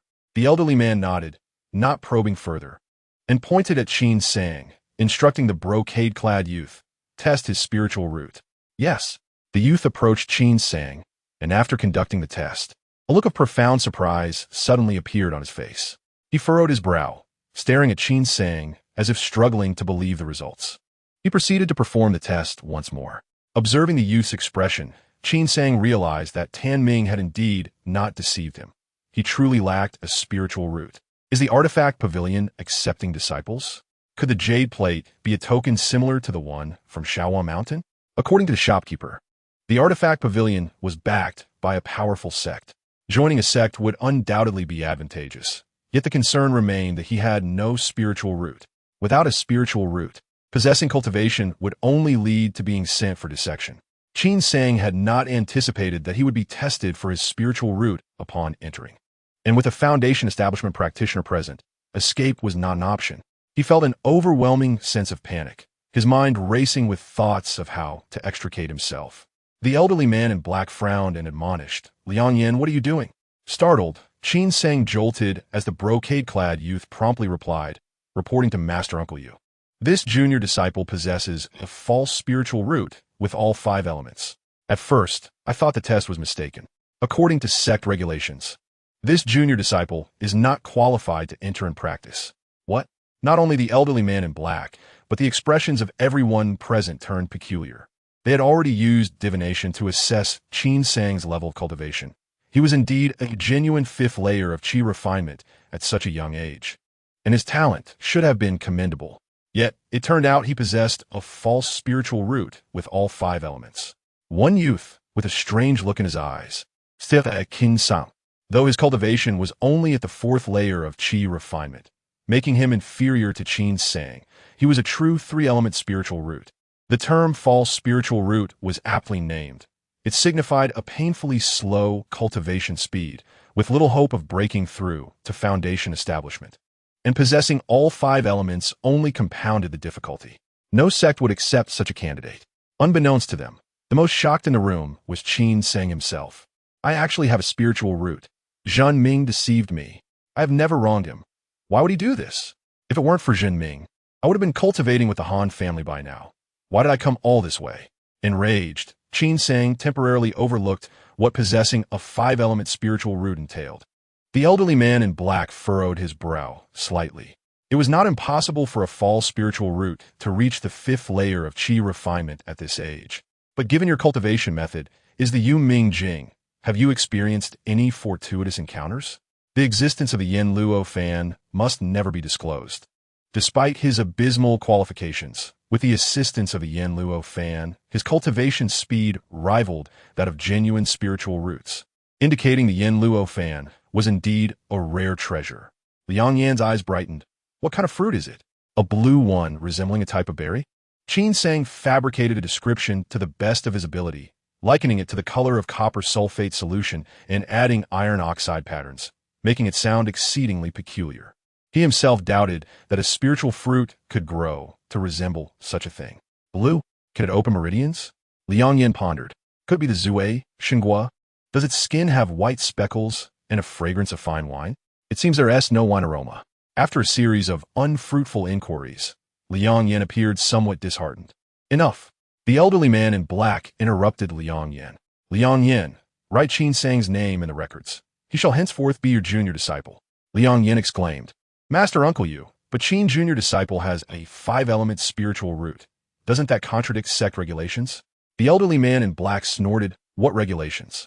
Merely conventions. Throughout history, such conventions have often been broken.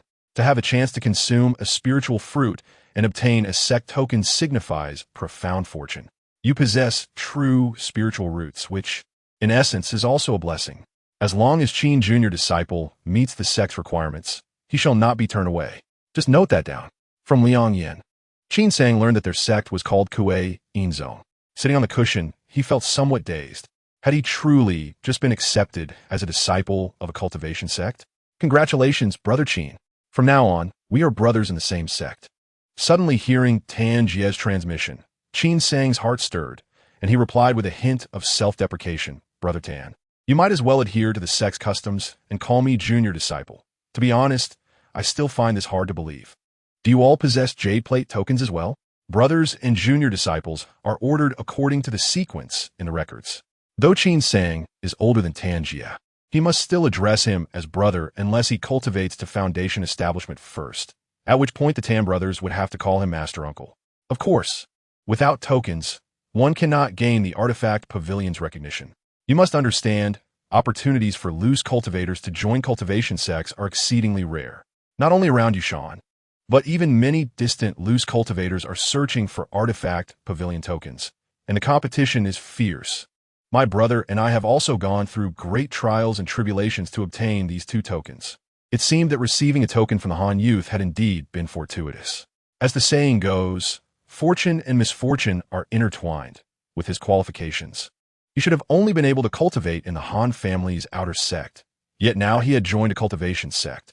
He was at a loss as to whether he should resent or thank Shinming. With a wry smile, Qin Sang sighed softly. Brother Tan, do you know where our sect's mountain gate is? What is its strength like? Previously, he had heard of the sect's name, rumored to be a renowned cultivation sect in the northern regions, situated in the extreme northern coal domain. He had not expected it to establish the artifact pavilion so far away. Rest assured, Brother Qin, just look at the artifact pavilion, and you will see our sect's strength is formidable. With the protection of the sect, there is finally hope ahead, Tan Jie spoke with excitement. The two exchanged a few words via thought transmission. Joining a cultivation sect was undoubtedly a positive development.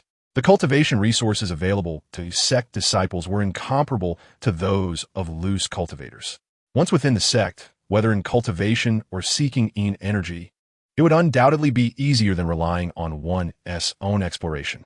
Yet, the thought of his five-element spiritual root left Qin Sang unable to feel any joy. As night fell, the commotion subsided. Master Uncle Yu entered with two other elderly men in black robes. Qin Sang and his companions quickly stood at attention. Following Liang Yin in greeting, junior disciples pay their respects to Master Uncle Dong, Master Uncle Yu, and Master Uncle Wu. The elderly man with a hawk-like nose in the center is none other than Dong Shu, whose gaze cuts like a blade, causing discomfort to those who dare to meet his eyes, prompting them to lower their heads in fear. Suddenly, Dong Shu emitted a sinister chuckle, and the formidable aura of a foundation establishment cultivator erupted, leaving Qin Sang greatly alarmed, feeling as if a mountain bore down upon him. He had to exert every ounce of strength to avoid collapsing to the ground, while the others also flushed, straining to withstand the pressure. You have been selected by my Kuei-in sect, which indicates your considerable talent. Once you join the Kuei-in sect, you must devote yourselves entirely to cultivation and sever all worldly ties, until you break through to the foundation establishment stage. Unless on a mission from the sect, you shall not descend the mountain without permission. Otherwise, you will be treated as a traitor. At that time, do not blame this old man for not warning you. Upon hearing this, a wave of unrest rippled through the crowd. Qin Sang felt a tightening in his chest. The pursuit of immortality indeed requires undivided focus on cultivation. Even without the sect's restrictions, he would not allow himself to be distracted. But where could he find in-shot energy if he could not leave the mountain? After closing the artifact pavilion, Qin Sang and the others followed the three Shu silently as they departed from the market. Once they left the market, the three foundation establishment cultivators of Kuei-in sect produced a pearly white jade shuttle. The shuttle shimmered with light, enveloping the group as it soared into the sky. Unexpectedly, not far into their flight, a fiery red sword light suddenly shot forth from the depths of the dark mountains, colliding with the shuttle like a comet. To their astonishment, the shuttle was effortlessly pierced by the sword light, its fragments scattering like rain, revealing it to be an illusion. From the depths of the dark mountains came a chorus of gasps, followed by several shadowy figures bursting forth from the darkness, fleeing in all directions, only to despairingly discover that they were surrounded by a bizarre black mist. The mist churned unpredictably, seemingly filled with countless malevolent spirits howling, and in an instant, it swallowed the assailants without even a single scream, leaving only skeletal remains behind. Qin Sang, who witnessed this battle in its entirety, was drenched in cold sweat. Chapter 61. Desolation. The black mist coalesced into a single mass, revealing the figures of the three foundation establishment cultivators. Glancing at the scattered bones on the ground, Wu Shu sighed. These desperate rogues are growing bolder. Yu Shu furrowed his brow and said, their strength is increasing as well. Last time, it was merely a few chi refinement thieves, but this time even foundation establishment cultivators have appeared. The artifacts they wield do not seem to belong to mere rogue cultivators. They are likely connected to one of the nearby cultivation families. Wealth entices the heart. It appears we must give up this artifact pavilion, a pity. Dong Shu snorted coldly.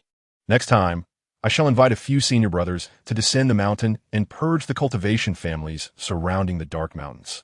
Let us see who else dares to act so brazenly. Under the night sky, the shuttle's illusionary light raced forward. The three Shu formed a triangular formation, jointly controlling the shuttle, while Qin Sang and the others remained in the center. Enveloped by the escape light, Qin Sang felt no bumps or cold winds. Below, the mountains and plains blurred past like fleeting shadows, evoking memories from his past life. What astonishing speed! Qin Sang envied the abilities of the Foundation establishment cultivators. Yet he could only resolve to practice diligently. In the presence of others, he dared not take out the soul pill to assist in his cultivation, and indeed, the five-element spirit fruit was not a mere rumor. After an entire week, the spiritual energy within him had only accumulated a negligible trace. He decided not to waste any more time and to seize this opportunity to practice spells instead. Complex spells require not only the recitation of incantations, but also the coordination of seals. Qin Sang initially thought himself reasonably intelligent, expecting the learning process to be simple. However, the incantations were all convoluted and peculiar, interspersed with obscure ancient sounds and cryptic phrases. Moreover, each recitation of an incantation demanded a connection between spiritual awareness, seal techniques, and spiritual power, leaving Qin Sang flustered. He soon realized that cultivation was not as simple as he had imagined. Currently, he could only stumble through the recitation of the Yun Dun Ji Fa incantation, and casting a spell within a short time frame was out of the question. Even if he could barely release a spell, such a lengthy casting time would render it meaningless in actual combat. Before the spell was ready, he would have already been defeated by his opponent. To cast spells at will and instantaneously, one must endure prolonged practice, which would inevitably conflict with the cultivation of techniques. After 3 days of rapid travel, Qin Sang estimated that the distance covered in those 3 days was several times greater than the arduous journey he had undertaken in the previous year. A glimpse through the tube reveals a trace of the leopard. This is the disparity between the immortal and the mortal. On the dawn of the 4th day, the shuttle suddenly descended, waking Qin Sang and the others. Initially startled, they soon realized they had finally arrived at their sect, and their faces filled with anticipation. Before long, Qin Sang felt a heaviness beneath his feet, the enveloping escape light dissipating as the shuttle shrank to the size of a palm, landing in Dong Shirshu's hand, which he tucked away. Upon seeing the scene before him, Qin Sang felt a chill wash over him. All around was an endless expanse of snow, desolate and devoid of life. The snow-capped mountains stretched infinitely, their perilous peaks piercing the sky, with cliffs plunging into deep abysses. The gloomy mist lingered year-round, obscuring the depths from view. This mountain resembled a mighty sword extending from the depths of the 9 hells, pointing toward the firmament. The barren mountain was covered in thick snow, devoid of any vegetation. Exposed rocks symbolized the desolation. There were no pavilions, flowing waters, or lush greenery, nor the melodious sounds of birds and fragrant flowers.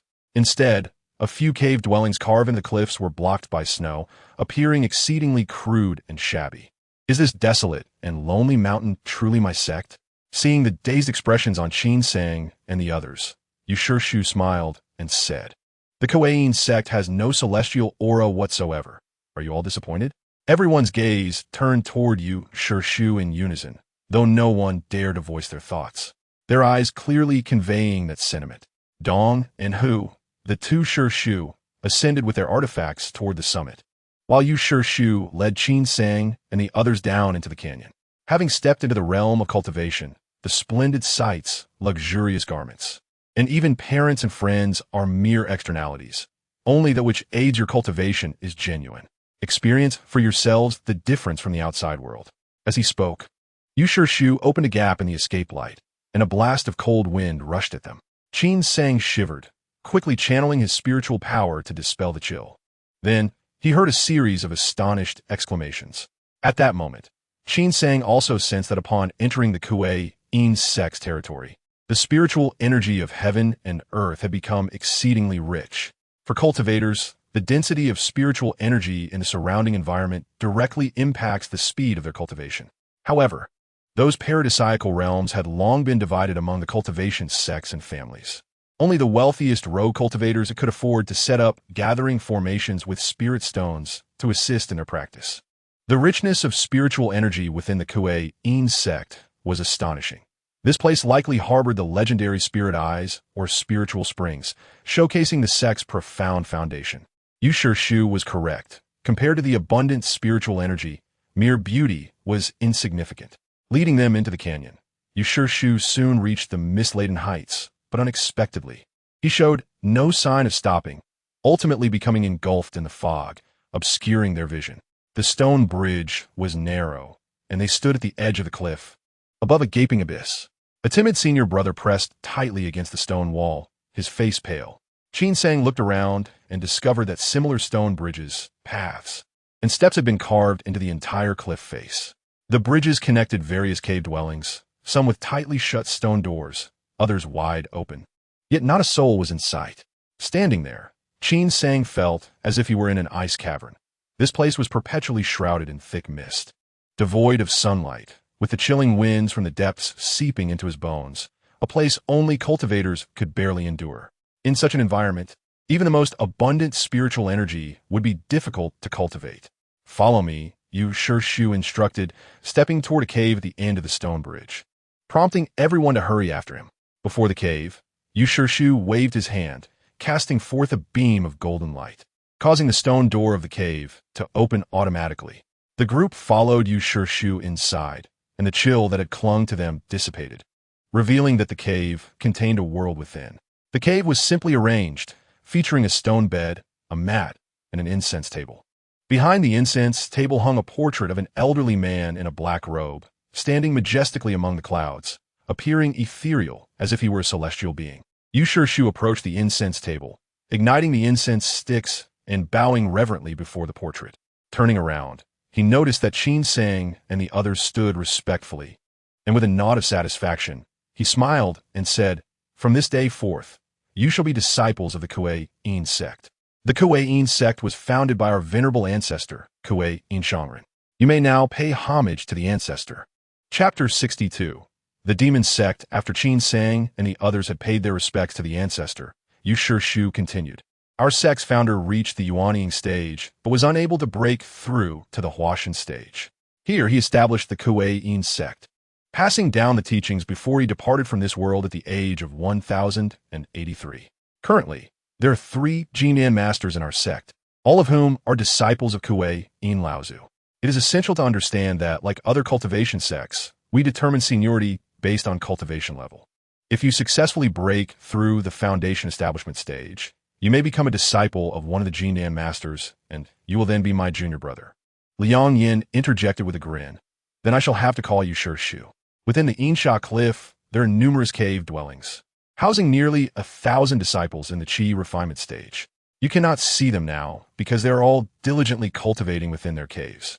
In our sect, internal competition is permitted, but mutual harm is strictly forbidden. Otherwise, severe punishment will ensue. Do you understand? Yu Shirshu's tone conveyed a strong warning, and Qin Sang and the others hurriedly nodded in agreement.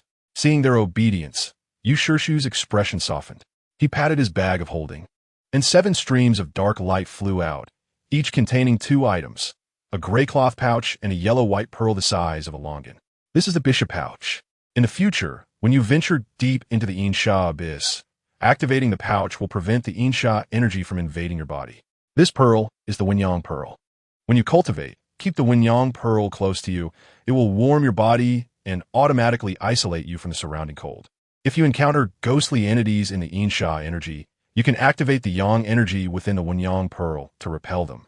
But do note that it is only effective against weaker spirits.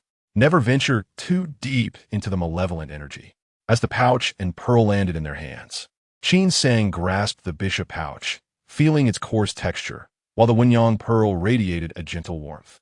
Both items were magical artifacts, albeit of low quality, classified as inferior grade due to their unique functions. As Qin Sang examined the bishop pouch, he suddenly froze upon hearing Yu Shirshu's words and could not help but inquire. Yu Shirshu, is it true that the bottom of the cliff is filled with Insha energy?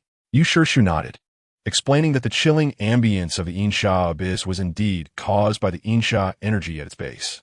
Noticing the change in expressions among the group, Yu Shirshu chuckled. Do not be overly alarmed.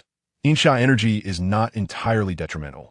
The reason our sect has so many magical artifacts to sell is precisely due to the Insha energy. Moreover, within our Kuei-In sect, there exists a peculiar secret technique that utilizes the Insha energy for cultivation. However, you'll need to change your cultivation method first. Upon hearing this, a strong premonition surged within Qin Sang. The announcement caused a stir among the others. Although the speed of their cultivation would increase, they would also face delays. Additionally, having immersed themselves in their original techniques for many years, familiarizing themselves with a new method would undoubtedly consume considerable time. The three disciples practicing water-based techniques wore expressions of concern, fully aware that the Yuming Jing was among the most challenging foundational techniques for water cultivation. Only Qin Sang remained silent, his head bowed. As the others expressed their worries and engaged in hushed discussions, Yu Shu's gaze turned cold, and he admonished, "What is this chaos? The sect has its reasons for instructing you to change your cultivation method. Take this." Another 7 streams of light burst forth from the bag, revealing a tome and a small flag. Qin Sang received them, narrowing his eyes. These items were all too familiar to him.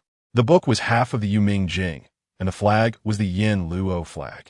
However, the image of Yin Wang on this flag was much paler, with sparse lines, rendering the figure less lifelike and rather rigid. At that moment, Liang Yin, bowing slightly, interjected, "Yu Shu, please do not be angry. This is a significant matter regarding the change of cultivation methods, and it is natural for my junior brothers and sisters to have doubts.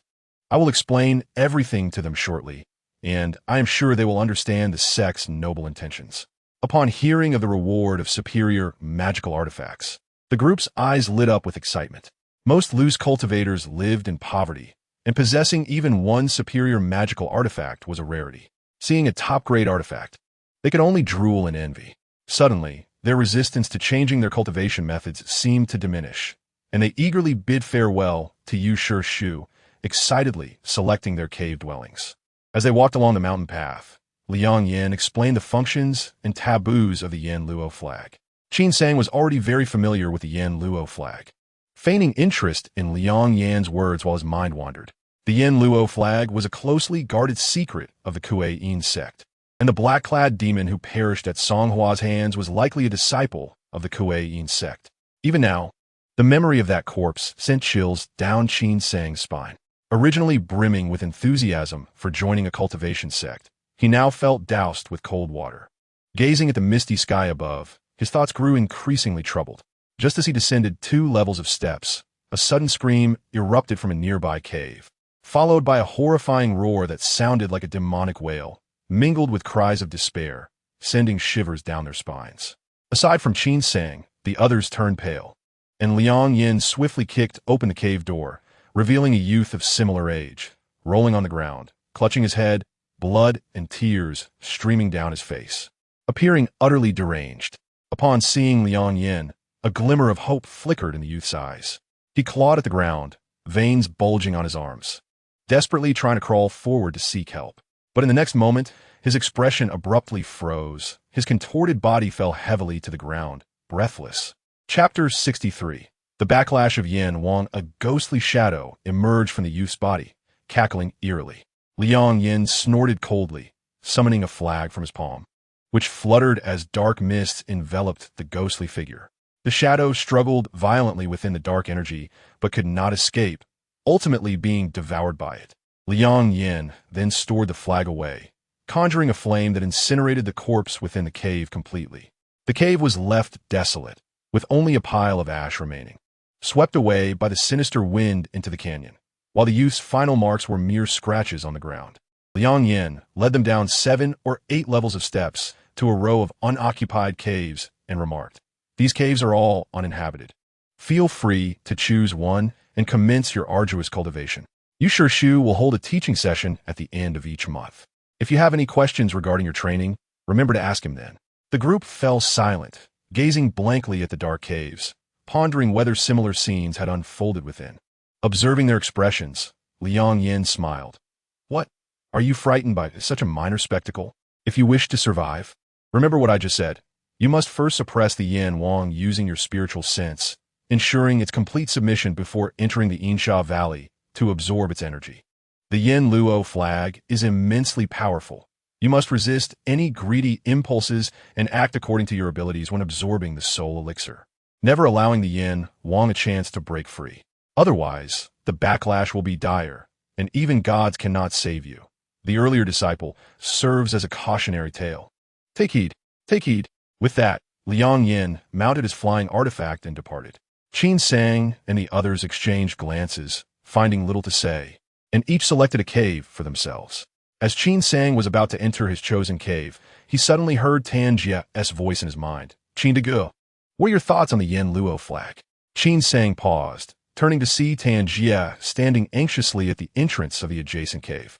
Recognizing Tan Jia's expression, Qin Sang surmised that he was likely unsettled by the earlier scene. Having witnessed the terror of Yan Wang firsthand, Qin Sang knew that without the protection of the Jade Buddha, he too would have already become a meal for Yan Wang. However, apart from the risk of a Yan Wang backlash, Qin Sang had not discovered any other hidden dangers in the Yen Luo flag throughout his cultivation thus far. Upon contemplating this, Qin Sang discreetly conveyed to Tan Shixiang, I heard from Liang Yen Shixiang that over 1,000 disciples of Kuei Yinzong have been utilizing the Yen Luo banner for cultivation. Surely, the miraculous effects of the Yen Luo banner have long been validated. However, the perils of the secret method are exceedingly great. We must exercise utmost caution moving forward. Tan Jia nodded, offering no further comments, as he entered the cave dwelling, burdened with heavy thoughts.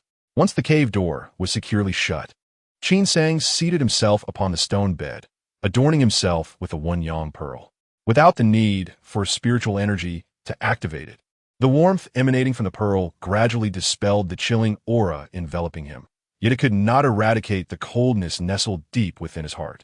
Observing Liang Yan's unhesitating act of incinerating corpses, along with the nonchalant expressions of others, made Qin Sang acutely aware that within the Kuei Yinzong, even the lives of disciples hold little value, akin to mere weeds in the grand scheme of things. Perhaps only by transcending the foundation establishment stage could one attain a modicum of status. Qin Sang, fortified by the protection of the Jade Buddha, was unafraid of the repercussions from the King of Hell and believed it would not be arduous to emerge among his peers. However, he harbored a greater fear of betraying any peculiarities. Although Uncle Yu had forbidden mutual slaughter among disciples, what if a foundation establishment cultivator resorted to murder for treasures? The cave dwelling remained as austere as ever. While meditating on the cushion, Qin Sang abruptly opened his eyes and stealthily pushed open the stone door. Catching a fleeting glimpse of a slender figure vanishing amidst the mists of Yinsha Yuan. From the silhouette, it was evident that it was his fellow disciple, Shi Hong, who had entered alongside him. Having resided in Kuei Yinzong for a month, Qin Sang recalled the end of last month when Uncle Yu held a teaching session. He had seized the opportunity to inquire about his long-standing doubts, finally understanding the sporadic nature of his bottleneck. It turned out that each breakthrough in cultivation represents a critical juncture. If one's aptitude is lacking, being trapped for a decade or more without advancement is not uncommon. Furthermore, during the 3rd, 6th, and 9th levels of the Qi refining stage, one's physical body and consciousness undergo subtle transformations, solidifying the bottleneck and increasing the difficulty of overcoming these barriers. These 3 thresholds are progressively more challenging to surmount. And while the Soul Dan not only accelerates cultivation speed, it also aids in breaking through, which is why Qin Sang had experienced such smooth progress. Of course, these minor thresholds pale in comparison to the bottlenecks of the foundation establishment and core formation stages. Among Qi refining cultivators, the success rate of breaking through to the foundation establishment stage is less than 1 in 10, and that is contingent upon successfully reaching the 10th level of Qi refining, as not everyone has the opportunity to acquire a foundation establishment Dan. The foundation establishment Dan is a spiritual herb that assists in overcoming the bottleneck of foundation establishment, increasing the chances of breakthrough. For those with exceptional innate talent, such as possessing a singular spiritual root, the foundation establishment Dan is unnecessary. However, for most cultivators, the slight increase in probability offered by the foundation establishment Dan is invaluable. Yet, the current cultivation world is plagued by a scarcity of spiritual energy and herbs. The elixirs of ancient times, rivaling the foundation establishment Dan in efficacy, can no longer be refined due to the depletion of spiritual herbs, and the formulas have long been lost. Consequently, even disciples of cultivation sects find it challenging to obtain a single foundation establishment Dan. With such difficulty in breaking through to the foundation establishment stage, those who successfully achieve core formation are even rarer. With only 3 golden core masters in the entire Kuei Yinzong, The path of cultivation is indeed akin to traversing a narrow bridge amidst a sea of soldiers. Upon realizing these truths, Qin Sang fell into a state of despair for several days. Even if he were to miraculously break through the foundation establishment stage and attain perfection just before the impending deadline, the hope of achieving core formation seemed almost non-existent. Reflecting on the grand aspirations he had expressed before the princess, he found them almost laughable. Yet, Qin Sang soon regained his resolve. Only those who have faced death truly comprehend its terror and the beauty of life. He understood that one must strive with all their might, even if death were inevitable. They could face it without regret. Over the past month, he refrained from entering Insha Yuan to absorb the Insha energy. Having exhausted the remaining Soul Dan, he chose to practice spells first, waiting a full month until he saw Shi Hong, the first to subdue the King of Hell, enter Insha Yuan. Shi Hong possessed both gold and wood spiritual roots, her talent being unparalleled among the 7 who had entered together. It was no surprise that she was the first to subdue the King of Hell. With the ability to avert calamities and assist in flight, along with the flight technique, Qin Sang descended gently like a falling leaf. As he ventured deeper into Insha Yuan, the mingling of ominous energy within the mist grew increasingly dense, creating an atmosphere of profound chill. Eventually, he found himself in an inky blackness, resembling swirling black clouds in the abyss, where the howling winds hinted at the presence of vengeful spirits. It felt as though countless malevolent entities were striving to breach the mortal realm, wreaking havoc upon humanity. Chapter 64. The 6th layer in this place, even with the warmth of the One-Yang Pearl, one could not escape the bone-chilling cold. According to Liang Yin Shixiang, when a Yin Luo banner was first acquired, the King of Hell's power corresponded only to that of a first-level Qi refining cultivator. Thus, one need only absorb the Insha energy from the uppermost layer of Insha Yuan, and as the King of Hell's strength gradually increased, they could delve deeper bit by bit. Here, even employing the observation technique yielded limited visibility, and Qin Sang could only discern a senior brother meditating on the cliffs flanking Insha Valley, controlling the King of Hell's absorption of Insha energy. With each strand of Insha energy the King of Hell absorbed, that senior brother would collect it into the Yin Luo banner, his consciousness sinking into the banner to suppress the King of Hell, repeating the same actions after a considerable period. Others, lacking the protection of the Jade Buddha, had to exercise extreme caution when controlling the King of Hell to absorb Insha energy or utilizing Soul Dan for cultivation, whereas Qin Sang alone operated without restraint, continuously consuming Soul Dan. Thus, his life became exceedingly regimented. At the end of each month, he would consult Uncle Yu and, in turn, enter Insha Yuan to procure Soul Dan, remaining within the cave, dwelling thereafter, as provisions were delivered daily. With no disturbances, he could focus entirely on cultivation, balancing both techniques and spells. Now, armed with Uncle Yu's guidance, he understood that the more intense the desire to advance, the more it would elude him.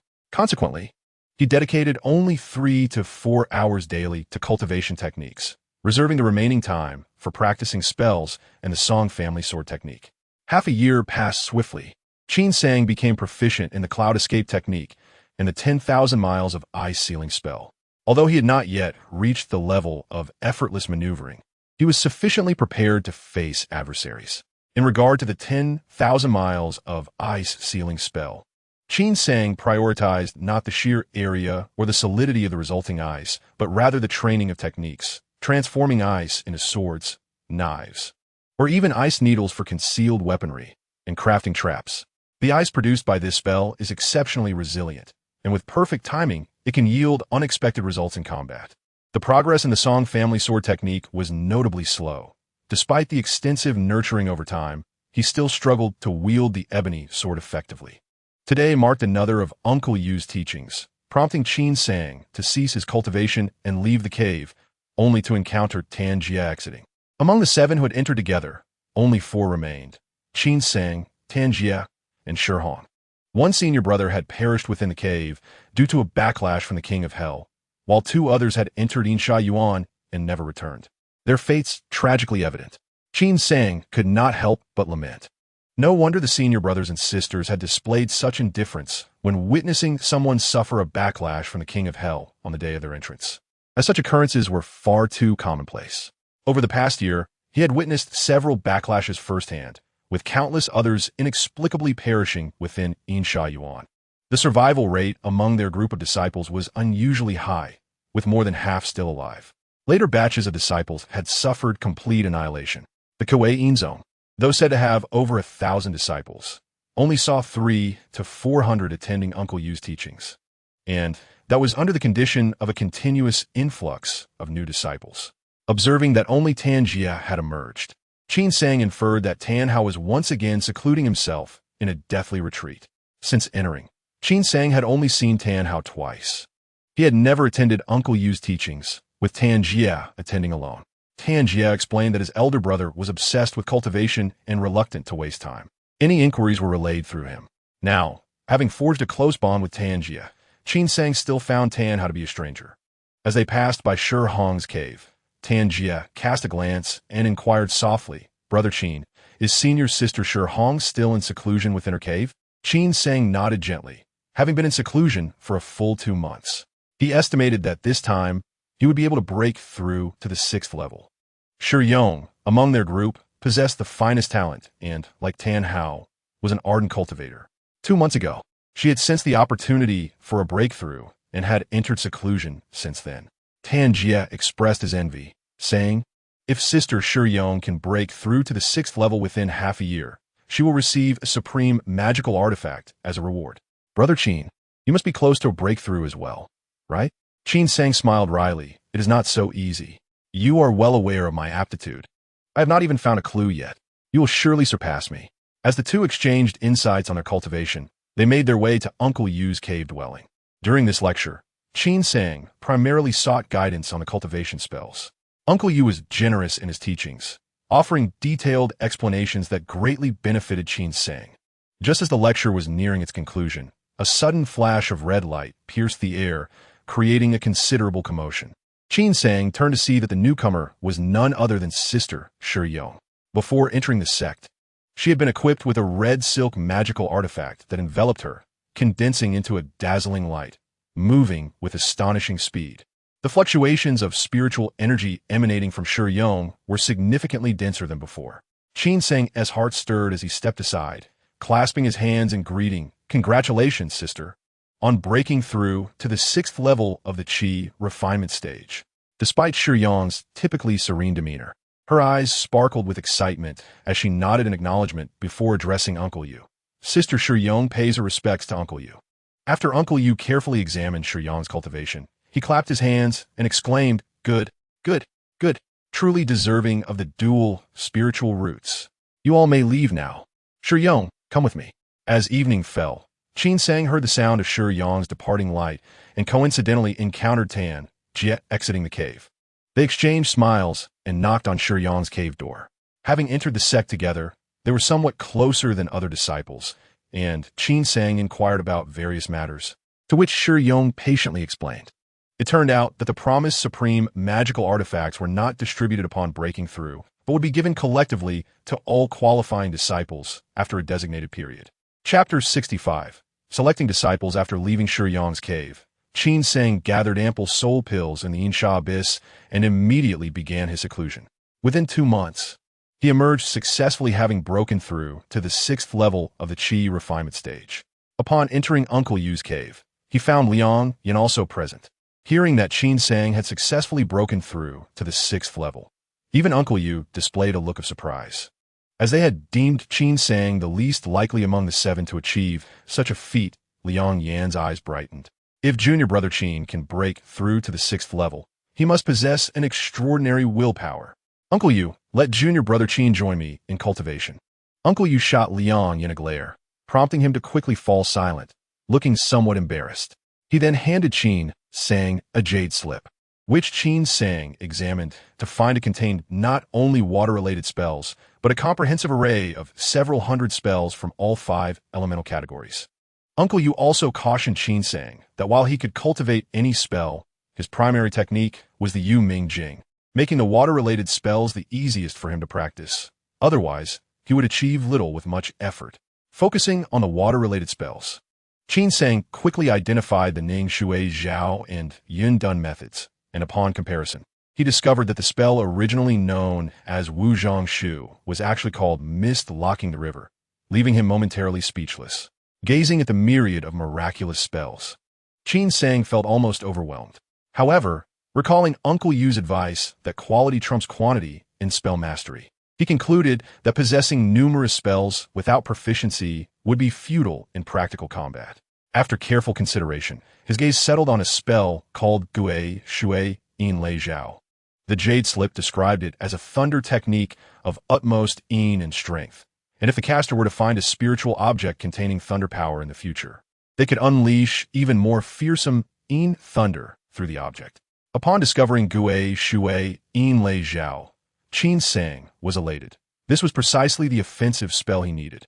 Although he lacked a spiritual object, the inherent power of the Gui Shui Yin Lei Zhao was already formidable, its release akin to a flash of lightning, difficult to evade, and possessing a certain restraining effect against malevolent entities such as demons and sinister spirits. Upon returning to his cave, Qin Sang compared the 2 volumes of Yuming Jing and found no discrepancies.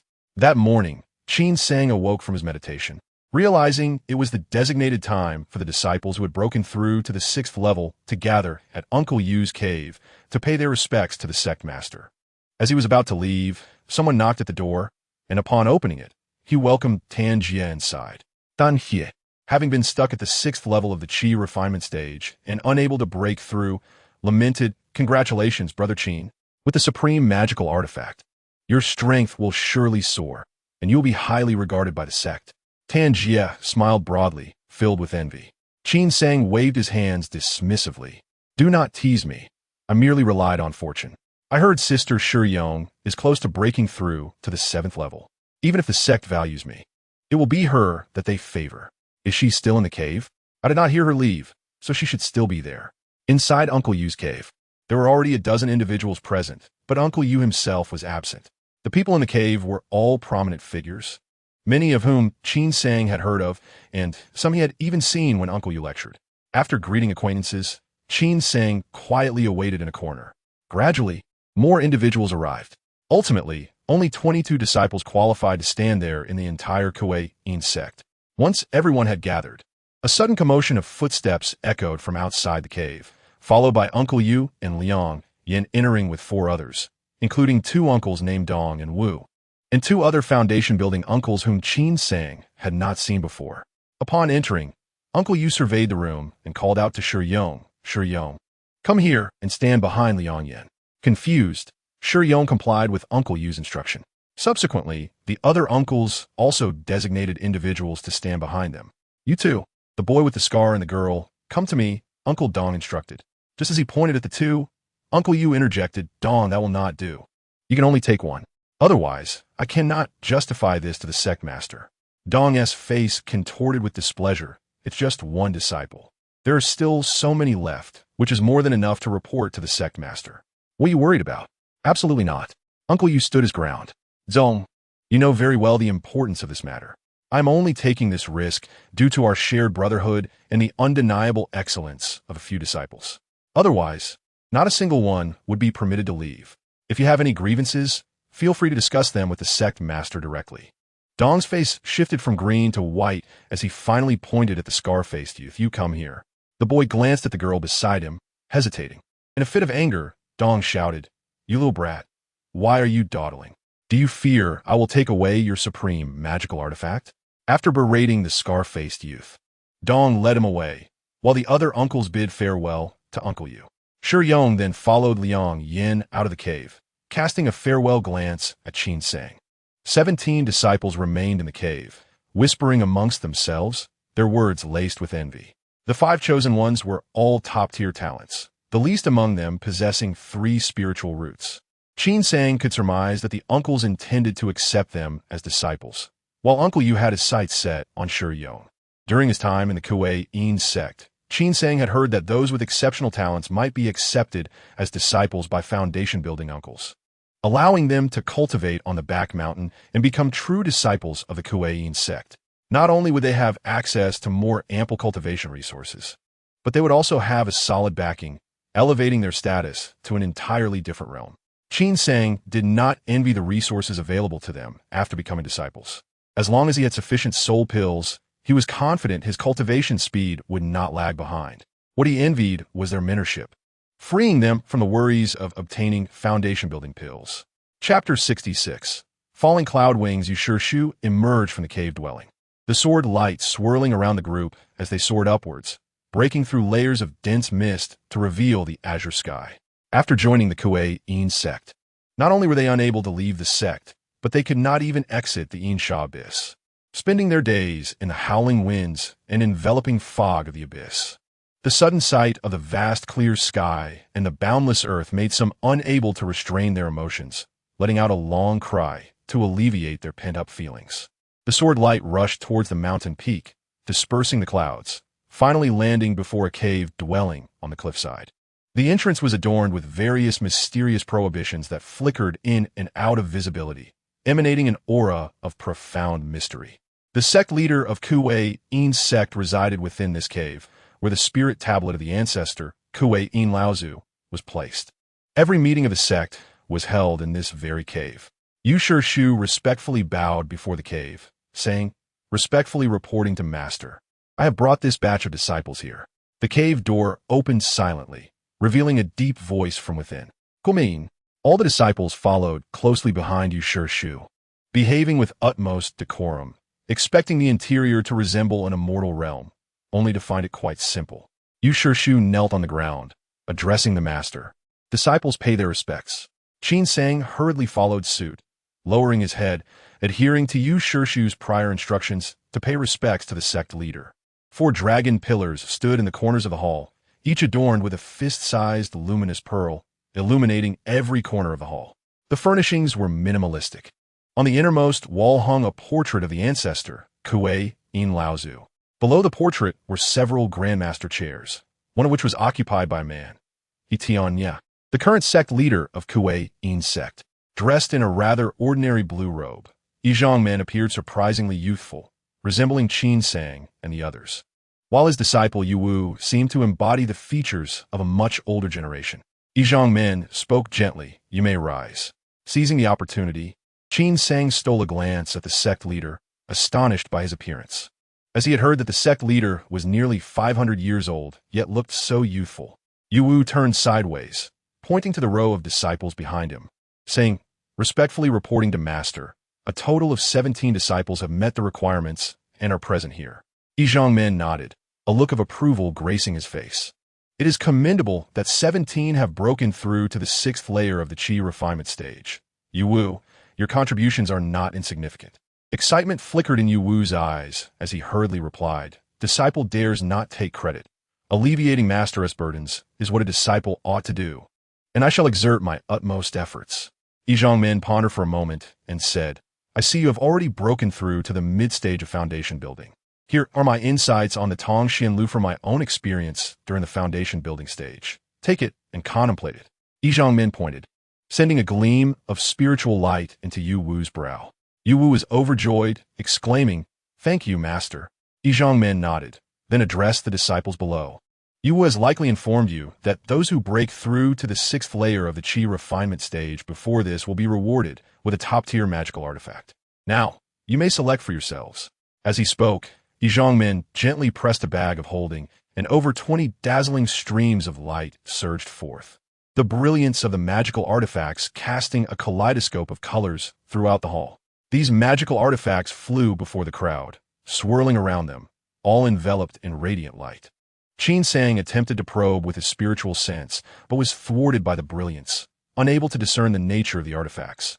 Thus, he could only rely on his own judgment for selection, leaving the quality of the chosen artifact to sheer luck. Since they were all top-tier artifacts, their powers were relatively similar, though each had its own emphasis. The others, like Qin Sang, were dazzled by the sight of so many top-tier artifacts, desiring to claim them all for themselves. Just as hesitation lingered in the air, a senior brother named Yang Yuanzong suddenly leapt up and reached for a stream of light. Within that stream was a sword-shaped artifact. It was evident that this was likely a spirit sword in the realm of cultivation. Pure offensive artifacts of significant power were exceedingly rare, each one being invaluable. Yang Shixiang had indeed made an astute choice. A cold, dark green aura coiled around the 3-foot-long blade, flowing continuously, emanating an oppressive chill, reminiscent of a chi dragon, with faint sounds of dragon roars echoing forth. Yang Shixiang, sword in hand, stood poised in midair, the chi dragon swirling around him, exuding a formidable presence. Witnessing this scene, the others awakened from their reverie and immediately scrambled to grasp the streams of light above, with a fierce competition erupting over a black conical artifact. The conical artifact and the sword-shaped artifact stood out among the collection, and Qin Sang had already set his sights on one. But after some contemplation, he decided to choose something more suited to himself. He possessed the Wumu sword, made from spiritual treasure material. Once he mastered the Song family sword technique, it would not be inferior to that Chi dragon sword. What he lacked was an artifact that could aid in escaping danger. Scanning his surroundings, Qin Sang's gaze fixed upon a stream of light that enveloped a pair of white wings. Initially, he had been drawn to a shoe-shaped artifact, but a senior sister, quicker than him, snatched it away. This senior sister likely shared similar intentions, leaving Qin Sang with no choice but to settle for the wings. After each person selected an artifact, Yi Zhongmin collected the remaining ones, tossing each disciple a jade slip containing an introduction to the artifacts and refining techniques. As Qin Sang scanned the jade slip with his spiritual sense, his brow furrowed slightly. The wings he had chosen were called falling cloud wings, serving a purpose entirely different from what he had envisioned. They concealed the wearer and obscured their aura, acting as a stealth artifact, purer than the cloud escape technique. Nevertheless, it would suffice for self-preservation, Qin Sang reassured himself. Observing the joy on everyone's faces as they clutched their artifacts, Yi Zhongmin remarked, "Distributing a top-tier magical artifact to each disciple is a grand gesture, one rarely seen even in a major sect with a Yuanian ancestor overseeing it. You may be curious as to why this is so. It is because the sect has a matter that requires your participation. Are you willing?" Yi Zhongmin posed, smiling at the crowd. Before the sect leader, who would dare voice reluctance? The disciples exchanged glances, kneeling in unison before Yi Zhongmin, declaring, "Please give your orders, master. We shall spare no effort." Qin Sang also knelt among them, but his heart raced. There were 3 Jindan experts within the sect and countless foundation-building cultivators. What task could possibly require the involvement of these Qi refinement disciples? Chapter 67. Gathering Qi pills, seeing their anxious expressions, Yi Zhongmin chuckled softly, "Do not fear. While danger may indeed arise, it is not of the life-and-death variety. It is merely an invitation for you to participate in an ascension conference hosted by another cultivation sect." Upon hearing this, the crowd was stunned, thinking they must have misheard. Qin Sang had also heard of the ascension conference. Not every cultivation sect remained insular. Some sought to recruit loose cultivators through various forms of selection, infusing fresh blood into their ranks. This was one of the few opportunities for loose cultivators to join a sect. Each sect had its unique method of selecting disciples, collectively referred to as the Ascension Conference. In a sense, Kuei-in sect, under the guise of the Divine Artifact Pavilion, releasing a jade plate to recruit loose cultivators, could also be termed an Ascension Conference. However, those who succeeded in the Ascension Conference were either exceptionally strong or possessed extraordinary talent, making the challenge quite formidable. Now that they were disciples of Kuei-in sect, Yi Zhongmin was asking them to participate in another sect's Ascension Conference. Even the dimmest of minds could sense the underlying machinations, heightening their fear. With their limited cultivation, becoming entangled in the schemes of Jindan experts, and 2 sects could easily lead to their obliteration. Moreover, it was well known that cultivation sects despised traitors and spies. Once discovered, the punishment would be nothing short of horrific, serving as a warning to others. Regardless of the trepidation and turmoil within the hearts of the disciples below, Master, he spoke to himself with unwavering composure. "I understand your concerns. Our sect will not assign you tasks beyond your capabilities. As long as you exercise sufficient caution, you shall accomplish them with ease. Of course, it is premature to discuss such matters. You must first pass the Ascension Conference. To that end, our sect has prepared a Qi gathering pill for you." Master, he produced a jade vial containing a series of azure pills resembling crystal, and as he uncorked it, an enchanting fragrance filled the room, instantly captivating everyone's attention. In the realm of cultivation, alchemists are exceedingly rare, and the spiritual herbs required for elixirs are even scarcer. Potent elixirs necessitate a variety of precious herbs, and the age of the herbs themselves is of paramount importance. The herbs typically found by ordinary cultivators are either too young or fiercely guarded by powerful beasts. True immortal medicines and divine drugs grow only in hidden, treacherous locales, fraught with countless dangers and potentially ancient prohibitions. Lacking sufficient strength, even entering such places could result in certain death. Medicinal pills crafted from mundane herbs for foundational strengthening or detoxification can still benefit lower-level cultivators, making them the most frequently encountered elixirs among wandering practitioners. However, those who concoct such pills have yet to grasp the fundamentals of alchemy and thus lack the qualifications to be called alchemists. The chi-gathering pill, on the other hand, is a spiritual elixir capable of directly enhancing cultivation, effective for foundation-building practitioners, and is a true treasure of the immortal realm. There is a saying in the mortal world, an emperor does not starve his soldiers. As long as you agree to participate in the Ascension Conference, this chi-gathering pill shall be yours. Moreover, should you achieve significant accomplishments, even direct discipleship under my tutelage is not out of the question. Master Yi's words were enticing, akin to a devil's whisper, who would refuse the opportunity to partake in the Ascension Conference. We're all willing to go, Qin Sang declared resolutely, kneeling on the ground. Even if 10 chi-gathering pills were placed before him, he would still decline the invitation. None among the 17 were fools. Master Yi was exceedingly pleased and waved his hand, causing the chi-gathering pills to soar from the vial, one landing in each person's hand. Now, consume the chi-gathering pill. Master Yu Wu, and I shall safeguard you. Holding the chi-gathering pill, Qin Sang's gaze flickered uncertainly. He had seen through his sect's intentions and did not trust that the pill held no hidden agendas.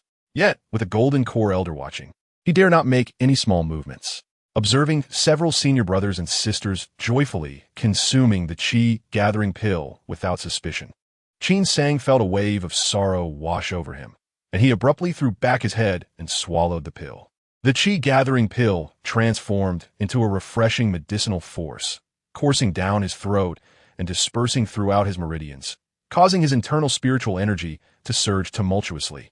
Akin to a raging tide, Qin Sang hurriedly activated his cultivation technique, barely managing to pacify the restless energy, and upon examining his cultivation level, he discovered it had deepened significantly compared to before. After fully digesting the medicinal effects of the chi-gathering pill, he would at least ascend to the late stage of the 6th layer of the chi refining period, a single elixir effectively replacing a year of arduous training. If he could survive this mission, it might indeed be a fortuitous opportunity, perhaps even alleviating his concerns regarding the foundational pills. Just as Qin Sang reassured himself, an unusual sensation enveloped his primordial spirit. He quickly turned his attention inward and was struck with horror. A dark spot had inexplicably appeared on his primordial spirit, which upon closer inspection revealed itself to be a worm. More precisely, this worm clung to the inconspicuous layer of golden light surrounding his primordial spirit, resembling a slimy creature with 2 fangs voraciously gnawing at the golden radiance. A chill ran down Qin Sang's spine, for he was certain that there had been no worm on his primordial spirit before. The only possibility was that the worm had originated from the chi-gathering pill. Suddenly, a scream pierced the air, jolting Qin Sang from his thoughts. He opened his eyes to witness his fellow disciples rolling on the ground, clutching their heads in agony. Their faces contorted in pain as they issued ghastly cries that sent shivers down his spine. This is dire. Qin Sang realized in a flash that this was undoubtedly the consequence of the worm devouring their primordial spirits. Thanks to the protection of the golden light from the Jade Buddha, he had managed to keep the worm at bay and felt no pain, standing out amidst the chaos. He sensed the gaze of Master Yi and Master Yu Wu fixated upon him. In a moment of desperation, Qin Sang steeled his resolve and transformed his consciousness into a sharp lance, piercing his own primordial spirit. An unimaginable agony surged through him, a tearing pain emanating from the depths of his soul. In that instant, Qin Sang felt as though he might be torn apart, his face paling to a ghostly white as he cried out, his eyes rolling back as he collapsed to the ground with a resounding thud. Observing the scene, Master Yi expressed his dissatisfaction. At such a tender age, to break through to the sixth layer of the chi refining period, and yet your primordial spirit is so fragile? Is it due to your five elements spiritual roots? Casting a glance at the unconscious Qin sang, Master mused, what a pity to waste a chi gathering pill. Chapter 68. The heart-eating worm Qin sang was carried out of the master's abode by two senior brothers. All 17 individuals bore faces as pale as paper. Others were terrified, but Qin sang was wounded. In his moment of panic, he had exerted too much force, severely injuring his primordial spirit, and it would likely take a lengthy period to recuperate. That worm was known as the heart-eating worm, an ancient demonic creature long extinct in the current cultivation world. This creature fed on the primordial spirits of cultivators, moving stealthily and proving difficult to resist. It had once incited a calamity of demonic worms in the cultivation realm, instilling fear in the hearts of cultivators. According to the master, implanting the heart-eating worm in them was not intended for control, but rather as a precaution.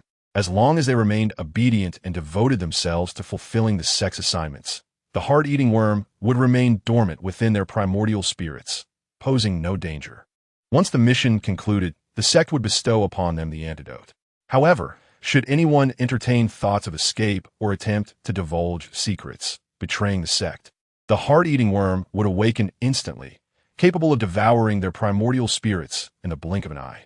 No one knew how much of the master's words were true and how much was false. Yet, having just experienced the excruciating sensation of their primordial spirits being consumed by the heart-eating worm, they could not help but shudder at the thought, each unwilling to undergo such torment a second time. On the pitch-black cliff, a row of caves was lined up, their doors brimming with restrictions, resembling a prison more than a sanctuary. You have 1 month to thoroughly absorb the medicinal power of the Qi gathering pill. Only with sufficient strength can you survive the Ascension Conference. In the Yuan Zhao sect's Ascension Conference, at least half of the participants perish each time. Master Yu Wu cast a meaningful glance at them before unleashing a wave of spiritual power, sealing them within the cave and departing on his sword. In the pitch-dark cave, Qin sang lay on the cold ground, unconscious for an indeterminate duration. Upon awakening, he felt somewhat better, yet his head throbbed with relentless pain. Lying on the icy floor, Qin sang stared wide-eyed into the darkness, repeatedly reciting the Qing Jing Jing, yet he could not quell the fear and unease brewing within. After a long while, a feeble sigh echoed through the desolate cave. Qin sang rose, enduring the headache, and snapped his fingers to conjure a flame for illumination. The cave resembled the one he had previously occupied, the only difference being that the entrance was securely locked with restrictions. Fortunately, Master Yu Wu had informed them before leaving that if they needed to absorb Yin energy, they could activate a restriction within the cave to allow it to enter. The golden light of the Jade Buddha showed no signs of being gnawed upon by the heart-eating worm, effectively keeping the creature at bay. The Jade Buddha had saved his life a second time. Uncertain of what the others were thinking, Qin sang felt fortunate to have the Jade Buddha's protection. Unafraid of the heart-eating worm's assault on his primordial spirit, still possessing a glimmer of hope. Where there is life, there is hope. Qin sang's earlier confusion gradually transformed into unwavering determination. He cast aside distracting thoughts, sat cross-legged, and began to circulate his cultivation technique. After several cycles, the excruciating pain in his primordial spirit subsided, allowing him to calm his mind and contemplate his predicament. This Ascension Conference is hosted by a sect known as Yuan Zhao Men, requiring wandering cultivators to break through to the sixth layer of the Qi refining period before the age of 30 to qualify for participation. With only 12 individuals admitted each time, should failure befall them, even if they do not perish at the Ascension Conference, Qin sang harbors no illusions that Master Yi would show them mercy and spare their lives. With merely a month remaining, if Qin sang were to absorb all the potency of the Juki Dan, he could at most reach the late stage of the sixth layer of Qi refinement, which would not signify a qualitative transformation. Only by elevating his cultivation by a full tier would his strength significantly augment. Ultimately, Qin sang resolved to cease his cultivation and devote the entirety of the month to mastering the Song family sword technique and incantations. The scattered cultivators lack the Yenluo banner, and each of them who breaks through to the sixth layer of Qi refinement before the age of 30 is a formidable adversary. Undoubtedly, this is no mere circumstance where preserving one's life suffices.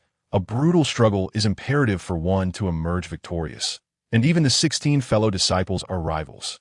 Furthermore, he estimates that once they enter the Yuanzhao sect, there will likely be no Insha energy available, necessitating the collection of additional Soldan. Qin Sang activated the restrictions of his cave, dwelling, and released the Yin Luo to absorb the Insha energy, while he settled into a lotus position, his consciousness sinking into his dantian, where the ebony sword trembled lightly. The Ascension Conference of Yuanzhao sect has traditionally been held in a location enveloped by ancient restrictions, originally a forbidden ground that was later stripped of its treasures, which the Yuanzhao sect subsequently claimed. The terrain within is shaped like a bagua, and upon entering, one will be randomly dispatched to one of the 8 outer regions. Due to the presence of these restrictions, communication artifacts are rendered useless. I have established a secret signal with you. Upon encountering fellow disciples, you must unite in your efforts to seize your quotas and avoid infighting, or face dire consequences. Now, I have conveyed all necessary matters. You may proceed to the Yuanzhao sect, but remember to separate as you go.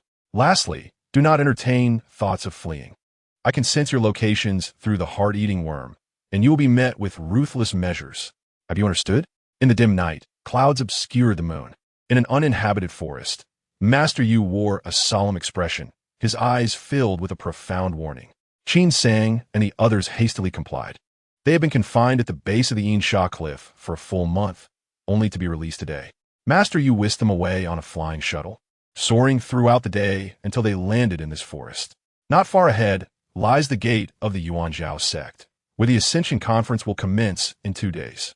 Qin Sang waited until the others departed before bidding farewell to Master Yu and employing the cloud escape technique to meld into the woods.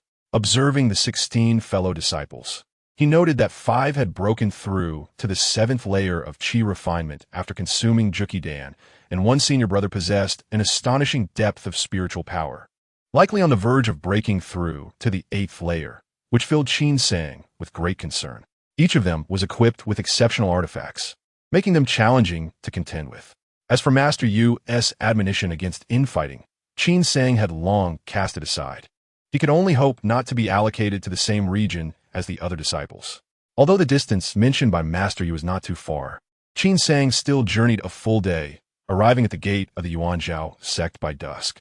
The area appeared perilous, with ancient trees standing tall and mist lingering throughout the year, seemingly intended to hinder mere mortals. Only by employing the Qi observation technique could one discern that within the mountains, there was no oppressive fog obscuring the sky, but rather numerous pavilions and terraces, their ethereal clouds weaving a scene of celestial grandeur. Chapter 69. The moon crossing raft. Numerous cultivators were converging upon the gate of the Yuanzhao sect. Some soared through the air, some utilized artifacts, while others relied solely on their own strength. These should all be participants of the forthcoming Ascension Conference. However, not all among them were scattered cultivators. Master Yu had warned them that upon entering the Bagua Forbidden Zone, one must not underestimate any opponent. For the Yuanzhao sect is a righteous sect of considerable repute in the nearby cultivation world. Many disciples from esteemed cultivation families would attend the Ascension Conference, and they were far from the destitute scattered cultivators. Each possessed profound backgrounds and likely held ancestral artifacts for protection. As Qin Sang gazed from below the mountain, 2 cultivators swept past him. They were all rivals, and it was possible they might encounter each other in the Bagua Forbidden Zone, where it would be a matter of life or death, rendering any pleasantries unnecessary. What is your name? I am Qin Sang. From where do you hail? I am from Ningguo, having once served as a general in the Daxui Kingdom. The Yuanzhao sect cultivator contemplated, somewhat surprised. The participants of the Ascension Conference have increasingly come from distant lands. Qin Sang respectfully replied, since childhood, I have yearned for the path of immortality, yet have struggled to find my way. Upon hearing that the Yuanzhao sect is willing to guide scattered cultivators like myself and open doors of opportunity, I have journeyed thousands of miles to seek your teachings. The Yuanzhao sect cultivator stroked his beard and chuckled. It is indeed remarkable that you, as a scattered cultivator, have cultivated to the 6th layer of Qi refinement at such a young age. There is no need for false humility. Take this jade token and proceed to the back mountain to rest and recuperate. On the morning of the day after tomorrow, The sect's cultivators will escort you to the Bagua Forbidden Zone. Do not let this opportunity slip away. Understood. Qin Sang accepted the Jade token and followed a junior cultivator of the Yuanzhao sect toward the back mountain, where he encountered a senior sister from the Kayin sect. Their gazes met, and they both feigned ignorance of one another. Unlike other cultivation sects, the Ascension Conference of the Yuanzhao sect does not consist of arena battles. The Bagua Forbidden Zone comprises 9 areas, and all participants will be randomly sent to one of the 8 outer regions. These regions are isolated by restrictions, but connect to the core area. The first 12 individuals to reach the core area will be declared the victors of this Ascension Conference. Due to the restrictions within the Bagua Forbidden Zone, even cultivators cannot discern direction. Each scattered cultivator participating in the Ascension Conference possesses a Jade token. Upon being transported into the Bagua Forbidden Zone, they must seize others' tokens. Only by gathering 10 tokens can one obtain guidance toward the core area.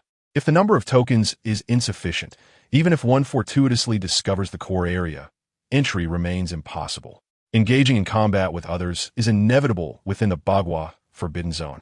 If fortune favors one with weaker opponents, one can quickly gather tokens. However, if the opponents are too strong, not only will one fail to acquire tokens, but one's life may also be at stake.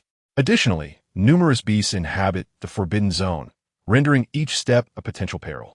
On the 3rd morning, Qin Sang hurried to the assembly at the resting lodge, discovering a gathering of 400 to 500 individuals, with more arriving continuously. When the appointed hour arrived, a Yuanzhao sect cultivator elucidated the rules of the Ascension Conference, which bore little divergence from Master Yu's prior statements. Finally, the Yuanzhao sect cultivator summoned an unassuming wooden raft, and Qin Sang learned from nearby individuals that this raft, known as the Moon Crossing Raft, is a renowned artifact of the Yuanzhao sect. The Moon Crossing Raft appeared modest, yet it expanded with each person who boarded, ultimately lifting all aboard into the skies. The raft soared amidst the clouds, repelling the cold winds with the azure light it emanated, and despite carrying so many, it moved with astonishing speed, the mountains and lakes below flashing by in a blur, eliciting awe. The mountain range where the Yuanzhao sect resides rivals the vastness of the Yu Mountain Range. The Moon Crossing Raft traversed the mountains for 2 hours before finally descending upon a stone platform atop a desolate mountain. Surveying the surroundings from the stone platform, Qin Sang beheld barren hills and wilds, an expanse of desolation, devoid of the anticipated rich spiritual energy, leaving him perplexed as to the whereabouts of the Bagua Forbidden Zone. Just as he pondered this, he noticed a cave dwelling beside the stone platform. As the Moon Crossing Raft settled, the entrance to the cave opened, and 4 Yuanzhao sect cultivators emerged, each possessing cultivation above the 10th layer of qi refinement. Upon seeing the raft, they hastened over and bowed in respect. "Greetings, Master." The Yuanzhao sect cultivator commanding the Moon Crossing Raft nodded and said, "The Ascension Conference commences today. You are to activate the restrictions." "Yes." The 4 Yuanzhao sect cultivators approached the edge of the stone platform, each taking a position, settling into a meditative posture and reciting incantations. Spiritual patterns manifested upon the stone platform, forming a mysterious formation. Subsequently, each cultivator produced a short sword, each distinct and glowing in 4 colors: azure, crimson, yellow, and white. The materials indiscernible. The 4 monks wore solemn expressions as their fingers danced upon the hilts of their short swords, causing them to emanate a brilliant light that coalesced into 4 undulating orbs at their fingertips. In the next instant, these luminous spheres elongated, transforming into colossal swords towering several zhang high. The 4 raised their hands, pointing skyward, and simultaneously let out a powerful shout. Swift. The light swords shot forth with incredible speed. Yet, unexpectedly, instead of soaring into the heavens, they seemed to collide with an invisible barrier. Their momentum abruptly halted. Moments later, the void above the swords rippled violently, revealing immense waves. As the ancient seal's contours became fully visible to all, the sky appeared to have been torn open. A gaping maw from which fierce winds howled, with visible gusts threatening to shred anything in their path. The vibrant celestial lights clashed and dissolved, sending forth shockwaves that radiated an oppressive force, causing the onlookers to feel an overwhelming sense of dread. Witnessing such an apocalyptic spectacle, The expressions of everyone aboard the UFA turned ashen. They had no doubt that a careless misstep into the seal would result in instant annihilation. At that moment, the four monks uttered a soft command, and the four light swords plunged into the chasm, shattering into countless fragments. As the swords dispersed, specks of light were drawn into the black hole, and the chaotic seal momentarily calmed. The Xinjiao sect practitioners seized the opportunity, and with a slight tremor, the UFA surged upward, darting toward the seal. Qin Sang felt a dizzying sensation as he plunged into darkness, the surrounding figures vanishing completely. Chapter 70. The initiative. It was not night, yet it was also not the bright day outside. A thin mist seemed to veil the surroundings, rendering the distant view unclear, allowing only the outlines of mountains to be discerned. The expanse of the Forbidden Land was larger than he had anticipated. The air was thick with a putrid stench, prompting Qin Sang to hold his breath. Looking around, he found himself before a foul-smelling mire, while behind him lay an endless, shadowy forest. The forest was dense with branches, shrouded in thick fog. Whether it was water vapor or miasma was uncertain, causing the shadows of the trees to resemble countless malevolent spirits, clawing and grasping. Upon entering the Bagua Forbidden Land, one's landing spot was purely a matter of luck. Should he happen to alight in the lair of a beast, it would merely be fate's cruel twist. This place bore no semblance of benevolence. Qin Sang pondered briefly, and then wings manifested from his back, enveloping him in a cloud, rendering him invisible. He ascended a tree, waiting in silence.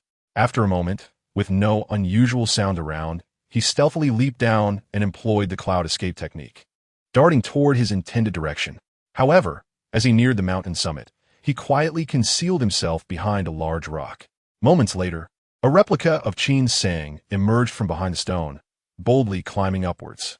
Just as he was about to reach the peak, this doppelganger transformed into a puddle of water, soaking the ground. Eventually, the real Qin Sang stepped out from behind a rock. The earlier figure was merely an illusion created through the shape-shifting spell. In preparation for the Ascension Conference, he had practiced an additional incantation.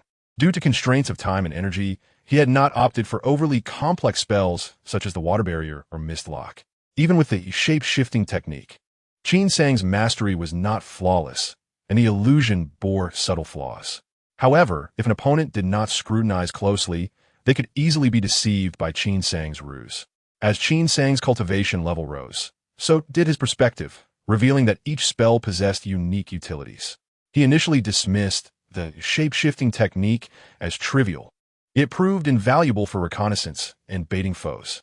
Such caution inevitably consumed considerable time, but in a perilous environment, it was a necessary approach. Although the mountain appeared devoid of immediate threats, Qin Sang's vigilance remained unwavering. The expansive view from the mountain facilitated observation of the surrounding terrain, a considerable advantage. It had also concealed dangers. If others lurked nearby, they might share similar intentions. Qin Sang clasped the Zihan Ling in his palm. His mind prepared to summon the Ice Silkworm Armor, a mid-grade magical artifact capable of withstanding a surprise attack, buying him precious moments. With all preparations in place, Qin Sang continued to activate the falling cloud wings, stealthily advancing toward the summit, vigilant with every few steps. It took considerable time before he finally reached the mountaintop. The vista that unfolded was vast and varied. The terrain within sight was astonishingly diverse. The place from which he emerged lay to his left, at the boundary between the mire and the forest, both expanses stretching endlessly. Occasionally, he spotted treetops swaying in the forest, uncertain if stirred by unseen creatures or by the wind. The mire was no sanctuary. Its edges were somewhat safe, yet its depths bubbled as if boiling, continuously releasing muddy bubbles, while above swirled vibrant clouds of vapor, likely toxic. Entering either location was out of the question. Qin Sang feared that he might encounter beasts or venomous creatures before even facing other humans. It is known that the Bagua Forbidden Land harbors beasts of the mortal realm. Birds, beasts, flora, specters, and even stones and objects may, if endowed with sufficient fortune, absorb the essence of heaven and earth, thus being termed as monsters. In the mortal realm, such creatures are often labeled as spirits or demons.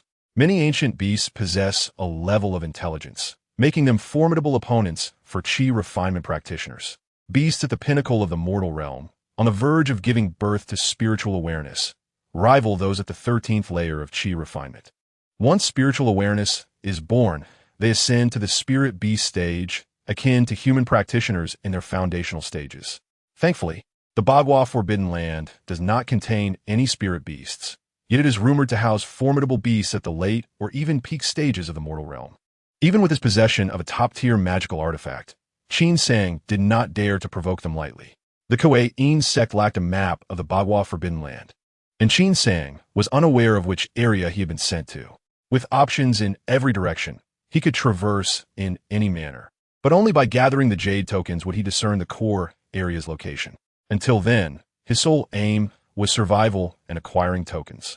Observing the surrounding terrain, Qin Sang deliberated for a moment before deciding to head right, where a vast expanse of mountains flourished with verdant foliage, yet lacked the oppressive darkness of the forest. Such a complex terrain would be most suitable for him. Resolute in his choice, Qin Sang was about to descend the mountain when he sensed something amiss and abruptly gazed upward at a small yellow bird, reminiscent of a warbler. Shortly after his ascent, the bird had flown near, and though he initially dismissed it, it had continued to circle the peak without descending to feed. As it hovered above the summit, it had made several laps around. The more Qin Sang observed the bird, the more he felt something was off. After a moment of contemplation, he lowered his gaze to the mountain below, meticulously scanning each inch, yet finding nothing amiss. Just as he began to doubt his instincts, the warbler suddenly swooped down the mountain.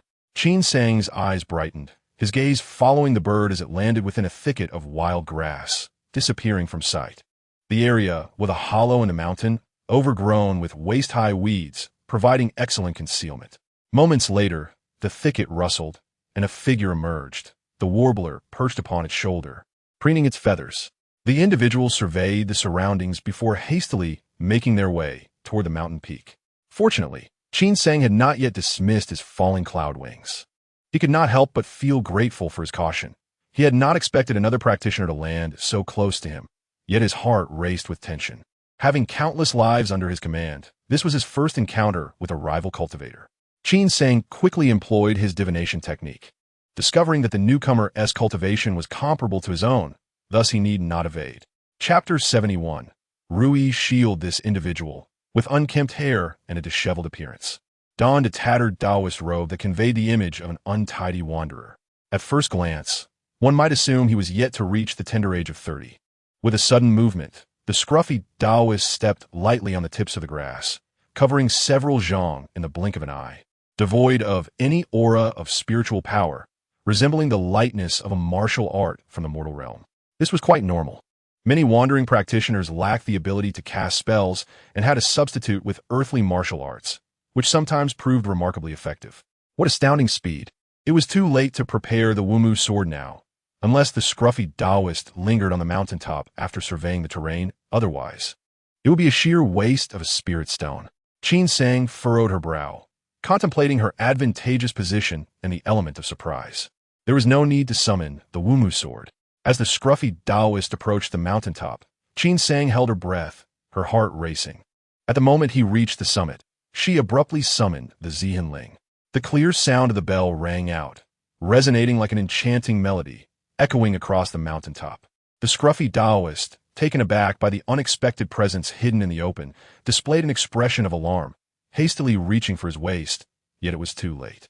Captivated by the Zihin Ling, he froze in place, his eyes reflecting a mix of pain and confusion. Seeing the Zihin Ling indeed had an effect, Qin Sang felt a surge of joy but dared not let her guard down. She swiftly recited the Gui Shui In Lei spell, and moments later, a slightly dim shadow of thunder appeared in her palm. This shadow of thunder resembled a flowing stream, writhing in her hand, occasionally flickering with blinding sparks, revealing its formidable nature. Meanwhile, Qin Sang noticed that the confusion in the scruffy Taoist's eyes was gradually replaced by a fierce and anxious expression, and his body began to tremble. Witnessing this scene, Qin Sang's heart sank. It was merely a matter of 3 breaths, and he would awaken. After all, he was a cultivator. She sighed inwardly, no longer daring to wait, and hastily halted her incantation, unleashing the power of the shadow thunder from her palm. Boom! The shadow thunder surged forth with incredible speed, striking the scruffy Taoist just as it left her hand, creating a dazzling flash of lightning between them. However, at that moment, Qin Sang's expression darkened instead of lighting up with triumph. She had aimed for a decisive strike, targeting the scruffy Taoist's vital heart. Yet just as the shadow thunder was about to hit him, a black shield materialized inexplicably before his chest. The shield, merely the size of a palm, elongated and entirely black, bore 3 downward sword-shaped indentations that converged at its pointed end, exuding an aura of menace. The shadow thunder struck the shield squarely, but the surface of the shield flickered with electrical light, all of which was ultimately thwarted, leaving the scruffy Taoist unscathed. It was an automatically protective magical artifact. Qin Sang cursed inwardly. Although this mysterious shield was merely of medium grade, it possessed the exceedingly rare ability to defend its master autonomously. Such artifacts required no command from their owner. They would manifest defensively upon encountering danger, serving to protect one's life, their worth immeasurable, even coveted by disciples of immortal sections. Qin Sang had never anticipated that her first adversary would be so formidable. He appeared destitute yet possessed such a magical artifact. To play it safe, she even abandoned the more proficient yet slightly weaker Wanli Bingfeng spell, only to encounter an unexpected turn of events. Had she known, it would have been better to take the gamble and directly summoned the Wumu sword, for the black shield was merely a medium-grade artifact and could not possibly withstand it. Bang! The power of the shadow thunder dissipated, and an unexpected scene unfolded. The black shield suddenly lost its spiritual energy as if severed from its tether, crashing to the ground and shattering into 3 pieces, rolling into the crevices of the rock.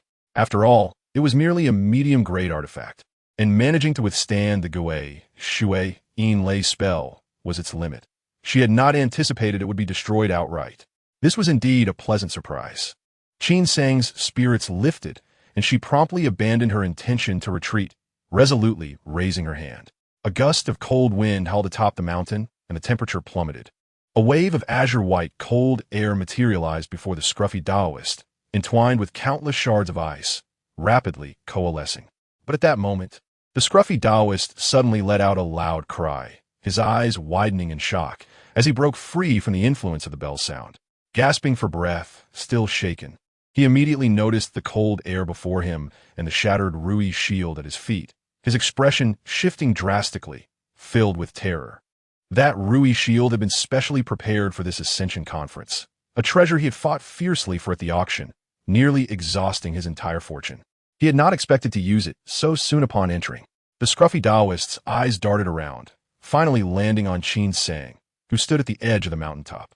Qin Sang, focused on maintaining her incantation with her divine sense, could not continue to sustain the falling cloud wings, thus revealing her form. Despicable villain. This action took Qin Sang by surprise, and she frowned. If the scruffy Taoist managed to escape, her efforts would have been in vain, and most importantly, there was the jade token. She could not afford to give up so easily. Qin Sang swiftly made a decision, her gaze steady as she watched the scruffy Taoist flee. Just as he stepped onto the edge of a boulder at the mountaintop, ready to leap down, a thin layer of ice silently spread over the stone's edge. The scruffy Taoist cried out in alarm, his footing slipping suddenly, causing him to lose control and tumble down the mountain. The slope was steep, and in his panic, he fled towards a high cliff below, where ancient trees as thick as a person's embrace awaited at the base. As he slipped, the cold air finally coalesced into slender ice spikes, their tips glimmering with a chilling light, incredibly sharp. Go! Qin Sang pointed, and the ice spikes shot forth like lightning, tracing a comet-like arc in midair, pursuing the scruffy Taoist as he plummeted towards the ancient trees at the cliff's base. Caught midair, the scruffy Taoist had no means of evasion, hastily gathering a mass of spiritual energy for defense, but could not withstand the meticulously prepared ice spikes of Qin Sang. A scream echoed as the ice spikes pierced through, bursting forth a spray of blood, crashing down into the forest below. With a series of thuds, countless branches snapped, leaves scattered wildly, and after the chaos, silence enveloped the woods. Was he dead? Qin Sang stood at the edge, peering down, her view obscured by the foliage. Uncertain of the scruffy Taoist's fate, the blood splattered across the trees was strikingly vivid. She had chosen her moment well. She estimated that even if the scruffy Taoist did not perish, he would be gravely injured, prompting a self-satisfied smile to grace her lips. Chapter 72. Blood Package. Fixing her gaze on the quiet, motionless forest below, Qin Sang pondered for a moment. Instead of descending directly, she feigned a casual survey of the surroundings, searching for a path down the mountain. As she passed a protruding rock formation, she swiftly conjured a clone using her spiritual power, concealing her true self at the mountaintop. She bestowed the flying technique upon her clone, directing it to swoop down towards the cliff's edge. Her clone leaped nimbly among the rocky outcroppings and trees at the cliff. But just as it landed on a branch of an ancient tree, an unexpected event unfolded. Without warning, a surge of green light erupted from within the forest, revealing a vibrant green vine. Like a serpent, the vine twisted and coiled, shooting towards Qin Sang's clone and snaring it tightly. Ha! A wild laugh erupted from the forest as the scruffy Taoist, disheveled and bloodied, soared to the treetops, his body smeared with mud and leaves. Ice spikes, still embedded in his arms and legs, appearing utterly disheveled. Yet, his injuries were not as severe as Qin Sang had imagined. The scruffy Taoist glared angrily at the ensnared Qin Sang, growling, "Dare to ambush me? Let you taste the flavor of the spirit lock technique." Then, he tilted his head towards the mountaintop, chanting incantations, and suddenly, a sound like breaking air reverberated from above as 3 black lights shot forth. Indeed, fragments of the Rui shield. At this moment, concealed atop the mountain, Qin Sang's face was a mask of astonishment and fury. Had he not exercised such caution, brazenly descending to inspect the corpse or succumbing to greed to claim the shield, he could have fallen prey to the disheveled Taoist, with dire consequences awaiting him. "Transform into a sword," the disheveled Taoist bellowed. Suddenly, with 2 resounding cracks, the fragments of the Rui shield surged forth like 3 formidable swords, converging in midair. At that moment, the Rui shield had shed its shield-like form, morphing into 3 peculiar, prismatic black swords. The 3 menacing blood grooves instilled a chilling dread, their tips glimmering with a cold light, reminiscent of sword energy, betraying no signs of damage, but rather exuding a power far exceeding that of mid-grade magical artifacts. Gazing at the transformed Rui shield, the disheveled Taoist felt a pang of anguish, and his eyes turned toward Qin Sang with intensified malice. With a swift gesture, he directed the black prismatic swords to change course, darting towards Qin Sang's body with blinding speed. With a thunderous crash, the black iron spike pierced through, embedding itself into the ancient tree, splashing water everywhere.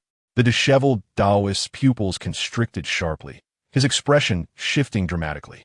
Suddenly struck by a sense of foreboding, he hastily looked up, only to witness a dazzling flash of lightning, akin to a bolt from the blue.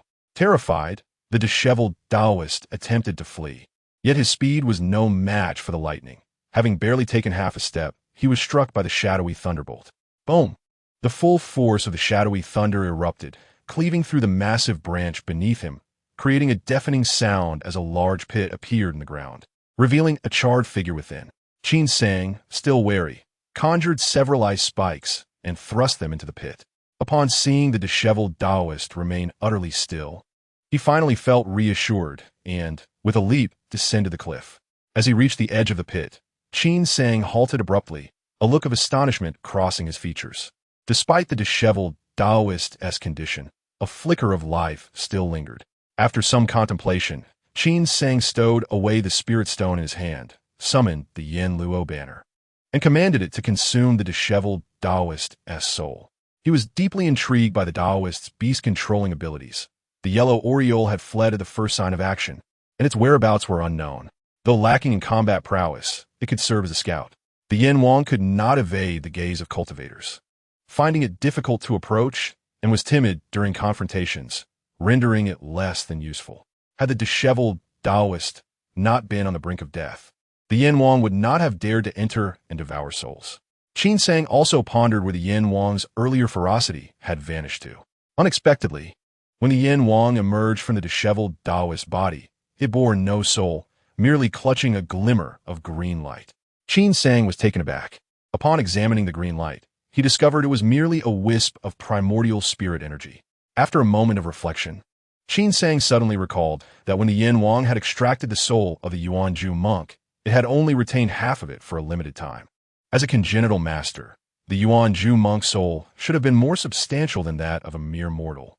And when it came to cultivators who had refined their souls into primordial spirits, those souls would be even more formidable. To his disappointment, the Yen Wang proved ineffective against cultivators. Scanning the area, Qin Sang noticed the disheveled Taoist's mustard seed bag still intact at his waist. He summoned it with a gesture, igniting a flame to incinerate the disheveled Taoist's corpse. Not rushing to inspect the contents of the mustard seed bag, Qin Sang swiftly moved to a nearby ancient tree. Excavating the transformed Ru Yi shield from its trunk and ascending to the treetop to survey his surroundings with vigilance. The commotion from his confrontation with the disheveled Taoist had indeed been considerable, and he wondered if anyone had been drawn to the scene. With the continuous use of several spells and magical artifacts, his spiritual energy had dwindled significantly. Should he encounter a formidable adversary again, he would surely be at a disadvantage. Noticing no signs of anyone approaching, Qin Sang employed his escape technique, selecting a direction and fleeing a considerable distance to find a concealed spot to hide.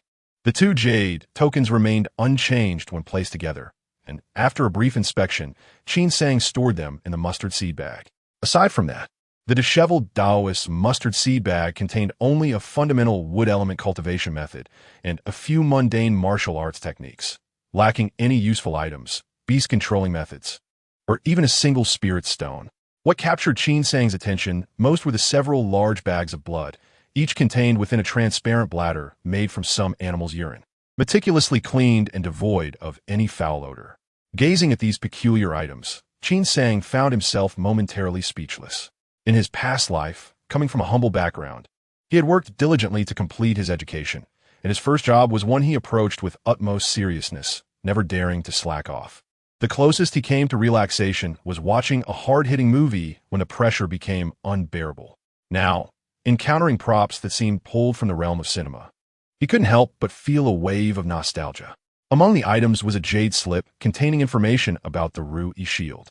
After perusing it, Qin Sang's expression shifted through various emotions as he inwardly cursed for a considerable time. He had initially believed that aside from the jade tokens, the greatest gain would be the Ru Yi shield, only to discover that it had been destroyed.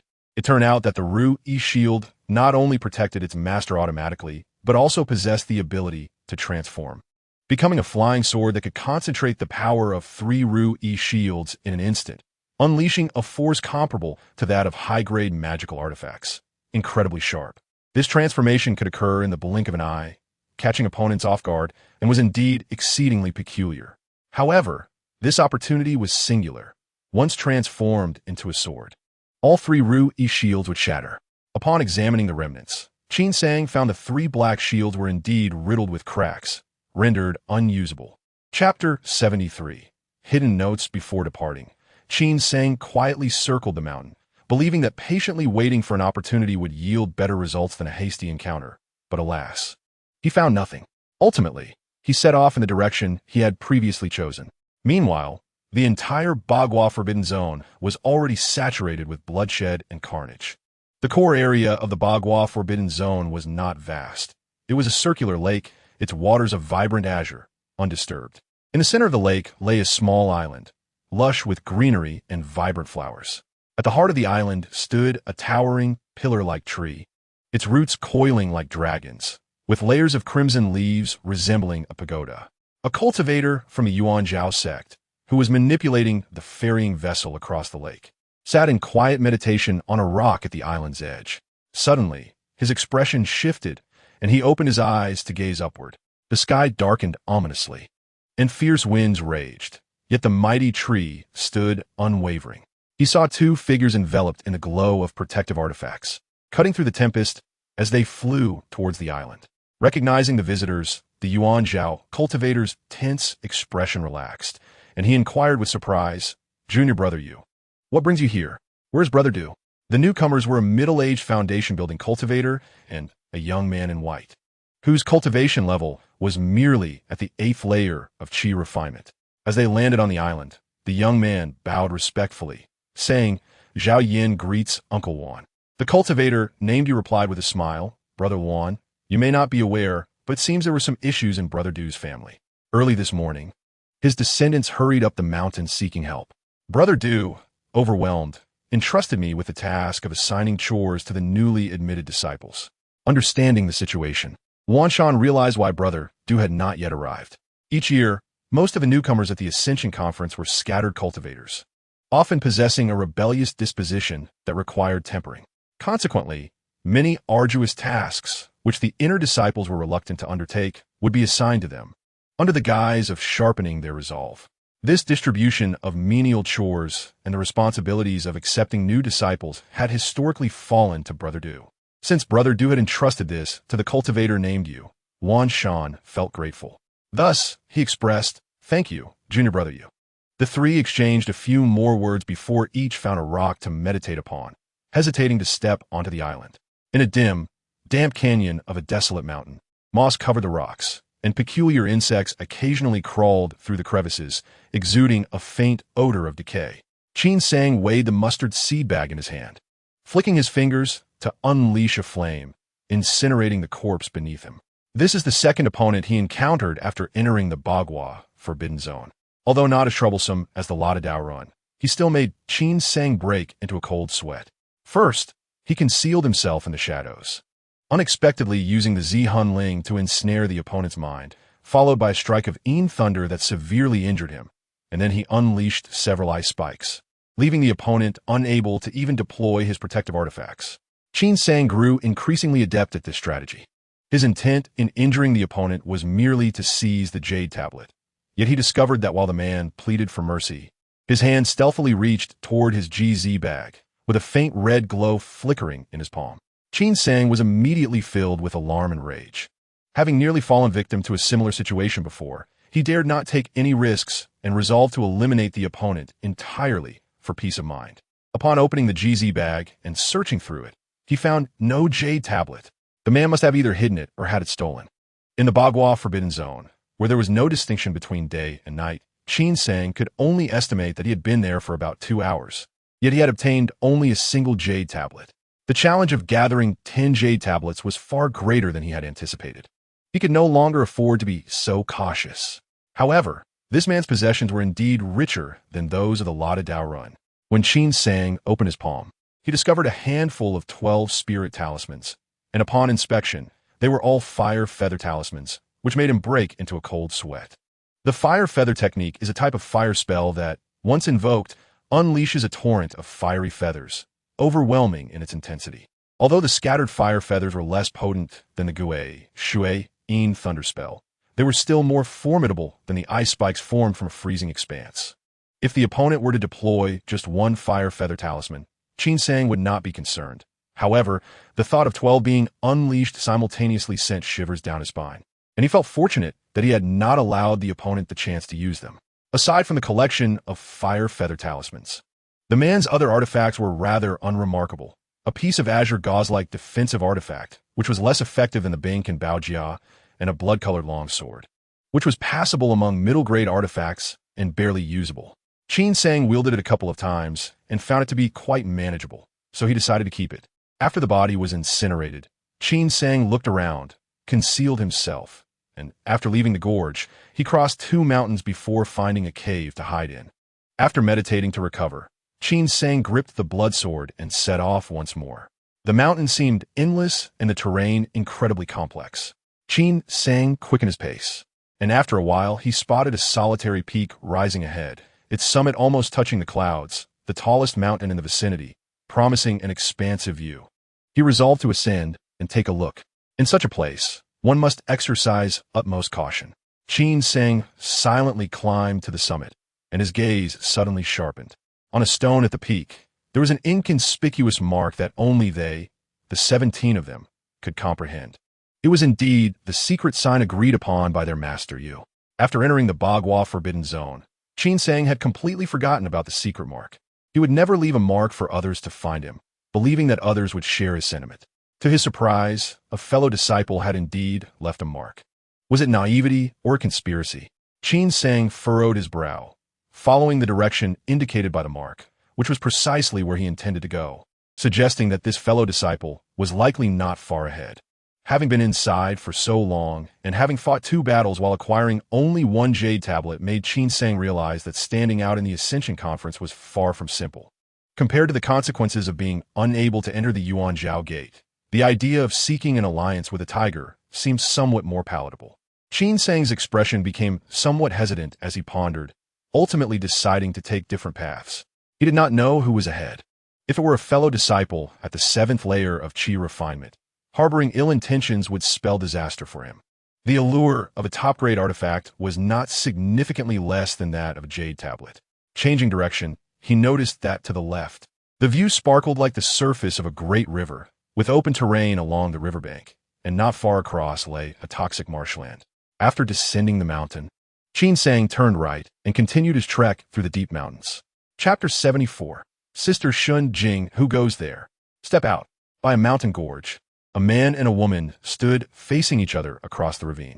The man was clad in attire reminiscent of a chivalrous figure from the mortal realm, complete with a conical hat, yet the sword in his hand was unmistakably a magical artifact, radiating a deep blue hue as if it were infused with flowing water.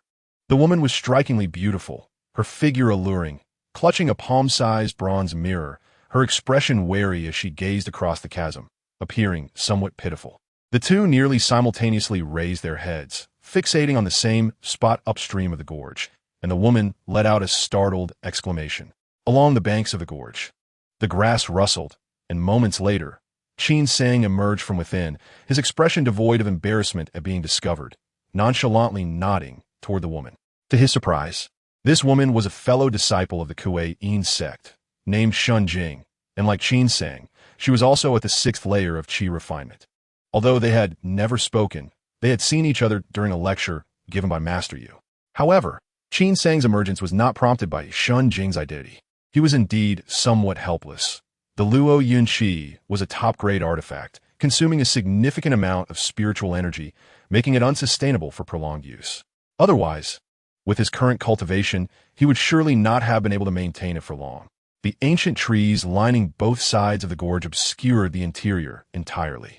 Upon discovering them, Qin Sang was both surprised and delighted, immediately intending to activate the Luo Yun Qi to conceal himself, harboring the intention of reaping the benefits. Unfortunately, it was too late. Shun Jing and her companion were about to face a life-and-death battle, their nerves taut, and any movement in the surroundings could not escape their keen eyes. The Yin Dun technique was merely a basic evasion skill and was still somewhat lacking. At such close proximity, it was easily discernible. Qin Sang chose not to hide any longer and boldly walked out. Seeing Qin Sang emerge, Shun Jing's eyes brightened, her wariness instantly transforming into delight as she exclaimed, "Junior brother Qin." "Sister Shun," Qin Sang replied, then focused on the man in the conical hat across the gorge.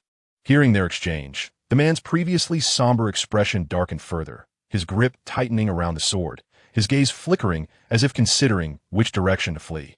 "Junior brother Qin, this is wonderful.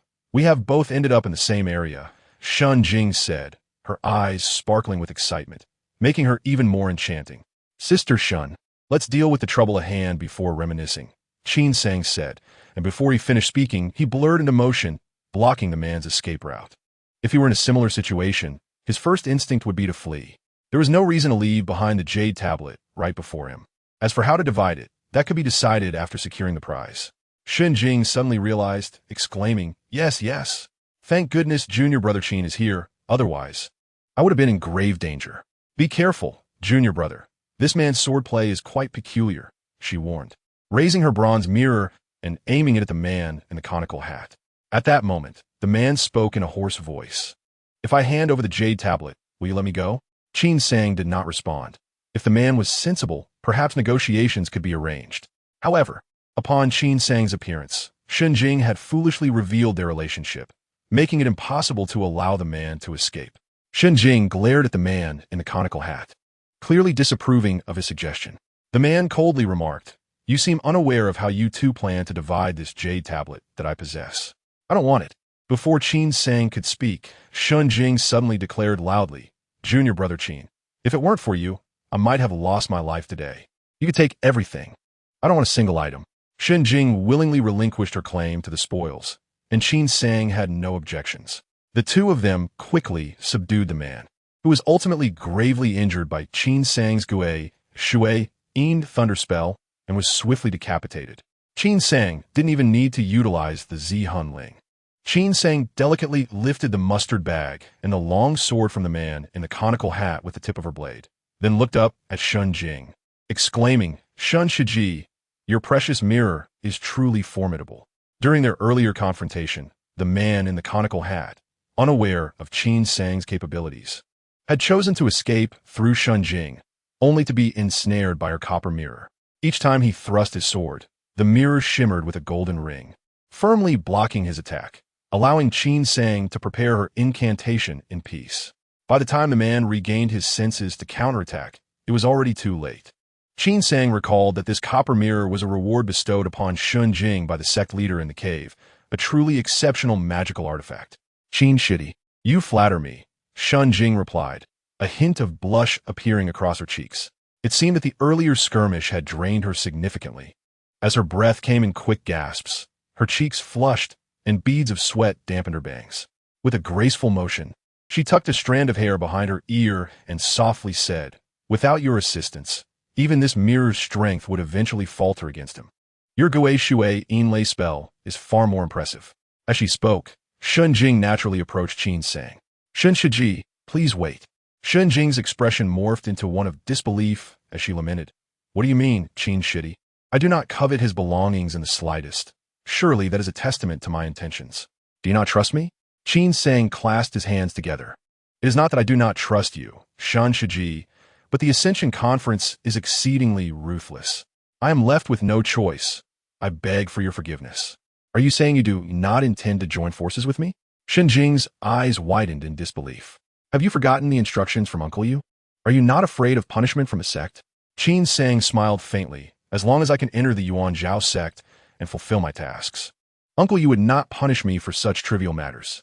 "Your reasoning is sound," Shun Jing conceded, though she remained reluctant, murmuring softly, "But do you not understand how difficult it is to seize a jade token? After all this time, I have only managed to acquire one, depleting all the spirit talismans I had accumulated as a rogue. Had I not retained the mirror, you would be looking at my corpse now. Among our peers, 5 have already broken through to the 7th layer of Qi refinement, and there are also experts among the rogue cultivators at that level. With our current abilities, how can we hope to contend against them?" Upon hearing this, Qin Sang's expression shifted, revealing his hesitation. Shun Jing interpreted this as a sign of his wavering resolve and urged, "Qin Shidi, there are certainly many who are collaborating within the Forbidden Grounds. You witnessed how effortlessly we handled our adversary together. If you have reservations, let us make an agreement. After defeating our foes, we can alternate in choosing the spoils. Once we establish mutual trust, we can plan further."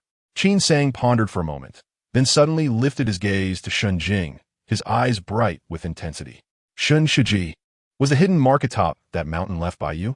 Shun Jing was taken aback, her expression shifting to realization as she glanced back at the blurred silhouette of Dufing Mountain. "You two approached from that direction?" "To be honest, after leaving the mark, I continued onward and unexpectedly encountered a mountain crocodile in a deep pool, feasting on a corpse. Fortunately, it merely glanced at me and paid me no heed. Terrified, I kept my distance, but, in my panic, was intercepted by this person." A flicker of fear and vulnerability appeared in Shun Jing's eyes, as if the memory still haunted her. A demon beast? Since entering the Bagua Forbidden Grounds, Qin Sang had yet to encounter any demon beasts, largely due to his cautious nature, which prevented him from venturing into areas that seemed perilous.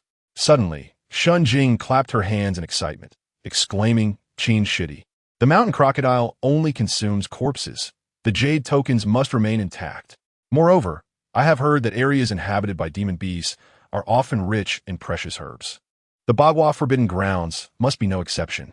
If we join forces and combine the power of 2 exceptional artifacts, even if we cannot slay it, we can surely retreat unscathed." However, Shun Jing's enthusiasm was abruptly curtailed as Qin Sang shook his head. "Since the mountain crocodile can easily kill a cultivator, and it frightened you with just a glance, it is unlikely to be a simple foe. Uncle Yu has mentioned that the Forbidden Grounds are rife with formidable demon beasts at the late and peak stages of the mortal and demon realms. There are plenty of jade tokens to be had. Why take such risks for one? As for the precious herbs, only a few can directly enhance our cultivation, and we are not alchemists. What good would they do us now?" The power of the mountain crocodile, capable of effortlessly dispatching a cultivator, spoke volumes of its strength. Shenjing offered a forced laugh, her expression awkward. You are right, Qin Shitty. I have been too reckless. Recklessness is but a fleeting emotion, much like the intoxication of fine wine, easily swayed by appearances. Ultimately, cultivators are merely mortals wielding formidable powers, Qin Sang remarked with a smile, dismissing the matter. He then extended his consciousness into the mustard bag of the man in the conical hat, and to his delight, discovered 2 jade tokens within. It was evident that this individual had already bested one opponent, but had unfortunately encountered Qin Sang and Shenjing. Upon seeing the 2 jade tokens in Qin Sang's hand, Shenjing's eyes gleamed with envy, but soon a resolute expression crossed her face, and she said nothing. Qin Sang noted this and silently approved, taking a low-grade spirit sword from the man's mustard bag and tossing it to her. Shun Shiji, take this artifact for protection. We may yet face several arduous battles ahead, and we must unite our efforts. With that, Qin Sang donned the bipolar sword of the man in the conical hat and activated his escape technique, soaring towards the mountain gorge. Shenjing, delighted at receiving the spirit sword, opened her mouth to speak, but noticed Qin Sang's silhouette receding into the distance and hurriedly stomped the ground, chasing after him. Qin Sang's cloud escape technique surpassed Shenjing's, so he allowed her to reveal herself while he concealed his presence, trailing behind. Yet, it seemed that all around them had fallen silent. After walking for some time, they encountered not a single soul. Just as Qin Sang furrowed his brow, contemplating a change of direction, Shenjing suddenly halted after climbing a high ridge and called out, Qin Shitty, it seems there is a mountain ahead. Qin Sang leaped a few times to stand atop a tree, and indeed, he spotted a prominent peak at the end of his field of vision. With Shenjing assisting him, encountering others swiftly was advantageous. He decided to scout the terrain further and instructed, Shiji, please wait for me at the foot of the mountain. Shenjing readily complied, and the two hastened to the mountain's base. Shenjing found a place to hide, while Qin Sang ascended the mountain.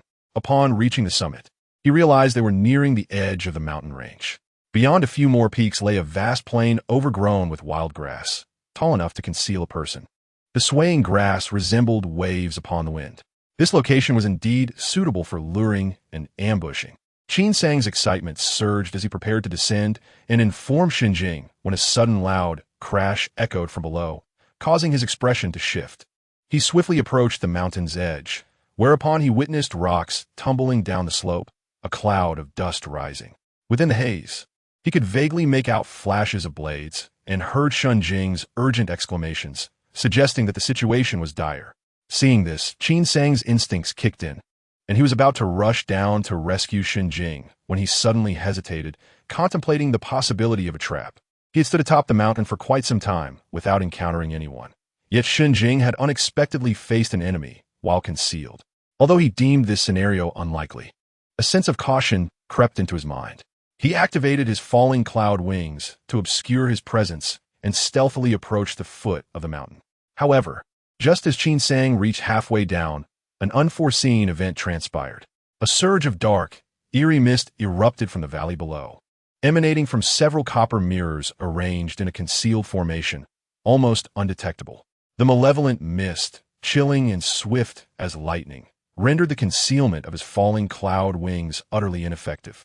Racing directly towards Qin Sang, the copper mirrors trembled as Qin Sang's face contorted with surprise and anger. In a moment of panic, he was unable to evade, and with a sudden swing of his bow sword, a brilliant light erupted, resembling concentric ripples of water that swiftly spread around him, colliding with the encroaching black mist. To Qin Sang's astonishment, the sword's brilliance passed through the mist without any resistance, achieving no effect whatsoever. In the nick of time, he activated his Bane-kin armor, forming a layer of frost to shield himself, only to be engulfed by the mist. Upon contact, the mist made no sound, and Qin Sang felt no pain. Suddenly, the copper mirrors on the ground began to tremble in unison, gradually lifting into the air. An increasing amount of mist poured forth from the mirrors, completely enveloping Qin Sang in a pitch-black shroud.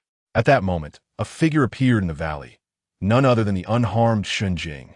Chapter 76. Fellow disciple Shenjing clutched her copper mirror artifact, her expression tense as she focused on the array of mirrors. With swift fingers, she tapped the surface of the mirror multiple times, causing it to ascend into the air and seal the only gap in the formation. The trembling mirrors stabilized immediately, releasing even more black mist that coalesced into a dense curtain. Sweat beaded on Shun Jing's forehead as she exhaled a sigh of relief, murmuring, "Junior Brother Qin, it is not so easy to ensnare you." A flicker of hesitation crossed Shun Jing's face as she finally clapped her hand on her mustard seed pouch, summoning an arrowhead resembling ice crystals, infusing it with spiritual energy. The arrowhead radiated a chilling brilliance, shooting towards the heavens, where it detonated with a resounding boom, reverberating through the mountains and scattering ice shards like a firework. Moments later, a gust of gray wind howled from the direction they had come, swiftly landing before Xinjing, coming to an abrupt halt as the wind coalesced into a slender figure who inhaled it. The young man, adorned with a precious sword, had a blue serpent coiled around his left arm. The serpent flicked its tongue, springing from his arm to nestle affectionately in Shun Jing's palm, rubbing its tiny head against her hand. The man glared at Shun Jing, his expression one of evident displeasure. "Junior Sister Shun, I told you long ago that it would only take me a few hours to refine the century-old stone milk. Once I break through to the 7th layer, why would I worry about collecting our jade tokens? Why did you have to wake me up at this moment?" Shun Jing turned her head away defiantly, huffing. "The stone milk won't vanish if not refined immediately. Do you think my life is less important than a few drops of stone milk in your heart, Senior Brother Yang?" Yang Yuanzhang's face fell, hesitating for a moment before approaching Xinjing.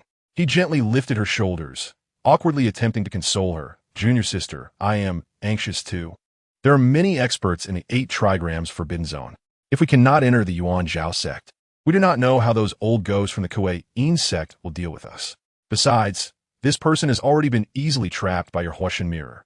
Why do you still fear him?" Qin Sang, trapped within the mirror formation, overheard their conversation clearly. Upon recognizing the voice and Shun Jing's address, his heart jolted. The newcomer was also a fellow disciple of the Kuei Yin sect, Yang Yuanzong, who had obtained the Qi Long sword in the sect master's cave. The three of them had fortuitously found themselves in the same area, and these two had evidently been scheming together. Qin Sang's expression shifted as he gazed deeply at the barrier of black mist surrounding him. At this moment, he began to comprehend how he had fallen into this trap. During his duel with the Straw Hat Swordsman, the golden rings had certainly not emanated from the Huashan mirror. Xinjing must have possessed another defensive artifact, cleverly concealing the true function of the Hua Shun mirror, even from herself. He did not feel wronged by this setback. The woman's acting was simply too masterful, disguising the true capabilities of the Hua Shun mirror, feigning weakness to lower his guard. It seemed she had been plotting against him since the moment he had made his appearance. Qin Sang sighed inwardly, his brow furrowed in anxiety. Faced with two fellow disciples wielding exceptional artifacts, how could he extricate himself? The mist appeared to possess only the ability to ensnare, and he felt as if he were trapped within a hollow iron sphere. Tendrils of mist drifted toward him, offering nothing but an icy chill. He thrust his hand forward, unleashing a blast of cold air that transformed into ice shards, which ricocheted off the mist barrier. Concurrently, the mirror array trembled. Xinjing's eyes widened as she pointed at the array, exclaiming, "Easily? Do you even know who this person is?" "Yang Yuanzang Baoset, Daken Abuk." "Could it be?" Shun Jing nodded. "Indeed, he is our fellow disciple, Qin Sang." "Is he the one who fainted in the sect master's cave?" Yang Yuanzang Chuklet, clearly recalling Qin Sang. "I remember that uncle you mentioned. He seemed to possess the 5-element spiritual root, and by some stroke of luck, consumed a peculiar fruit, barely stepping onto the path of immortality. A timid fellow such as him is hardly worth concern. What do you take me for?" Xinjing's face flushed with grievance, her eyes glistening with tears. "Ever since I devoted myself to you, I have been utterly loyal. After being coerced by Junior Brother Qin, I could only feign compliance, immediately sending the blue serpent to seek your help, never forgetting to find a way out. Yet you still doubt me. I care for you too." Yang Yuanzhang's fiery demeanor rapidly dissipated upon seeing Shun Jing's tears. He apologized repeatedly, but when it bore no fruit, he shouted, "Junior Sister Shun, you must open the mirror array. How dare that Qin fellow threaten you?" I shall cleave him in two with the Qi Long sword to relieve your grievances. I despise you the most. Shun Jing shot Yang Yuanzong an alluring glare. What is the rush? I suspect that Junior Brother Qin's dual-winged artifact likely has the ability to escape. The exceptional artifacts forged by our sect will surely outpace your Ping Shu foam. Let him linger in the formation for a while. The Mist of the Hua Shun Mirror has a captivating ability. We can strike when he becomes disoriented. He possesses at least 3 jade tokens. You must not let him slip away. Yang Yuanzhang's eyes brightened at the mention of 3 jade tokens. With ours, wouldn't that give us a total of 7? Shenjing nodded with a smile. Within the mirror array, countless shards of ice formed a chilling wind, filling the confined space and crashing against the mist barrier, obscuring visibility. Qin Sang sat cross-legged, each hand clutching a spirit stone as the Wumu sword soared from his dantian.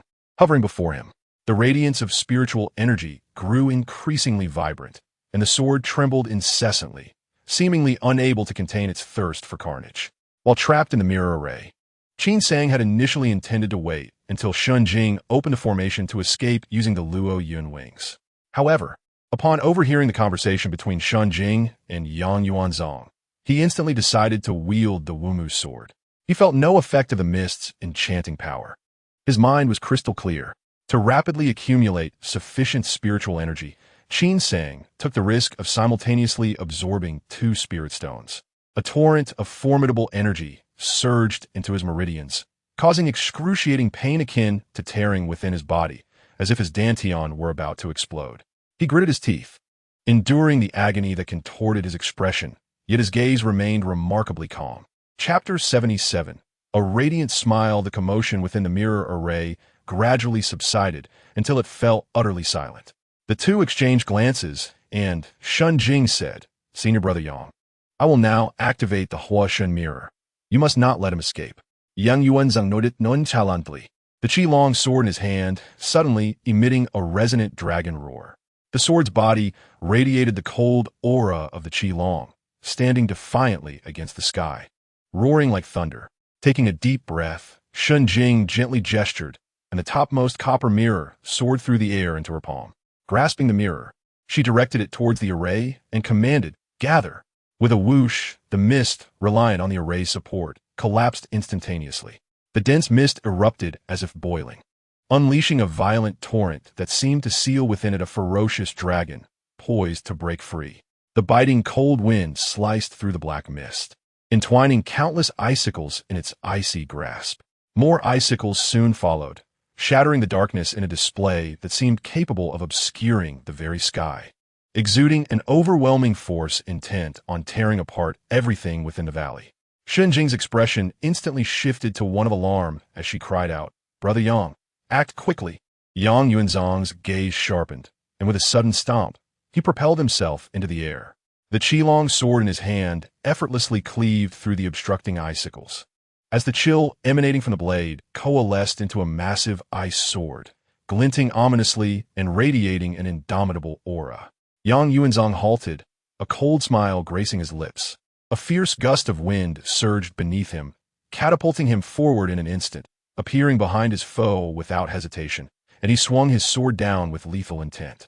Just as it seemed that Qin Sang would be cleaved in two by the Qilong sword, Yang Yuanzong's smile faltered as he heard Shun Jing's urgent shout from behind. Brother Yang, be careful. At that very moment, from the heart of the cold emanation, a dark light shot forth. To his astonishment, it was a small, exquisitely crafted flying sword. The speed of the flying sword was astonishing. Shun Jing realized too late that she could not reach him in time. Yang Yuanzong felt a jolt of dread as he sensed a razor-sharp presence approaching from behind. He twisted his body just in time to see the ebony flying sword hurtling straight towards his chest, mere inches away. A muffled grunt escaped him as he felt an incomprehensible force strike him, his body bending painfully as he was sent crashing against a boulder. The ebony sword pursued relentlessly, momentarily pausing before continuing its assault. Fear and disbelief washed over Yang Yuanzong's face as he hastily elevated himself slightly with the help of the pink shoe foam. The ebony sword, impossibly sharp, pierced through his abdomen, blood oozing from the wound. In excruciating pain, he let out a heart-wrenching scream. At that moment, Shun Jing's figure flashed before him. Her eyes filled with a glimmer of hope. "Junior sister, save me." Unexpectedly, Shun Jing smiled sweetly at Yang Yuanzong, then raised a hand and plunged it directly into his abdomen, blood spraying onto her. As she withdrew her hand, she grasped a wisp of gray smoke. Yang Yuanzong fell to the ground, his face etched with terror and disbelief, silent forevermore. Shun Jing summoned his mustard seed bag into her possession, and with a swirl of wind and smoke, she retreated, seemingly having refined Yang Yuanzong's Pingshu foam. In an instant, Shun Jing surged forth, covering several zhang as she reached the mouth of the valley, her expression wary as she regarded the ebony sword. "Junior brother Qin, shall we cease hostilities here?" She called out to the center of the valley. The frigid wind gradually dissipated, revealing Qin Sang's figure. He had not anticipated Shun Jing's ruthless nature, effortlessly killing an ally and seizing their legacy, leaving him no time to intervene. Now that Yang Yuanzong's artifact had fallen into Shun Jing's hands, escaping her grasp would prove exceedingly difficult. Moreover, having just maneuvered the ebony sword, Qin Sang's spiritual energy was nearly depleted, and he had been compelled to expend 2 new spirit stones. If he pursued too far, both his spiritual power and consciousness would falter. I acted solely for self-preservation. It would be better if junior brother Qin remained concealed. I had long warned brother Yang not to underestimate you, yet he acted so arrogantly. This calamity was inevitable. I never anticipated that junior brother Qin possessed such a formidable flying sword. Could it be a talisman treasure? Shun Jing's gaze fixed on the ebony sword, a flicker of trepidation crossing her features. Qin Sang's eyes flashed. During the lectures at the Yuwu sect, he had heard his peers speak of talisman treasures. It was said that talisman treasures contained a portion of a magical artifact's power, crafted only by cultivators at the core formation stage or above, meant for the protection of future generations. In the hands of Qi refinement stage cultivators, they could wield power surpassing that of top-tier magical artifacts. Lacking a core formation elder and the means to acquire a talisman treasure, Qin Sang had never seen one before. Misunderstanding the ebony sword as a talisman treasure, Qin Sang refrained from clarifying. He spoke in a low voice, "Senior sister Shun, since you wish to turn hostility into harmony, why not leave?" Shun Jing chuckled alluringly. "Junior brother Qin, have you forgotten our previous agreement?" Qin Sang glanced at Yang Yuanzong's lifeless body and scoffed. "I have no desire to follow in brother Yang's footsteps." Shun Jing's eyes reddened, her tone filled with feigned sorrow. "Junior brother Qin, you misunderstand me. I have always been chaste, yet I was forced by that young fellow." "Enough," Qin Sang interjected coldly. "I heard every word exchanged between you and brother Yang. There's no need for you to feign innocence before me." It turned out that junior brother Qin's dual-winged artifact could indeed resist the mesmerizing effects of the Huoshun mirror. Chapter 78, Seizing the Body. With such cunning, senior sister Shun, and possessing brother Yang's jade token, why must you insist on involving me? Qin Sampondi, buying time as he continuously absorbed the spiritual energy from the spirit stones. Since Shun Jing had no intention of leaving, he would not cooperate with her any longer. After all, one may be a thief for 1,000 days, but how could one prevent theft for 1,000 days? He could not deny that facing this merciless, skilled woman sent a chill through him. To be honest, junior brother Qin, my set of needle-shaped artifacts was completely destroyed by that Yang Yuanzong using the Qilong sword. I have the golden ring, the Huoshun mirror, the Pingshu foam, and the sand illusion spell for self-preservation, but I lack the means to kill enemies effectively. I had no choice but to seek refuge beside you and brother Yang. As she spoke, Shun Jing cast a glance at the ground between them, where the Qilong sword lay quietly, and the ebony sword hovered above. Seeing that Qin Sang was ignoring her, she opened Yang Yuanzong's mustard seed bag, retrieving 4 jade tokens and displaying them to him. "Junior brother Qin, I will give you 2 of these jade tokens, keeping 2 for myself. Combined with the 2 I already possess, we only need to seize 1 more, and we can share the power." She added, "And that bottle of century-old stone milk. Once we join the Yuanzhao sect, I will ensure you receive half. What do you think?" After a long hesitation, Qin Sang, unable to use his consciousness due to the distance, created a clone with his spiritual energy to retrieve the jade tokens, finding no anomalies. Suddenly, the ebony sword, hovering in midair, shot forth without warning. However, Shun Jing showed no sign of panic. She had anticipated his refusal. As her words fell, The golden ring above her head soared, releasing a blinding light that accurately intercepted the ebony sword's trajectory. With a resounding clang, the golden ring ensnared the ebony sword, its radiant light pressing inward, rendering the ebony sword momentarily unable to escape. The impact continued, and cracks began to appear on the golden ring as Shun Jing was willing to sacrifice this defensive artifact just to ensnare the ebony sword for a brief moment. Meanwhile, in the center of the valley, Qin Sang's furious shout echoed. Just as he focused intently on manipulating the ebony sword, a blue, glowing orb suddenly burst forth from the jade tokens held by his clone, darting toward him with lightning speed. It was Yang Yuanzong's primordial spirit. If a cultivator perishes without their primordial spirit escaping, it is doomed to perish alongside them. Yet, Shun Jing had concealed Yang Yuanzong's primordial spirit before taking his life. Seeing her scheme succeed, Shun Jing's expression brightened as she swiftly approached Qin Sang, her eyes flashing with a fierce determination as she lifted her sword to strike at his head. In that moment of impending triumph, her smile faltered as she noticed that Qin Sang had opened his eyes, his gaze clear and even mocking, devoid of any sign of the terror and agony one would expect from someone about to be possessed. You. A wave of unease washed over Shun Jing as she caught sight of the red glow flickering in one of Qin Sang's hands, which he raised to hurl a handful of talisman papers at her. In an instant, all talismans shattered, filling the air between the two with swirling fragments, transforming into boundless fiery feathers. These flames obscured the sky, sparkling like the plumage of the phoenix, each feather ablaze with illusory flames, resembling a sea of fire. The scorching, frenzied aura swept in all directions, sending waves of heat soaring into the heavens, leaving the flora in the valley withered in a heartbeat. All the fiery feathers pointed menacingly at Shun Jing. Shun Jing's hair stood on end as she screamed in terror, "Don't." Qin Sang responded with a cold laugh, showing no hesitation as he swept his hand. The fiery feathers quivered slightly before immediately shooting forth. With a series of muffled thuds, Shun Jing found herself with no escape. As the smoke cleared, a charred corpse lay on the ground. Her head had been obliterated by the dense barrage of fiery feathers, and her body was rendered unrecognizable by the flames.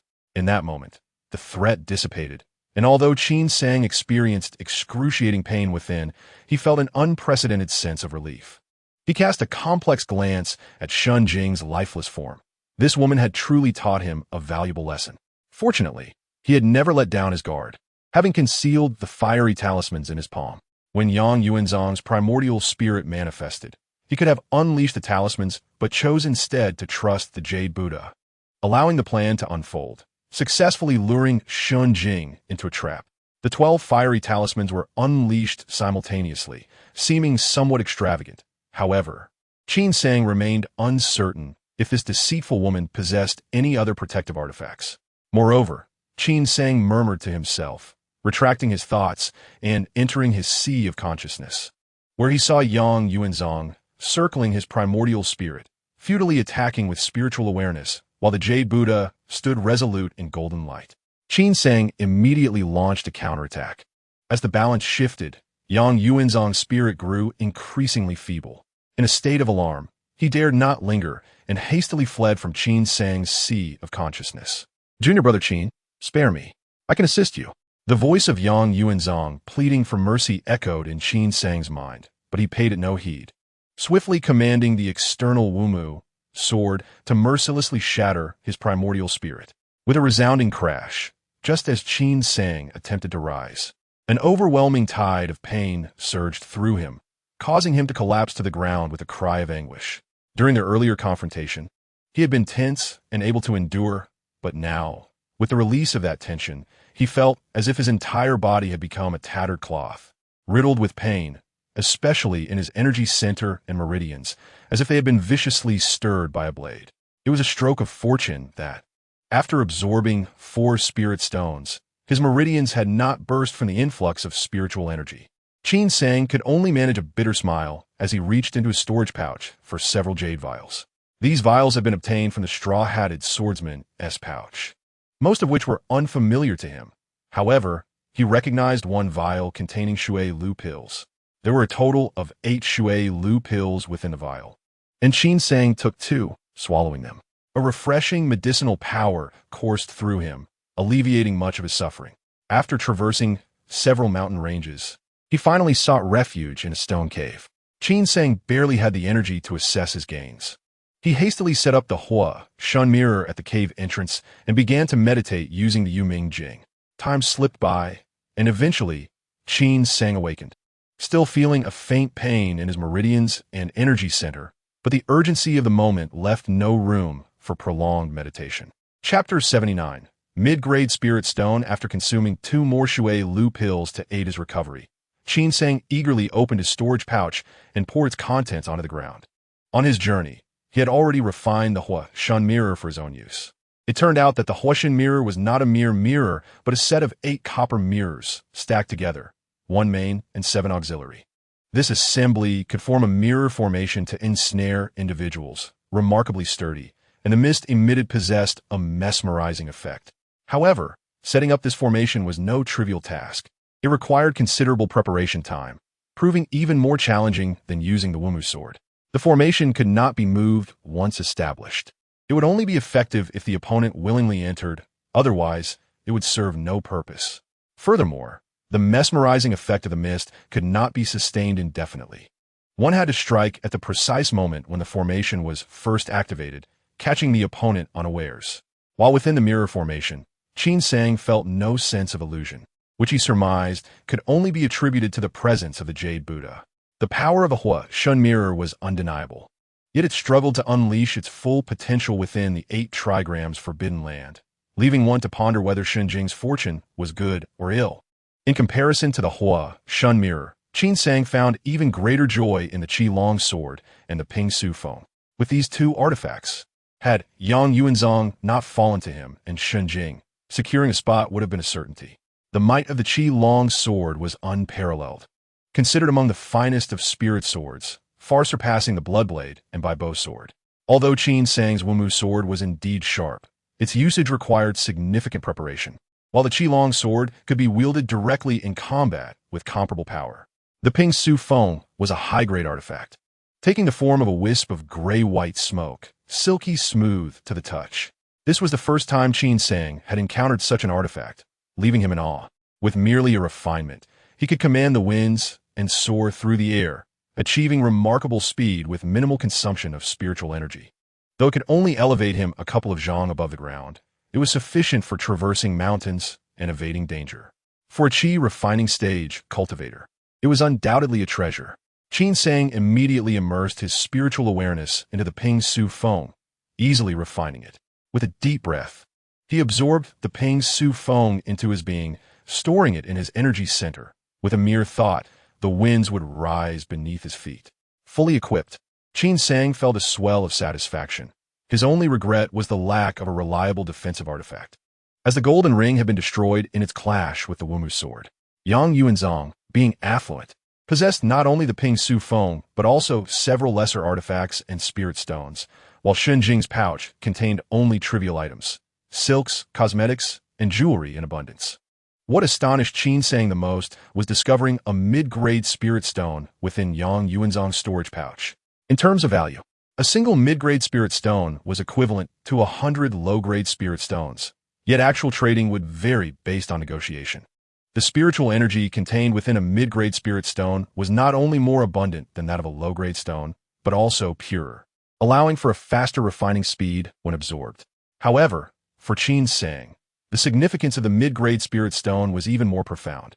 According to the Song family sword technique's elucidation of sword path realms, Qin Sang was now capable of wielding his sword with spiritual awareness, moving it at will, which could be considered a preliminary understanding of the path.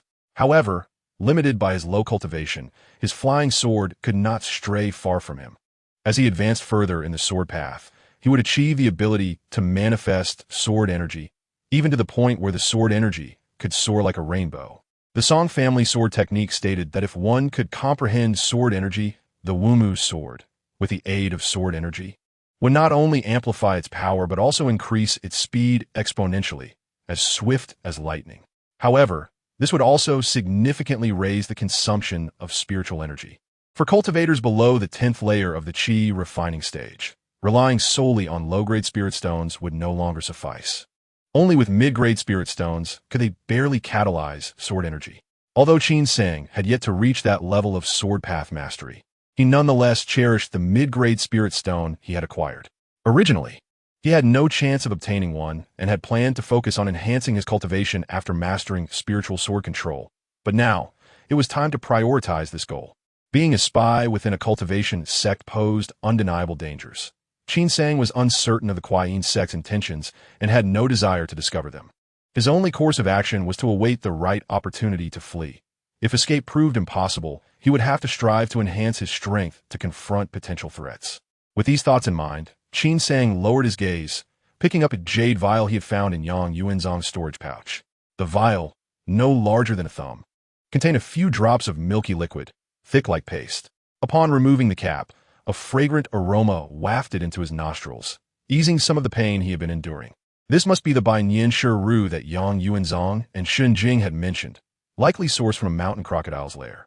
Although the treasures within the forbidden area of Bagua have been thoroughly plundered by the Yuanzhao sect, it is quite normal for there to be some overlooked remnants. Moreover, the Yuanzhao sect may not even regard this century-old Shiru as valuable. Yang Yuanzong, already at the pinnacle of the 6th layer, holds a significant chance of utilizing the Shiru to break through to the 7th layer. Meanwhile, Qin Sang still has the energy of the gathering Qi pill suppressed within, making his breakthrough distant. Thus, the Shiru holds little significance for him, and he decides to collect it along with some mid-grade spirit stones. 10 jade tokens are laid out before him, for belonging to Yang Yuanzong, 2 to Shunjing, and 4 to Qin Sang. In the forbidden area, there are likely not many who could gather jade tokens faster than him. Qin Sang muses, feeling that this series of efforts has not been in vain. As the 10 jade tokens come together, they form a jade tome, and a layer of mist appears above the translucent tokens. Beneath the mist, mountains, rivers, and lakes seem to be concealed, obscured from view, with only a bright arrowhead visible, unwaveringly pointing in the same direction regardless of how Qin Sang moves the tokens. The more tokens he acquires, the thinner the mist becomes, and the clearer the guidance. Yet, with 10 tokens, he can only see the arrowhead, and remains oblivious to the terrain ahead or whether it is traversable. Qin Sang is already aware of this and is not surprised. Confirming the direction, he collects the tokens and other useful items into the mustard seed bag.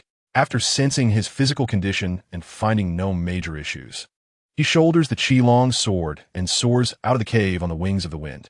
The sensation of riding the wind is indeed exhilarating, though his target remains conspicuously visible.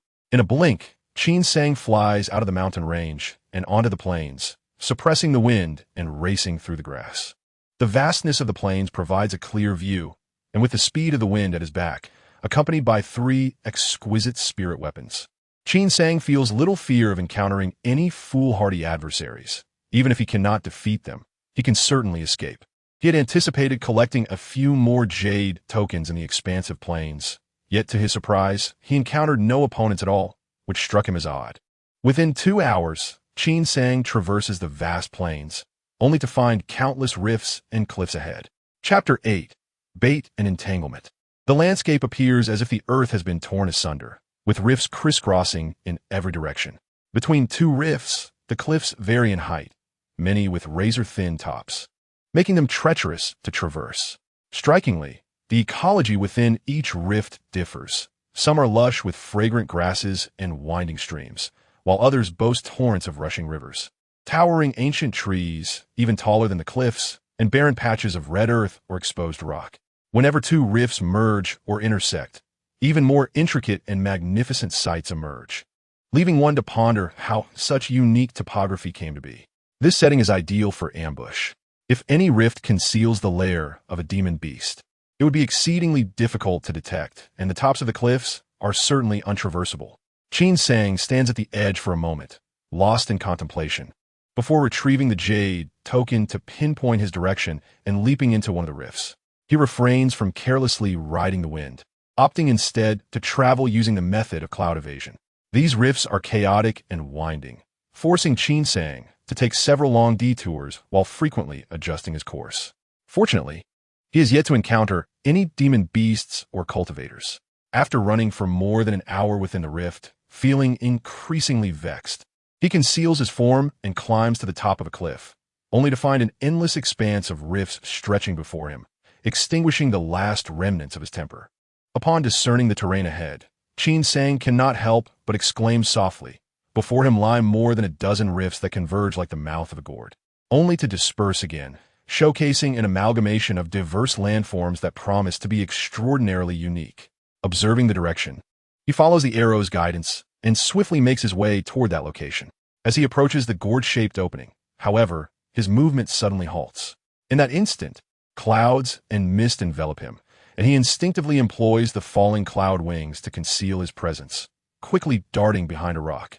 There, at the gourd's mouth, a pool of water gathers, fed by streams flowing from several rifts.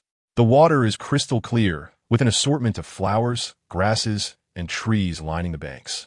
Yet a figure is sprawled at the edge of the pool. Within the rift, where Qin Sang hides, only low shrubs are present, allowing him to see the figure clearly. The person, with disheveled hair and clad in a tattered white robe, lies motionless on the grass, face down. A trail of bloodied footprints leads away from him, chaotically extending into the forest behind. The white robe is heavily stained with dark red blood, drawing attention, and while no wounds are visible, it is likely he has sustained severe injuries either to his chest or abdomen. One can surmise that this individual must have fled here after sustaining grievous wounds, staggering weakly until he ultimately collapsed from exhaustion beside the pool. Judging by the color of the blood on his robe, he seems to have been dead for some time, and his pursuers did not follow, as the mustard seed bag remains intact at his waist. Despite the apparent ease of seizing this opportunity, Qin Sang's expression reveals no joy, only a grave countenance as he falls into contemplation. The previous incident with Shen Jing has left him wary of underestimating any cultivator, regardless of how defenseless they may appear. After all, the sudden emergence of a corpse in this desolate rift is undeniably peculiar. He scrutinizes the surroundings of the pool, where the water flows gently and birds chirp melodiously, finding no signs of abnormality. Just as he considers creating a clone to probe further, a sudden spark of intuition prompts him to retreat to the rift's entrance. There, in a concealed spot, he retrieves the Hua Shun mirror, setting up the mirror array to ensure his safety. Caution is indeed prudent. After all, one's life is singular and not every peril can be resolved with the Jade Buddha. Unimpeded, the clone darts toward the pool's edge, crouching to touch the body of the white-robed figure. As he gently lifts the figure, he discovers a massive, gaping wound in the abdomen, with shredded flesh and entrails spilling forth onto the ground. He is unequivocally deceased. Perhaps it is his excessive fear of death, Qin Sang muses, a hint of self-mockery crossing his features. Just as he intends to command his clone to retrieve the white-robed man's mustard seed bag, an unsettling premonition washes over him, followed immediately by the sharp whistle of an arrow soaring from above. A vibrant, rainbow-hued arrow plummets from the sky, aimed directly at his hiding place with the swiftness of lightning. Startled, Qin Sang reacts without hesitation, summoning the wind beneath him as he swiftly darts from behind a rock.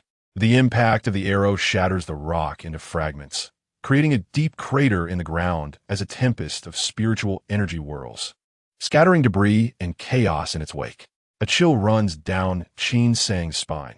Had he remained behind the boulder, he would have either perished or sustained grievous injuries. His gaze scans the landscape, finally alighting upon the archer atop the cliff. The youth, clad in fitted attire, stands resolutely against the wind, resembling a graceful young noble. In his hand, he wields a bow, the strings seemingly composed of some beast's sinew, while the bow itself gleams with a radiant, multicolored aura, adorned with an array of gemstones, evidently a superior magical artifact. The terrifying arrow that had just been loosed was undoubtedly fired from this bow. The youth glances down at Qin Sang, surprised that his ambush was evaded, and promptly raises the bow once again, aiming at Qin Sang. Realizing the gravity of the situation, Qin Sang's heart sinks. He knows he cannot remain a target in the rift. Resolutely, he draws the Klong sword from his back, summoning a tempest beneath his feet as he launches himself up the cliff. The youth, taken aback by Qin Sang's astonishing speed, reacts instinctively, drawing back his bow to shoot. Remarkably, this magical bow requires no arrows. With a flick of his fingers, the radiant aura coalesces into a projectile. The arrow whizzes towards Qin Sang. Its force is formidable as the first. Qin Sang dodges deftly, narrowly escaping the deadly shot, only to find a second arrow following swiftly, its angle so cunning that evasion seems impossible. Qin Sang, feeling helpless, realized that his spiritual consciousness could not sustain the simultaneous use of two high-grade magical artifacts. Thus, he dispelled the P-ing X-F-ing. Fortunately, the summit of this rock cliff was remarkably spacious, allowing him to stand firmly. He descended to the ground, raised the CHL-ing-GN, and prepared to face the impending threat with composure. The spinning arrows, trailing a spectrum of colors, descended upon him like comets. Qin Sang fixed his gaze intensely on the arrowhead and, with a sudden swing of his sword, unleashed a strike. The icy breath of the CHL-ing emitted a thunderous roar as it surged forth, charging defiantly. With a resounding boom, the icy breath collided with the multicolored arrow, resulting in a sudden escalation of light from both sources, neither yielding an inch. Moments later, their brilliance dimmed simultaneously, reflecting a fierce stalemate. Chapter 81. Destruction. Witnessing this spectacle, both opponents' expressions darkened. Qin Sang stepped forward, prompting the armored youth to swiftly retreat. The youth then drew back his bow and loosed another arrow, compelling Qin Sang to once again raise his sword in defense. Above the rift, waves of rainbow light surged continuously as the CHL-ing, composed of azure and white coldness, dissipated and reformed repeatedly. Neither of them could gain the upper hand over the other. Qin Sang had attempted to unleash 2 bolts of Yin thunder and some ice spikes, yet the armored youth effortlessly evaded them, remaining ever elusive. The spiritual arrows continued to rain down relentlessly, with the armored youth showcasing exceptional archery skills. Qin Sang found no opportunity to flee, and, at such a distance, the ZHN-ing was rendered ineffective. He could feel his internal spiritual energy depleting at an alarming rate, yet he had no chance to absorb any spirit stones to replenish it. However, Qin Sang noted that the speed at which the precious bow conjured spiritual arrows was gradually diminishing, despite the armored youth possessing a higher cultivation level. The bow's frequent need to condense spiritual energy into arrows consumed far more energy than the CHL-ing did. If this impasse continued, the advantage would eventually shift in his favor. As this thought flashed through his mind, Qin Sang's gaze sharpened. He observed the armored youth smirking coldly after releasing an arrow. Swiftly, the youth reached into his storage pouch and produced a jade vial containing 2 unfamiliar pills. Without hesitation, he swallowed one, and the pallor of his face, previously drained from overexertion, began to regain its color as he cast a mocking glance at Qin Sang. A pill capable of restoring spiritual energy. Qin Sang cursed inwardly upon witnessing this scene, realizing the youth's foundation was indeed formidable. This precious bow was undoubtedly a top-tier magical artifact, and the fact that he casually consumed 2 rare pills without a flicker of remorse was astounding. Was he truly a wandering cultivator? The armored youth continued to unleash arrows without respite, pressing Qin Sang tightly, leaving him no room for escape. Aware that this situation would not yield any advantage, Qin Sang's gaze began to waver. At that moment, the armored youth suddenly let out a fierce shout, his hands surging with an overwhelming force of spiritual energy, which he channeled entirely into the precious bow. The bow erupted with brilliant light as the youth raised it high, his eyes blazing with fury directed at Qin Sang. With veins bulging in his arms, he drew the bowstring with great effort, instantly forming 3 massive spiritual arrows. Kill! With a roar from the armored youth, the 3 spiritual arrows surged forth, colliding in midair, merging into a single entity. The wind generated by the arrows rushed toward Qin Sang, their piercing shrieks echoing with a hint of thunderous might, shaking the heavens. The terrifying momentum far exceeded that of the previous arrows and approached him in an instant. A sense of alarm surged within Qin Sang, every hair on his body standing on end. The speed of this arrow was too swift to evade. He gripped the CHL-ing tightly, refusing to let his focus waver, and concentrated all his energy to execute a counterstrike. The icy essence of the CHL-ing was swiftly drawn into the sword, rendering both the blade and Qin Sang's visage an unnatural pallor. The CHLing's form expanded, resembling a true dragon, unafraid of any challenge, soaring upward with pride. With its mouth agape, the CHLing let out a thunderous roar and consumed the spiritual arrow hole. Within its body, a radiant spectrum of colors erupted, oscillating as if to combat the icy breath, though it failed to break free. Remarkably, it appeared that the CHLing held the upper hand. This unexpected turn astonished the armored youth, causing his brow to furrow in concern. Meanwhile, Qin Sang's expression shifted dramatically as he hurriedly raised the CHLing GN to shield his face. The next moment, a deafening explosion resonated as the CHLing erupted violently, its icy essence shattered into countless fragments. An unrelenting gale of cold wind surged outward, enveloping the surroundings in a wintry chill, coating the vegetation in frost. Though the spiritual arrow dimmed significantly, it still possessed enough strength to blink into existence before Qin Sang, striking the CHLing GN squarely. Fortuitously, Qin Sang had acted swiftly, feeling a tremendous force surge through him as his arms trembled. The CHLing GN emitted a crisp resonance, though something felt amiss. With no time to ponder, he seized the opportunity to retreat swiftly, activating the P-ing XF-ing and turning to flee. The armored youth, unwilling to relent, readied his bow once more. Though Qin Sang dodged the first arrow, he was about to unleash a second when, unexpectedly, the spiritual arrow dissipated before fully forming. Alarmed, the youth examined his bow, discovering that most of the gems had lost their luster, with some even showing faint cracks. With a frustrated snort, the armored youth slammed his arm down in anger, glaring at the rapidly escaping Qin Sang. Suddenly, a glint of determination crossed his eyes as he stored the precious bow in his pouch and drew a pair of slender twin swords, then summoned a green leaf. The green leaf resembled a bamboo leaf, vibrant and lush, growing in the wind. The armored youth leaped onto the leaf, pursuing Qin Sang with relentless speed, matching his pace effortlessly. The mirror formation was not far from the valley's entrance, and Qin Sang navigated the wind, swiftly closing the distance. The armored youth, oblivious to any trickery, followed closely. As Qin Sang's speed began to wane, the youth assumed he had exhausted his spiritual energy and could no longer wield his artifacts.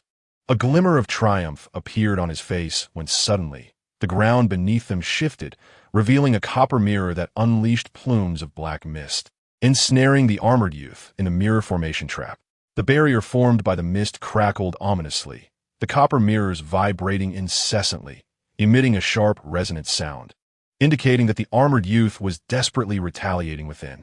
Grasping the SHNJing, Qin Sang felt a surge of tension as he anxiously awaited the completion of the mirror formation. Once the copper mirrors enveloped the formation, it stabilized at last. Qin Sang exhaled deeply, wiping the sweat from his brow. Thankfully, he had prepared in advance. Otherwise, facing such a formidable foe would have left him with no alternative but to flee, allowing the armored youth to struggle within the mirror formation. Qin Sang suddenly recalled something and hastily retrieved the CHLing GN for inspection. His heart sank upon noticing a prominent crack near the sword's jaw. Whether it was mere coincidence or a flaw in the CHLing GN, it was astonishing for such a top-tier artifact to sustain damage so easily. Qin Sang's expression fluctuated. Although the sword did not appear entirely broken, he dared not wield it again until it was repaired. The loss of the sword was minor, but should it shatter during combat, it could very well cost him his life. Storing the CHLing GN in his pouch, Qin Sang glared at the mirror formation, filled with resentment at the prospect of a magnificent artifact being ruined at the hands of this adversary. He promptly settled into a meditative position, clutching a spirit stone, summoning the WMGN. Chapter 82.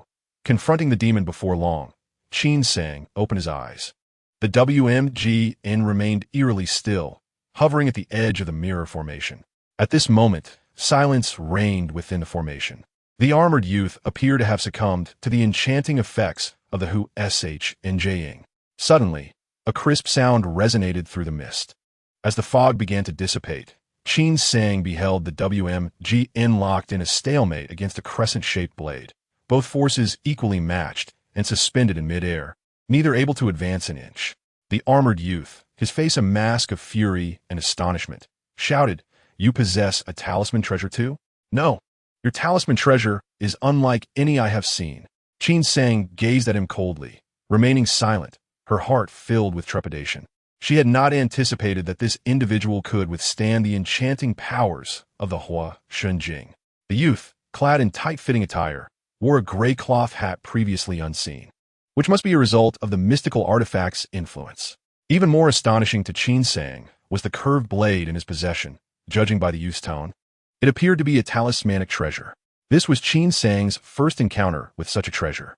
The curved blade resembled a crescent moon, slightly larger than the Wumu's sword, and emanated an icy radiance, exuding an unparalleled sharpness, explaining why it could rival the Wumu's sword.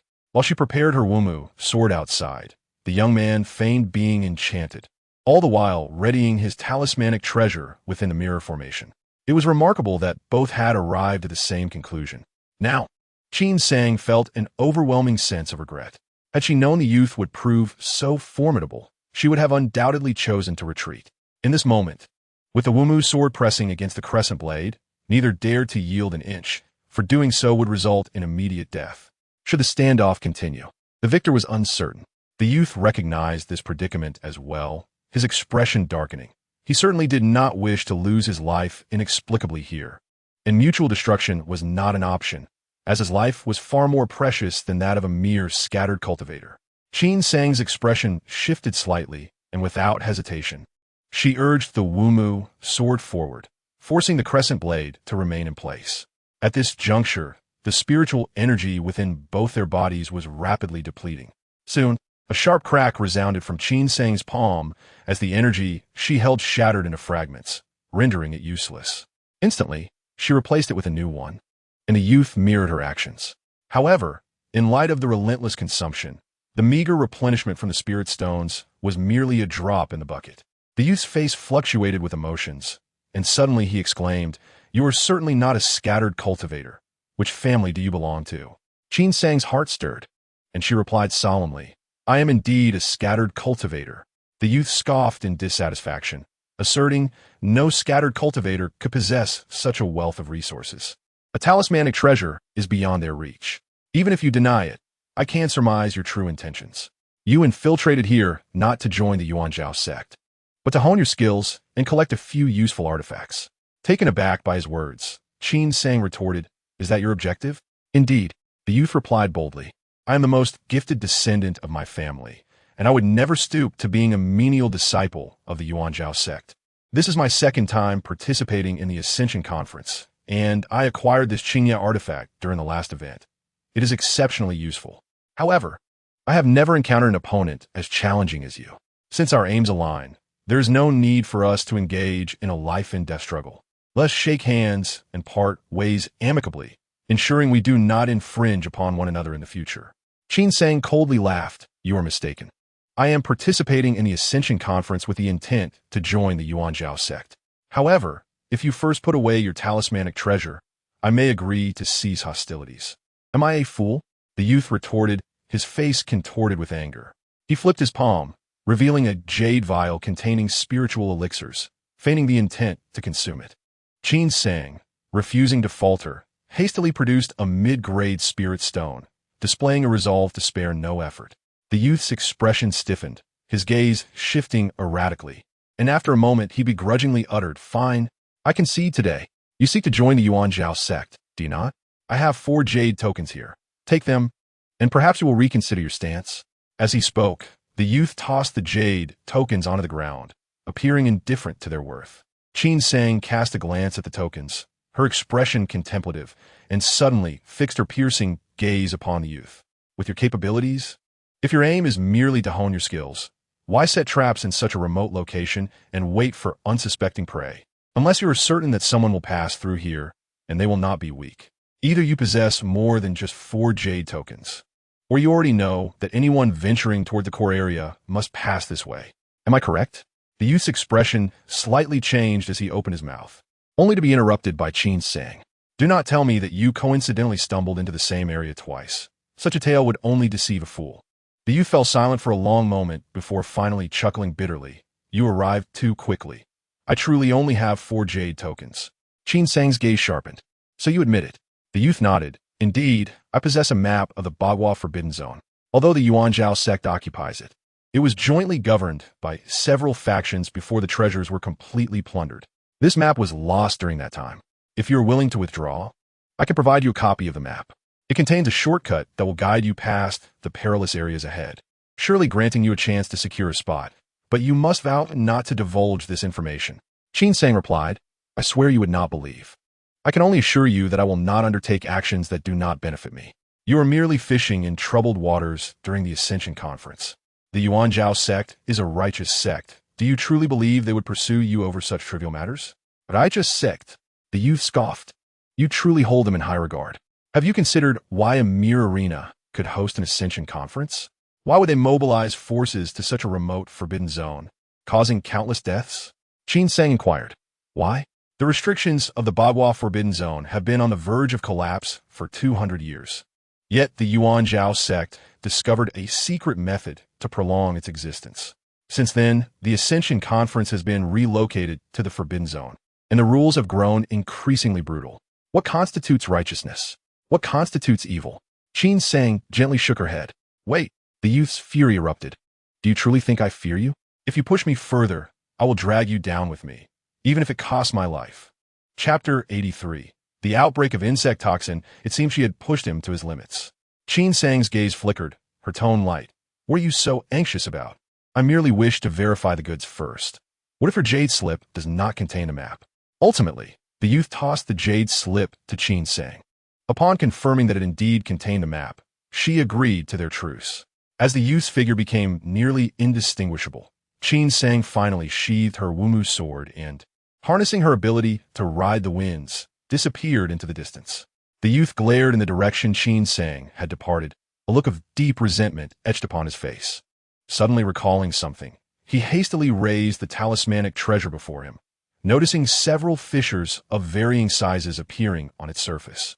This was a sign that the treasure's power was nearly depleted, and it could be used only once more before being completely destroyed. In this battle, both of his prized possessions had sustained significant damage.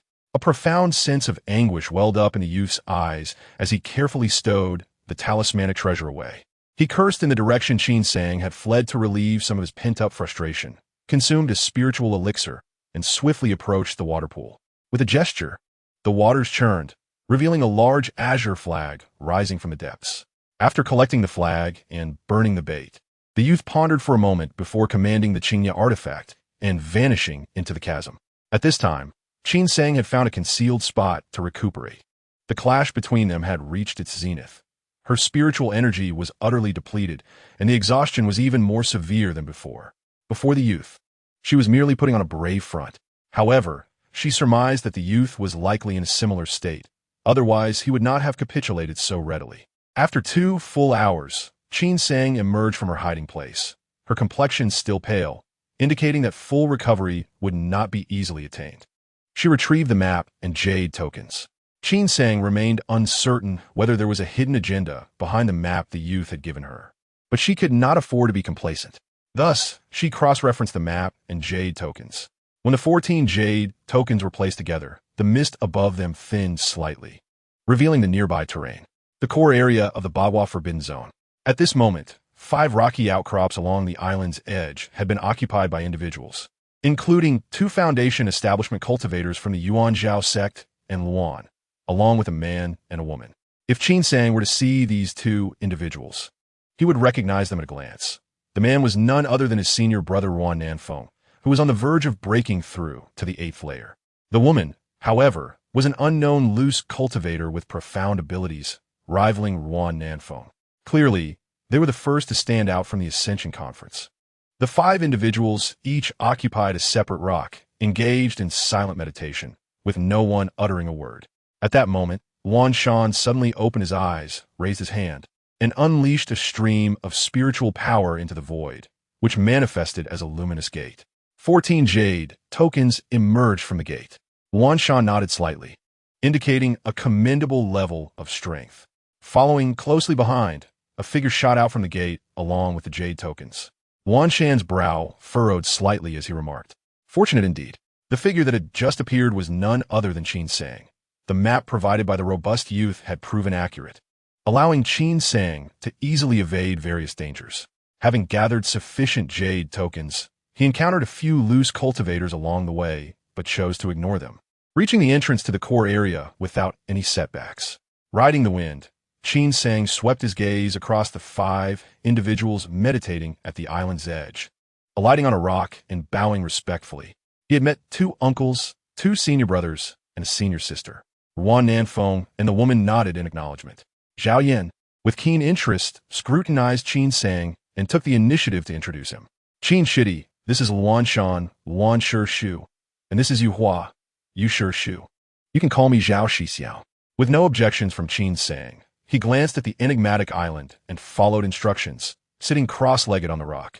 However, instead of entering a meditative state immediately, he lowered his head slightly, his gaze flickering as if lost in contemplation.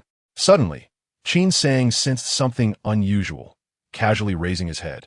He found Zhao Yan watching him with a playful expression.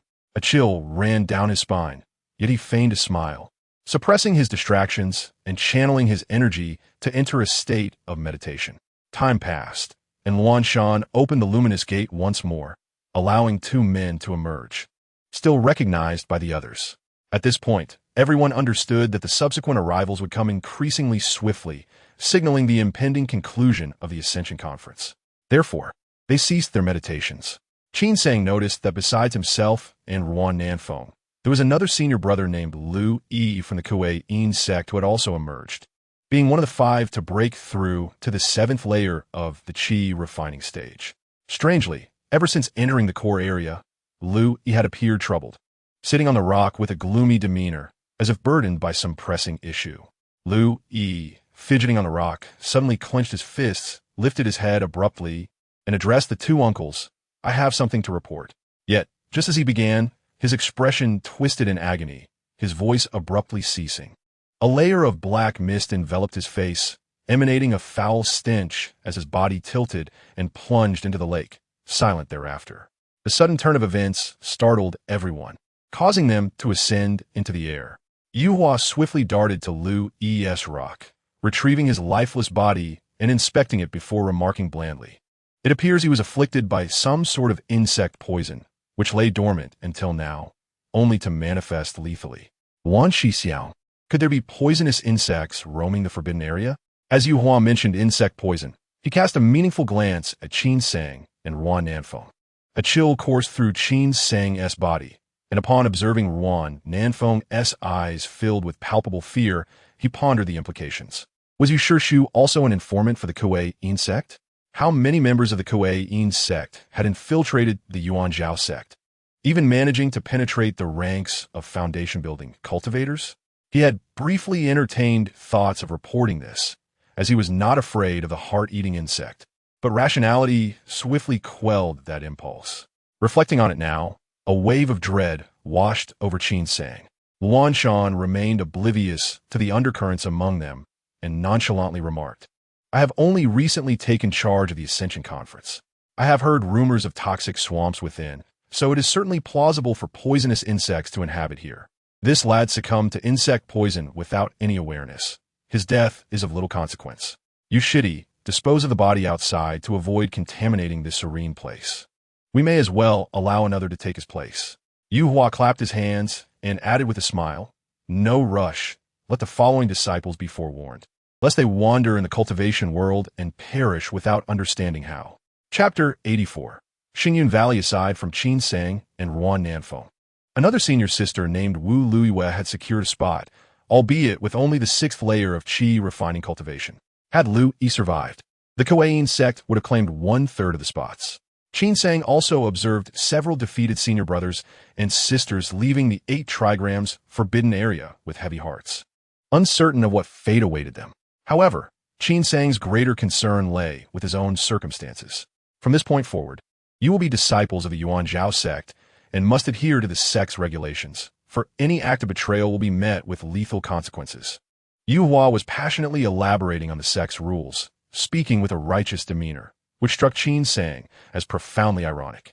Upon entering the sect, you must first start as serving disciples to temper your character. The allocation of menial tasks was to be arranged by your Uncle Du, but he is unavoidably occupied today, so I will take it upon myself. Saying this, Yu Hua retrieved 12 blank waste tokens made of spiritual wood from his storage bag. Scanning the group before contemplating for a moment, he picked one, infused it with spiritual power to inscribe it, and tossed it to Ruan Nanfeng. Ruan Nanfeng, as you cultivate the Yin Fire True method, you will oversee the furnace in the fire refining room. One by one, Yu Hua assigned tasks, with no one daring to voice dissent. At that moment, Qin Sang suddenly heard his name. Qin Sang, as you cultivate a water-based technique, you shall oversee the spiritual fields in Xingyun Valley. Here, take this. Under Yu Hua's watchful gaze, Qin Sang obediently acknowledged, extending his hand to receive the waste token. Opening it, he saw inscribed words, Yuan Zhao Sect Entry Disciple, Xingyun Valley, Qin Sang. Ultimately, the 12 individuals were distributed to various locations. Ruan Nanfeng went to the fire refining room, while Wu Luiwei was assigned to the beast-taming ridge, neither of which sounded particularly significant. Furthermore, from Yu Hua's tone, it appeared these menial tasks were quite laborious. Qin Sang recalled the scornful tone of the robust youth when mentioning serving disciples and couldn't help but let out a wry smile. Joining a sect for the pursuit of immortality, yet being relegated to such duties, was not only arduous, but also consumed much of their cultivation time. He wondered how long it would take to rise through the ranks. No wonder the robust youth looked down upon it. You must devote yourselves fully to your assigned tasks. The sect will take note, and if you are diligent enough, it is not uncommon to be accepted as a true disciple by a certain foundation-building senior brother. Yu Hua offered words of encouragement as the ferry approached the gates of the Yuanzhao sect. Just then, a streak of escaping light shot from the nearby forest, revealing a lean elder in his 50s or 60s, wearing a green Taoist robe, appearing somewhat anxious as he swiftly approached them on a green bamboo staff. Brother Du. Luan Shan quickly halted the ferry, greeting the newcomer alongside Yu Hua. Zhao Yin respectfully bowed, and Qin Sang and the others followed suit. Having heard Yu Hua mention that this individual was likely Du Sai, who was responsible for distributing tasks among the serving disciples. Brodel Du, is there a matter within the clan? Yu Hua inquired curiously. Du Sai shook his head, visibly irate as he replied, Apologies for troubling you, you shitty. The clan's younger generation is inept, making a fuss over minor troubles, nearly jeopardizing my critical matters. They have already been reprimanded. Yu Hua reassured him. As the clan leader, it is indeed challenging to manage. Do not let trivial matters disturb your peace. Rest assured, I have arranged these disciples as per your instructions. Please review to see if there are any oversights that require adjustment. Oh, Du Sai's expression softened after examining the waste tokens of the group. He praised. Your arrangements align perfectly with each individual's characteristics, requiring no adjustments. I had merely mentioned it in passing and did not expect you to personally oversee it. I'm truly grateful. After praising Yu Hua, the elder with the surname, Du turned his gaze towards Qin Sang and the others. With a wave of his hand, countless items of various shapes and sizes flew out from the GZ bag, densely filling the sky and almost obscuring half of it. These entry-level magical tools are for your use. Some are for cultivation, while others will assist you in your duties, he explained. Upon seeing several streaks of light flying directly towards him, Qin Sang hurriedly reached out to catch them. In his grasp, he held a dusty GZ bag, a book inscribed with the 5 elements incantations, a blue Dao robe. Though a low-grade magical artifact, it would not suffice for combat. Yet it served the practical purpose of shielding him from dust. He also received a bamboo mat woven from the leaves of spirit bamboo, known as Shui Xinju, which was said to be highly effective for calming the mind during meditation. Additionally, there was a magical artifact resembling a white cloud, which appeared to be unique to him. He gathered a multitude of assorted items, categorizing them and storing them in the GZ bag. At this moment, the Duyu raft had entered the Yuanzhao gate, and Luanshan set them down before lodging. Contrary to Qin Sang's expectations of meeting the sect leader, he found himself immediately assigned to several senior brothers without an audience. The sect leader of Yuanzhao Gate was not one of the 2 Golden Core elders, but rather a foundation establishment cultivator. Elders like Du Si, having reached the limits of their cultivation and advanced in age, had taken on the responsibilities of secular affairs within the sect. Qin Sang had hoped to meet the sect leader, but was instead handed over to several senior brothers as soon as he set foot on the ground, while Du Si departed. Surrounding the towering Yuanzhao Peak were dozens of majestic spiritual mountains, creating a protective circle around the main peak. Qin Sang, standing upon a spiritual sword, followed a senior brother named Zhu, who frequently nodded as he explained the matters of entry. It was said that the main peak was a convergence of spiritual veins, with a concentration of spiritual energy even denser than that of Kuei-Yin sect. After a lengthy tour led by Zhu, they arrived at a vast assembly of halls on the backside of a mountain peak. Qin Shidi, this is the lecture hall, Zhu said. Elders and senior brothers often come here to expound on teachings, discussing cultivation and instructing on how to manipulate magical artifacts. To attend, one must provide spiritual stones, the amount depending on the cultivator's level. Although you will have to work hard, the monthly stipend is quite generous, allowing you to attend several lectures each month. Following Zhu's guidance, Qin Sang took a distant glance, but Zhu was eager to leave. I have explained all the crucial aspects of the mountain gate. Now let me take you to Xingyun Valley.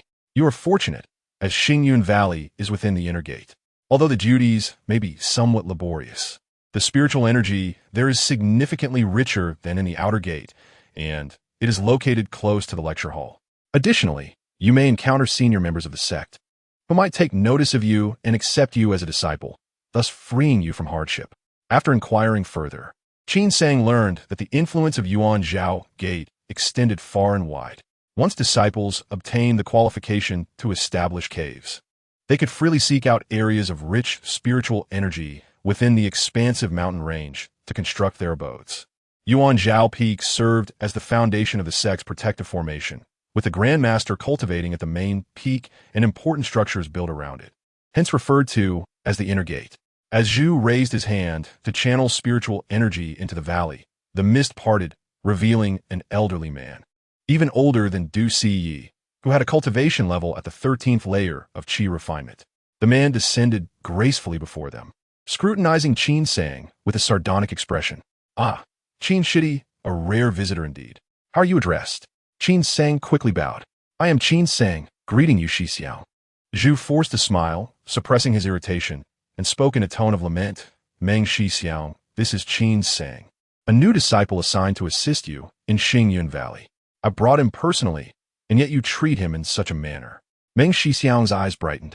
So old, Du has finally decided to let someone go?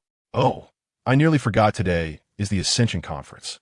Zhu seemed to intentionally provoke him, shaking his head. I heard that Du Shu has matters to attend to today, and entrusted the arrangements to Yu Shu. Otherwise, several elders would be waiting for additional assistance, and you would not have a chance. Meng Shi Xiao snorted, suddenly pausing. Yu Shu? Which Yu Shu? Zhu replied nonchalantly. It is none other than Yu Hua, who recently broke through to the foundation establishment stage and succeeded in his closed-door cultivation. You will need to address him as Yu Shu from now on. Both men fell silent, their faces reflecting a sense of despondency, a clear indication of their disinterest. After Zhu departed, Qin Sang followed Meng Shi Xiao into Xingyun Valley. Over the past 30 years, Meng had slowly cultivated to the peak of the 13th layer of qi refinement, but it was now impossible for him to establish a foundation. The sect, recognizing his diligence, had appointed him to oversee Xingyun Valley. Xingyun Valley comprised several interconnected valleys, each cultivated with numerous spiritual fields, abundant with spirit trees, spirit bamboos, and countless spirit herbs. Meng Ru Hui led Qin Sang deeper into the valley, and they encountered several senior brothers and sisters, each hurriedly attending to their own tasks. Observing the bustling scene, Qin Sang felt a sinking sensation in his heart. Eventually, they arrived at the innermost valley, which, compared to others, was relatively small. The slopes on either side were filled with purple bamboos, while the center featured a large medicinal garden. Meng Ru Hui shared a lengthy discourse before hastily departing, leaving Qin Sang to hover in the air beside the medicinal garden. He gazed at the various spirit herbs, some vibrant and colorful, while others were lush and verdant, all of which he had never encountered before. As he probed into the jade slip, Qin Sang's expression darkened. The cloud-like artifact he possessed was called the Five Elements Cloud. When activated, it could infuse the rain with the 5 elemental spiritual energy from the heavens, nourishing the spirit plants. However, due to the distinct characteristics of each spirit herb, the frequency and duration of rainfall, as well as the types and quantities of elemental spiritual energy infused into the rain, required meticulous control by the user. Any mistakes could not only hinder growth, but also damage the spirit herbs, with severe cases leading to their wilting or even death. The 9-spirit sand, made from the droppings of 9 types of demon bats, was relatively simple to use.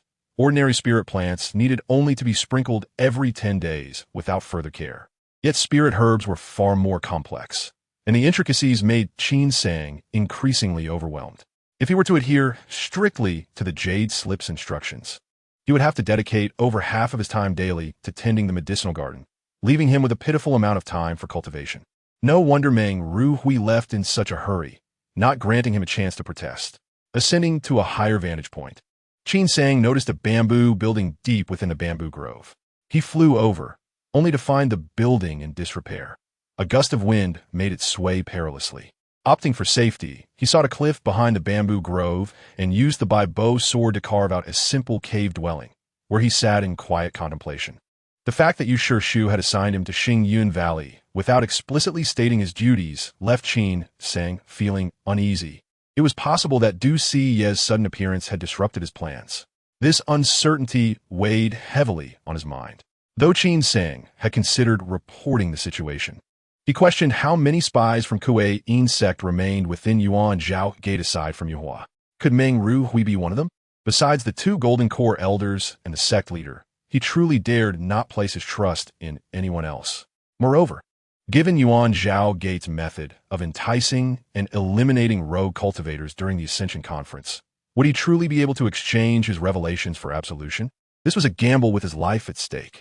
If he were to report, he would inevitably reveal the secret of the Jade Buddha to substantiate his claims. As his understanding of the Jade Buddha deepened, he recognized that the primordial spirit was fundamental to a cultivator's existence. The Jade Buddha not only protected his primordial spirit from external malevolent influences, but also shielded him from the enchanting effects of the bewitching mirror. Qin Sang deduced that this ability likely pertained solely to the primordial spirit, ensuring that he remained undistracted and steadfast in his path, regardless of his surroundings. However, similar to the cloud mist formation in Xingyun Valley or the shadowy marketplace beyond Yushan, he could not pierce through with merely his eyes. Although the limits of the UFO remain uncertain, one can envision that under its protection, one will possess the strength to resist any artifacts, spells, or malevolent formations that threaten the essence of one's spirit and confound the mind. Undoubtedly, the UFO is a priceless treasure, the secrecy of which must be preserved at all costs. Chapter 86. Endurance. It was not until the full moon ascended high in the sky that Qin Sang completed his task for the day, dragging his weary body into a state of meditation and cultivation.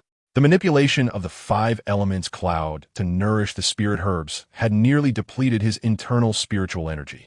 However, during his practice, he felt that his cultivation had progressed slightly beyond its previous state, though this modest improvement may have stemmed from his inherently poor aptitude. The degree of advancement was so minuscule that he could hardly regard it with the same esteem as the soul elixirs he had grown accustomed to. The potency of the gathering chi pill remained unrefined, and within his storage pouch lay a vial of stone milk and an ample supply of soul elixirs. Qin Sang estimated that it would not be long before he could break through to the 7th layer of the chi refinement stage. Turning his focus inward to examine his chi si, he realized it was time to begin refining the potency of the gathering chi pill. The disciples of Xingyun Valley were all preoccupied, diligently tending to their own small plots of land, showing little interest in the newcomer, let alone causing any trouble. For so long, Qin Sang had recognized only Meng Ruhui among them. Yet, what unsettled him was that Yu Hua had never sought him out. In another 10 days, he should be able to completely refine the potency of the gathering chi pill. As he controlled the 5 elements cloud to irrigate a field of 7 stars heavy tower spirit herbs, he mentally calculated, if all went as expected, once he consumed the potency of the gathering chi pill, his cultivation would advance steadily to the later stage of the 6th layer, leaving him just a hair's breadth from the 7th layer. At that point, consuming the vial of stone milk would likely allow him to achieve a breakthrough. However, after reaching the 7th layer, he must devise a way to rid himself of menial tasks. Currently, every time Qin Sang refined a trace of the gathering chi pill's potency, he was compelled to pause his cultivation, allowing time for his body to fully digest the energy while adapting to the rapidly ascending realm. To rush this process would yield no benefits and could potentially create hidden dangers. Yet, when it came to refining the potency of the gathering chi pill and breaking through to the seventh layer, there were no shortcuts. Arduous cultivation would be required, and the medicinal garden would pose a significant hindrance. After finishing the irrigation of the last spirit field, the sky was still bright. At that moment, two beams of escaping light streaked into the valley. Upon recognizing Meng Ruhui, Qin Sang hurried to greet him. Accompanying Meng Ruhui was a youth of similar age, whose face betrayed an unmistakable delight, though he managed to temper it slightly upon seeing Qin Sang. Having met senior brother Meng, may I inquire your esteemed surname? Qin Sang clasped his hands in greeting. Noticing that Meng Ruhui hesitated, his expression somewhat peculiar, Qin Sang pressed, Senior brother Meng, Senior brother Bai. Do you seek me for something? Meng Ruhui replied hesitantly. Junior brother Qin, speak honestly. Have you offended senior uncle you? You what? Qin Sang's heart surged with alarm, but his expression remained composed, merely responding with confusion. I have only encountered senior uncle you once during the Ascension Conference and followed his instructions to come to Xingyun Valley. I believe I have not committed any offense. Meng Ruhui shook his head and said, Junior brother Qin, this valley will now be overseen by senior brother Bai. Please follow me. Meng Ruhui's residence was a thatched cottage nestled in the river valley, surrounded by mountains and water, with a few azure cattle for companionship, creating a serene and leisurely atmosphere. He claimed that this dwelling was modeled after memories from his childhood. Junior brother Qin, please come in and sample the spirit tea freshly picked by junior sister Yan. Such fine tea cannot be found outside. Meng Ruhui warmly invited him into the cottage.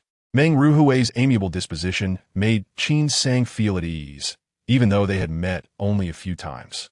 Nevertheless, Qin Sang was not in the mood for tea. He clasped his hands and said, Senior brother Meng, please speak candidly. What is the matter at hand?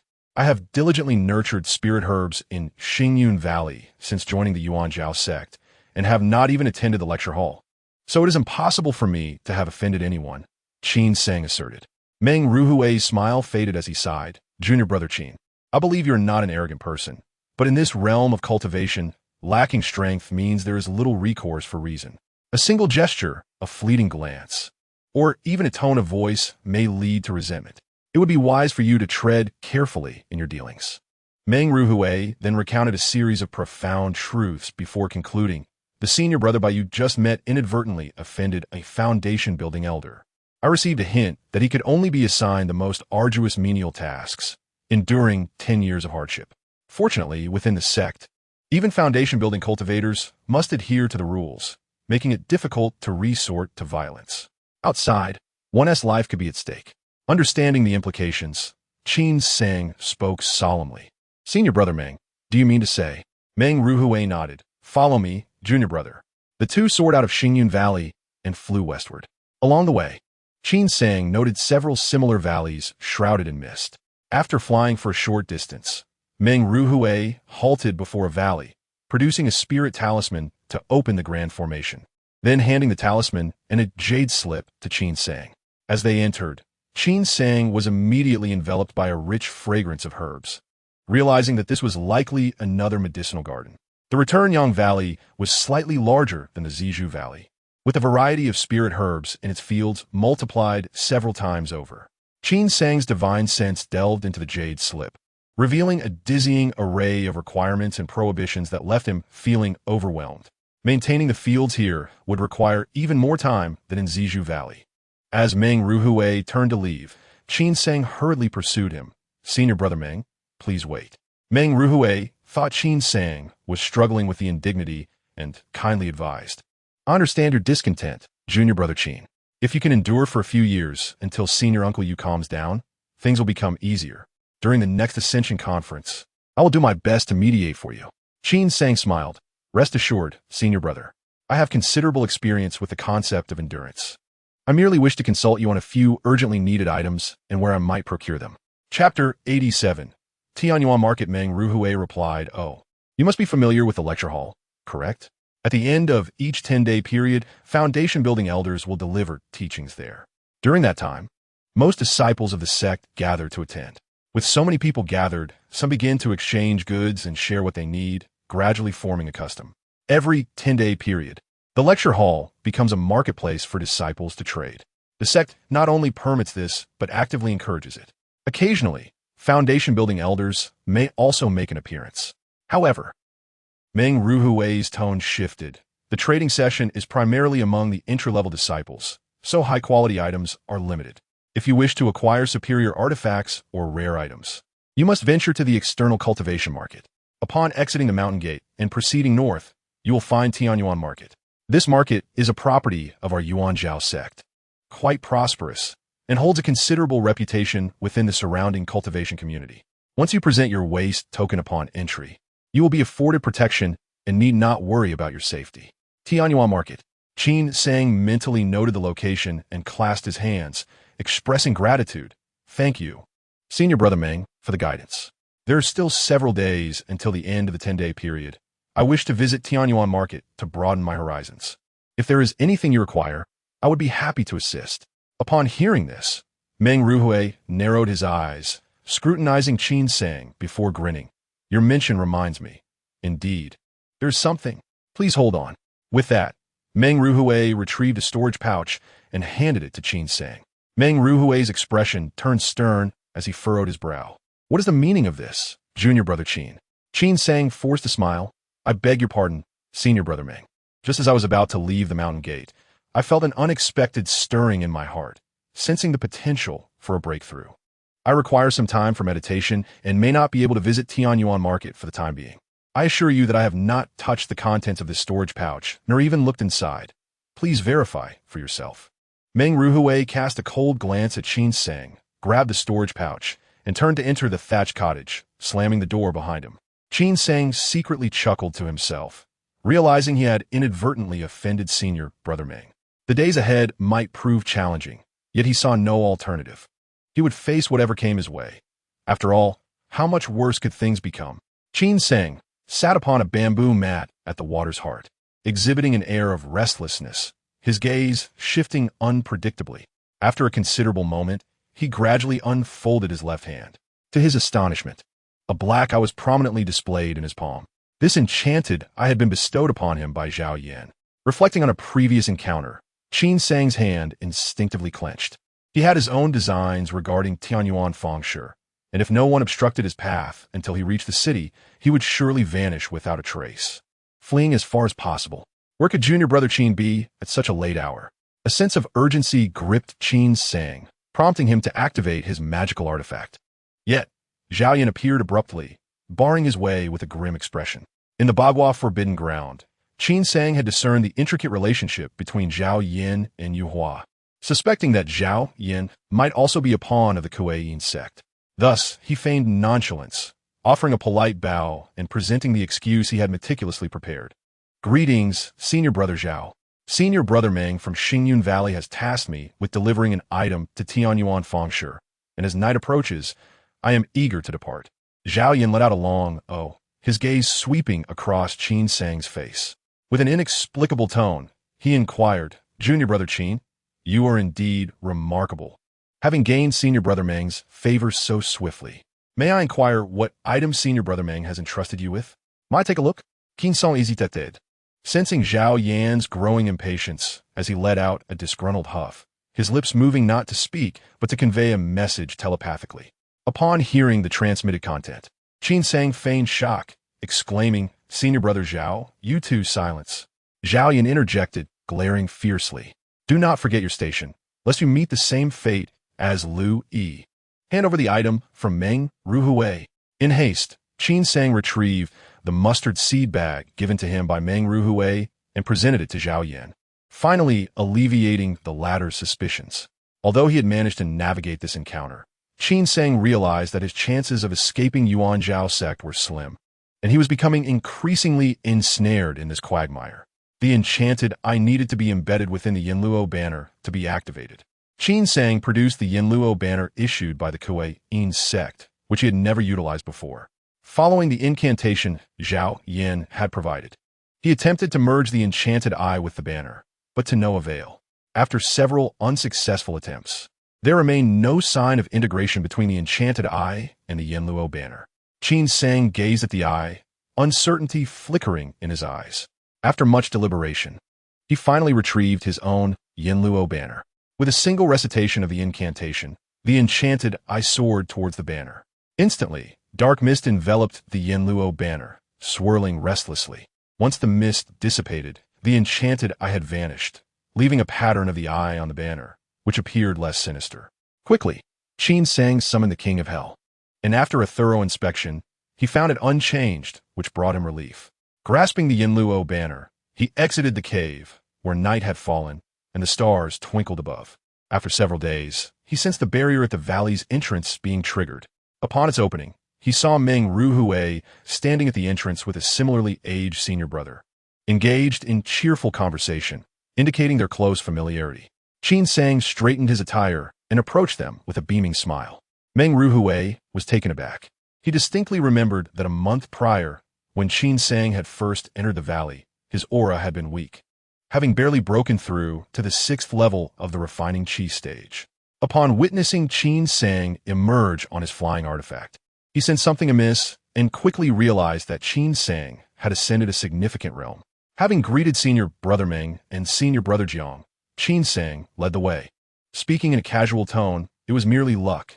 During the Immortal Ascension Conference, I discovered a subterranean demon lair in the Bagua Forbidden Ground and found over a dozen drops of century-old stone milk. To my astonishment, after consuming it, I broke through.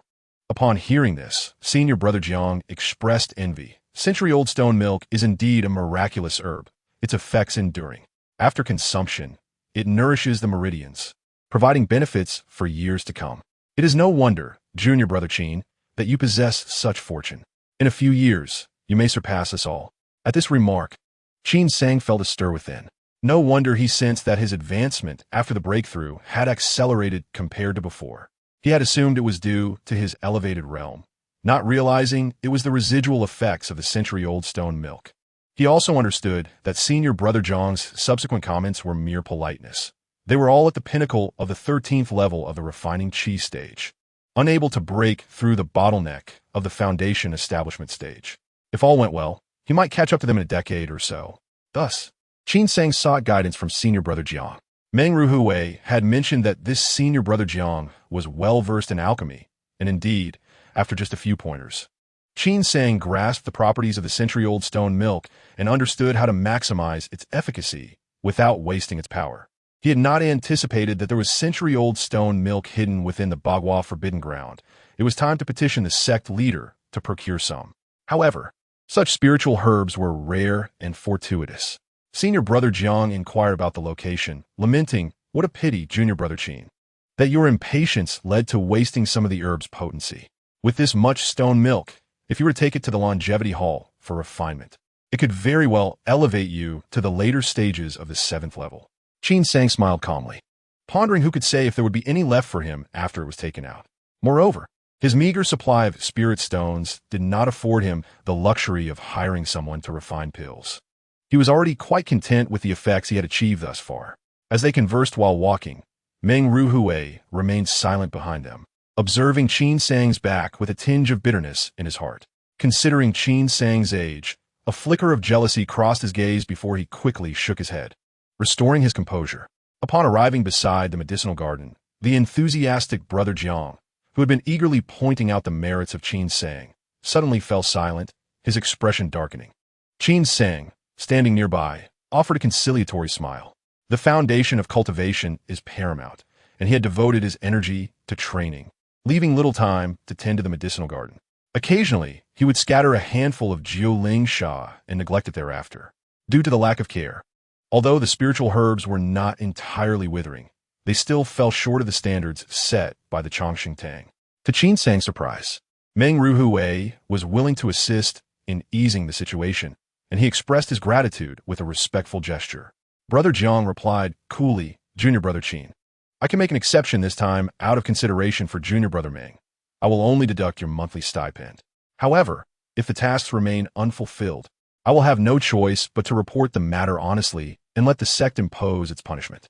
Meng Ruhue added, "Junior brother Qin, you must take care." After watching the two senior brothers depart, the look of shame on Qin Sang's face vanished without a trace. "Junior brother Qin, here is your Jiuling Sha," Zhao Yan shouted, holding a small bag aloft. As it landed before Qin Sang, he spoke in a hushed tone, "Let us go inside." Immediately, Yuhua appeared out of thin air and slipped in as well. When Yuhua inquired about Qin Sang's cultivation progress, Qin Sang evasively mentioned the Juki Dan. Standing there, he hesitated to speak. Noticing this, Yuhua curiously asked, "Is there something else, junior brother Qin?" After feigning hesitation, Qin Sang recounted the events from the day before yesterday. Embellishing his woes, "I must spend the entire night manipulating the demon eye, leaving me little time for cultivation and tending to the medicinal garden. Might I request Uncle Master you to speak a few words of kindness on my behalf to Brother Jiang? Otherwise, I will surely fail my tasks and be expelled from the Yuanzhao sect." Zhao Yin scoffed from the side.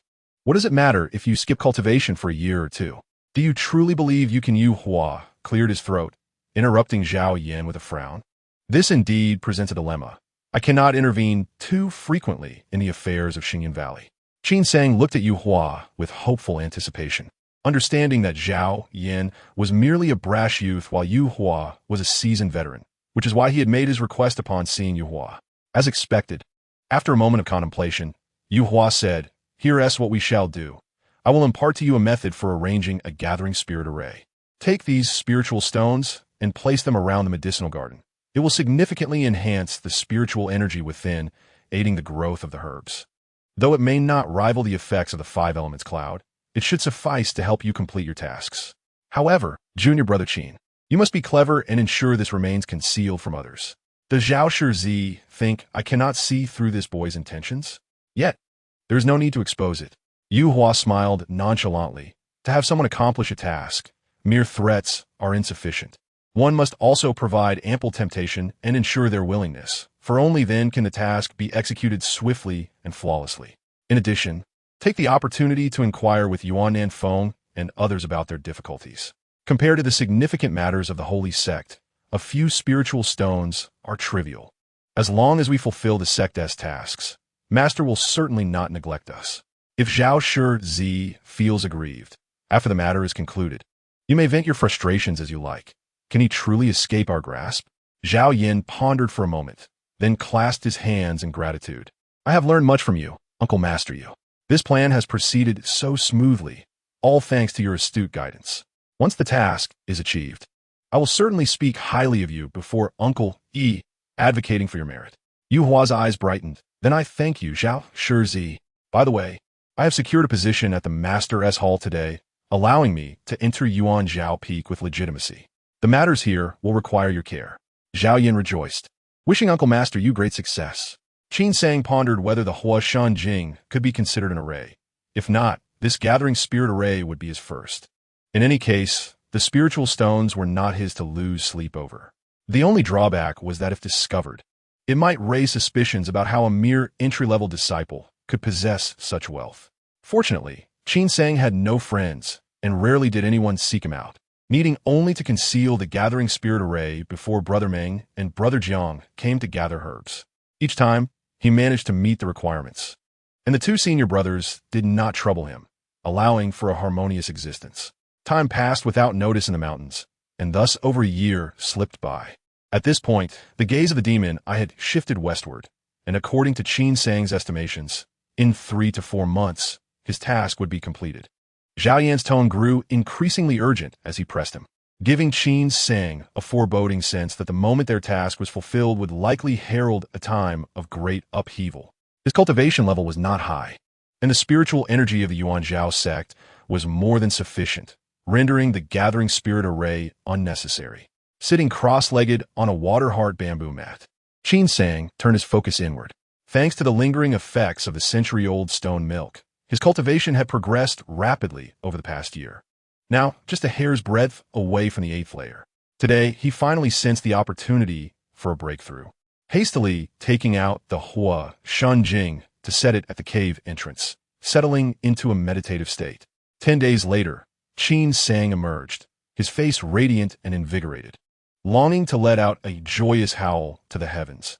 After such a lengthy period of arduous cultivation, he had finally succeeded in breaking through. Today was the day for herb gathering, and shortly after Qin Sang stored away the gathering spirit array, Meng Ruhui and Brother Jiang arrived together. Upon discovering Qin Sang's latest breakthrough, Both were utterly astonished, leaving after collecting herbs in a sullen mood. Qin Sang respectfully saw them off, concealing any trace of pride, knowing that offending them would yield no benefit for himself. When the month drew to a close, Zhao Yan returned, waiting at the valley entrance. He was taken aback upon seeing Qin Sang emerge riding a magical artifact. Unable to contain his astonishment, "You've broken through again?" Qin Sang landed and bowed, congratulating Zhao Yan on reaching the 9th layer of the Qi refinement stage. A hint of pride flickered across Zhao Yan's face, but he quickly reined it in, his jealousy evident. "But it cannot compare to your ability to advance 2 layers in a year." Zhao Yan laughed heartily, feeling Qin Sang had become slightly more agreeable in appearance, his gaze flickering with unspoken thoughts. Chapter 90. Entangled in one's own web after bidding farewell to Zhao Yan. Qin Sang stood in the desolate valley, gazing at the afterglow of the setting sun, immobile for a long while. This meant that the tranquil period would last at most 2 months. Fortunately, he had not ceased his practice of the Song family sword technique, and similarly stood on the verge of a breakthrough. Once he comprehended the sword energy, it would become his most formidable asset. Qin Sang planned to construct a refuge at the riverbed to evade the most ferocious wave of battle following the array's collapse. Though he did not understand the various formations employed by cultivators, he could utilize mundane mechanisms, combined with the river's concealment, to hide the refuge. During his time at Shui Yilu, he had perused countless manuals and learned several practical mechanisms. As long as high-level cultivators did not meticulously search with their divine senses, discovering the mechanisms would prove challenging. After arranging the necessary measures, Qin Sang feigned nonchalance as he activated the valley's grand formation, only to find the long-absent Yuhua, sending a chill through his heart. If Yuhua intended to kill him, he had no means to resist. Having met Uncle Master Yu before, Qin Sang suppressed his unease and bowed. Yuhua nodded slightly, eagerly pressing for news. "Have you completed it?" Qin Sang nodded, relieved to have fulfilled his duty. As he summoned the demon eye, Yuhua immediately reached out to seize it, probing with his divine sense. Moments later, he exclaimed joyfully, "Ha! Junior brother Qin, you truly do not disappoint." Subsequently, Qin Sang felt the connection between the demon eye and himself severed, and though his heart raced with tension, he also felt considerably lighter. He held no deeply ingrained notions of right and wrong, but over the past year, aside from the looming threat of the Kuei-in sect, his life had been remarkably tranquil. All he sought was a stable sect for cultivation, not a life filled with anxiety. As his thought crossed his mind, Qin Sang worried. "If I leave now and Brother Meng and the others arrive, it may not remain concealed for long." Yu Hua sneered. "The Yuanzhao sect is on the brink of collapse. What is there left to hide?" Yu Hua's cave abode lay on Muyang Peak. Following him inside, Qin Sang discovered 3 others present. One was Yuan Nanfeng, who had entered the Yuanzhao sect alongside him, and the other 2, a man and a woman, were unfamiliar faces dressed in the garb of miscellaneous disciples. It is likely that these 2 had infiltrated before him. The presence of individuals from Kuei-in zone within Yuan Zhao Men certainly extends beyond just these 3. Why are there only 3? Qin Sang was secretly perplexed when suddenly a thought struck him. Employing the art of observation, he discerned that the cultivation levels of these 3 were on par with his own at the 8th layer of the Qi refinement stage. Yu Hua nodded at the anxious Zhao Yan, sweeping his gaze across Qin Sang and the others, and said solemnly, "Wu Lu Yu and the others have already been discreetly sent out of Yuan Zhao Men. The reason for your attention is your superior cultivation, and there is a task that requires your assistance for Zhao Shiji. Should you accomplish this task, it will earn you significant merit. And not only will you receive a reward of Foundation Establishment pills, but the sect master has also promised to personally accept you as disciples." The 4 exchanged glances, and Qin Sang was particularly stupefied. His relentless training, aimed at enhancing his self-preservation during perilous times, had inadvertently ensnared him in an even more treacherous whirlpool. The allure of Foundation Establishment pills and the prospect of becoming a disciple of a Golden Core Master was indeed tempting, but one must possess the means to seize such opportunities. The changes in the protective array of Yuan Zhao Men were already known to Kuei-in zone. A forceful assault on the formation would suffice, and a Golden Core Master could obliterate him with a mere thought. What could he possibly do? However, Yu Hua offered no explanation, instructing them to meditate in silence. A night passed without incident.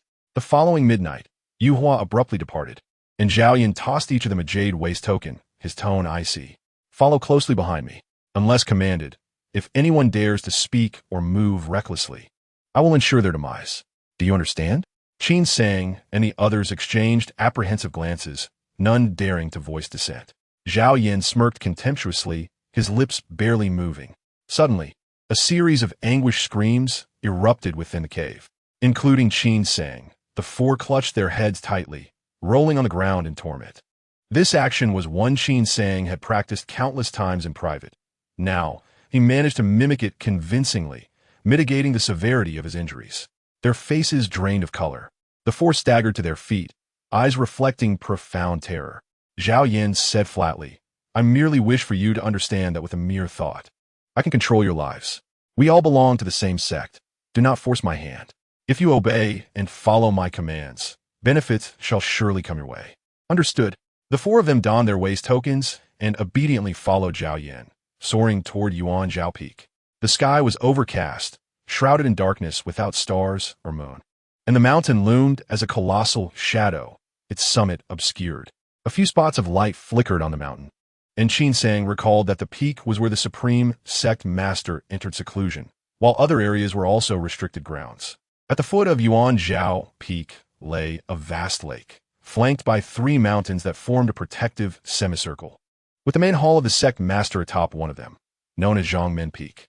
As they approached Zhongmen Peak, two streaks of escape light suddenly brightened before them, accompanied by a sharp call.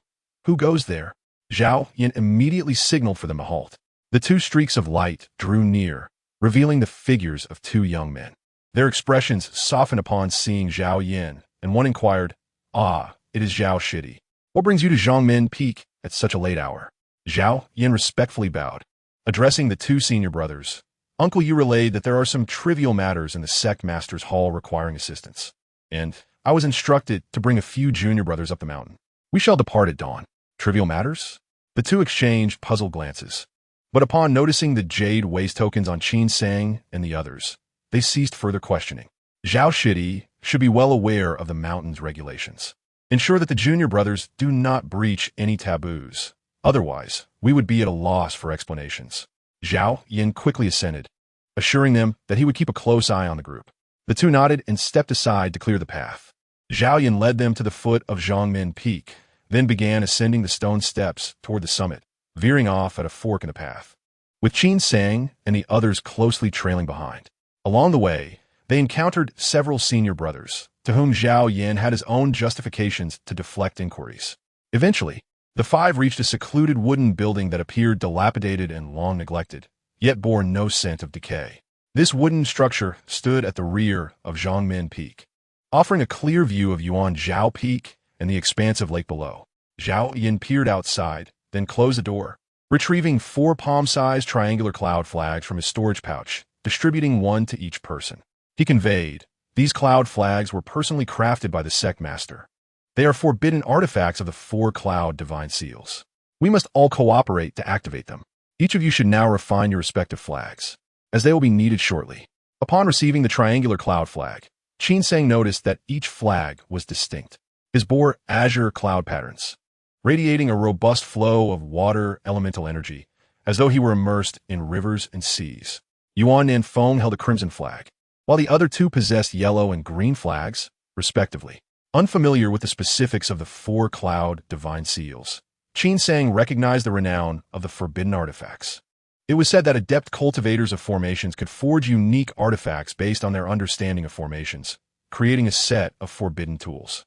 By strategically placing these tools, they could unleash a portion of the formation's power, consuming far less time than setting up an actual formation. Grasping the triangular cloud flag, Qin Sang followed Zhao Yan's instructions, probing his consciousness into the flag. Instantly, his vision shifted to an endless expanse of water, shimmering with blinding silver lights, reminiscent of countless flashes of lightning darting through the depths. Just as doubt crept into his mind, he spotted a figure standing with arms crossed at the water surface. It was Etianya, the sect master of Kuei Inzong. Qin Sang gasped in alarm and promptly bowed, exclaiming, Qin Sang pays his respects to the sect master. Etianya stood there in silence, his his expression impassive. Witnessing the spectacle, Qin Sang chuckled self-deprecatingly. How could Ye possibly be here? He was truly a startled bird. Yet, given that this set of forbidden artifacts was personally crafted by Ye, could it be that he had left a portion of his power within? Uncertain of the implications, Qin Sang proceeded to refine the triangular cloud flag according to the method Zhao Yan had imparted. The others followed suit, the wooden building enveloped in silence. Before long, the 4 triangular cloud flags began to exhibit unusual phenomena, wisps of cloud energy emanating from them, with electric serpents weaving through the clouds, accompanied by the faint rumble of thunder. At this moment, Zhao Yan raised a transparent gem, absorbing the lightning from the mist, restoring tranquility to the wooden structure. As time passed, Qin Sang and the others completed the refinement of the forbidden artifacts, sitting in the wooden building in anxious anticipation. But still no sign of Yuhua appeared. Uncertain of his whereabouts, and under Zhao Yan's watchful eye, Qin Sang found no opportunity to prepare the ebony sword and could only endure. After an indeterminate duration, the ground suddenly trembled. A thunderous roar erupted from Zhongmen Peak. Who goes there? Zhao Yan's expression brightened, and he flung open the wooden door, revealing a colossal yin-yang diagram hovering above Yuan Zhao Peak, slowly rotating in the night sky, an embodiment of the sect's protective array. Above the diagram surged endless torrents of black flames, obscuring the sun and moon. The howling winds carried with them ghostly figures amidst the infernal flames.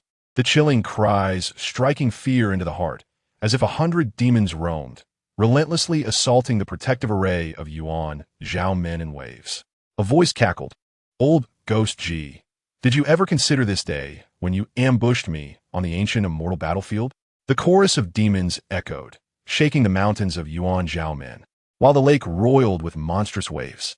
At that moment, a deafening bell tolled from Zhongmen Peak, resonating through the heavens. The sound of this bell heralded impending calamity for the sect. The atmosphere within the Yuan Zhao sect suddenly grew chaotic, as beams of escape light erupted from various locations within the inner sanctum. The disciples gazed upward in panic at the terrifying spectacle, bewildered by the unfolding events. Zhao Yan closed the wooden door and commanded in a grave tone, "Form the formation. Execute the escape technique." A chill ran down Qin Sang's spine as the 4 of them shifted their positions, each holding a flag and taking their places around Zhao Yan, one in front, one behind, and one on each side. With his palm cradling a precious jade, Zhao Yan directed the 4 to raise their triangular cloud flags, reciting incantations in unison. Qin Sang felt as if the triangular cloud flag in his hand were a bottomless pit, voraciously consuming his internal spiritual energy, though fortunately, this sensation did not last long. The 4 flags rustled ominously, releasing clouds of 4 distinct colors that enveloped the 5 of them, rendering them seemingly invisible to the outside world. Move, Zhao Yan urged, and the 5 departed the wooden pavilion, heading swiftly down the mountain. At Yuan Zhao Peak, before the cave dwelling of the Grandmaster, beams of escape light also surged downward, landing around Xian Qingzi, who was surrounded by the hall's stewards. Sect leader, the enemy is formidable. The evil bell has already rung. Has the Grandmaster not yet emerged from his seclusion?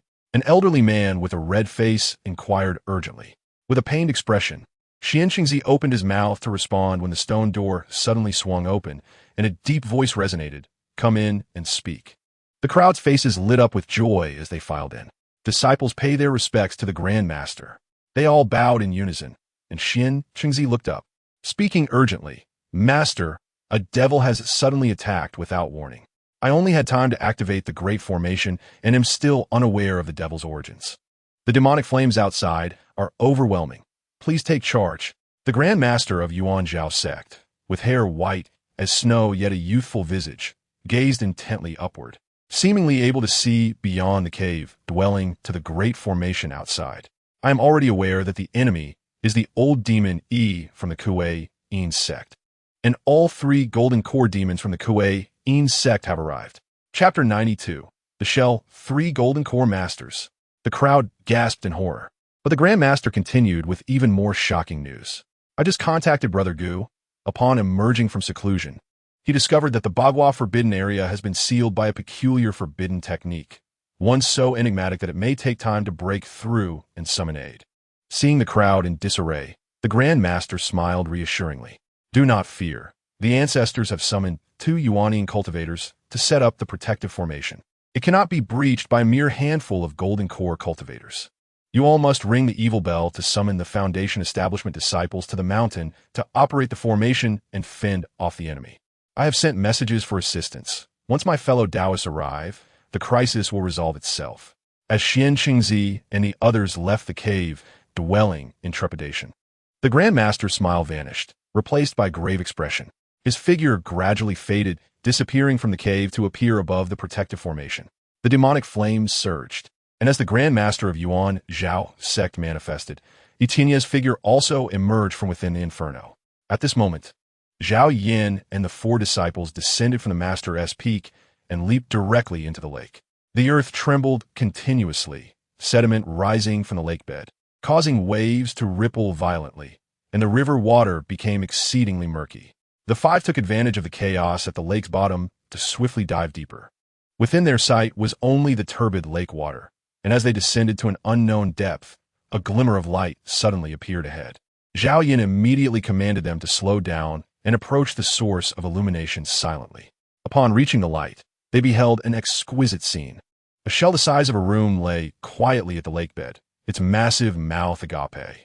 Surrounding the shell were vibrant aquatic plants swaying gracefully, the ground covered in white sand adorned with countless gemstones, creating a scene reminiscent of an underwater celestial palace.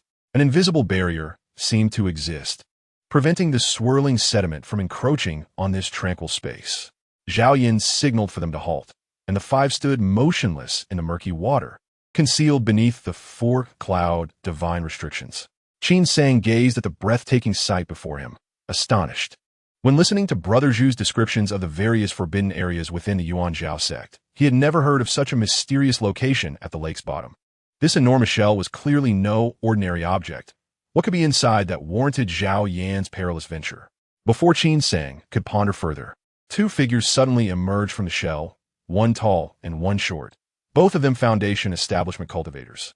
Upon their appearance, the tension among the 5 grew palpable, as they were now in close proximity. Would the 4-cloud divine restrictions be sufficient to mask their presence?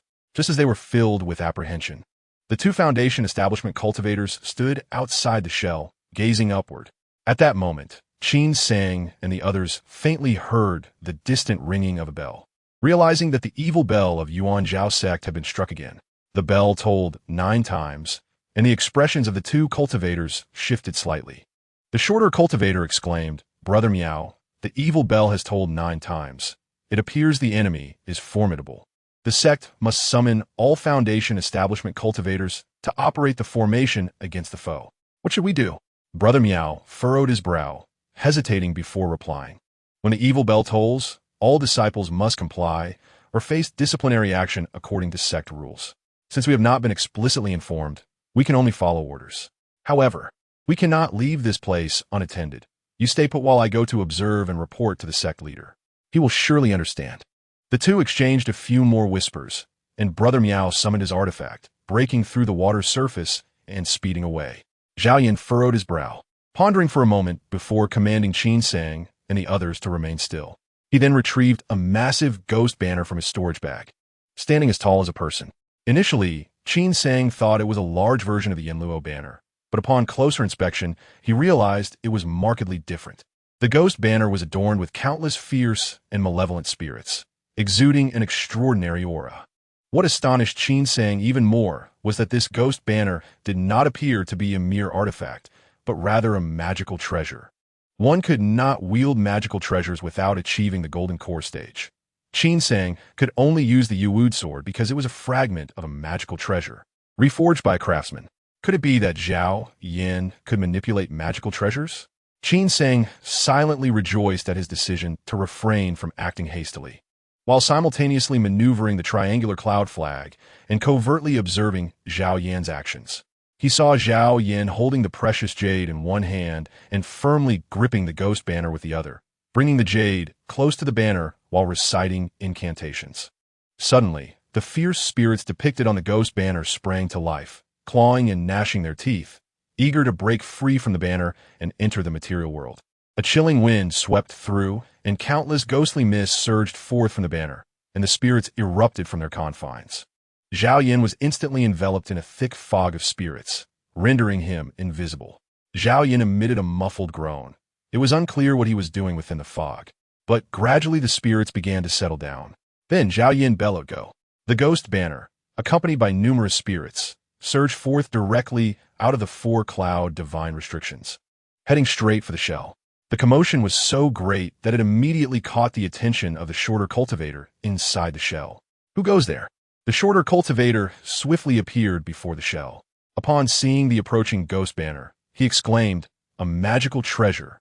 He understood the implications of a magical treasure, and a look of profound terror crossed his face as he hurriedly summoned a golden bowl artifact, activating a layer of golden light to shield himself.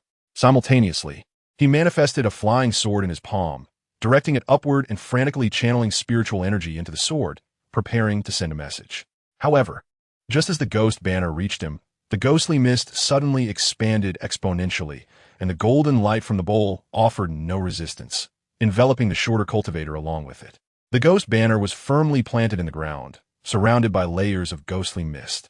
Countless malevolent spirits surged forth from the banner, instantly creating a realm of spirits, trapping the shorter cultivator within, rendering him silent. Zhao Yin took a deep breath and commanded, "Let us go." As they passed through the edge of the ghostly mist, Qin Sang remained deeply astonished. Even a Foundation establishment cultivator was unable to escape the confinement of the ghost banner. He realized that even if he summoned his sword energy, he could not contend with Zhao Yin. The space within the conch is limited, with a water-repelling barrier, rendering it dry and refreshing.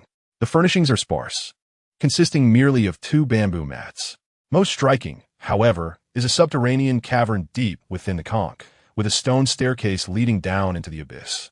Urged on by Zhao Yin, they descended the staircase until they reached the bottom of the cavern, where a vast subterranean hall awaited them, suffused with an endless grayish-white mist. Chapter 93. The mysterious orchid. This is the Sanzai Shi Xianjun, a formation reputedly crafted by a formidable power based on heavenly tribulations. It not only manifests the 3 calamities, but also confounds the mind, giving rise to inner demons. Even a Jindan practitioner ensnared within this formation must exert considerable effort to escape. Zhao Yin cautioned them to fully activate the Si Yun Shenjin, invoking the protective power left by the sect leader in the Yunqi, ensuring their safety. Should they fall into the formation, there would be no chance of escape. Even if they did not perish due to the 3 calamities, they would ultimately be trapped until their vital energy was depleted. Once ensnared, their fates would be intertwined. No one could afford to be careless. Upon hearing about the effects of the Sanzai Shi Xianjun, Qin Sang felt a sudden stir within, pondering whether the UFO could assist him in resisting the inner demons. Maintaining a composed facade, he followed Zhao Yin's instructions, channeling the full power of the Yunqi.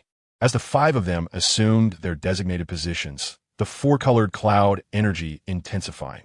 Then, Qin Sang observed the ethereal figure of the sect leader within the Yunqi raise a hand, pointing skyward. For streams of spiritual energy burst forth from the Yunqi, striking the transparent jade in Zhao Yan's hand. The jade radiated a brilliant light, which upon contacting the surrounding erratic cloud energy, transformed into a solid luminescent shield enveloping the 5 of them. As they entered the Sanzai Shi Xianjun, the surrounding scenery shifted dramatically. Suddenly, thunder roared and lightning flashed as they found themselves amidst a tempestuous thunder marsh, with endless bolts of lightning racing above them. The apocalyptic scene rendered them pale. Such terrifying thunder was beyond the capacity of ordinary practitioners to traverse. Witnessing the dense barrage of lightning in the thunder marsh, Zhao Yin felt a pang of fear. After a brief hesitation, he shouted, "Go!" Stepping into the thunder marsh, dozens of electric serpents surged toward them, inciting panic among the group. Zhao Yin quickly raised the transparent jade, which flared brightly, revealing the figure of the sect leader. To their astonishment, the terrifying lightning dissipated before the leader's apparition. "Quickly, move!" Zhao Yin exclaimed with elation, urging them onward under the protection of the leader's figure. They successfully traversed the thunder marsh, only to encounter a vast sea of flames, followed by an unending whirlwind, as if they were destined to walk eternally. Qin Sang felt a surge of dread. Even if the UFO could aid him against the inner demons, it could not shield him from the terrifying three calamities. This might be his only opportunity for escape. Must he truly resign himself to fate? Amidst the fluctuating pace of their advance, Zhao Yan's face suddenly lit up with joy, having successfully passed through the three calamities. Finally, emerging from the Sanzai, Shi, X and Jun, a chorus of suppressed gasps escaped the lips of the group, including Qin Sang, all fixated ahead with expressions of profound astonishment. At the center of the vast cavern lay a square pool, its still waters undisturbed, with a faint mist rising. And in the midst of the pool floated a peculiar orchid. The orchid rested serenely on the water's surface, its roots intertwined, pristine and flawless. Some leaves submerged in the water, while others floated above, glistening with a vibrant green sheen. More astonishingly, at the flower's stamens, a wisp of vapor danced above, transforming into sun, moon, stars, mountains, rivers, exotic beasts, and celestial herbs. Within mere moments, countless vivid illusions flickered across the orchid, each as lifelike as reality itself. It seemed this orchid harbored a mysterious microcosm, revealing a mere glimpse of its depths. What kind of spiritual herb is this? Zhao Yan gazed at the orchid with fervent intensity, his breath becoming labored. Ignoring Ruan Nanfeng and offering no explanations, he urgently commanded, "Form the array. Evolve the Thunder Law." A flicker of discontent crossed Ruan Nanfeng's face, yet he dared not defy Zhao Yan's orders. The four repositioned themselves and activated the cloud energy once more. Thunder boomed as the cloud energy surged forth, crackling with lightning, exuding an overwhelming force. Zhao Yan lifted the jade high, and all the lightning surged violently toward the jade, filling it with an immense power until it transformed into a dazzling sphere of lightning, too bright to behold. A sense of unease arose. Would the jade withstand the fury of the lightning? Sensing the terrifying energy accumulating within the jade, Qin Sang and the others felt a chill of trepidation. Should the transparent jade explode here, their fates would be sealed. At that moment, Zhao Yan suddenly darted to the pool's edge, directing the jade toward the water, shouting, "Open for me." The transparent jade erupted with electric brilliance as the sect leader's apparition pointed, unleashing a tremendous bolt of lightning. Boom! A blinding silver light erupted, causing Qin Sang to squint, unable to discern what transpired at the pool's edge. Once the silver light receded, he discovered an unforeseen barrier had materialized above the pool. At that moment, the barrier withstood the impact of the Si and Shinjin, remaining intact. Zhao Yan bellowed, "Fully activate the Si and Shinjin." The four dared not disobey the command, exerting all their strength. They witnessed bolts of lightning strike the barrier, gradually creating a faint crack. Zhao Yan, overwhelmed with joy, dashed to the fissure, fixated on the mysterious orchid within the pool, laughing maniacally. However, the barrier above the pool began to slowly close. Zhao Yan's expression shifted, and he urgently commanded Qin Sang and the others to fully channel the Si Yun Shunjin, continuing to unleash the divine thunder from the jade to suppress the barrier, preventing the crack from sealing. Then Zhao Yan retrieved a jade box from his storage pouch, seated himself at the pool's edge, and summoned a wave of spiritual energy, transforming it into a great hand that cautiously reached through the barrier into the water, grasping the orchid's roots. Astonishingly, the mysterious orchid appeared to possess sentience, struggling fiercely against Zhao Yan's grip, nearly causing him to lose hold. Fuming, Zhao Yan glared at the orchid, his face reddening. He channeled his energy into his palm, managing to grip it tightly and pulling upward with all his might. The other four could only watch enviously as Zhao Yan attempted to collect the spiritual herb. Yet they understood that such an extraordinary herb was unlikely to belong solely to him. It would ultimately fall into the hands of the sect leader or some Jindan master. The so-called assault on the Yuzhao sect was likely a ruse. The true objective was this spiritual herb. The effort that Jindan practitioners expended over the years to acquire this mysterious orchid speaks volumes of its value, reminiscent of legendary elixirs. Chapter 94. Scheming while Zhao Yan was engrossed in harvesting the mysterious orchid, Ruan Nanfeng discreetly cast a restriction, whispering, "Do not reveal your emotions." "Are you all truly willing to let Zhao Yan dictate your fates?" The others exchanged glances. The only woman among them, surnamed Tsin, queried, "Ruan Shitty, what do you mean?" "The heart-eating worm lurks in our primordial spirits, ready to strike at any moment. What good is defiance?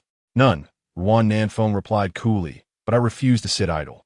Yushur has claimed to have secured the safety of Wushimi and the others from the Kuayin sect. I doubt it. It would be far simpler to kill them and erase the bodies than to laboriously escort them out. If we had not fortuitously broken through the 8th level, we would have long since been lost to him. Sistertson, do you truly wish to gamble on the demon's conscience? Sistertson fell silent and turned to the previously quiet youth, asking, Lu Shixiao, do you share this sentiment? The young man surnamed Lu nodded, sighing. I too harbor doubts about the fate of our fellow disciples. The Yin Sha Yuan is home to countless souls lost. For the Kuayin sect, our presence matters little. Once Zhao Yan acquires the spiritual herb, will he truly take the burden of escorting us, sharing his accolades? Regarding the so-called promises made after achieving success, it is wise to heed them with skepticism. However, Shiji Tsin remains indecisive, unless she can eliminate Zhao Yan in an instant. He only needs a moment's thought to awaken the heart-eating insect residing within our primordial spirits, leading to our demise. Sudenli, Qinsan, who had been observing coldly from the sidelines, spoke up, revealing, I possess a magical artifact known as Zihun Ling, which can confuse Zhao Yan's mind. Yet, as his cultivation surpasses mine, I can only restrain him for less than 2 breaths. Qin Sang had long harbored intentions to confront Zhao Yan, but he remained ever close, leaving no time for her to prepare the Hoshin mirror or the Wumu sword. As for secretly uniting with Ruan Nanfeng and others, Qin Sang had contemplated it, but ultimately dismissed the idea. Firstly, because there was no opportunity for discussion. Communicating under Zhao Yan's watchful gaze would surely lead to discovery. Secondly, they could not extricate themselves from the control of the heart-eating insect, and Qin Sang could not ascertain their willingness to resist. If they still harbored hopes regarding the Kuayin sect, they might betray themselves for self-preservation, ultimately resulting in greater losses. Now that they had proposed it themselves, Qin Sang was more than willing to cooperate.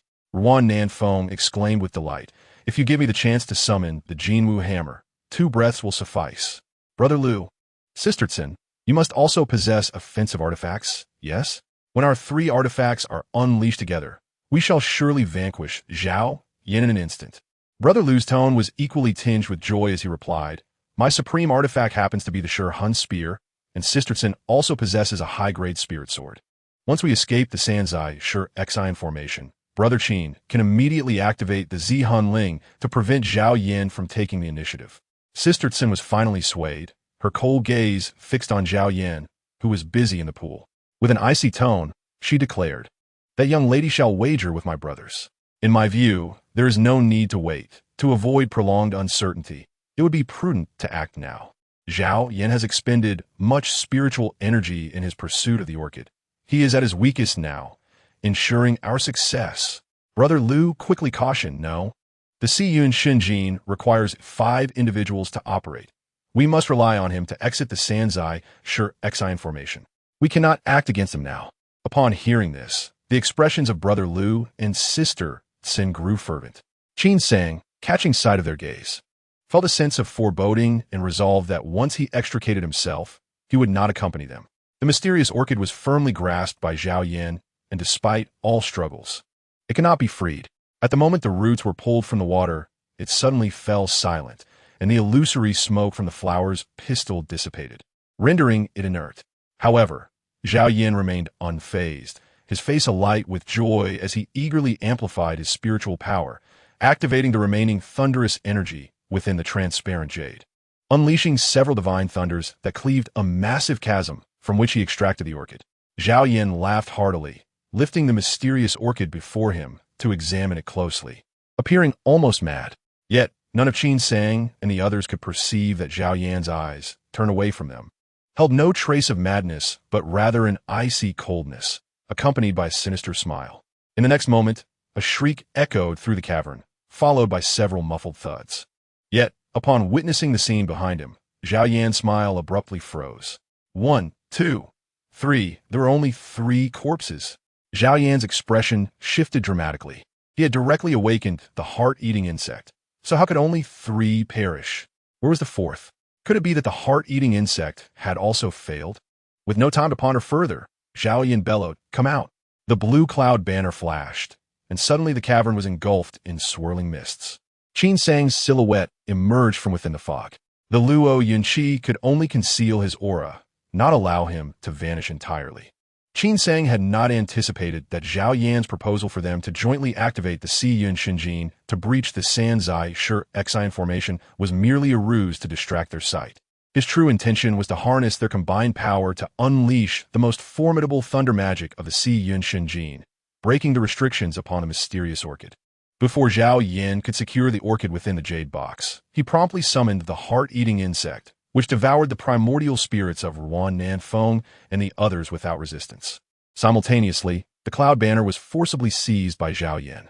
Caught off guard, Qin Sang swiftly concealed himself, aware that Zhao Yan had expended tremendous energy to capture the mysterious orchid.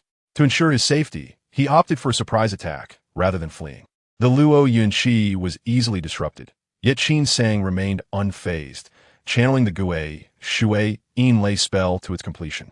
Chapter 95. Sword Qi. In the instant he was revealed by the cloud banner, Qin Sang immediately rang the Zihun Ling. The sound echoed as he furrowed his brow, his gaze sweeping over Zhao Yan before finally settling upon his left hand. Zhao Yan's right hand clutched the jade box containing the mysterious orchid, the transparent jade floating before his chest, while his left hand stealthily reached towards his mustard seed bag, where a dark orb was faintly visible in his palm. This unremarkable orb was unfamiliar to Qin Sang, yet emanated an overwhelming sense of danger. Upon sighting it, every hair on his body stood on end, and an indescribable dread churned within him. This is bad. Qin Sang was alarmed, unwilling to gamble with his life. Without hesitation, he dispelled the Gui, Shui, Yin Lei spell, transforming into a whirlwind and exerting every effort to flee towards the Sanzai Shi Xian formation. He soon heard Zhao Yan's furious roar as something zipped toward him. Qin Sang's scalp tingled. He desperately summoned his spiritual energy to ride the void wind, and just as he was about to crash into the great formation, he hastily summoned the green gauze tent artifact obtained from the Bagua Forbidden Land, throwing it behind him while simultaneously activating his ice silkworm armor. Boom! A thunderous roar erupted behind him, rendering Qin Sang momentarily deaf as a terrifying force slammed into his back, shattering the ice armor formed by the ice silkworm armor with a series of cracking sounds and obliterating the artifact into nothingness. Qin Sang was hurled into the Sanzai Shi Xian formation, his back mangled and bloody, exposing bone. The cavern trembled violently, and a brilliant white light lingered long before dissipating. Zhao Yan clutched the jade box containing the mysterious orchid tightly, bracing himself against the ground to avoid being toppled by the ensuing shockwave, barely stabilizing his stance. His anger was unabated as he glared at the sudden pit that had formed in the ground, where the bodies of Ruan Nanfeng and the others had been reduced to dust. Zhao Yan spat vehemently, his voice hoarse. What a waste of my Xianin Lei. Subsequently, a deep confusion washed over Zhao Yan's face as he pondered why the heart-eating insect, which had always been reliable, had failed against Qin Sang. Summoning the cloud banner, he conjured a fierce wind that swept away the debris from the pit, revealing nothing beneath. The mustard seed bags of the others had also been obliterated by the Xianin Lei. Sighing heavily, Zhao Yan glanced at the jade box in his possession, chuckling maniacally as he carefully stowed it away in his mustard seed bag and immediately sat in the lotus position to replenish his spiritual energy. This unexpected turn of events had caught Zhao Yan off guard. He now feared awakening the golden elixir cultivators of the Yuanzhao sect. Against a golden elixir master, no amount of Xian Yin Lei could preserve his life. As it stood, the cultivators of the Yuanzhao sect were thoroughly entangled with the experts of his sect. While Zhao Yan focused on restoring his spiritual energy within the Sanzai Shi Xian formation, Qin Sang lay motionless on the ground, his back grievously wounded. Were he a mere mortal, he would have surely perished. Suddenly, a faint groan escaped his lips as he gripped the ground with both hands, enduring the excruciating pain in his back as he forced himself to sit up. The movement exacerbated his wounds, causing him to involuntarily gasp in agony. Qin Sang hastily retrieved some healing elixirs from his mustard seed bag. He had previously consulted Brother Meng at Xingyun Valley and received healing pills from the man with the conical hat, which varied in efficacy. Some were as potent as Shui Lu Wan, while others were merely mundane remedies. He paid little mind to the quality, swallowing 2 of them without hesitation. A refreshing sensation coursed through his back as minor wounds began to scab over, alleviating much of the pain. His two defensive artifacts had not been destroyed in vain, and he could not help but feel a sense of quiet relief. Recalling the recent peril, Qin Sang could not suppress his dread and astonishment. What exactly was this orb? The mere aftershock of its explosion had obliterated two of his defensive artifacts and left him grievously injured. Fortunately, his reflexes were swift, sensing the impending danger. He immediately summoned the wind of void to escape, or else he might have met the same fate as the Qing Sha Zhang, vaporized without a trace. Without waiting for his injuries to stabilize, Qin Sang began to survey his surroundings. The ground was frigid, enveloped in a pallid mist that obscured his vision to a mere short distance.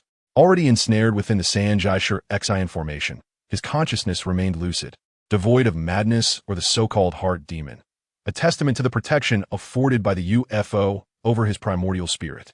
However, Qin Sang was increasingly anxious about the possibility of being trapped within the formation. Without the Si Yun Shinjin, his cultivation level would never suffice to traverse the Sanjai ahead. To extricate himself from this predicament, he must seize the Si Yun Shunjin, with his only reliance being the Wu Mu Jian. After taking several steps, the pale mist before him suddenly thinned, prompting him a halt, lest Zhao Yin discover him and hurl another orb. Activating the Luo Yun Qi to conceal his presence, Qin Sang silently advanced and soon spotted Zhao Yin. He was seated in meditation, recovering his spiritual power, evidently unaware that Qin Sang was still alive and had left himself unprotected. The Wu Mu Jian floated in front of Qin Sang, its dark sheen barely discernible. Qin Sang connected his consciousness to the spirit sword, fervently absorbing the spiritual energy from the spirit stones. As this energy surged into his dantian, the previously stable Qi Si erupted violently, and his meridians screamed in agony. Truly, these were mid-grade spirit stones, Qin Sang mused. Had he been at the 6th level of Qi refinement a year ago, he would have been on the brink of collapse. And any further absorption without killing Zhao Yin would have resulted in his own self-destruction. As time passed, the luster of the spirit stones dimmed, and at that moment, a flicker of green, sword energy manifested on the Wu Mu Jian, undulating at the tip while emitting a faint sword cry. The sword energy was a manifestation of the sword's essence, as the Wu Mu Jian was forged from spirit wood. Gradually, the sword energy enveloped the entire Wu Mu Jian. With a sudden crack, the spiritual energy was exhausted and the spirit stone shattered into fragments. Qin Sang abruptly opened his eyes, a glimmer of determination igniting within them. And commanded go. The Wu Mu Jian pointed towards the stone cave. Trembling, it transformed into a beam of light and vanished from Qin Sang's sight in an instant, the speed of its eruption leaving him astounded. Subsequently, Qin Sang summoned the wind of void to escape the Sanjai Xian formation and found Zhao Yin sprawled on the ground, motionless, a pool of crimson blood beneath him. Qin Sang thrust the Wu Mu Jian several times into Zhao Yin, then approached to lift him, noting the terror still reflected in his wide-open eyes, likely the last glimpse of the Wu Mu Jian before his demise. With a sigh of relief, Qin Sang's taut heart finally relaxed, and he collapsed onto the ground, acutely aware of the pervasive pain throughout his body and the overwhelming fatigue that urged him to sleep. Yet, he could not afford to be complacent. He remained ensnared in danger, unaware of the external circumstances and the state of the battle.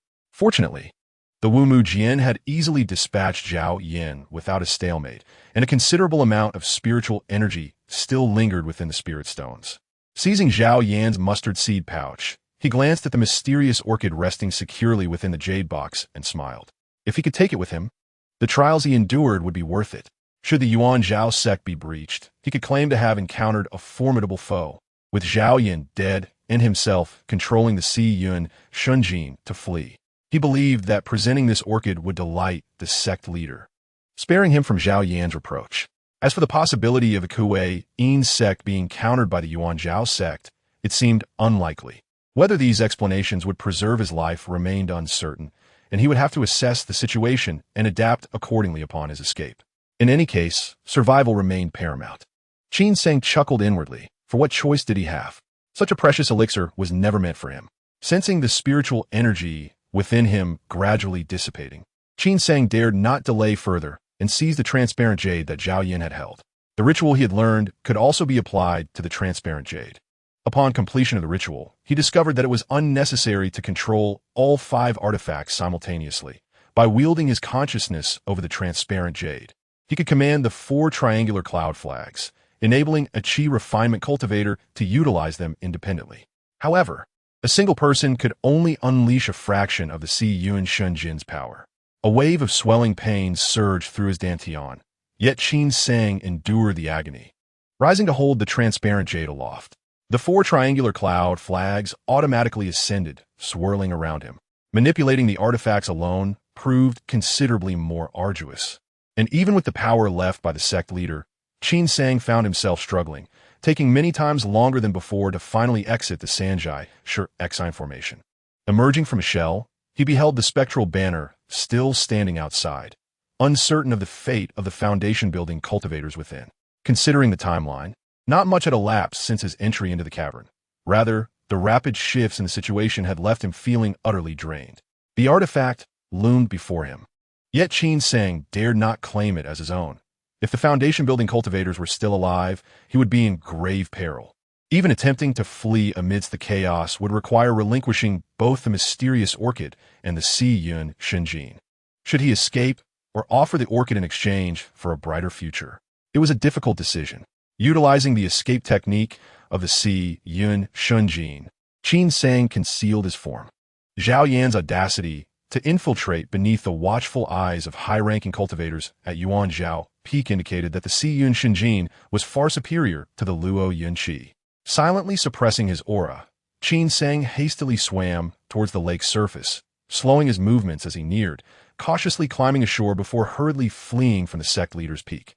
Finally daring to raise his head, Qin Sang was astonished by the scene above.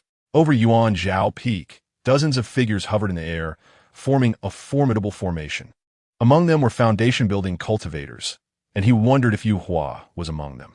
In their midst stood a white-haired elder, one hand raised to the heavens.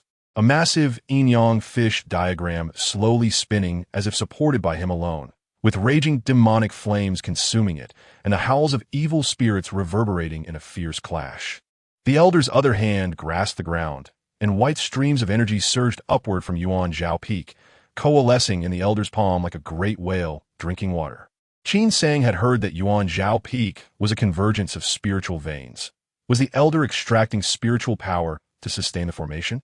Yet, the protective array was riddled with cracks, indicating that the situation was dire. Qin Sang stealthily ascended to a vantage point, witnessing chaos within the Yuan Zhao sect. Disciples flitting about like headless flies, their escape lights flashing chaotically, while distant shouts of panic echoed. Just then, as he passed Xingyun Valley, he was intercepted by Meng Ruhui, who found the disciples outside the valley wearing expressions of concern. "Junior brother Qin, where have you been? I've been searching for you for ages," Meng Ruhui exclaimed urgently. Qin Sang had already devised a cover story and replied in a panicked tone. "I was in a lecture hall. After the sect was beset by chaos, my uncle instructed us to find a place to hide, and I only dared to emerge now." "Brother Meng, what is the situation? What plans does the sect have for us?" Meng Ruhui responded. A senior brother just conveyed that the sect intends to gather the power of the Great Formation and make a desperate stand against the demons. The demonic faction lacks manpower and will not target us Qi refinement cultivators. Once the formation opens, each hall will escape separately. Before he could finish, a thunderous crack reverberated through the air. The group stared in horror as a massive fissure tore through the protective formation, collapsing a corner and shattering several mountains at the edge of the array, sending rocks tumbling and demonic flames cascading down, threatening to incinerate everything in their path. The disciples of Yuan Zhao sect shrieked in alarm. "The protective formation has been breached. Run!" Meng Ruhui brandished his flying needle artifact and called out. Qin Sang deliberately lagged behind, avoiding Meng Ruhui. Apart from him, he was largely unfamiliar with his fellow disciples from Xingyun Valley, who would not pay him any heed. Following the crowd, he escaped from Yuan Zhao Gate, then left the group to fly southwest on his own. He feared the high-ranking cultivators of Queen's sect might be lying in wait outside, keeping his guard up. It was only after flying far from Yuan Zhao Gate without being intercepted that he began to breathe a sigh of relief. Suddenly, he felt a fierce wind surge from behind, violently propelling him into the forest. Chapter 97. unexpected events, and choices. The night sky was as bright as day. Qin Sang struggled to rise from a pile of mud, brushing off the twigs clinging to him and spitting out blood and decayed leaves. He turned his head, horrified, towards the direction of Yuanzhao Gate. A great sun hung on the horizon, illuminating the towering Yuanzhao Peak in exquisite detail. The entire mountain range was bathed in daylight. The mountains crumbled, and birds and beasts fled in terror. Several roars echoed, filled with boundless rage and desolation. Then, radiant light overwhelmed everything, and the earth trembled incessantly, rendering visibility impossible. Qin Sang tightly shut his eyes, his heart racing in shock, unsure of what had transpired, yet he could feel the terrifying fluctuations emanating from that golden sun. This was the destructive power of a Jiedan stage cultivator, evoking a mixture of fear and longing within him. His gaze shifted slightly. He had initially intended to find a place to observe. He had never rejected the demonic path, nor did he have a direct experience of the conflict between righteous and demonic factions in the cultivation world. He did not harbor an innate aversion, especially after hearing the insights of the muscular youth regarding the Ascension Conference while in the Bagua Forbidden Land. Qin Sang realized that the righteous path might not be as pristine as it seemed. He simply wished to preserve his life and prolong his existence. Thus he resolutely sought to distance himself from Kuein's sect. There was always a distinction between the righteous and the demonic paths. Yuanzhao Gate had the foresight to entice rogue cultivators into the Bagua Forbidden Land with the promise of the Ascension Conference, concealing their true intentions, rather than sending their own disciples to their deaths. In contrast, Kuein's sect would not hesitate to sacrifice the lives of its disciples for its aims, as the souls lost in the Inshao Abyss far outnumbered those in the Bagua Forbidden Land. There's a saying that one must spare no effort in the cultivation world. A small cultivator in the Qi refinement stage, if lacking a backing, might find themselves paying the price when misfortune strikes. And in the demonic sect, such individuals are more likely to become sacrifices. One might either be like Liang Yin, who was close to Yu Wu and faced no threats, or like Yu himself, a formidable foundation-building cultivator within his sect, ensuring his survival. Unfortunately, Qin Sang was merely a pawn with an uncertain fate. However, as circumstances shift, so do opportunities. After acquiring the mysterious orchid, Qin Sang began to waver. If Kuein's sect emerged victorious, no matter how precious the mysterious orchid was, he would not dare to flee with a treasure coveted by a Jindan stage master. After a day of desperate flight on the wind, a Jindan stage master could easily catch up with him. A mere sweep of their consciousness would render him exposed. With Zhao Yin dead and no witnesses, if he offered the mysterious orchid to the sect leader, achieving such a remarkable feat, even if sect leader Yi did not reward him handsomely, a few foundation-building pills would not be too difficult to obtain. At the very least, he could exchange it for a life-saving talisman. As long as there was an opportunity to break through to the foundation-building stage, he could tread the path of the demonic sect without hesitation. Nonetheless, it seemed that Yuanzhao Gate was not without the means to retaliate. After the explosion of the Great Sun, the area around Yuanzhao Gate fell into an eerie silence. The demonic flames, the grand formations, and the specters of cultivators vanished without a trace. The night sky was deathly still. Suddenly, a thunderous cry resonated from the distant horizon. Senior brother, a streak of fiery red light shot through the sky like a meteor, swiftly arriving above Yuanzhao Gate, revealing the silhouette of a young man clad in black. The youth stared in disbelief at the ravaged Yuanzhao Gate, his expression one of profound sorrow. Just then, a tremendous roar echoed. The remaining half of Yuanzhao Peak collapsed with a thunderous crash, and amidst the dust, a dozen disheveled figures emerged. Elated to see the youth hovering in midair, "Uncle Master, you have finally arrived." Only Yu Hua seemed stunned, his gaze vacant. But upon meeting the youth's cold stare and witnessing the devastation of their sect, they felt as if a bucket of icy water had been poured over them. Suddenly, the heavens cracked open, and a wisp of black mist drifted out from the fissure. The youth abruptly lifted his head, fixating on the depths of the crack, a frenzied hatred surging in his eyes. Kill!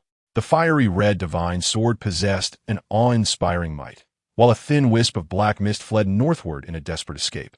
Not daring to pause for even a moment, Qin Sang watched this scene in trepidation. Could this newcomer be a reinforcement for Yuanzhao Gate?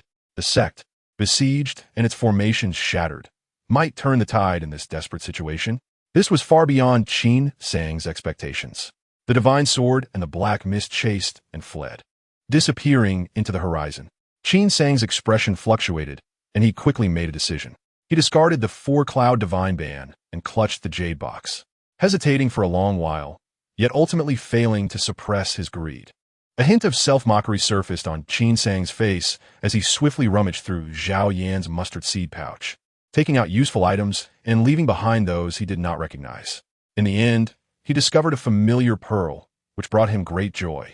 He vividly remembered the pearl's terrifying power, even if he encountered a formidable enemy in the foundation-building stage.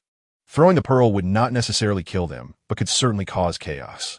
Holding the pearl tightly, Qin Sang summoned the wind of the void with all his might, his sole thought being to escape, the further the better. With the aid of a spirit pill to suppress his injuries, Qin Sang fled on the wind, initially heading west. A few days later, he found a cave to discard Zhao Yan's mustard seed pouch, and then turned south. When his spiritual energy was depleted, he sought refuge in a cave to recuperate, continuing to run, foraging for wild fruits, and drinking from mountain springs, avoiding crowds. He was determined to head southwest. Their location was in the northwest corner of the continent, known as the Shaohan Domain in the cultivation world. Legend had it that the continent was vast, surrounded by boundless seas at the edges. However, how far it extended to the east and south, and how many major sects existed outside, could only be answered by the Yuanying stage cultivators who might know. Even the closest western and northern borders had rarely been reached, as the far west of Shaohan Domain was dominated by the demon race, while the north was the site of ancient immortal battlefields. It was said that the ancient immortal battlefield was fraught with peril, yet also held heavenly opportunities, filled with countless ancient immortal relics and remnants. Regarding the ancient immortal battlefield, Yu Wu was particularly reticent, while the Qi refinement stage disciples knew little, having only heard rumors and conjectures. Within the Shaohan Domain, there were primarily three factions: the western region occupied by the demon race, and the northeastern area controlled by the demonic sect. Qin Sang was currently fleeing toward the territory of the righteous path. Kuyin sect and Yuanzhao Gate stood precisely at the junction of the righteous and demonic forces within Shaohan Domain. Both had once thrived under the guardianship of Yuanying stage ancestors, but were now gradually declining. However, the saying goes, a dying camel is bigger than a horse, and they still held considerable renown within Shaohan Domain. Chapter 98. Nine Peaks Mountain. Phoenix Summit. The robes issued by Yuanzhao Gate were destroyed in the underground cavern, and Qin Sang had no time to tidy himself. After months of fleeing, he had become indistinguishable from a wild man. The weather grew warmer, and human settlements became increasingly dense. The towns along the route flourished, prompting Qin Sang to feel it was time to change into clean clothes and blend into a small town to inquire about his current location. Zhenghua. Qin Sang devoured a large steamed bun filled with fresh meat at a bun shop. He had just learned that this place was within the borders of Zhenghua, which felt somewhat familiar. Suddenly, he remembered that the geomantic map given to him by Master Han included Zhenghua. After leaving the bun shop, Qin Sang found an isolated spot and retrieved the geomantic map from his mustard seed pouch, silently expressing his fortune. Zhenghua lay to the southwest of the Yushan mountain range, separated by a considerable distance. In the southern part of Zhenghua, there was a place called Nine Peaks Mountain, and looking at the ice mountain depicted on the geomantic map, though it could not compare to Yushan, it was still a renowned mountain nearby. Qin Sang pondered for a moment and resolved to venture to Jiudingshan, seeking a place both enchanting and secluded to establish his cave dwelling. There he intended to heal his lingering wounds, perhaps find other cultivators to gather intelligence, and then continue southward, escaping into the heartland of the righteous sections. Though Qin Sang remained uncertain about the outcome of that fateful night, the haunting image of the terrifying sun and the unexpected appearance of the Golden Core cultivator left him with the impression that the Kuei-In sect might not emerge unscathed. The prolonged absence of any pursuers from the Kuei-In sect gradually assuaged his restless heart. Jiudingshan, particularly Fenghuangding, was once the most beautiful peak among the nine, steeped in countless enchanting legends. From a distance, Fenghuangding resembled a divine phoenix poised to take flight. Yet a mysterious earthquake later ravaged the sacred stone of the phoenix. Although the mountain retained its name, The peak itself faded into obscurity, evolving into an ordinary summit. In time, a thick, unyielding mist enveloped Feng Huangding, causing mortals who wandered within it to become disoriented, often taking hours to find their way out. Consequently, myriad legends began to surface again. Little did they know, this once celebrated Feng Huangding had transformed into a gathering spot for nearby cultivators, with the ever-present mist serving as a simple barrier that only hindered mortals.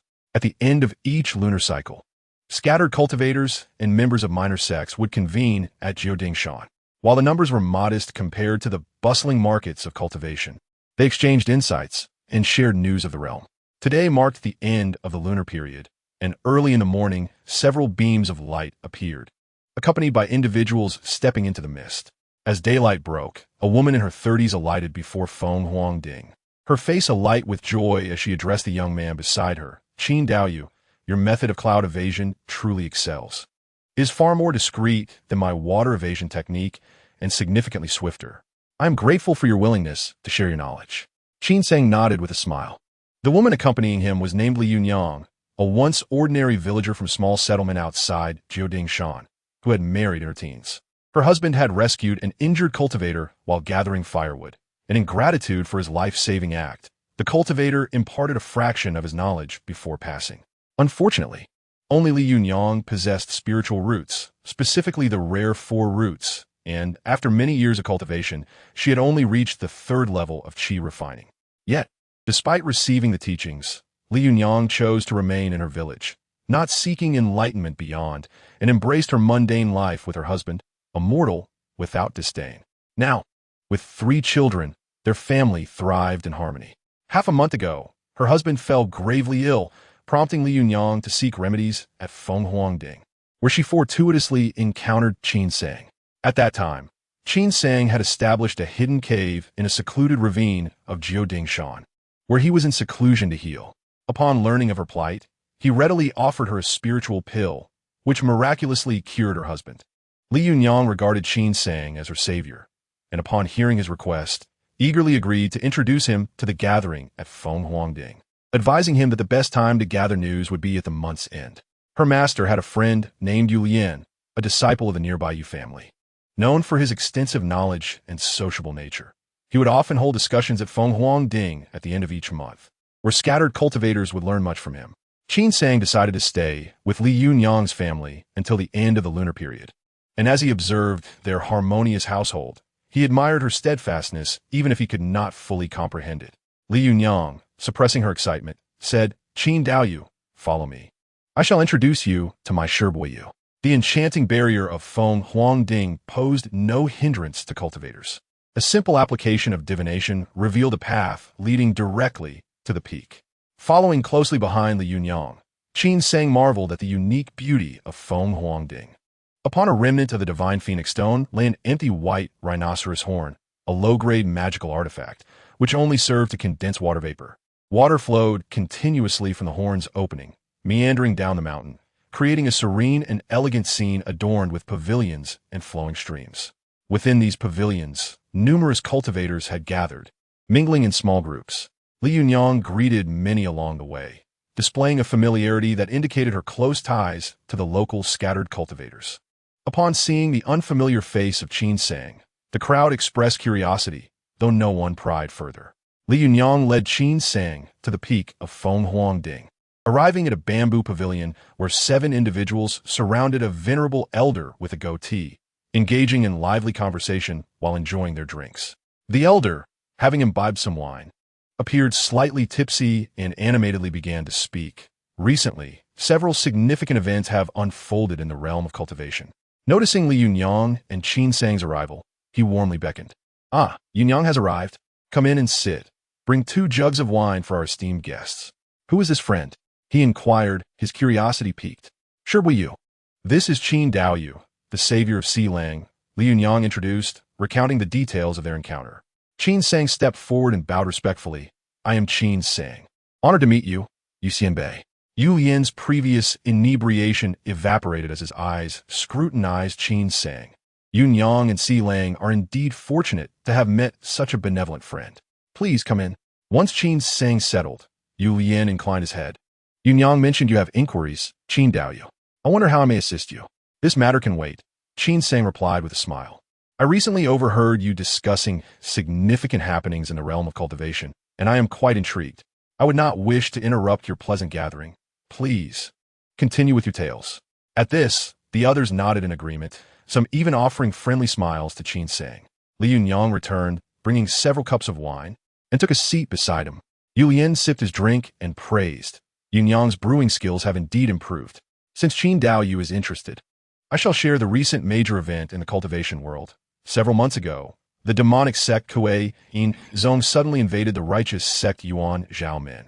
At this, Qin Sang, who had been gazing into his cup of amber wine, looked up in astonishment. The others erupted in chatter, expressing disbelief. How could Kuei Yin Zong invade Yuan Zhaomen and yet be extinguished? What fate befell Yuan Zhaomen?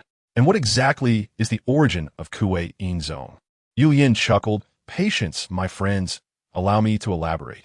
To understand the circumstances of this battle, one must first delve into the histories of Kuei Yin Zong and Yuan Zhaomen. While some may have heard of them, few grasp their true origins. Take Yuan Zhaomen, for instance. Though it has waned in prominence centuries ago, its reputation rivaled the most celebrated righteous sects of today. Kuei Yin Zong is also a force to be reckoned with, comparable to Yuan Zhaomen. The founder of Yuan Zhaomen was the revered Yuan Ying ancestor, Yuan Zhao.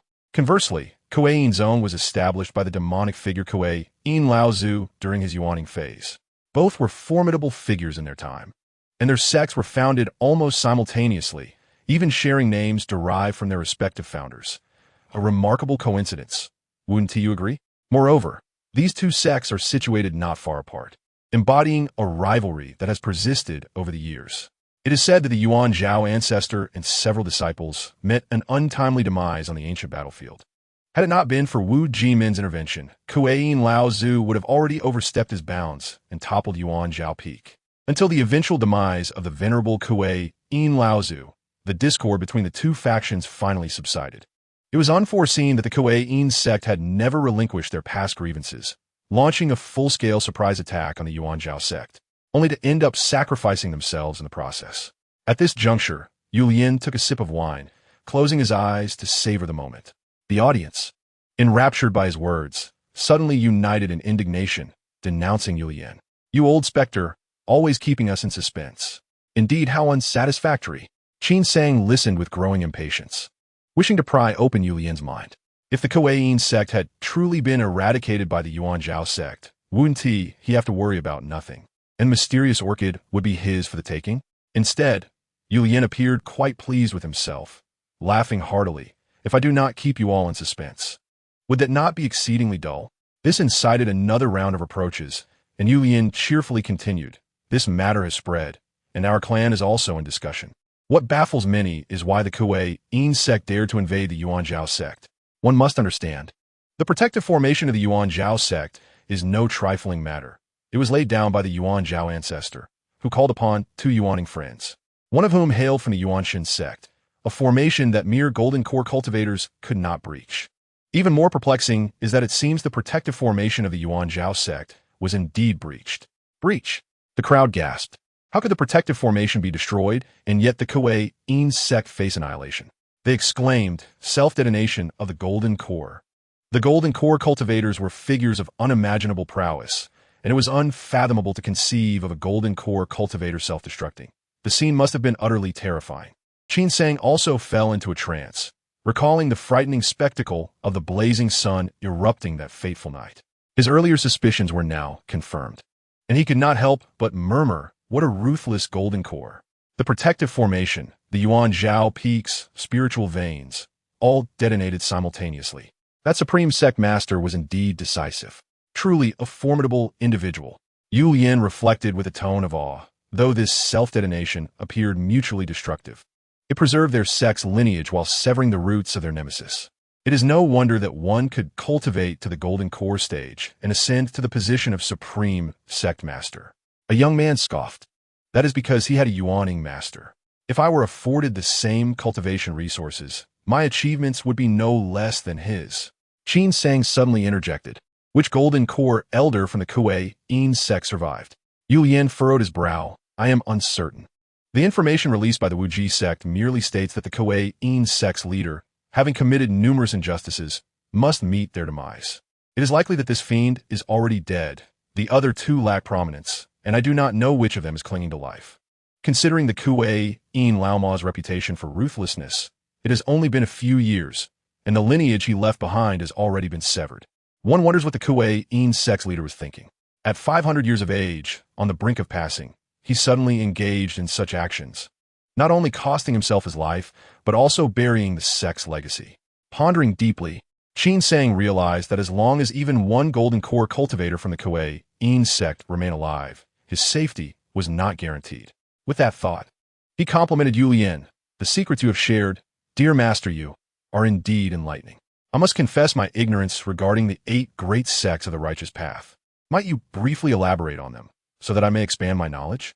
The 8 great sects of the righteous path refer to the Chunyang sect, Tai Yidan sect, Wuji sect, Yuling sect, Shaohua Mountain, Shan Yuan Qingjing Palace, Suling sect, and Yuan Shin sect, each presided over by formidable Yuan Ying ancestors, collectively known as the 8 sects. In the Shaohan domain, the names of these righteous path sects are not immutable. Should the Yuan Ying ancestors within them pass away without successors, the sects will decline, much like the Yuan Zhao sect, and their positions will be supplanted by others. Most immortal families in the Shaohan domain depend on these sects for survival. Yu Lian expounded at length. The content akin to what Qin Sang had heard at the Kuei-in sect. As Yu Lian concluded his discourse, twilight approached, and the audience departed, satisfied, exchanging farewells. It was only then that Qin Sang turned to Yu Lian, expressing his desire for a geomantic map of the Shaohan domain's cultivation world.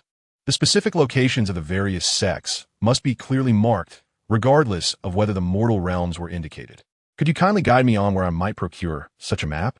I have wandered aimlessly for years, resembling a headless fly, and yearn to visit the major cultivation sects. Yet without a geomantic map, it is indeed arduous. Yu Lian, skeptical of Qin Sang's intentions of reverently visiting sacred grounds, recognized this as yet another plea for guidance. Such requests were quite common. With a smile, Yu Lian replied, "There is no need to seek elsewhere for a geomantic map of the Shaohan domain. My family possesses one. If you can wait a few days, I shall bring you a copy at the next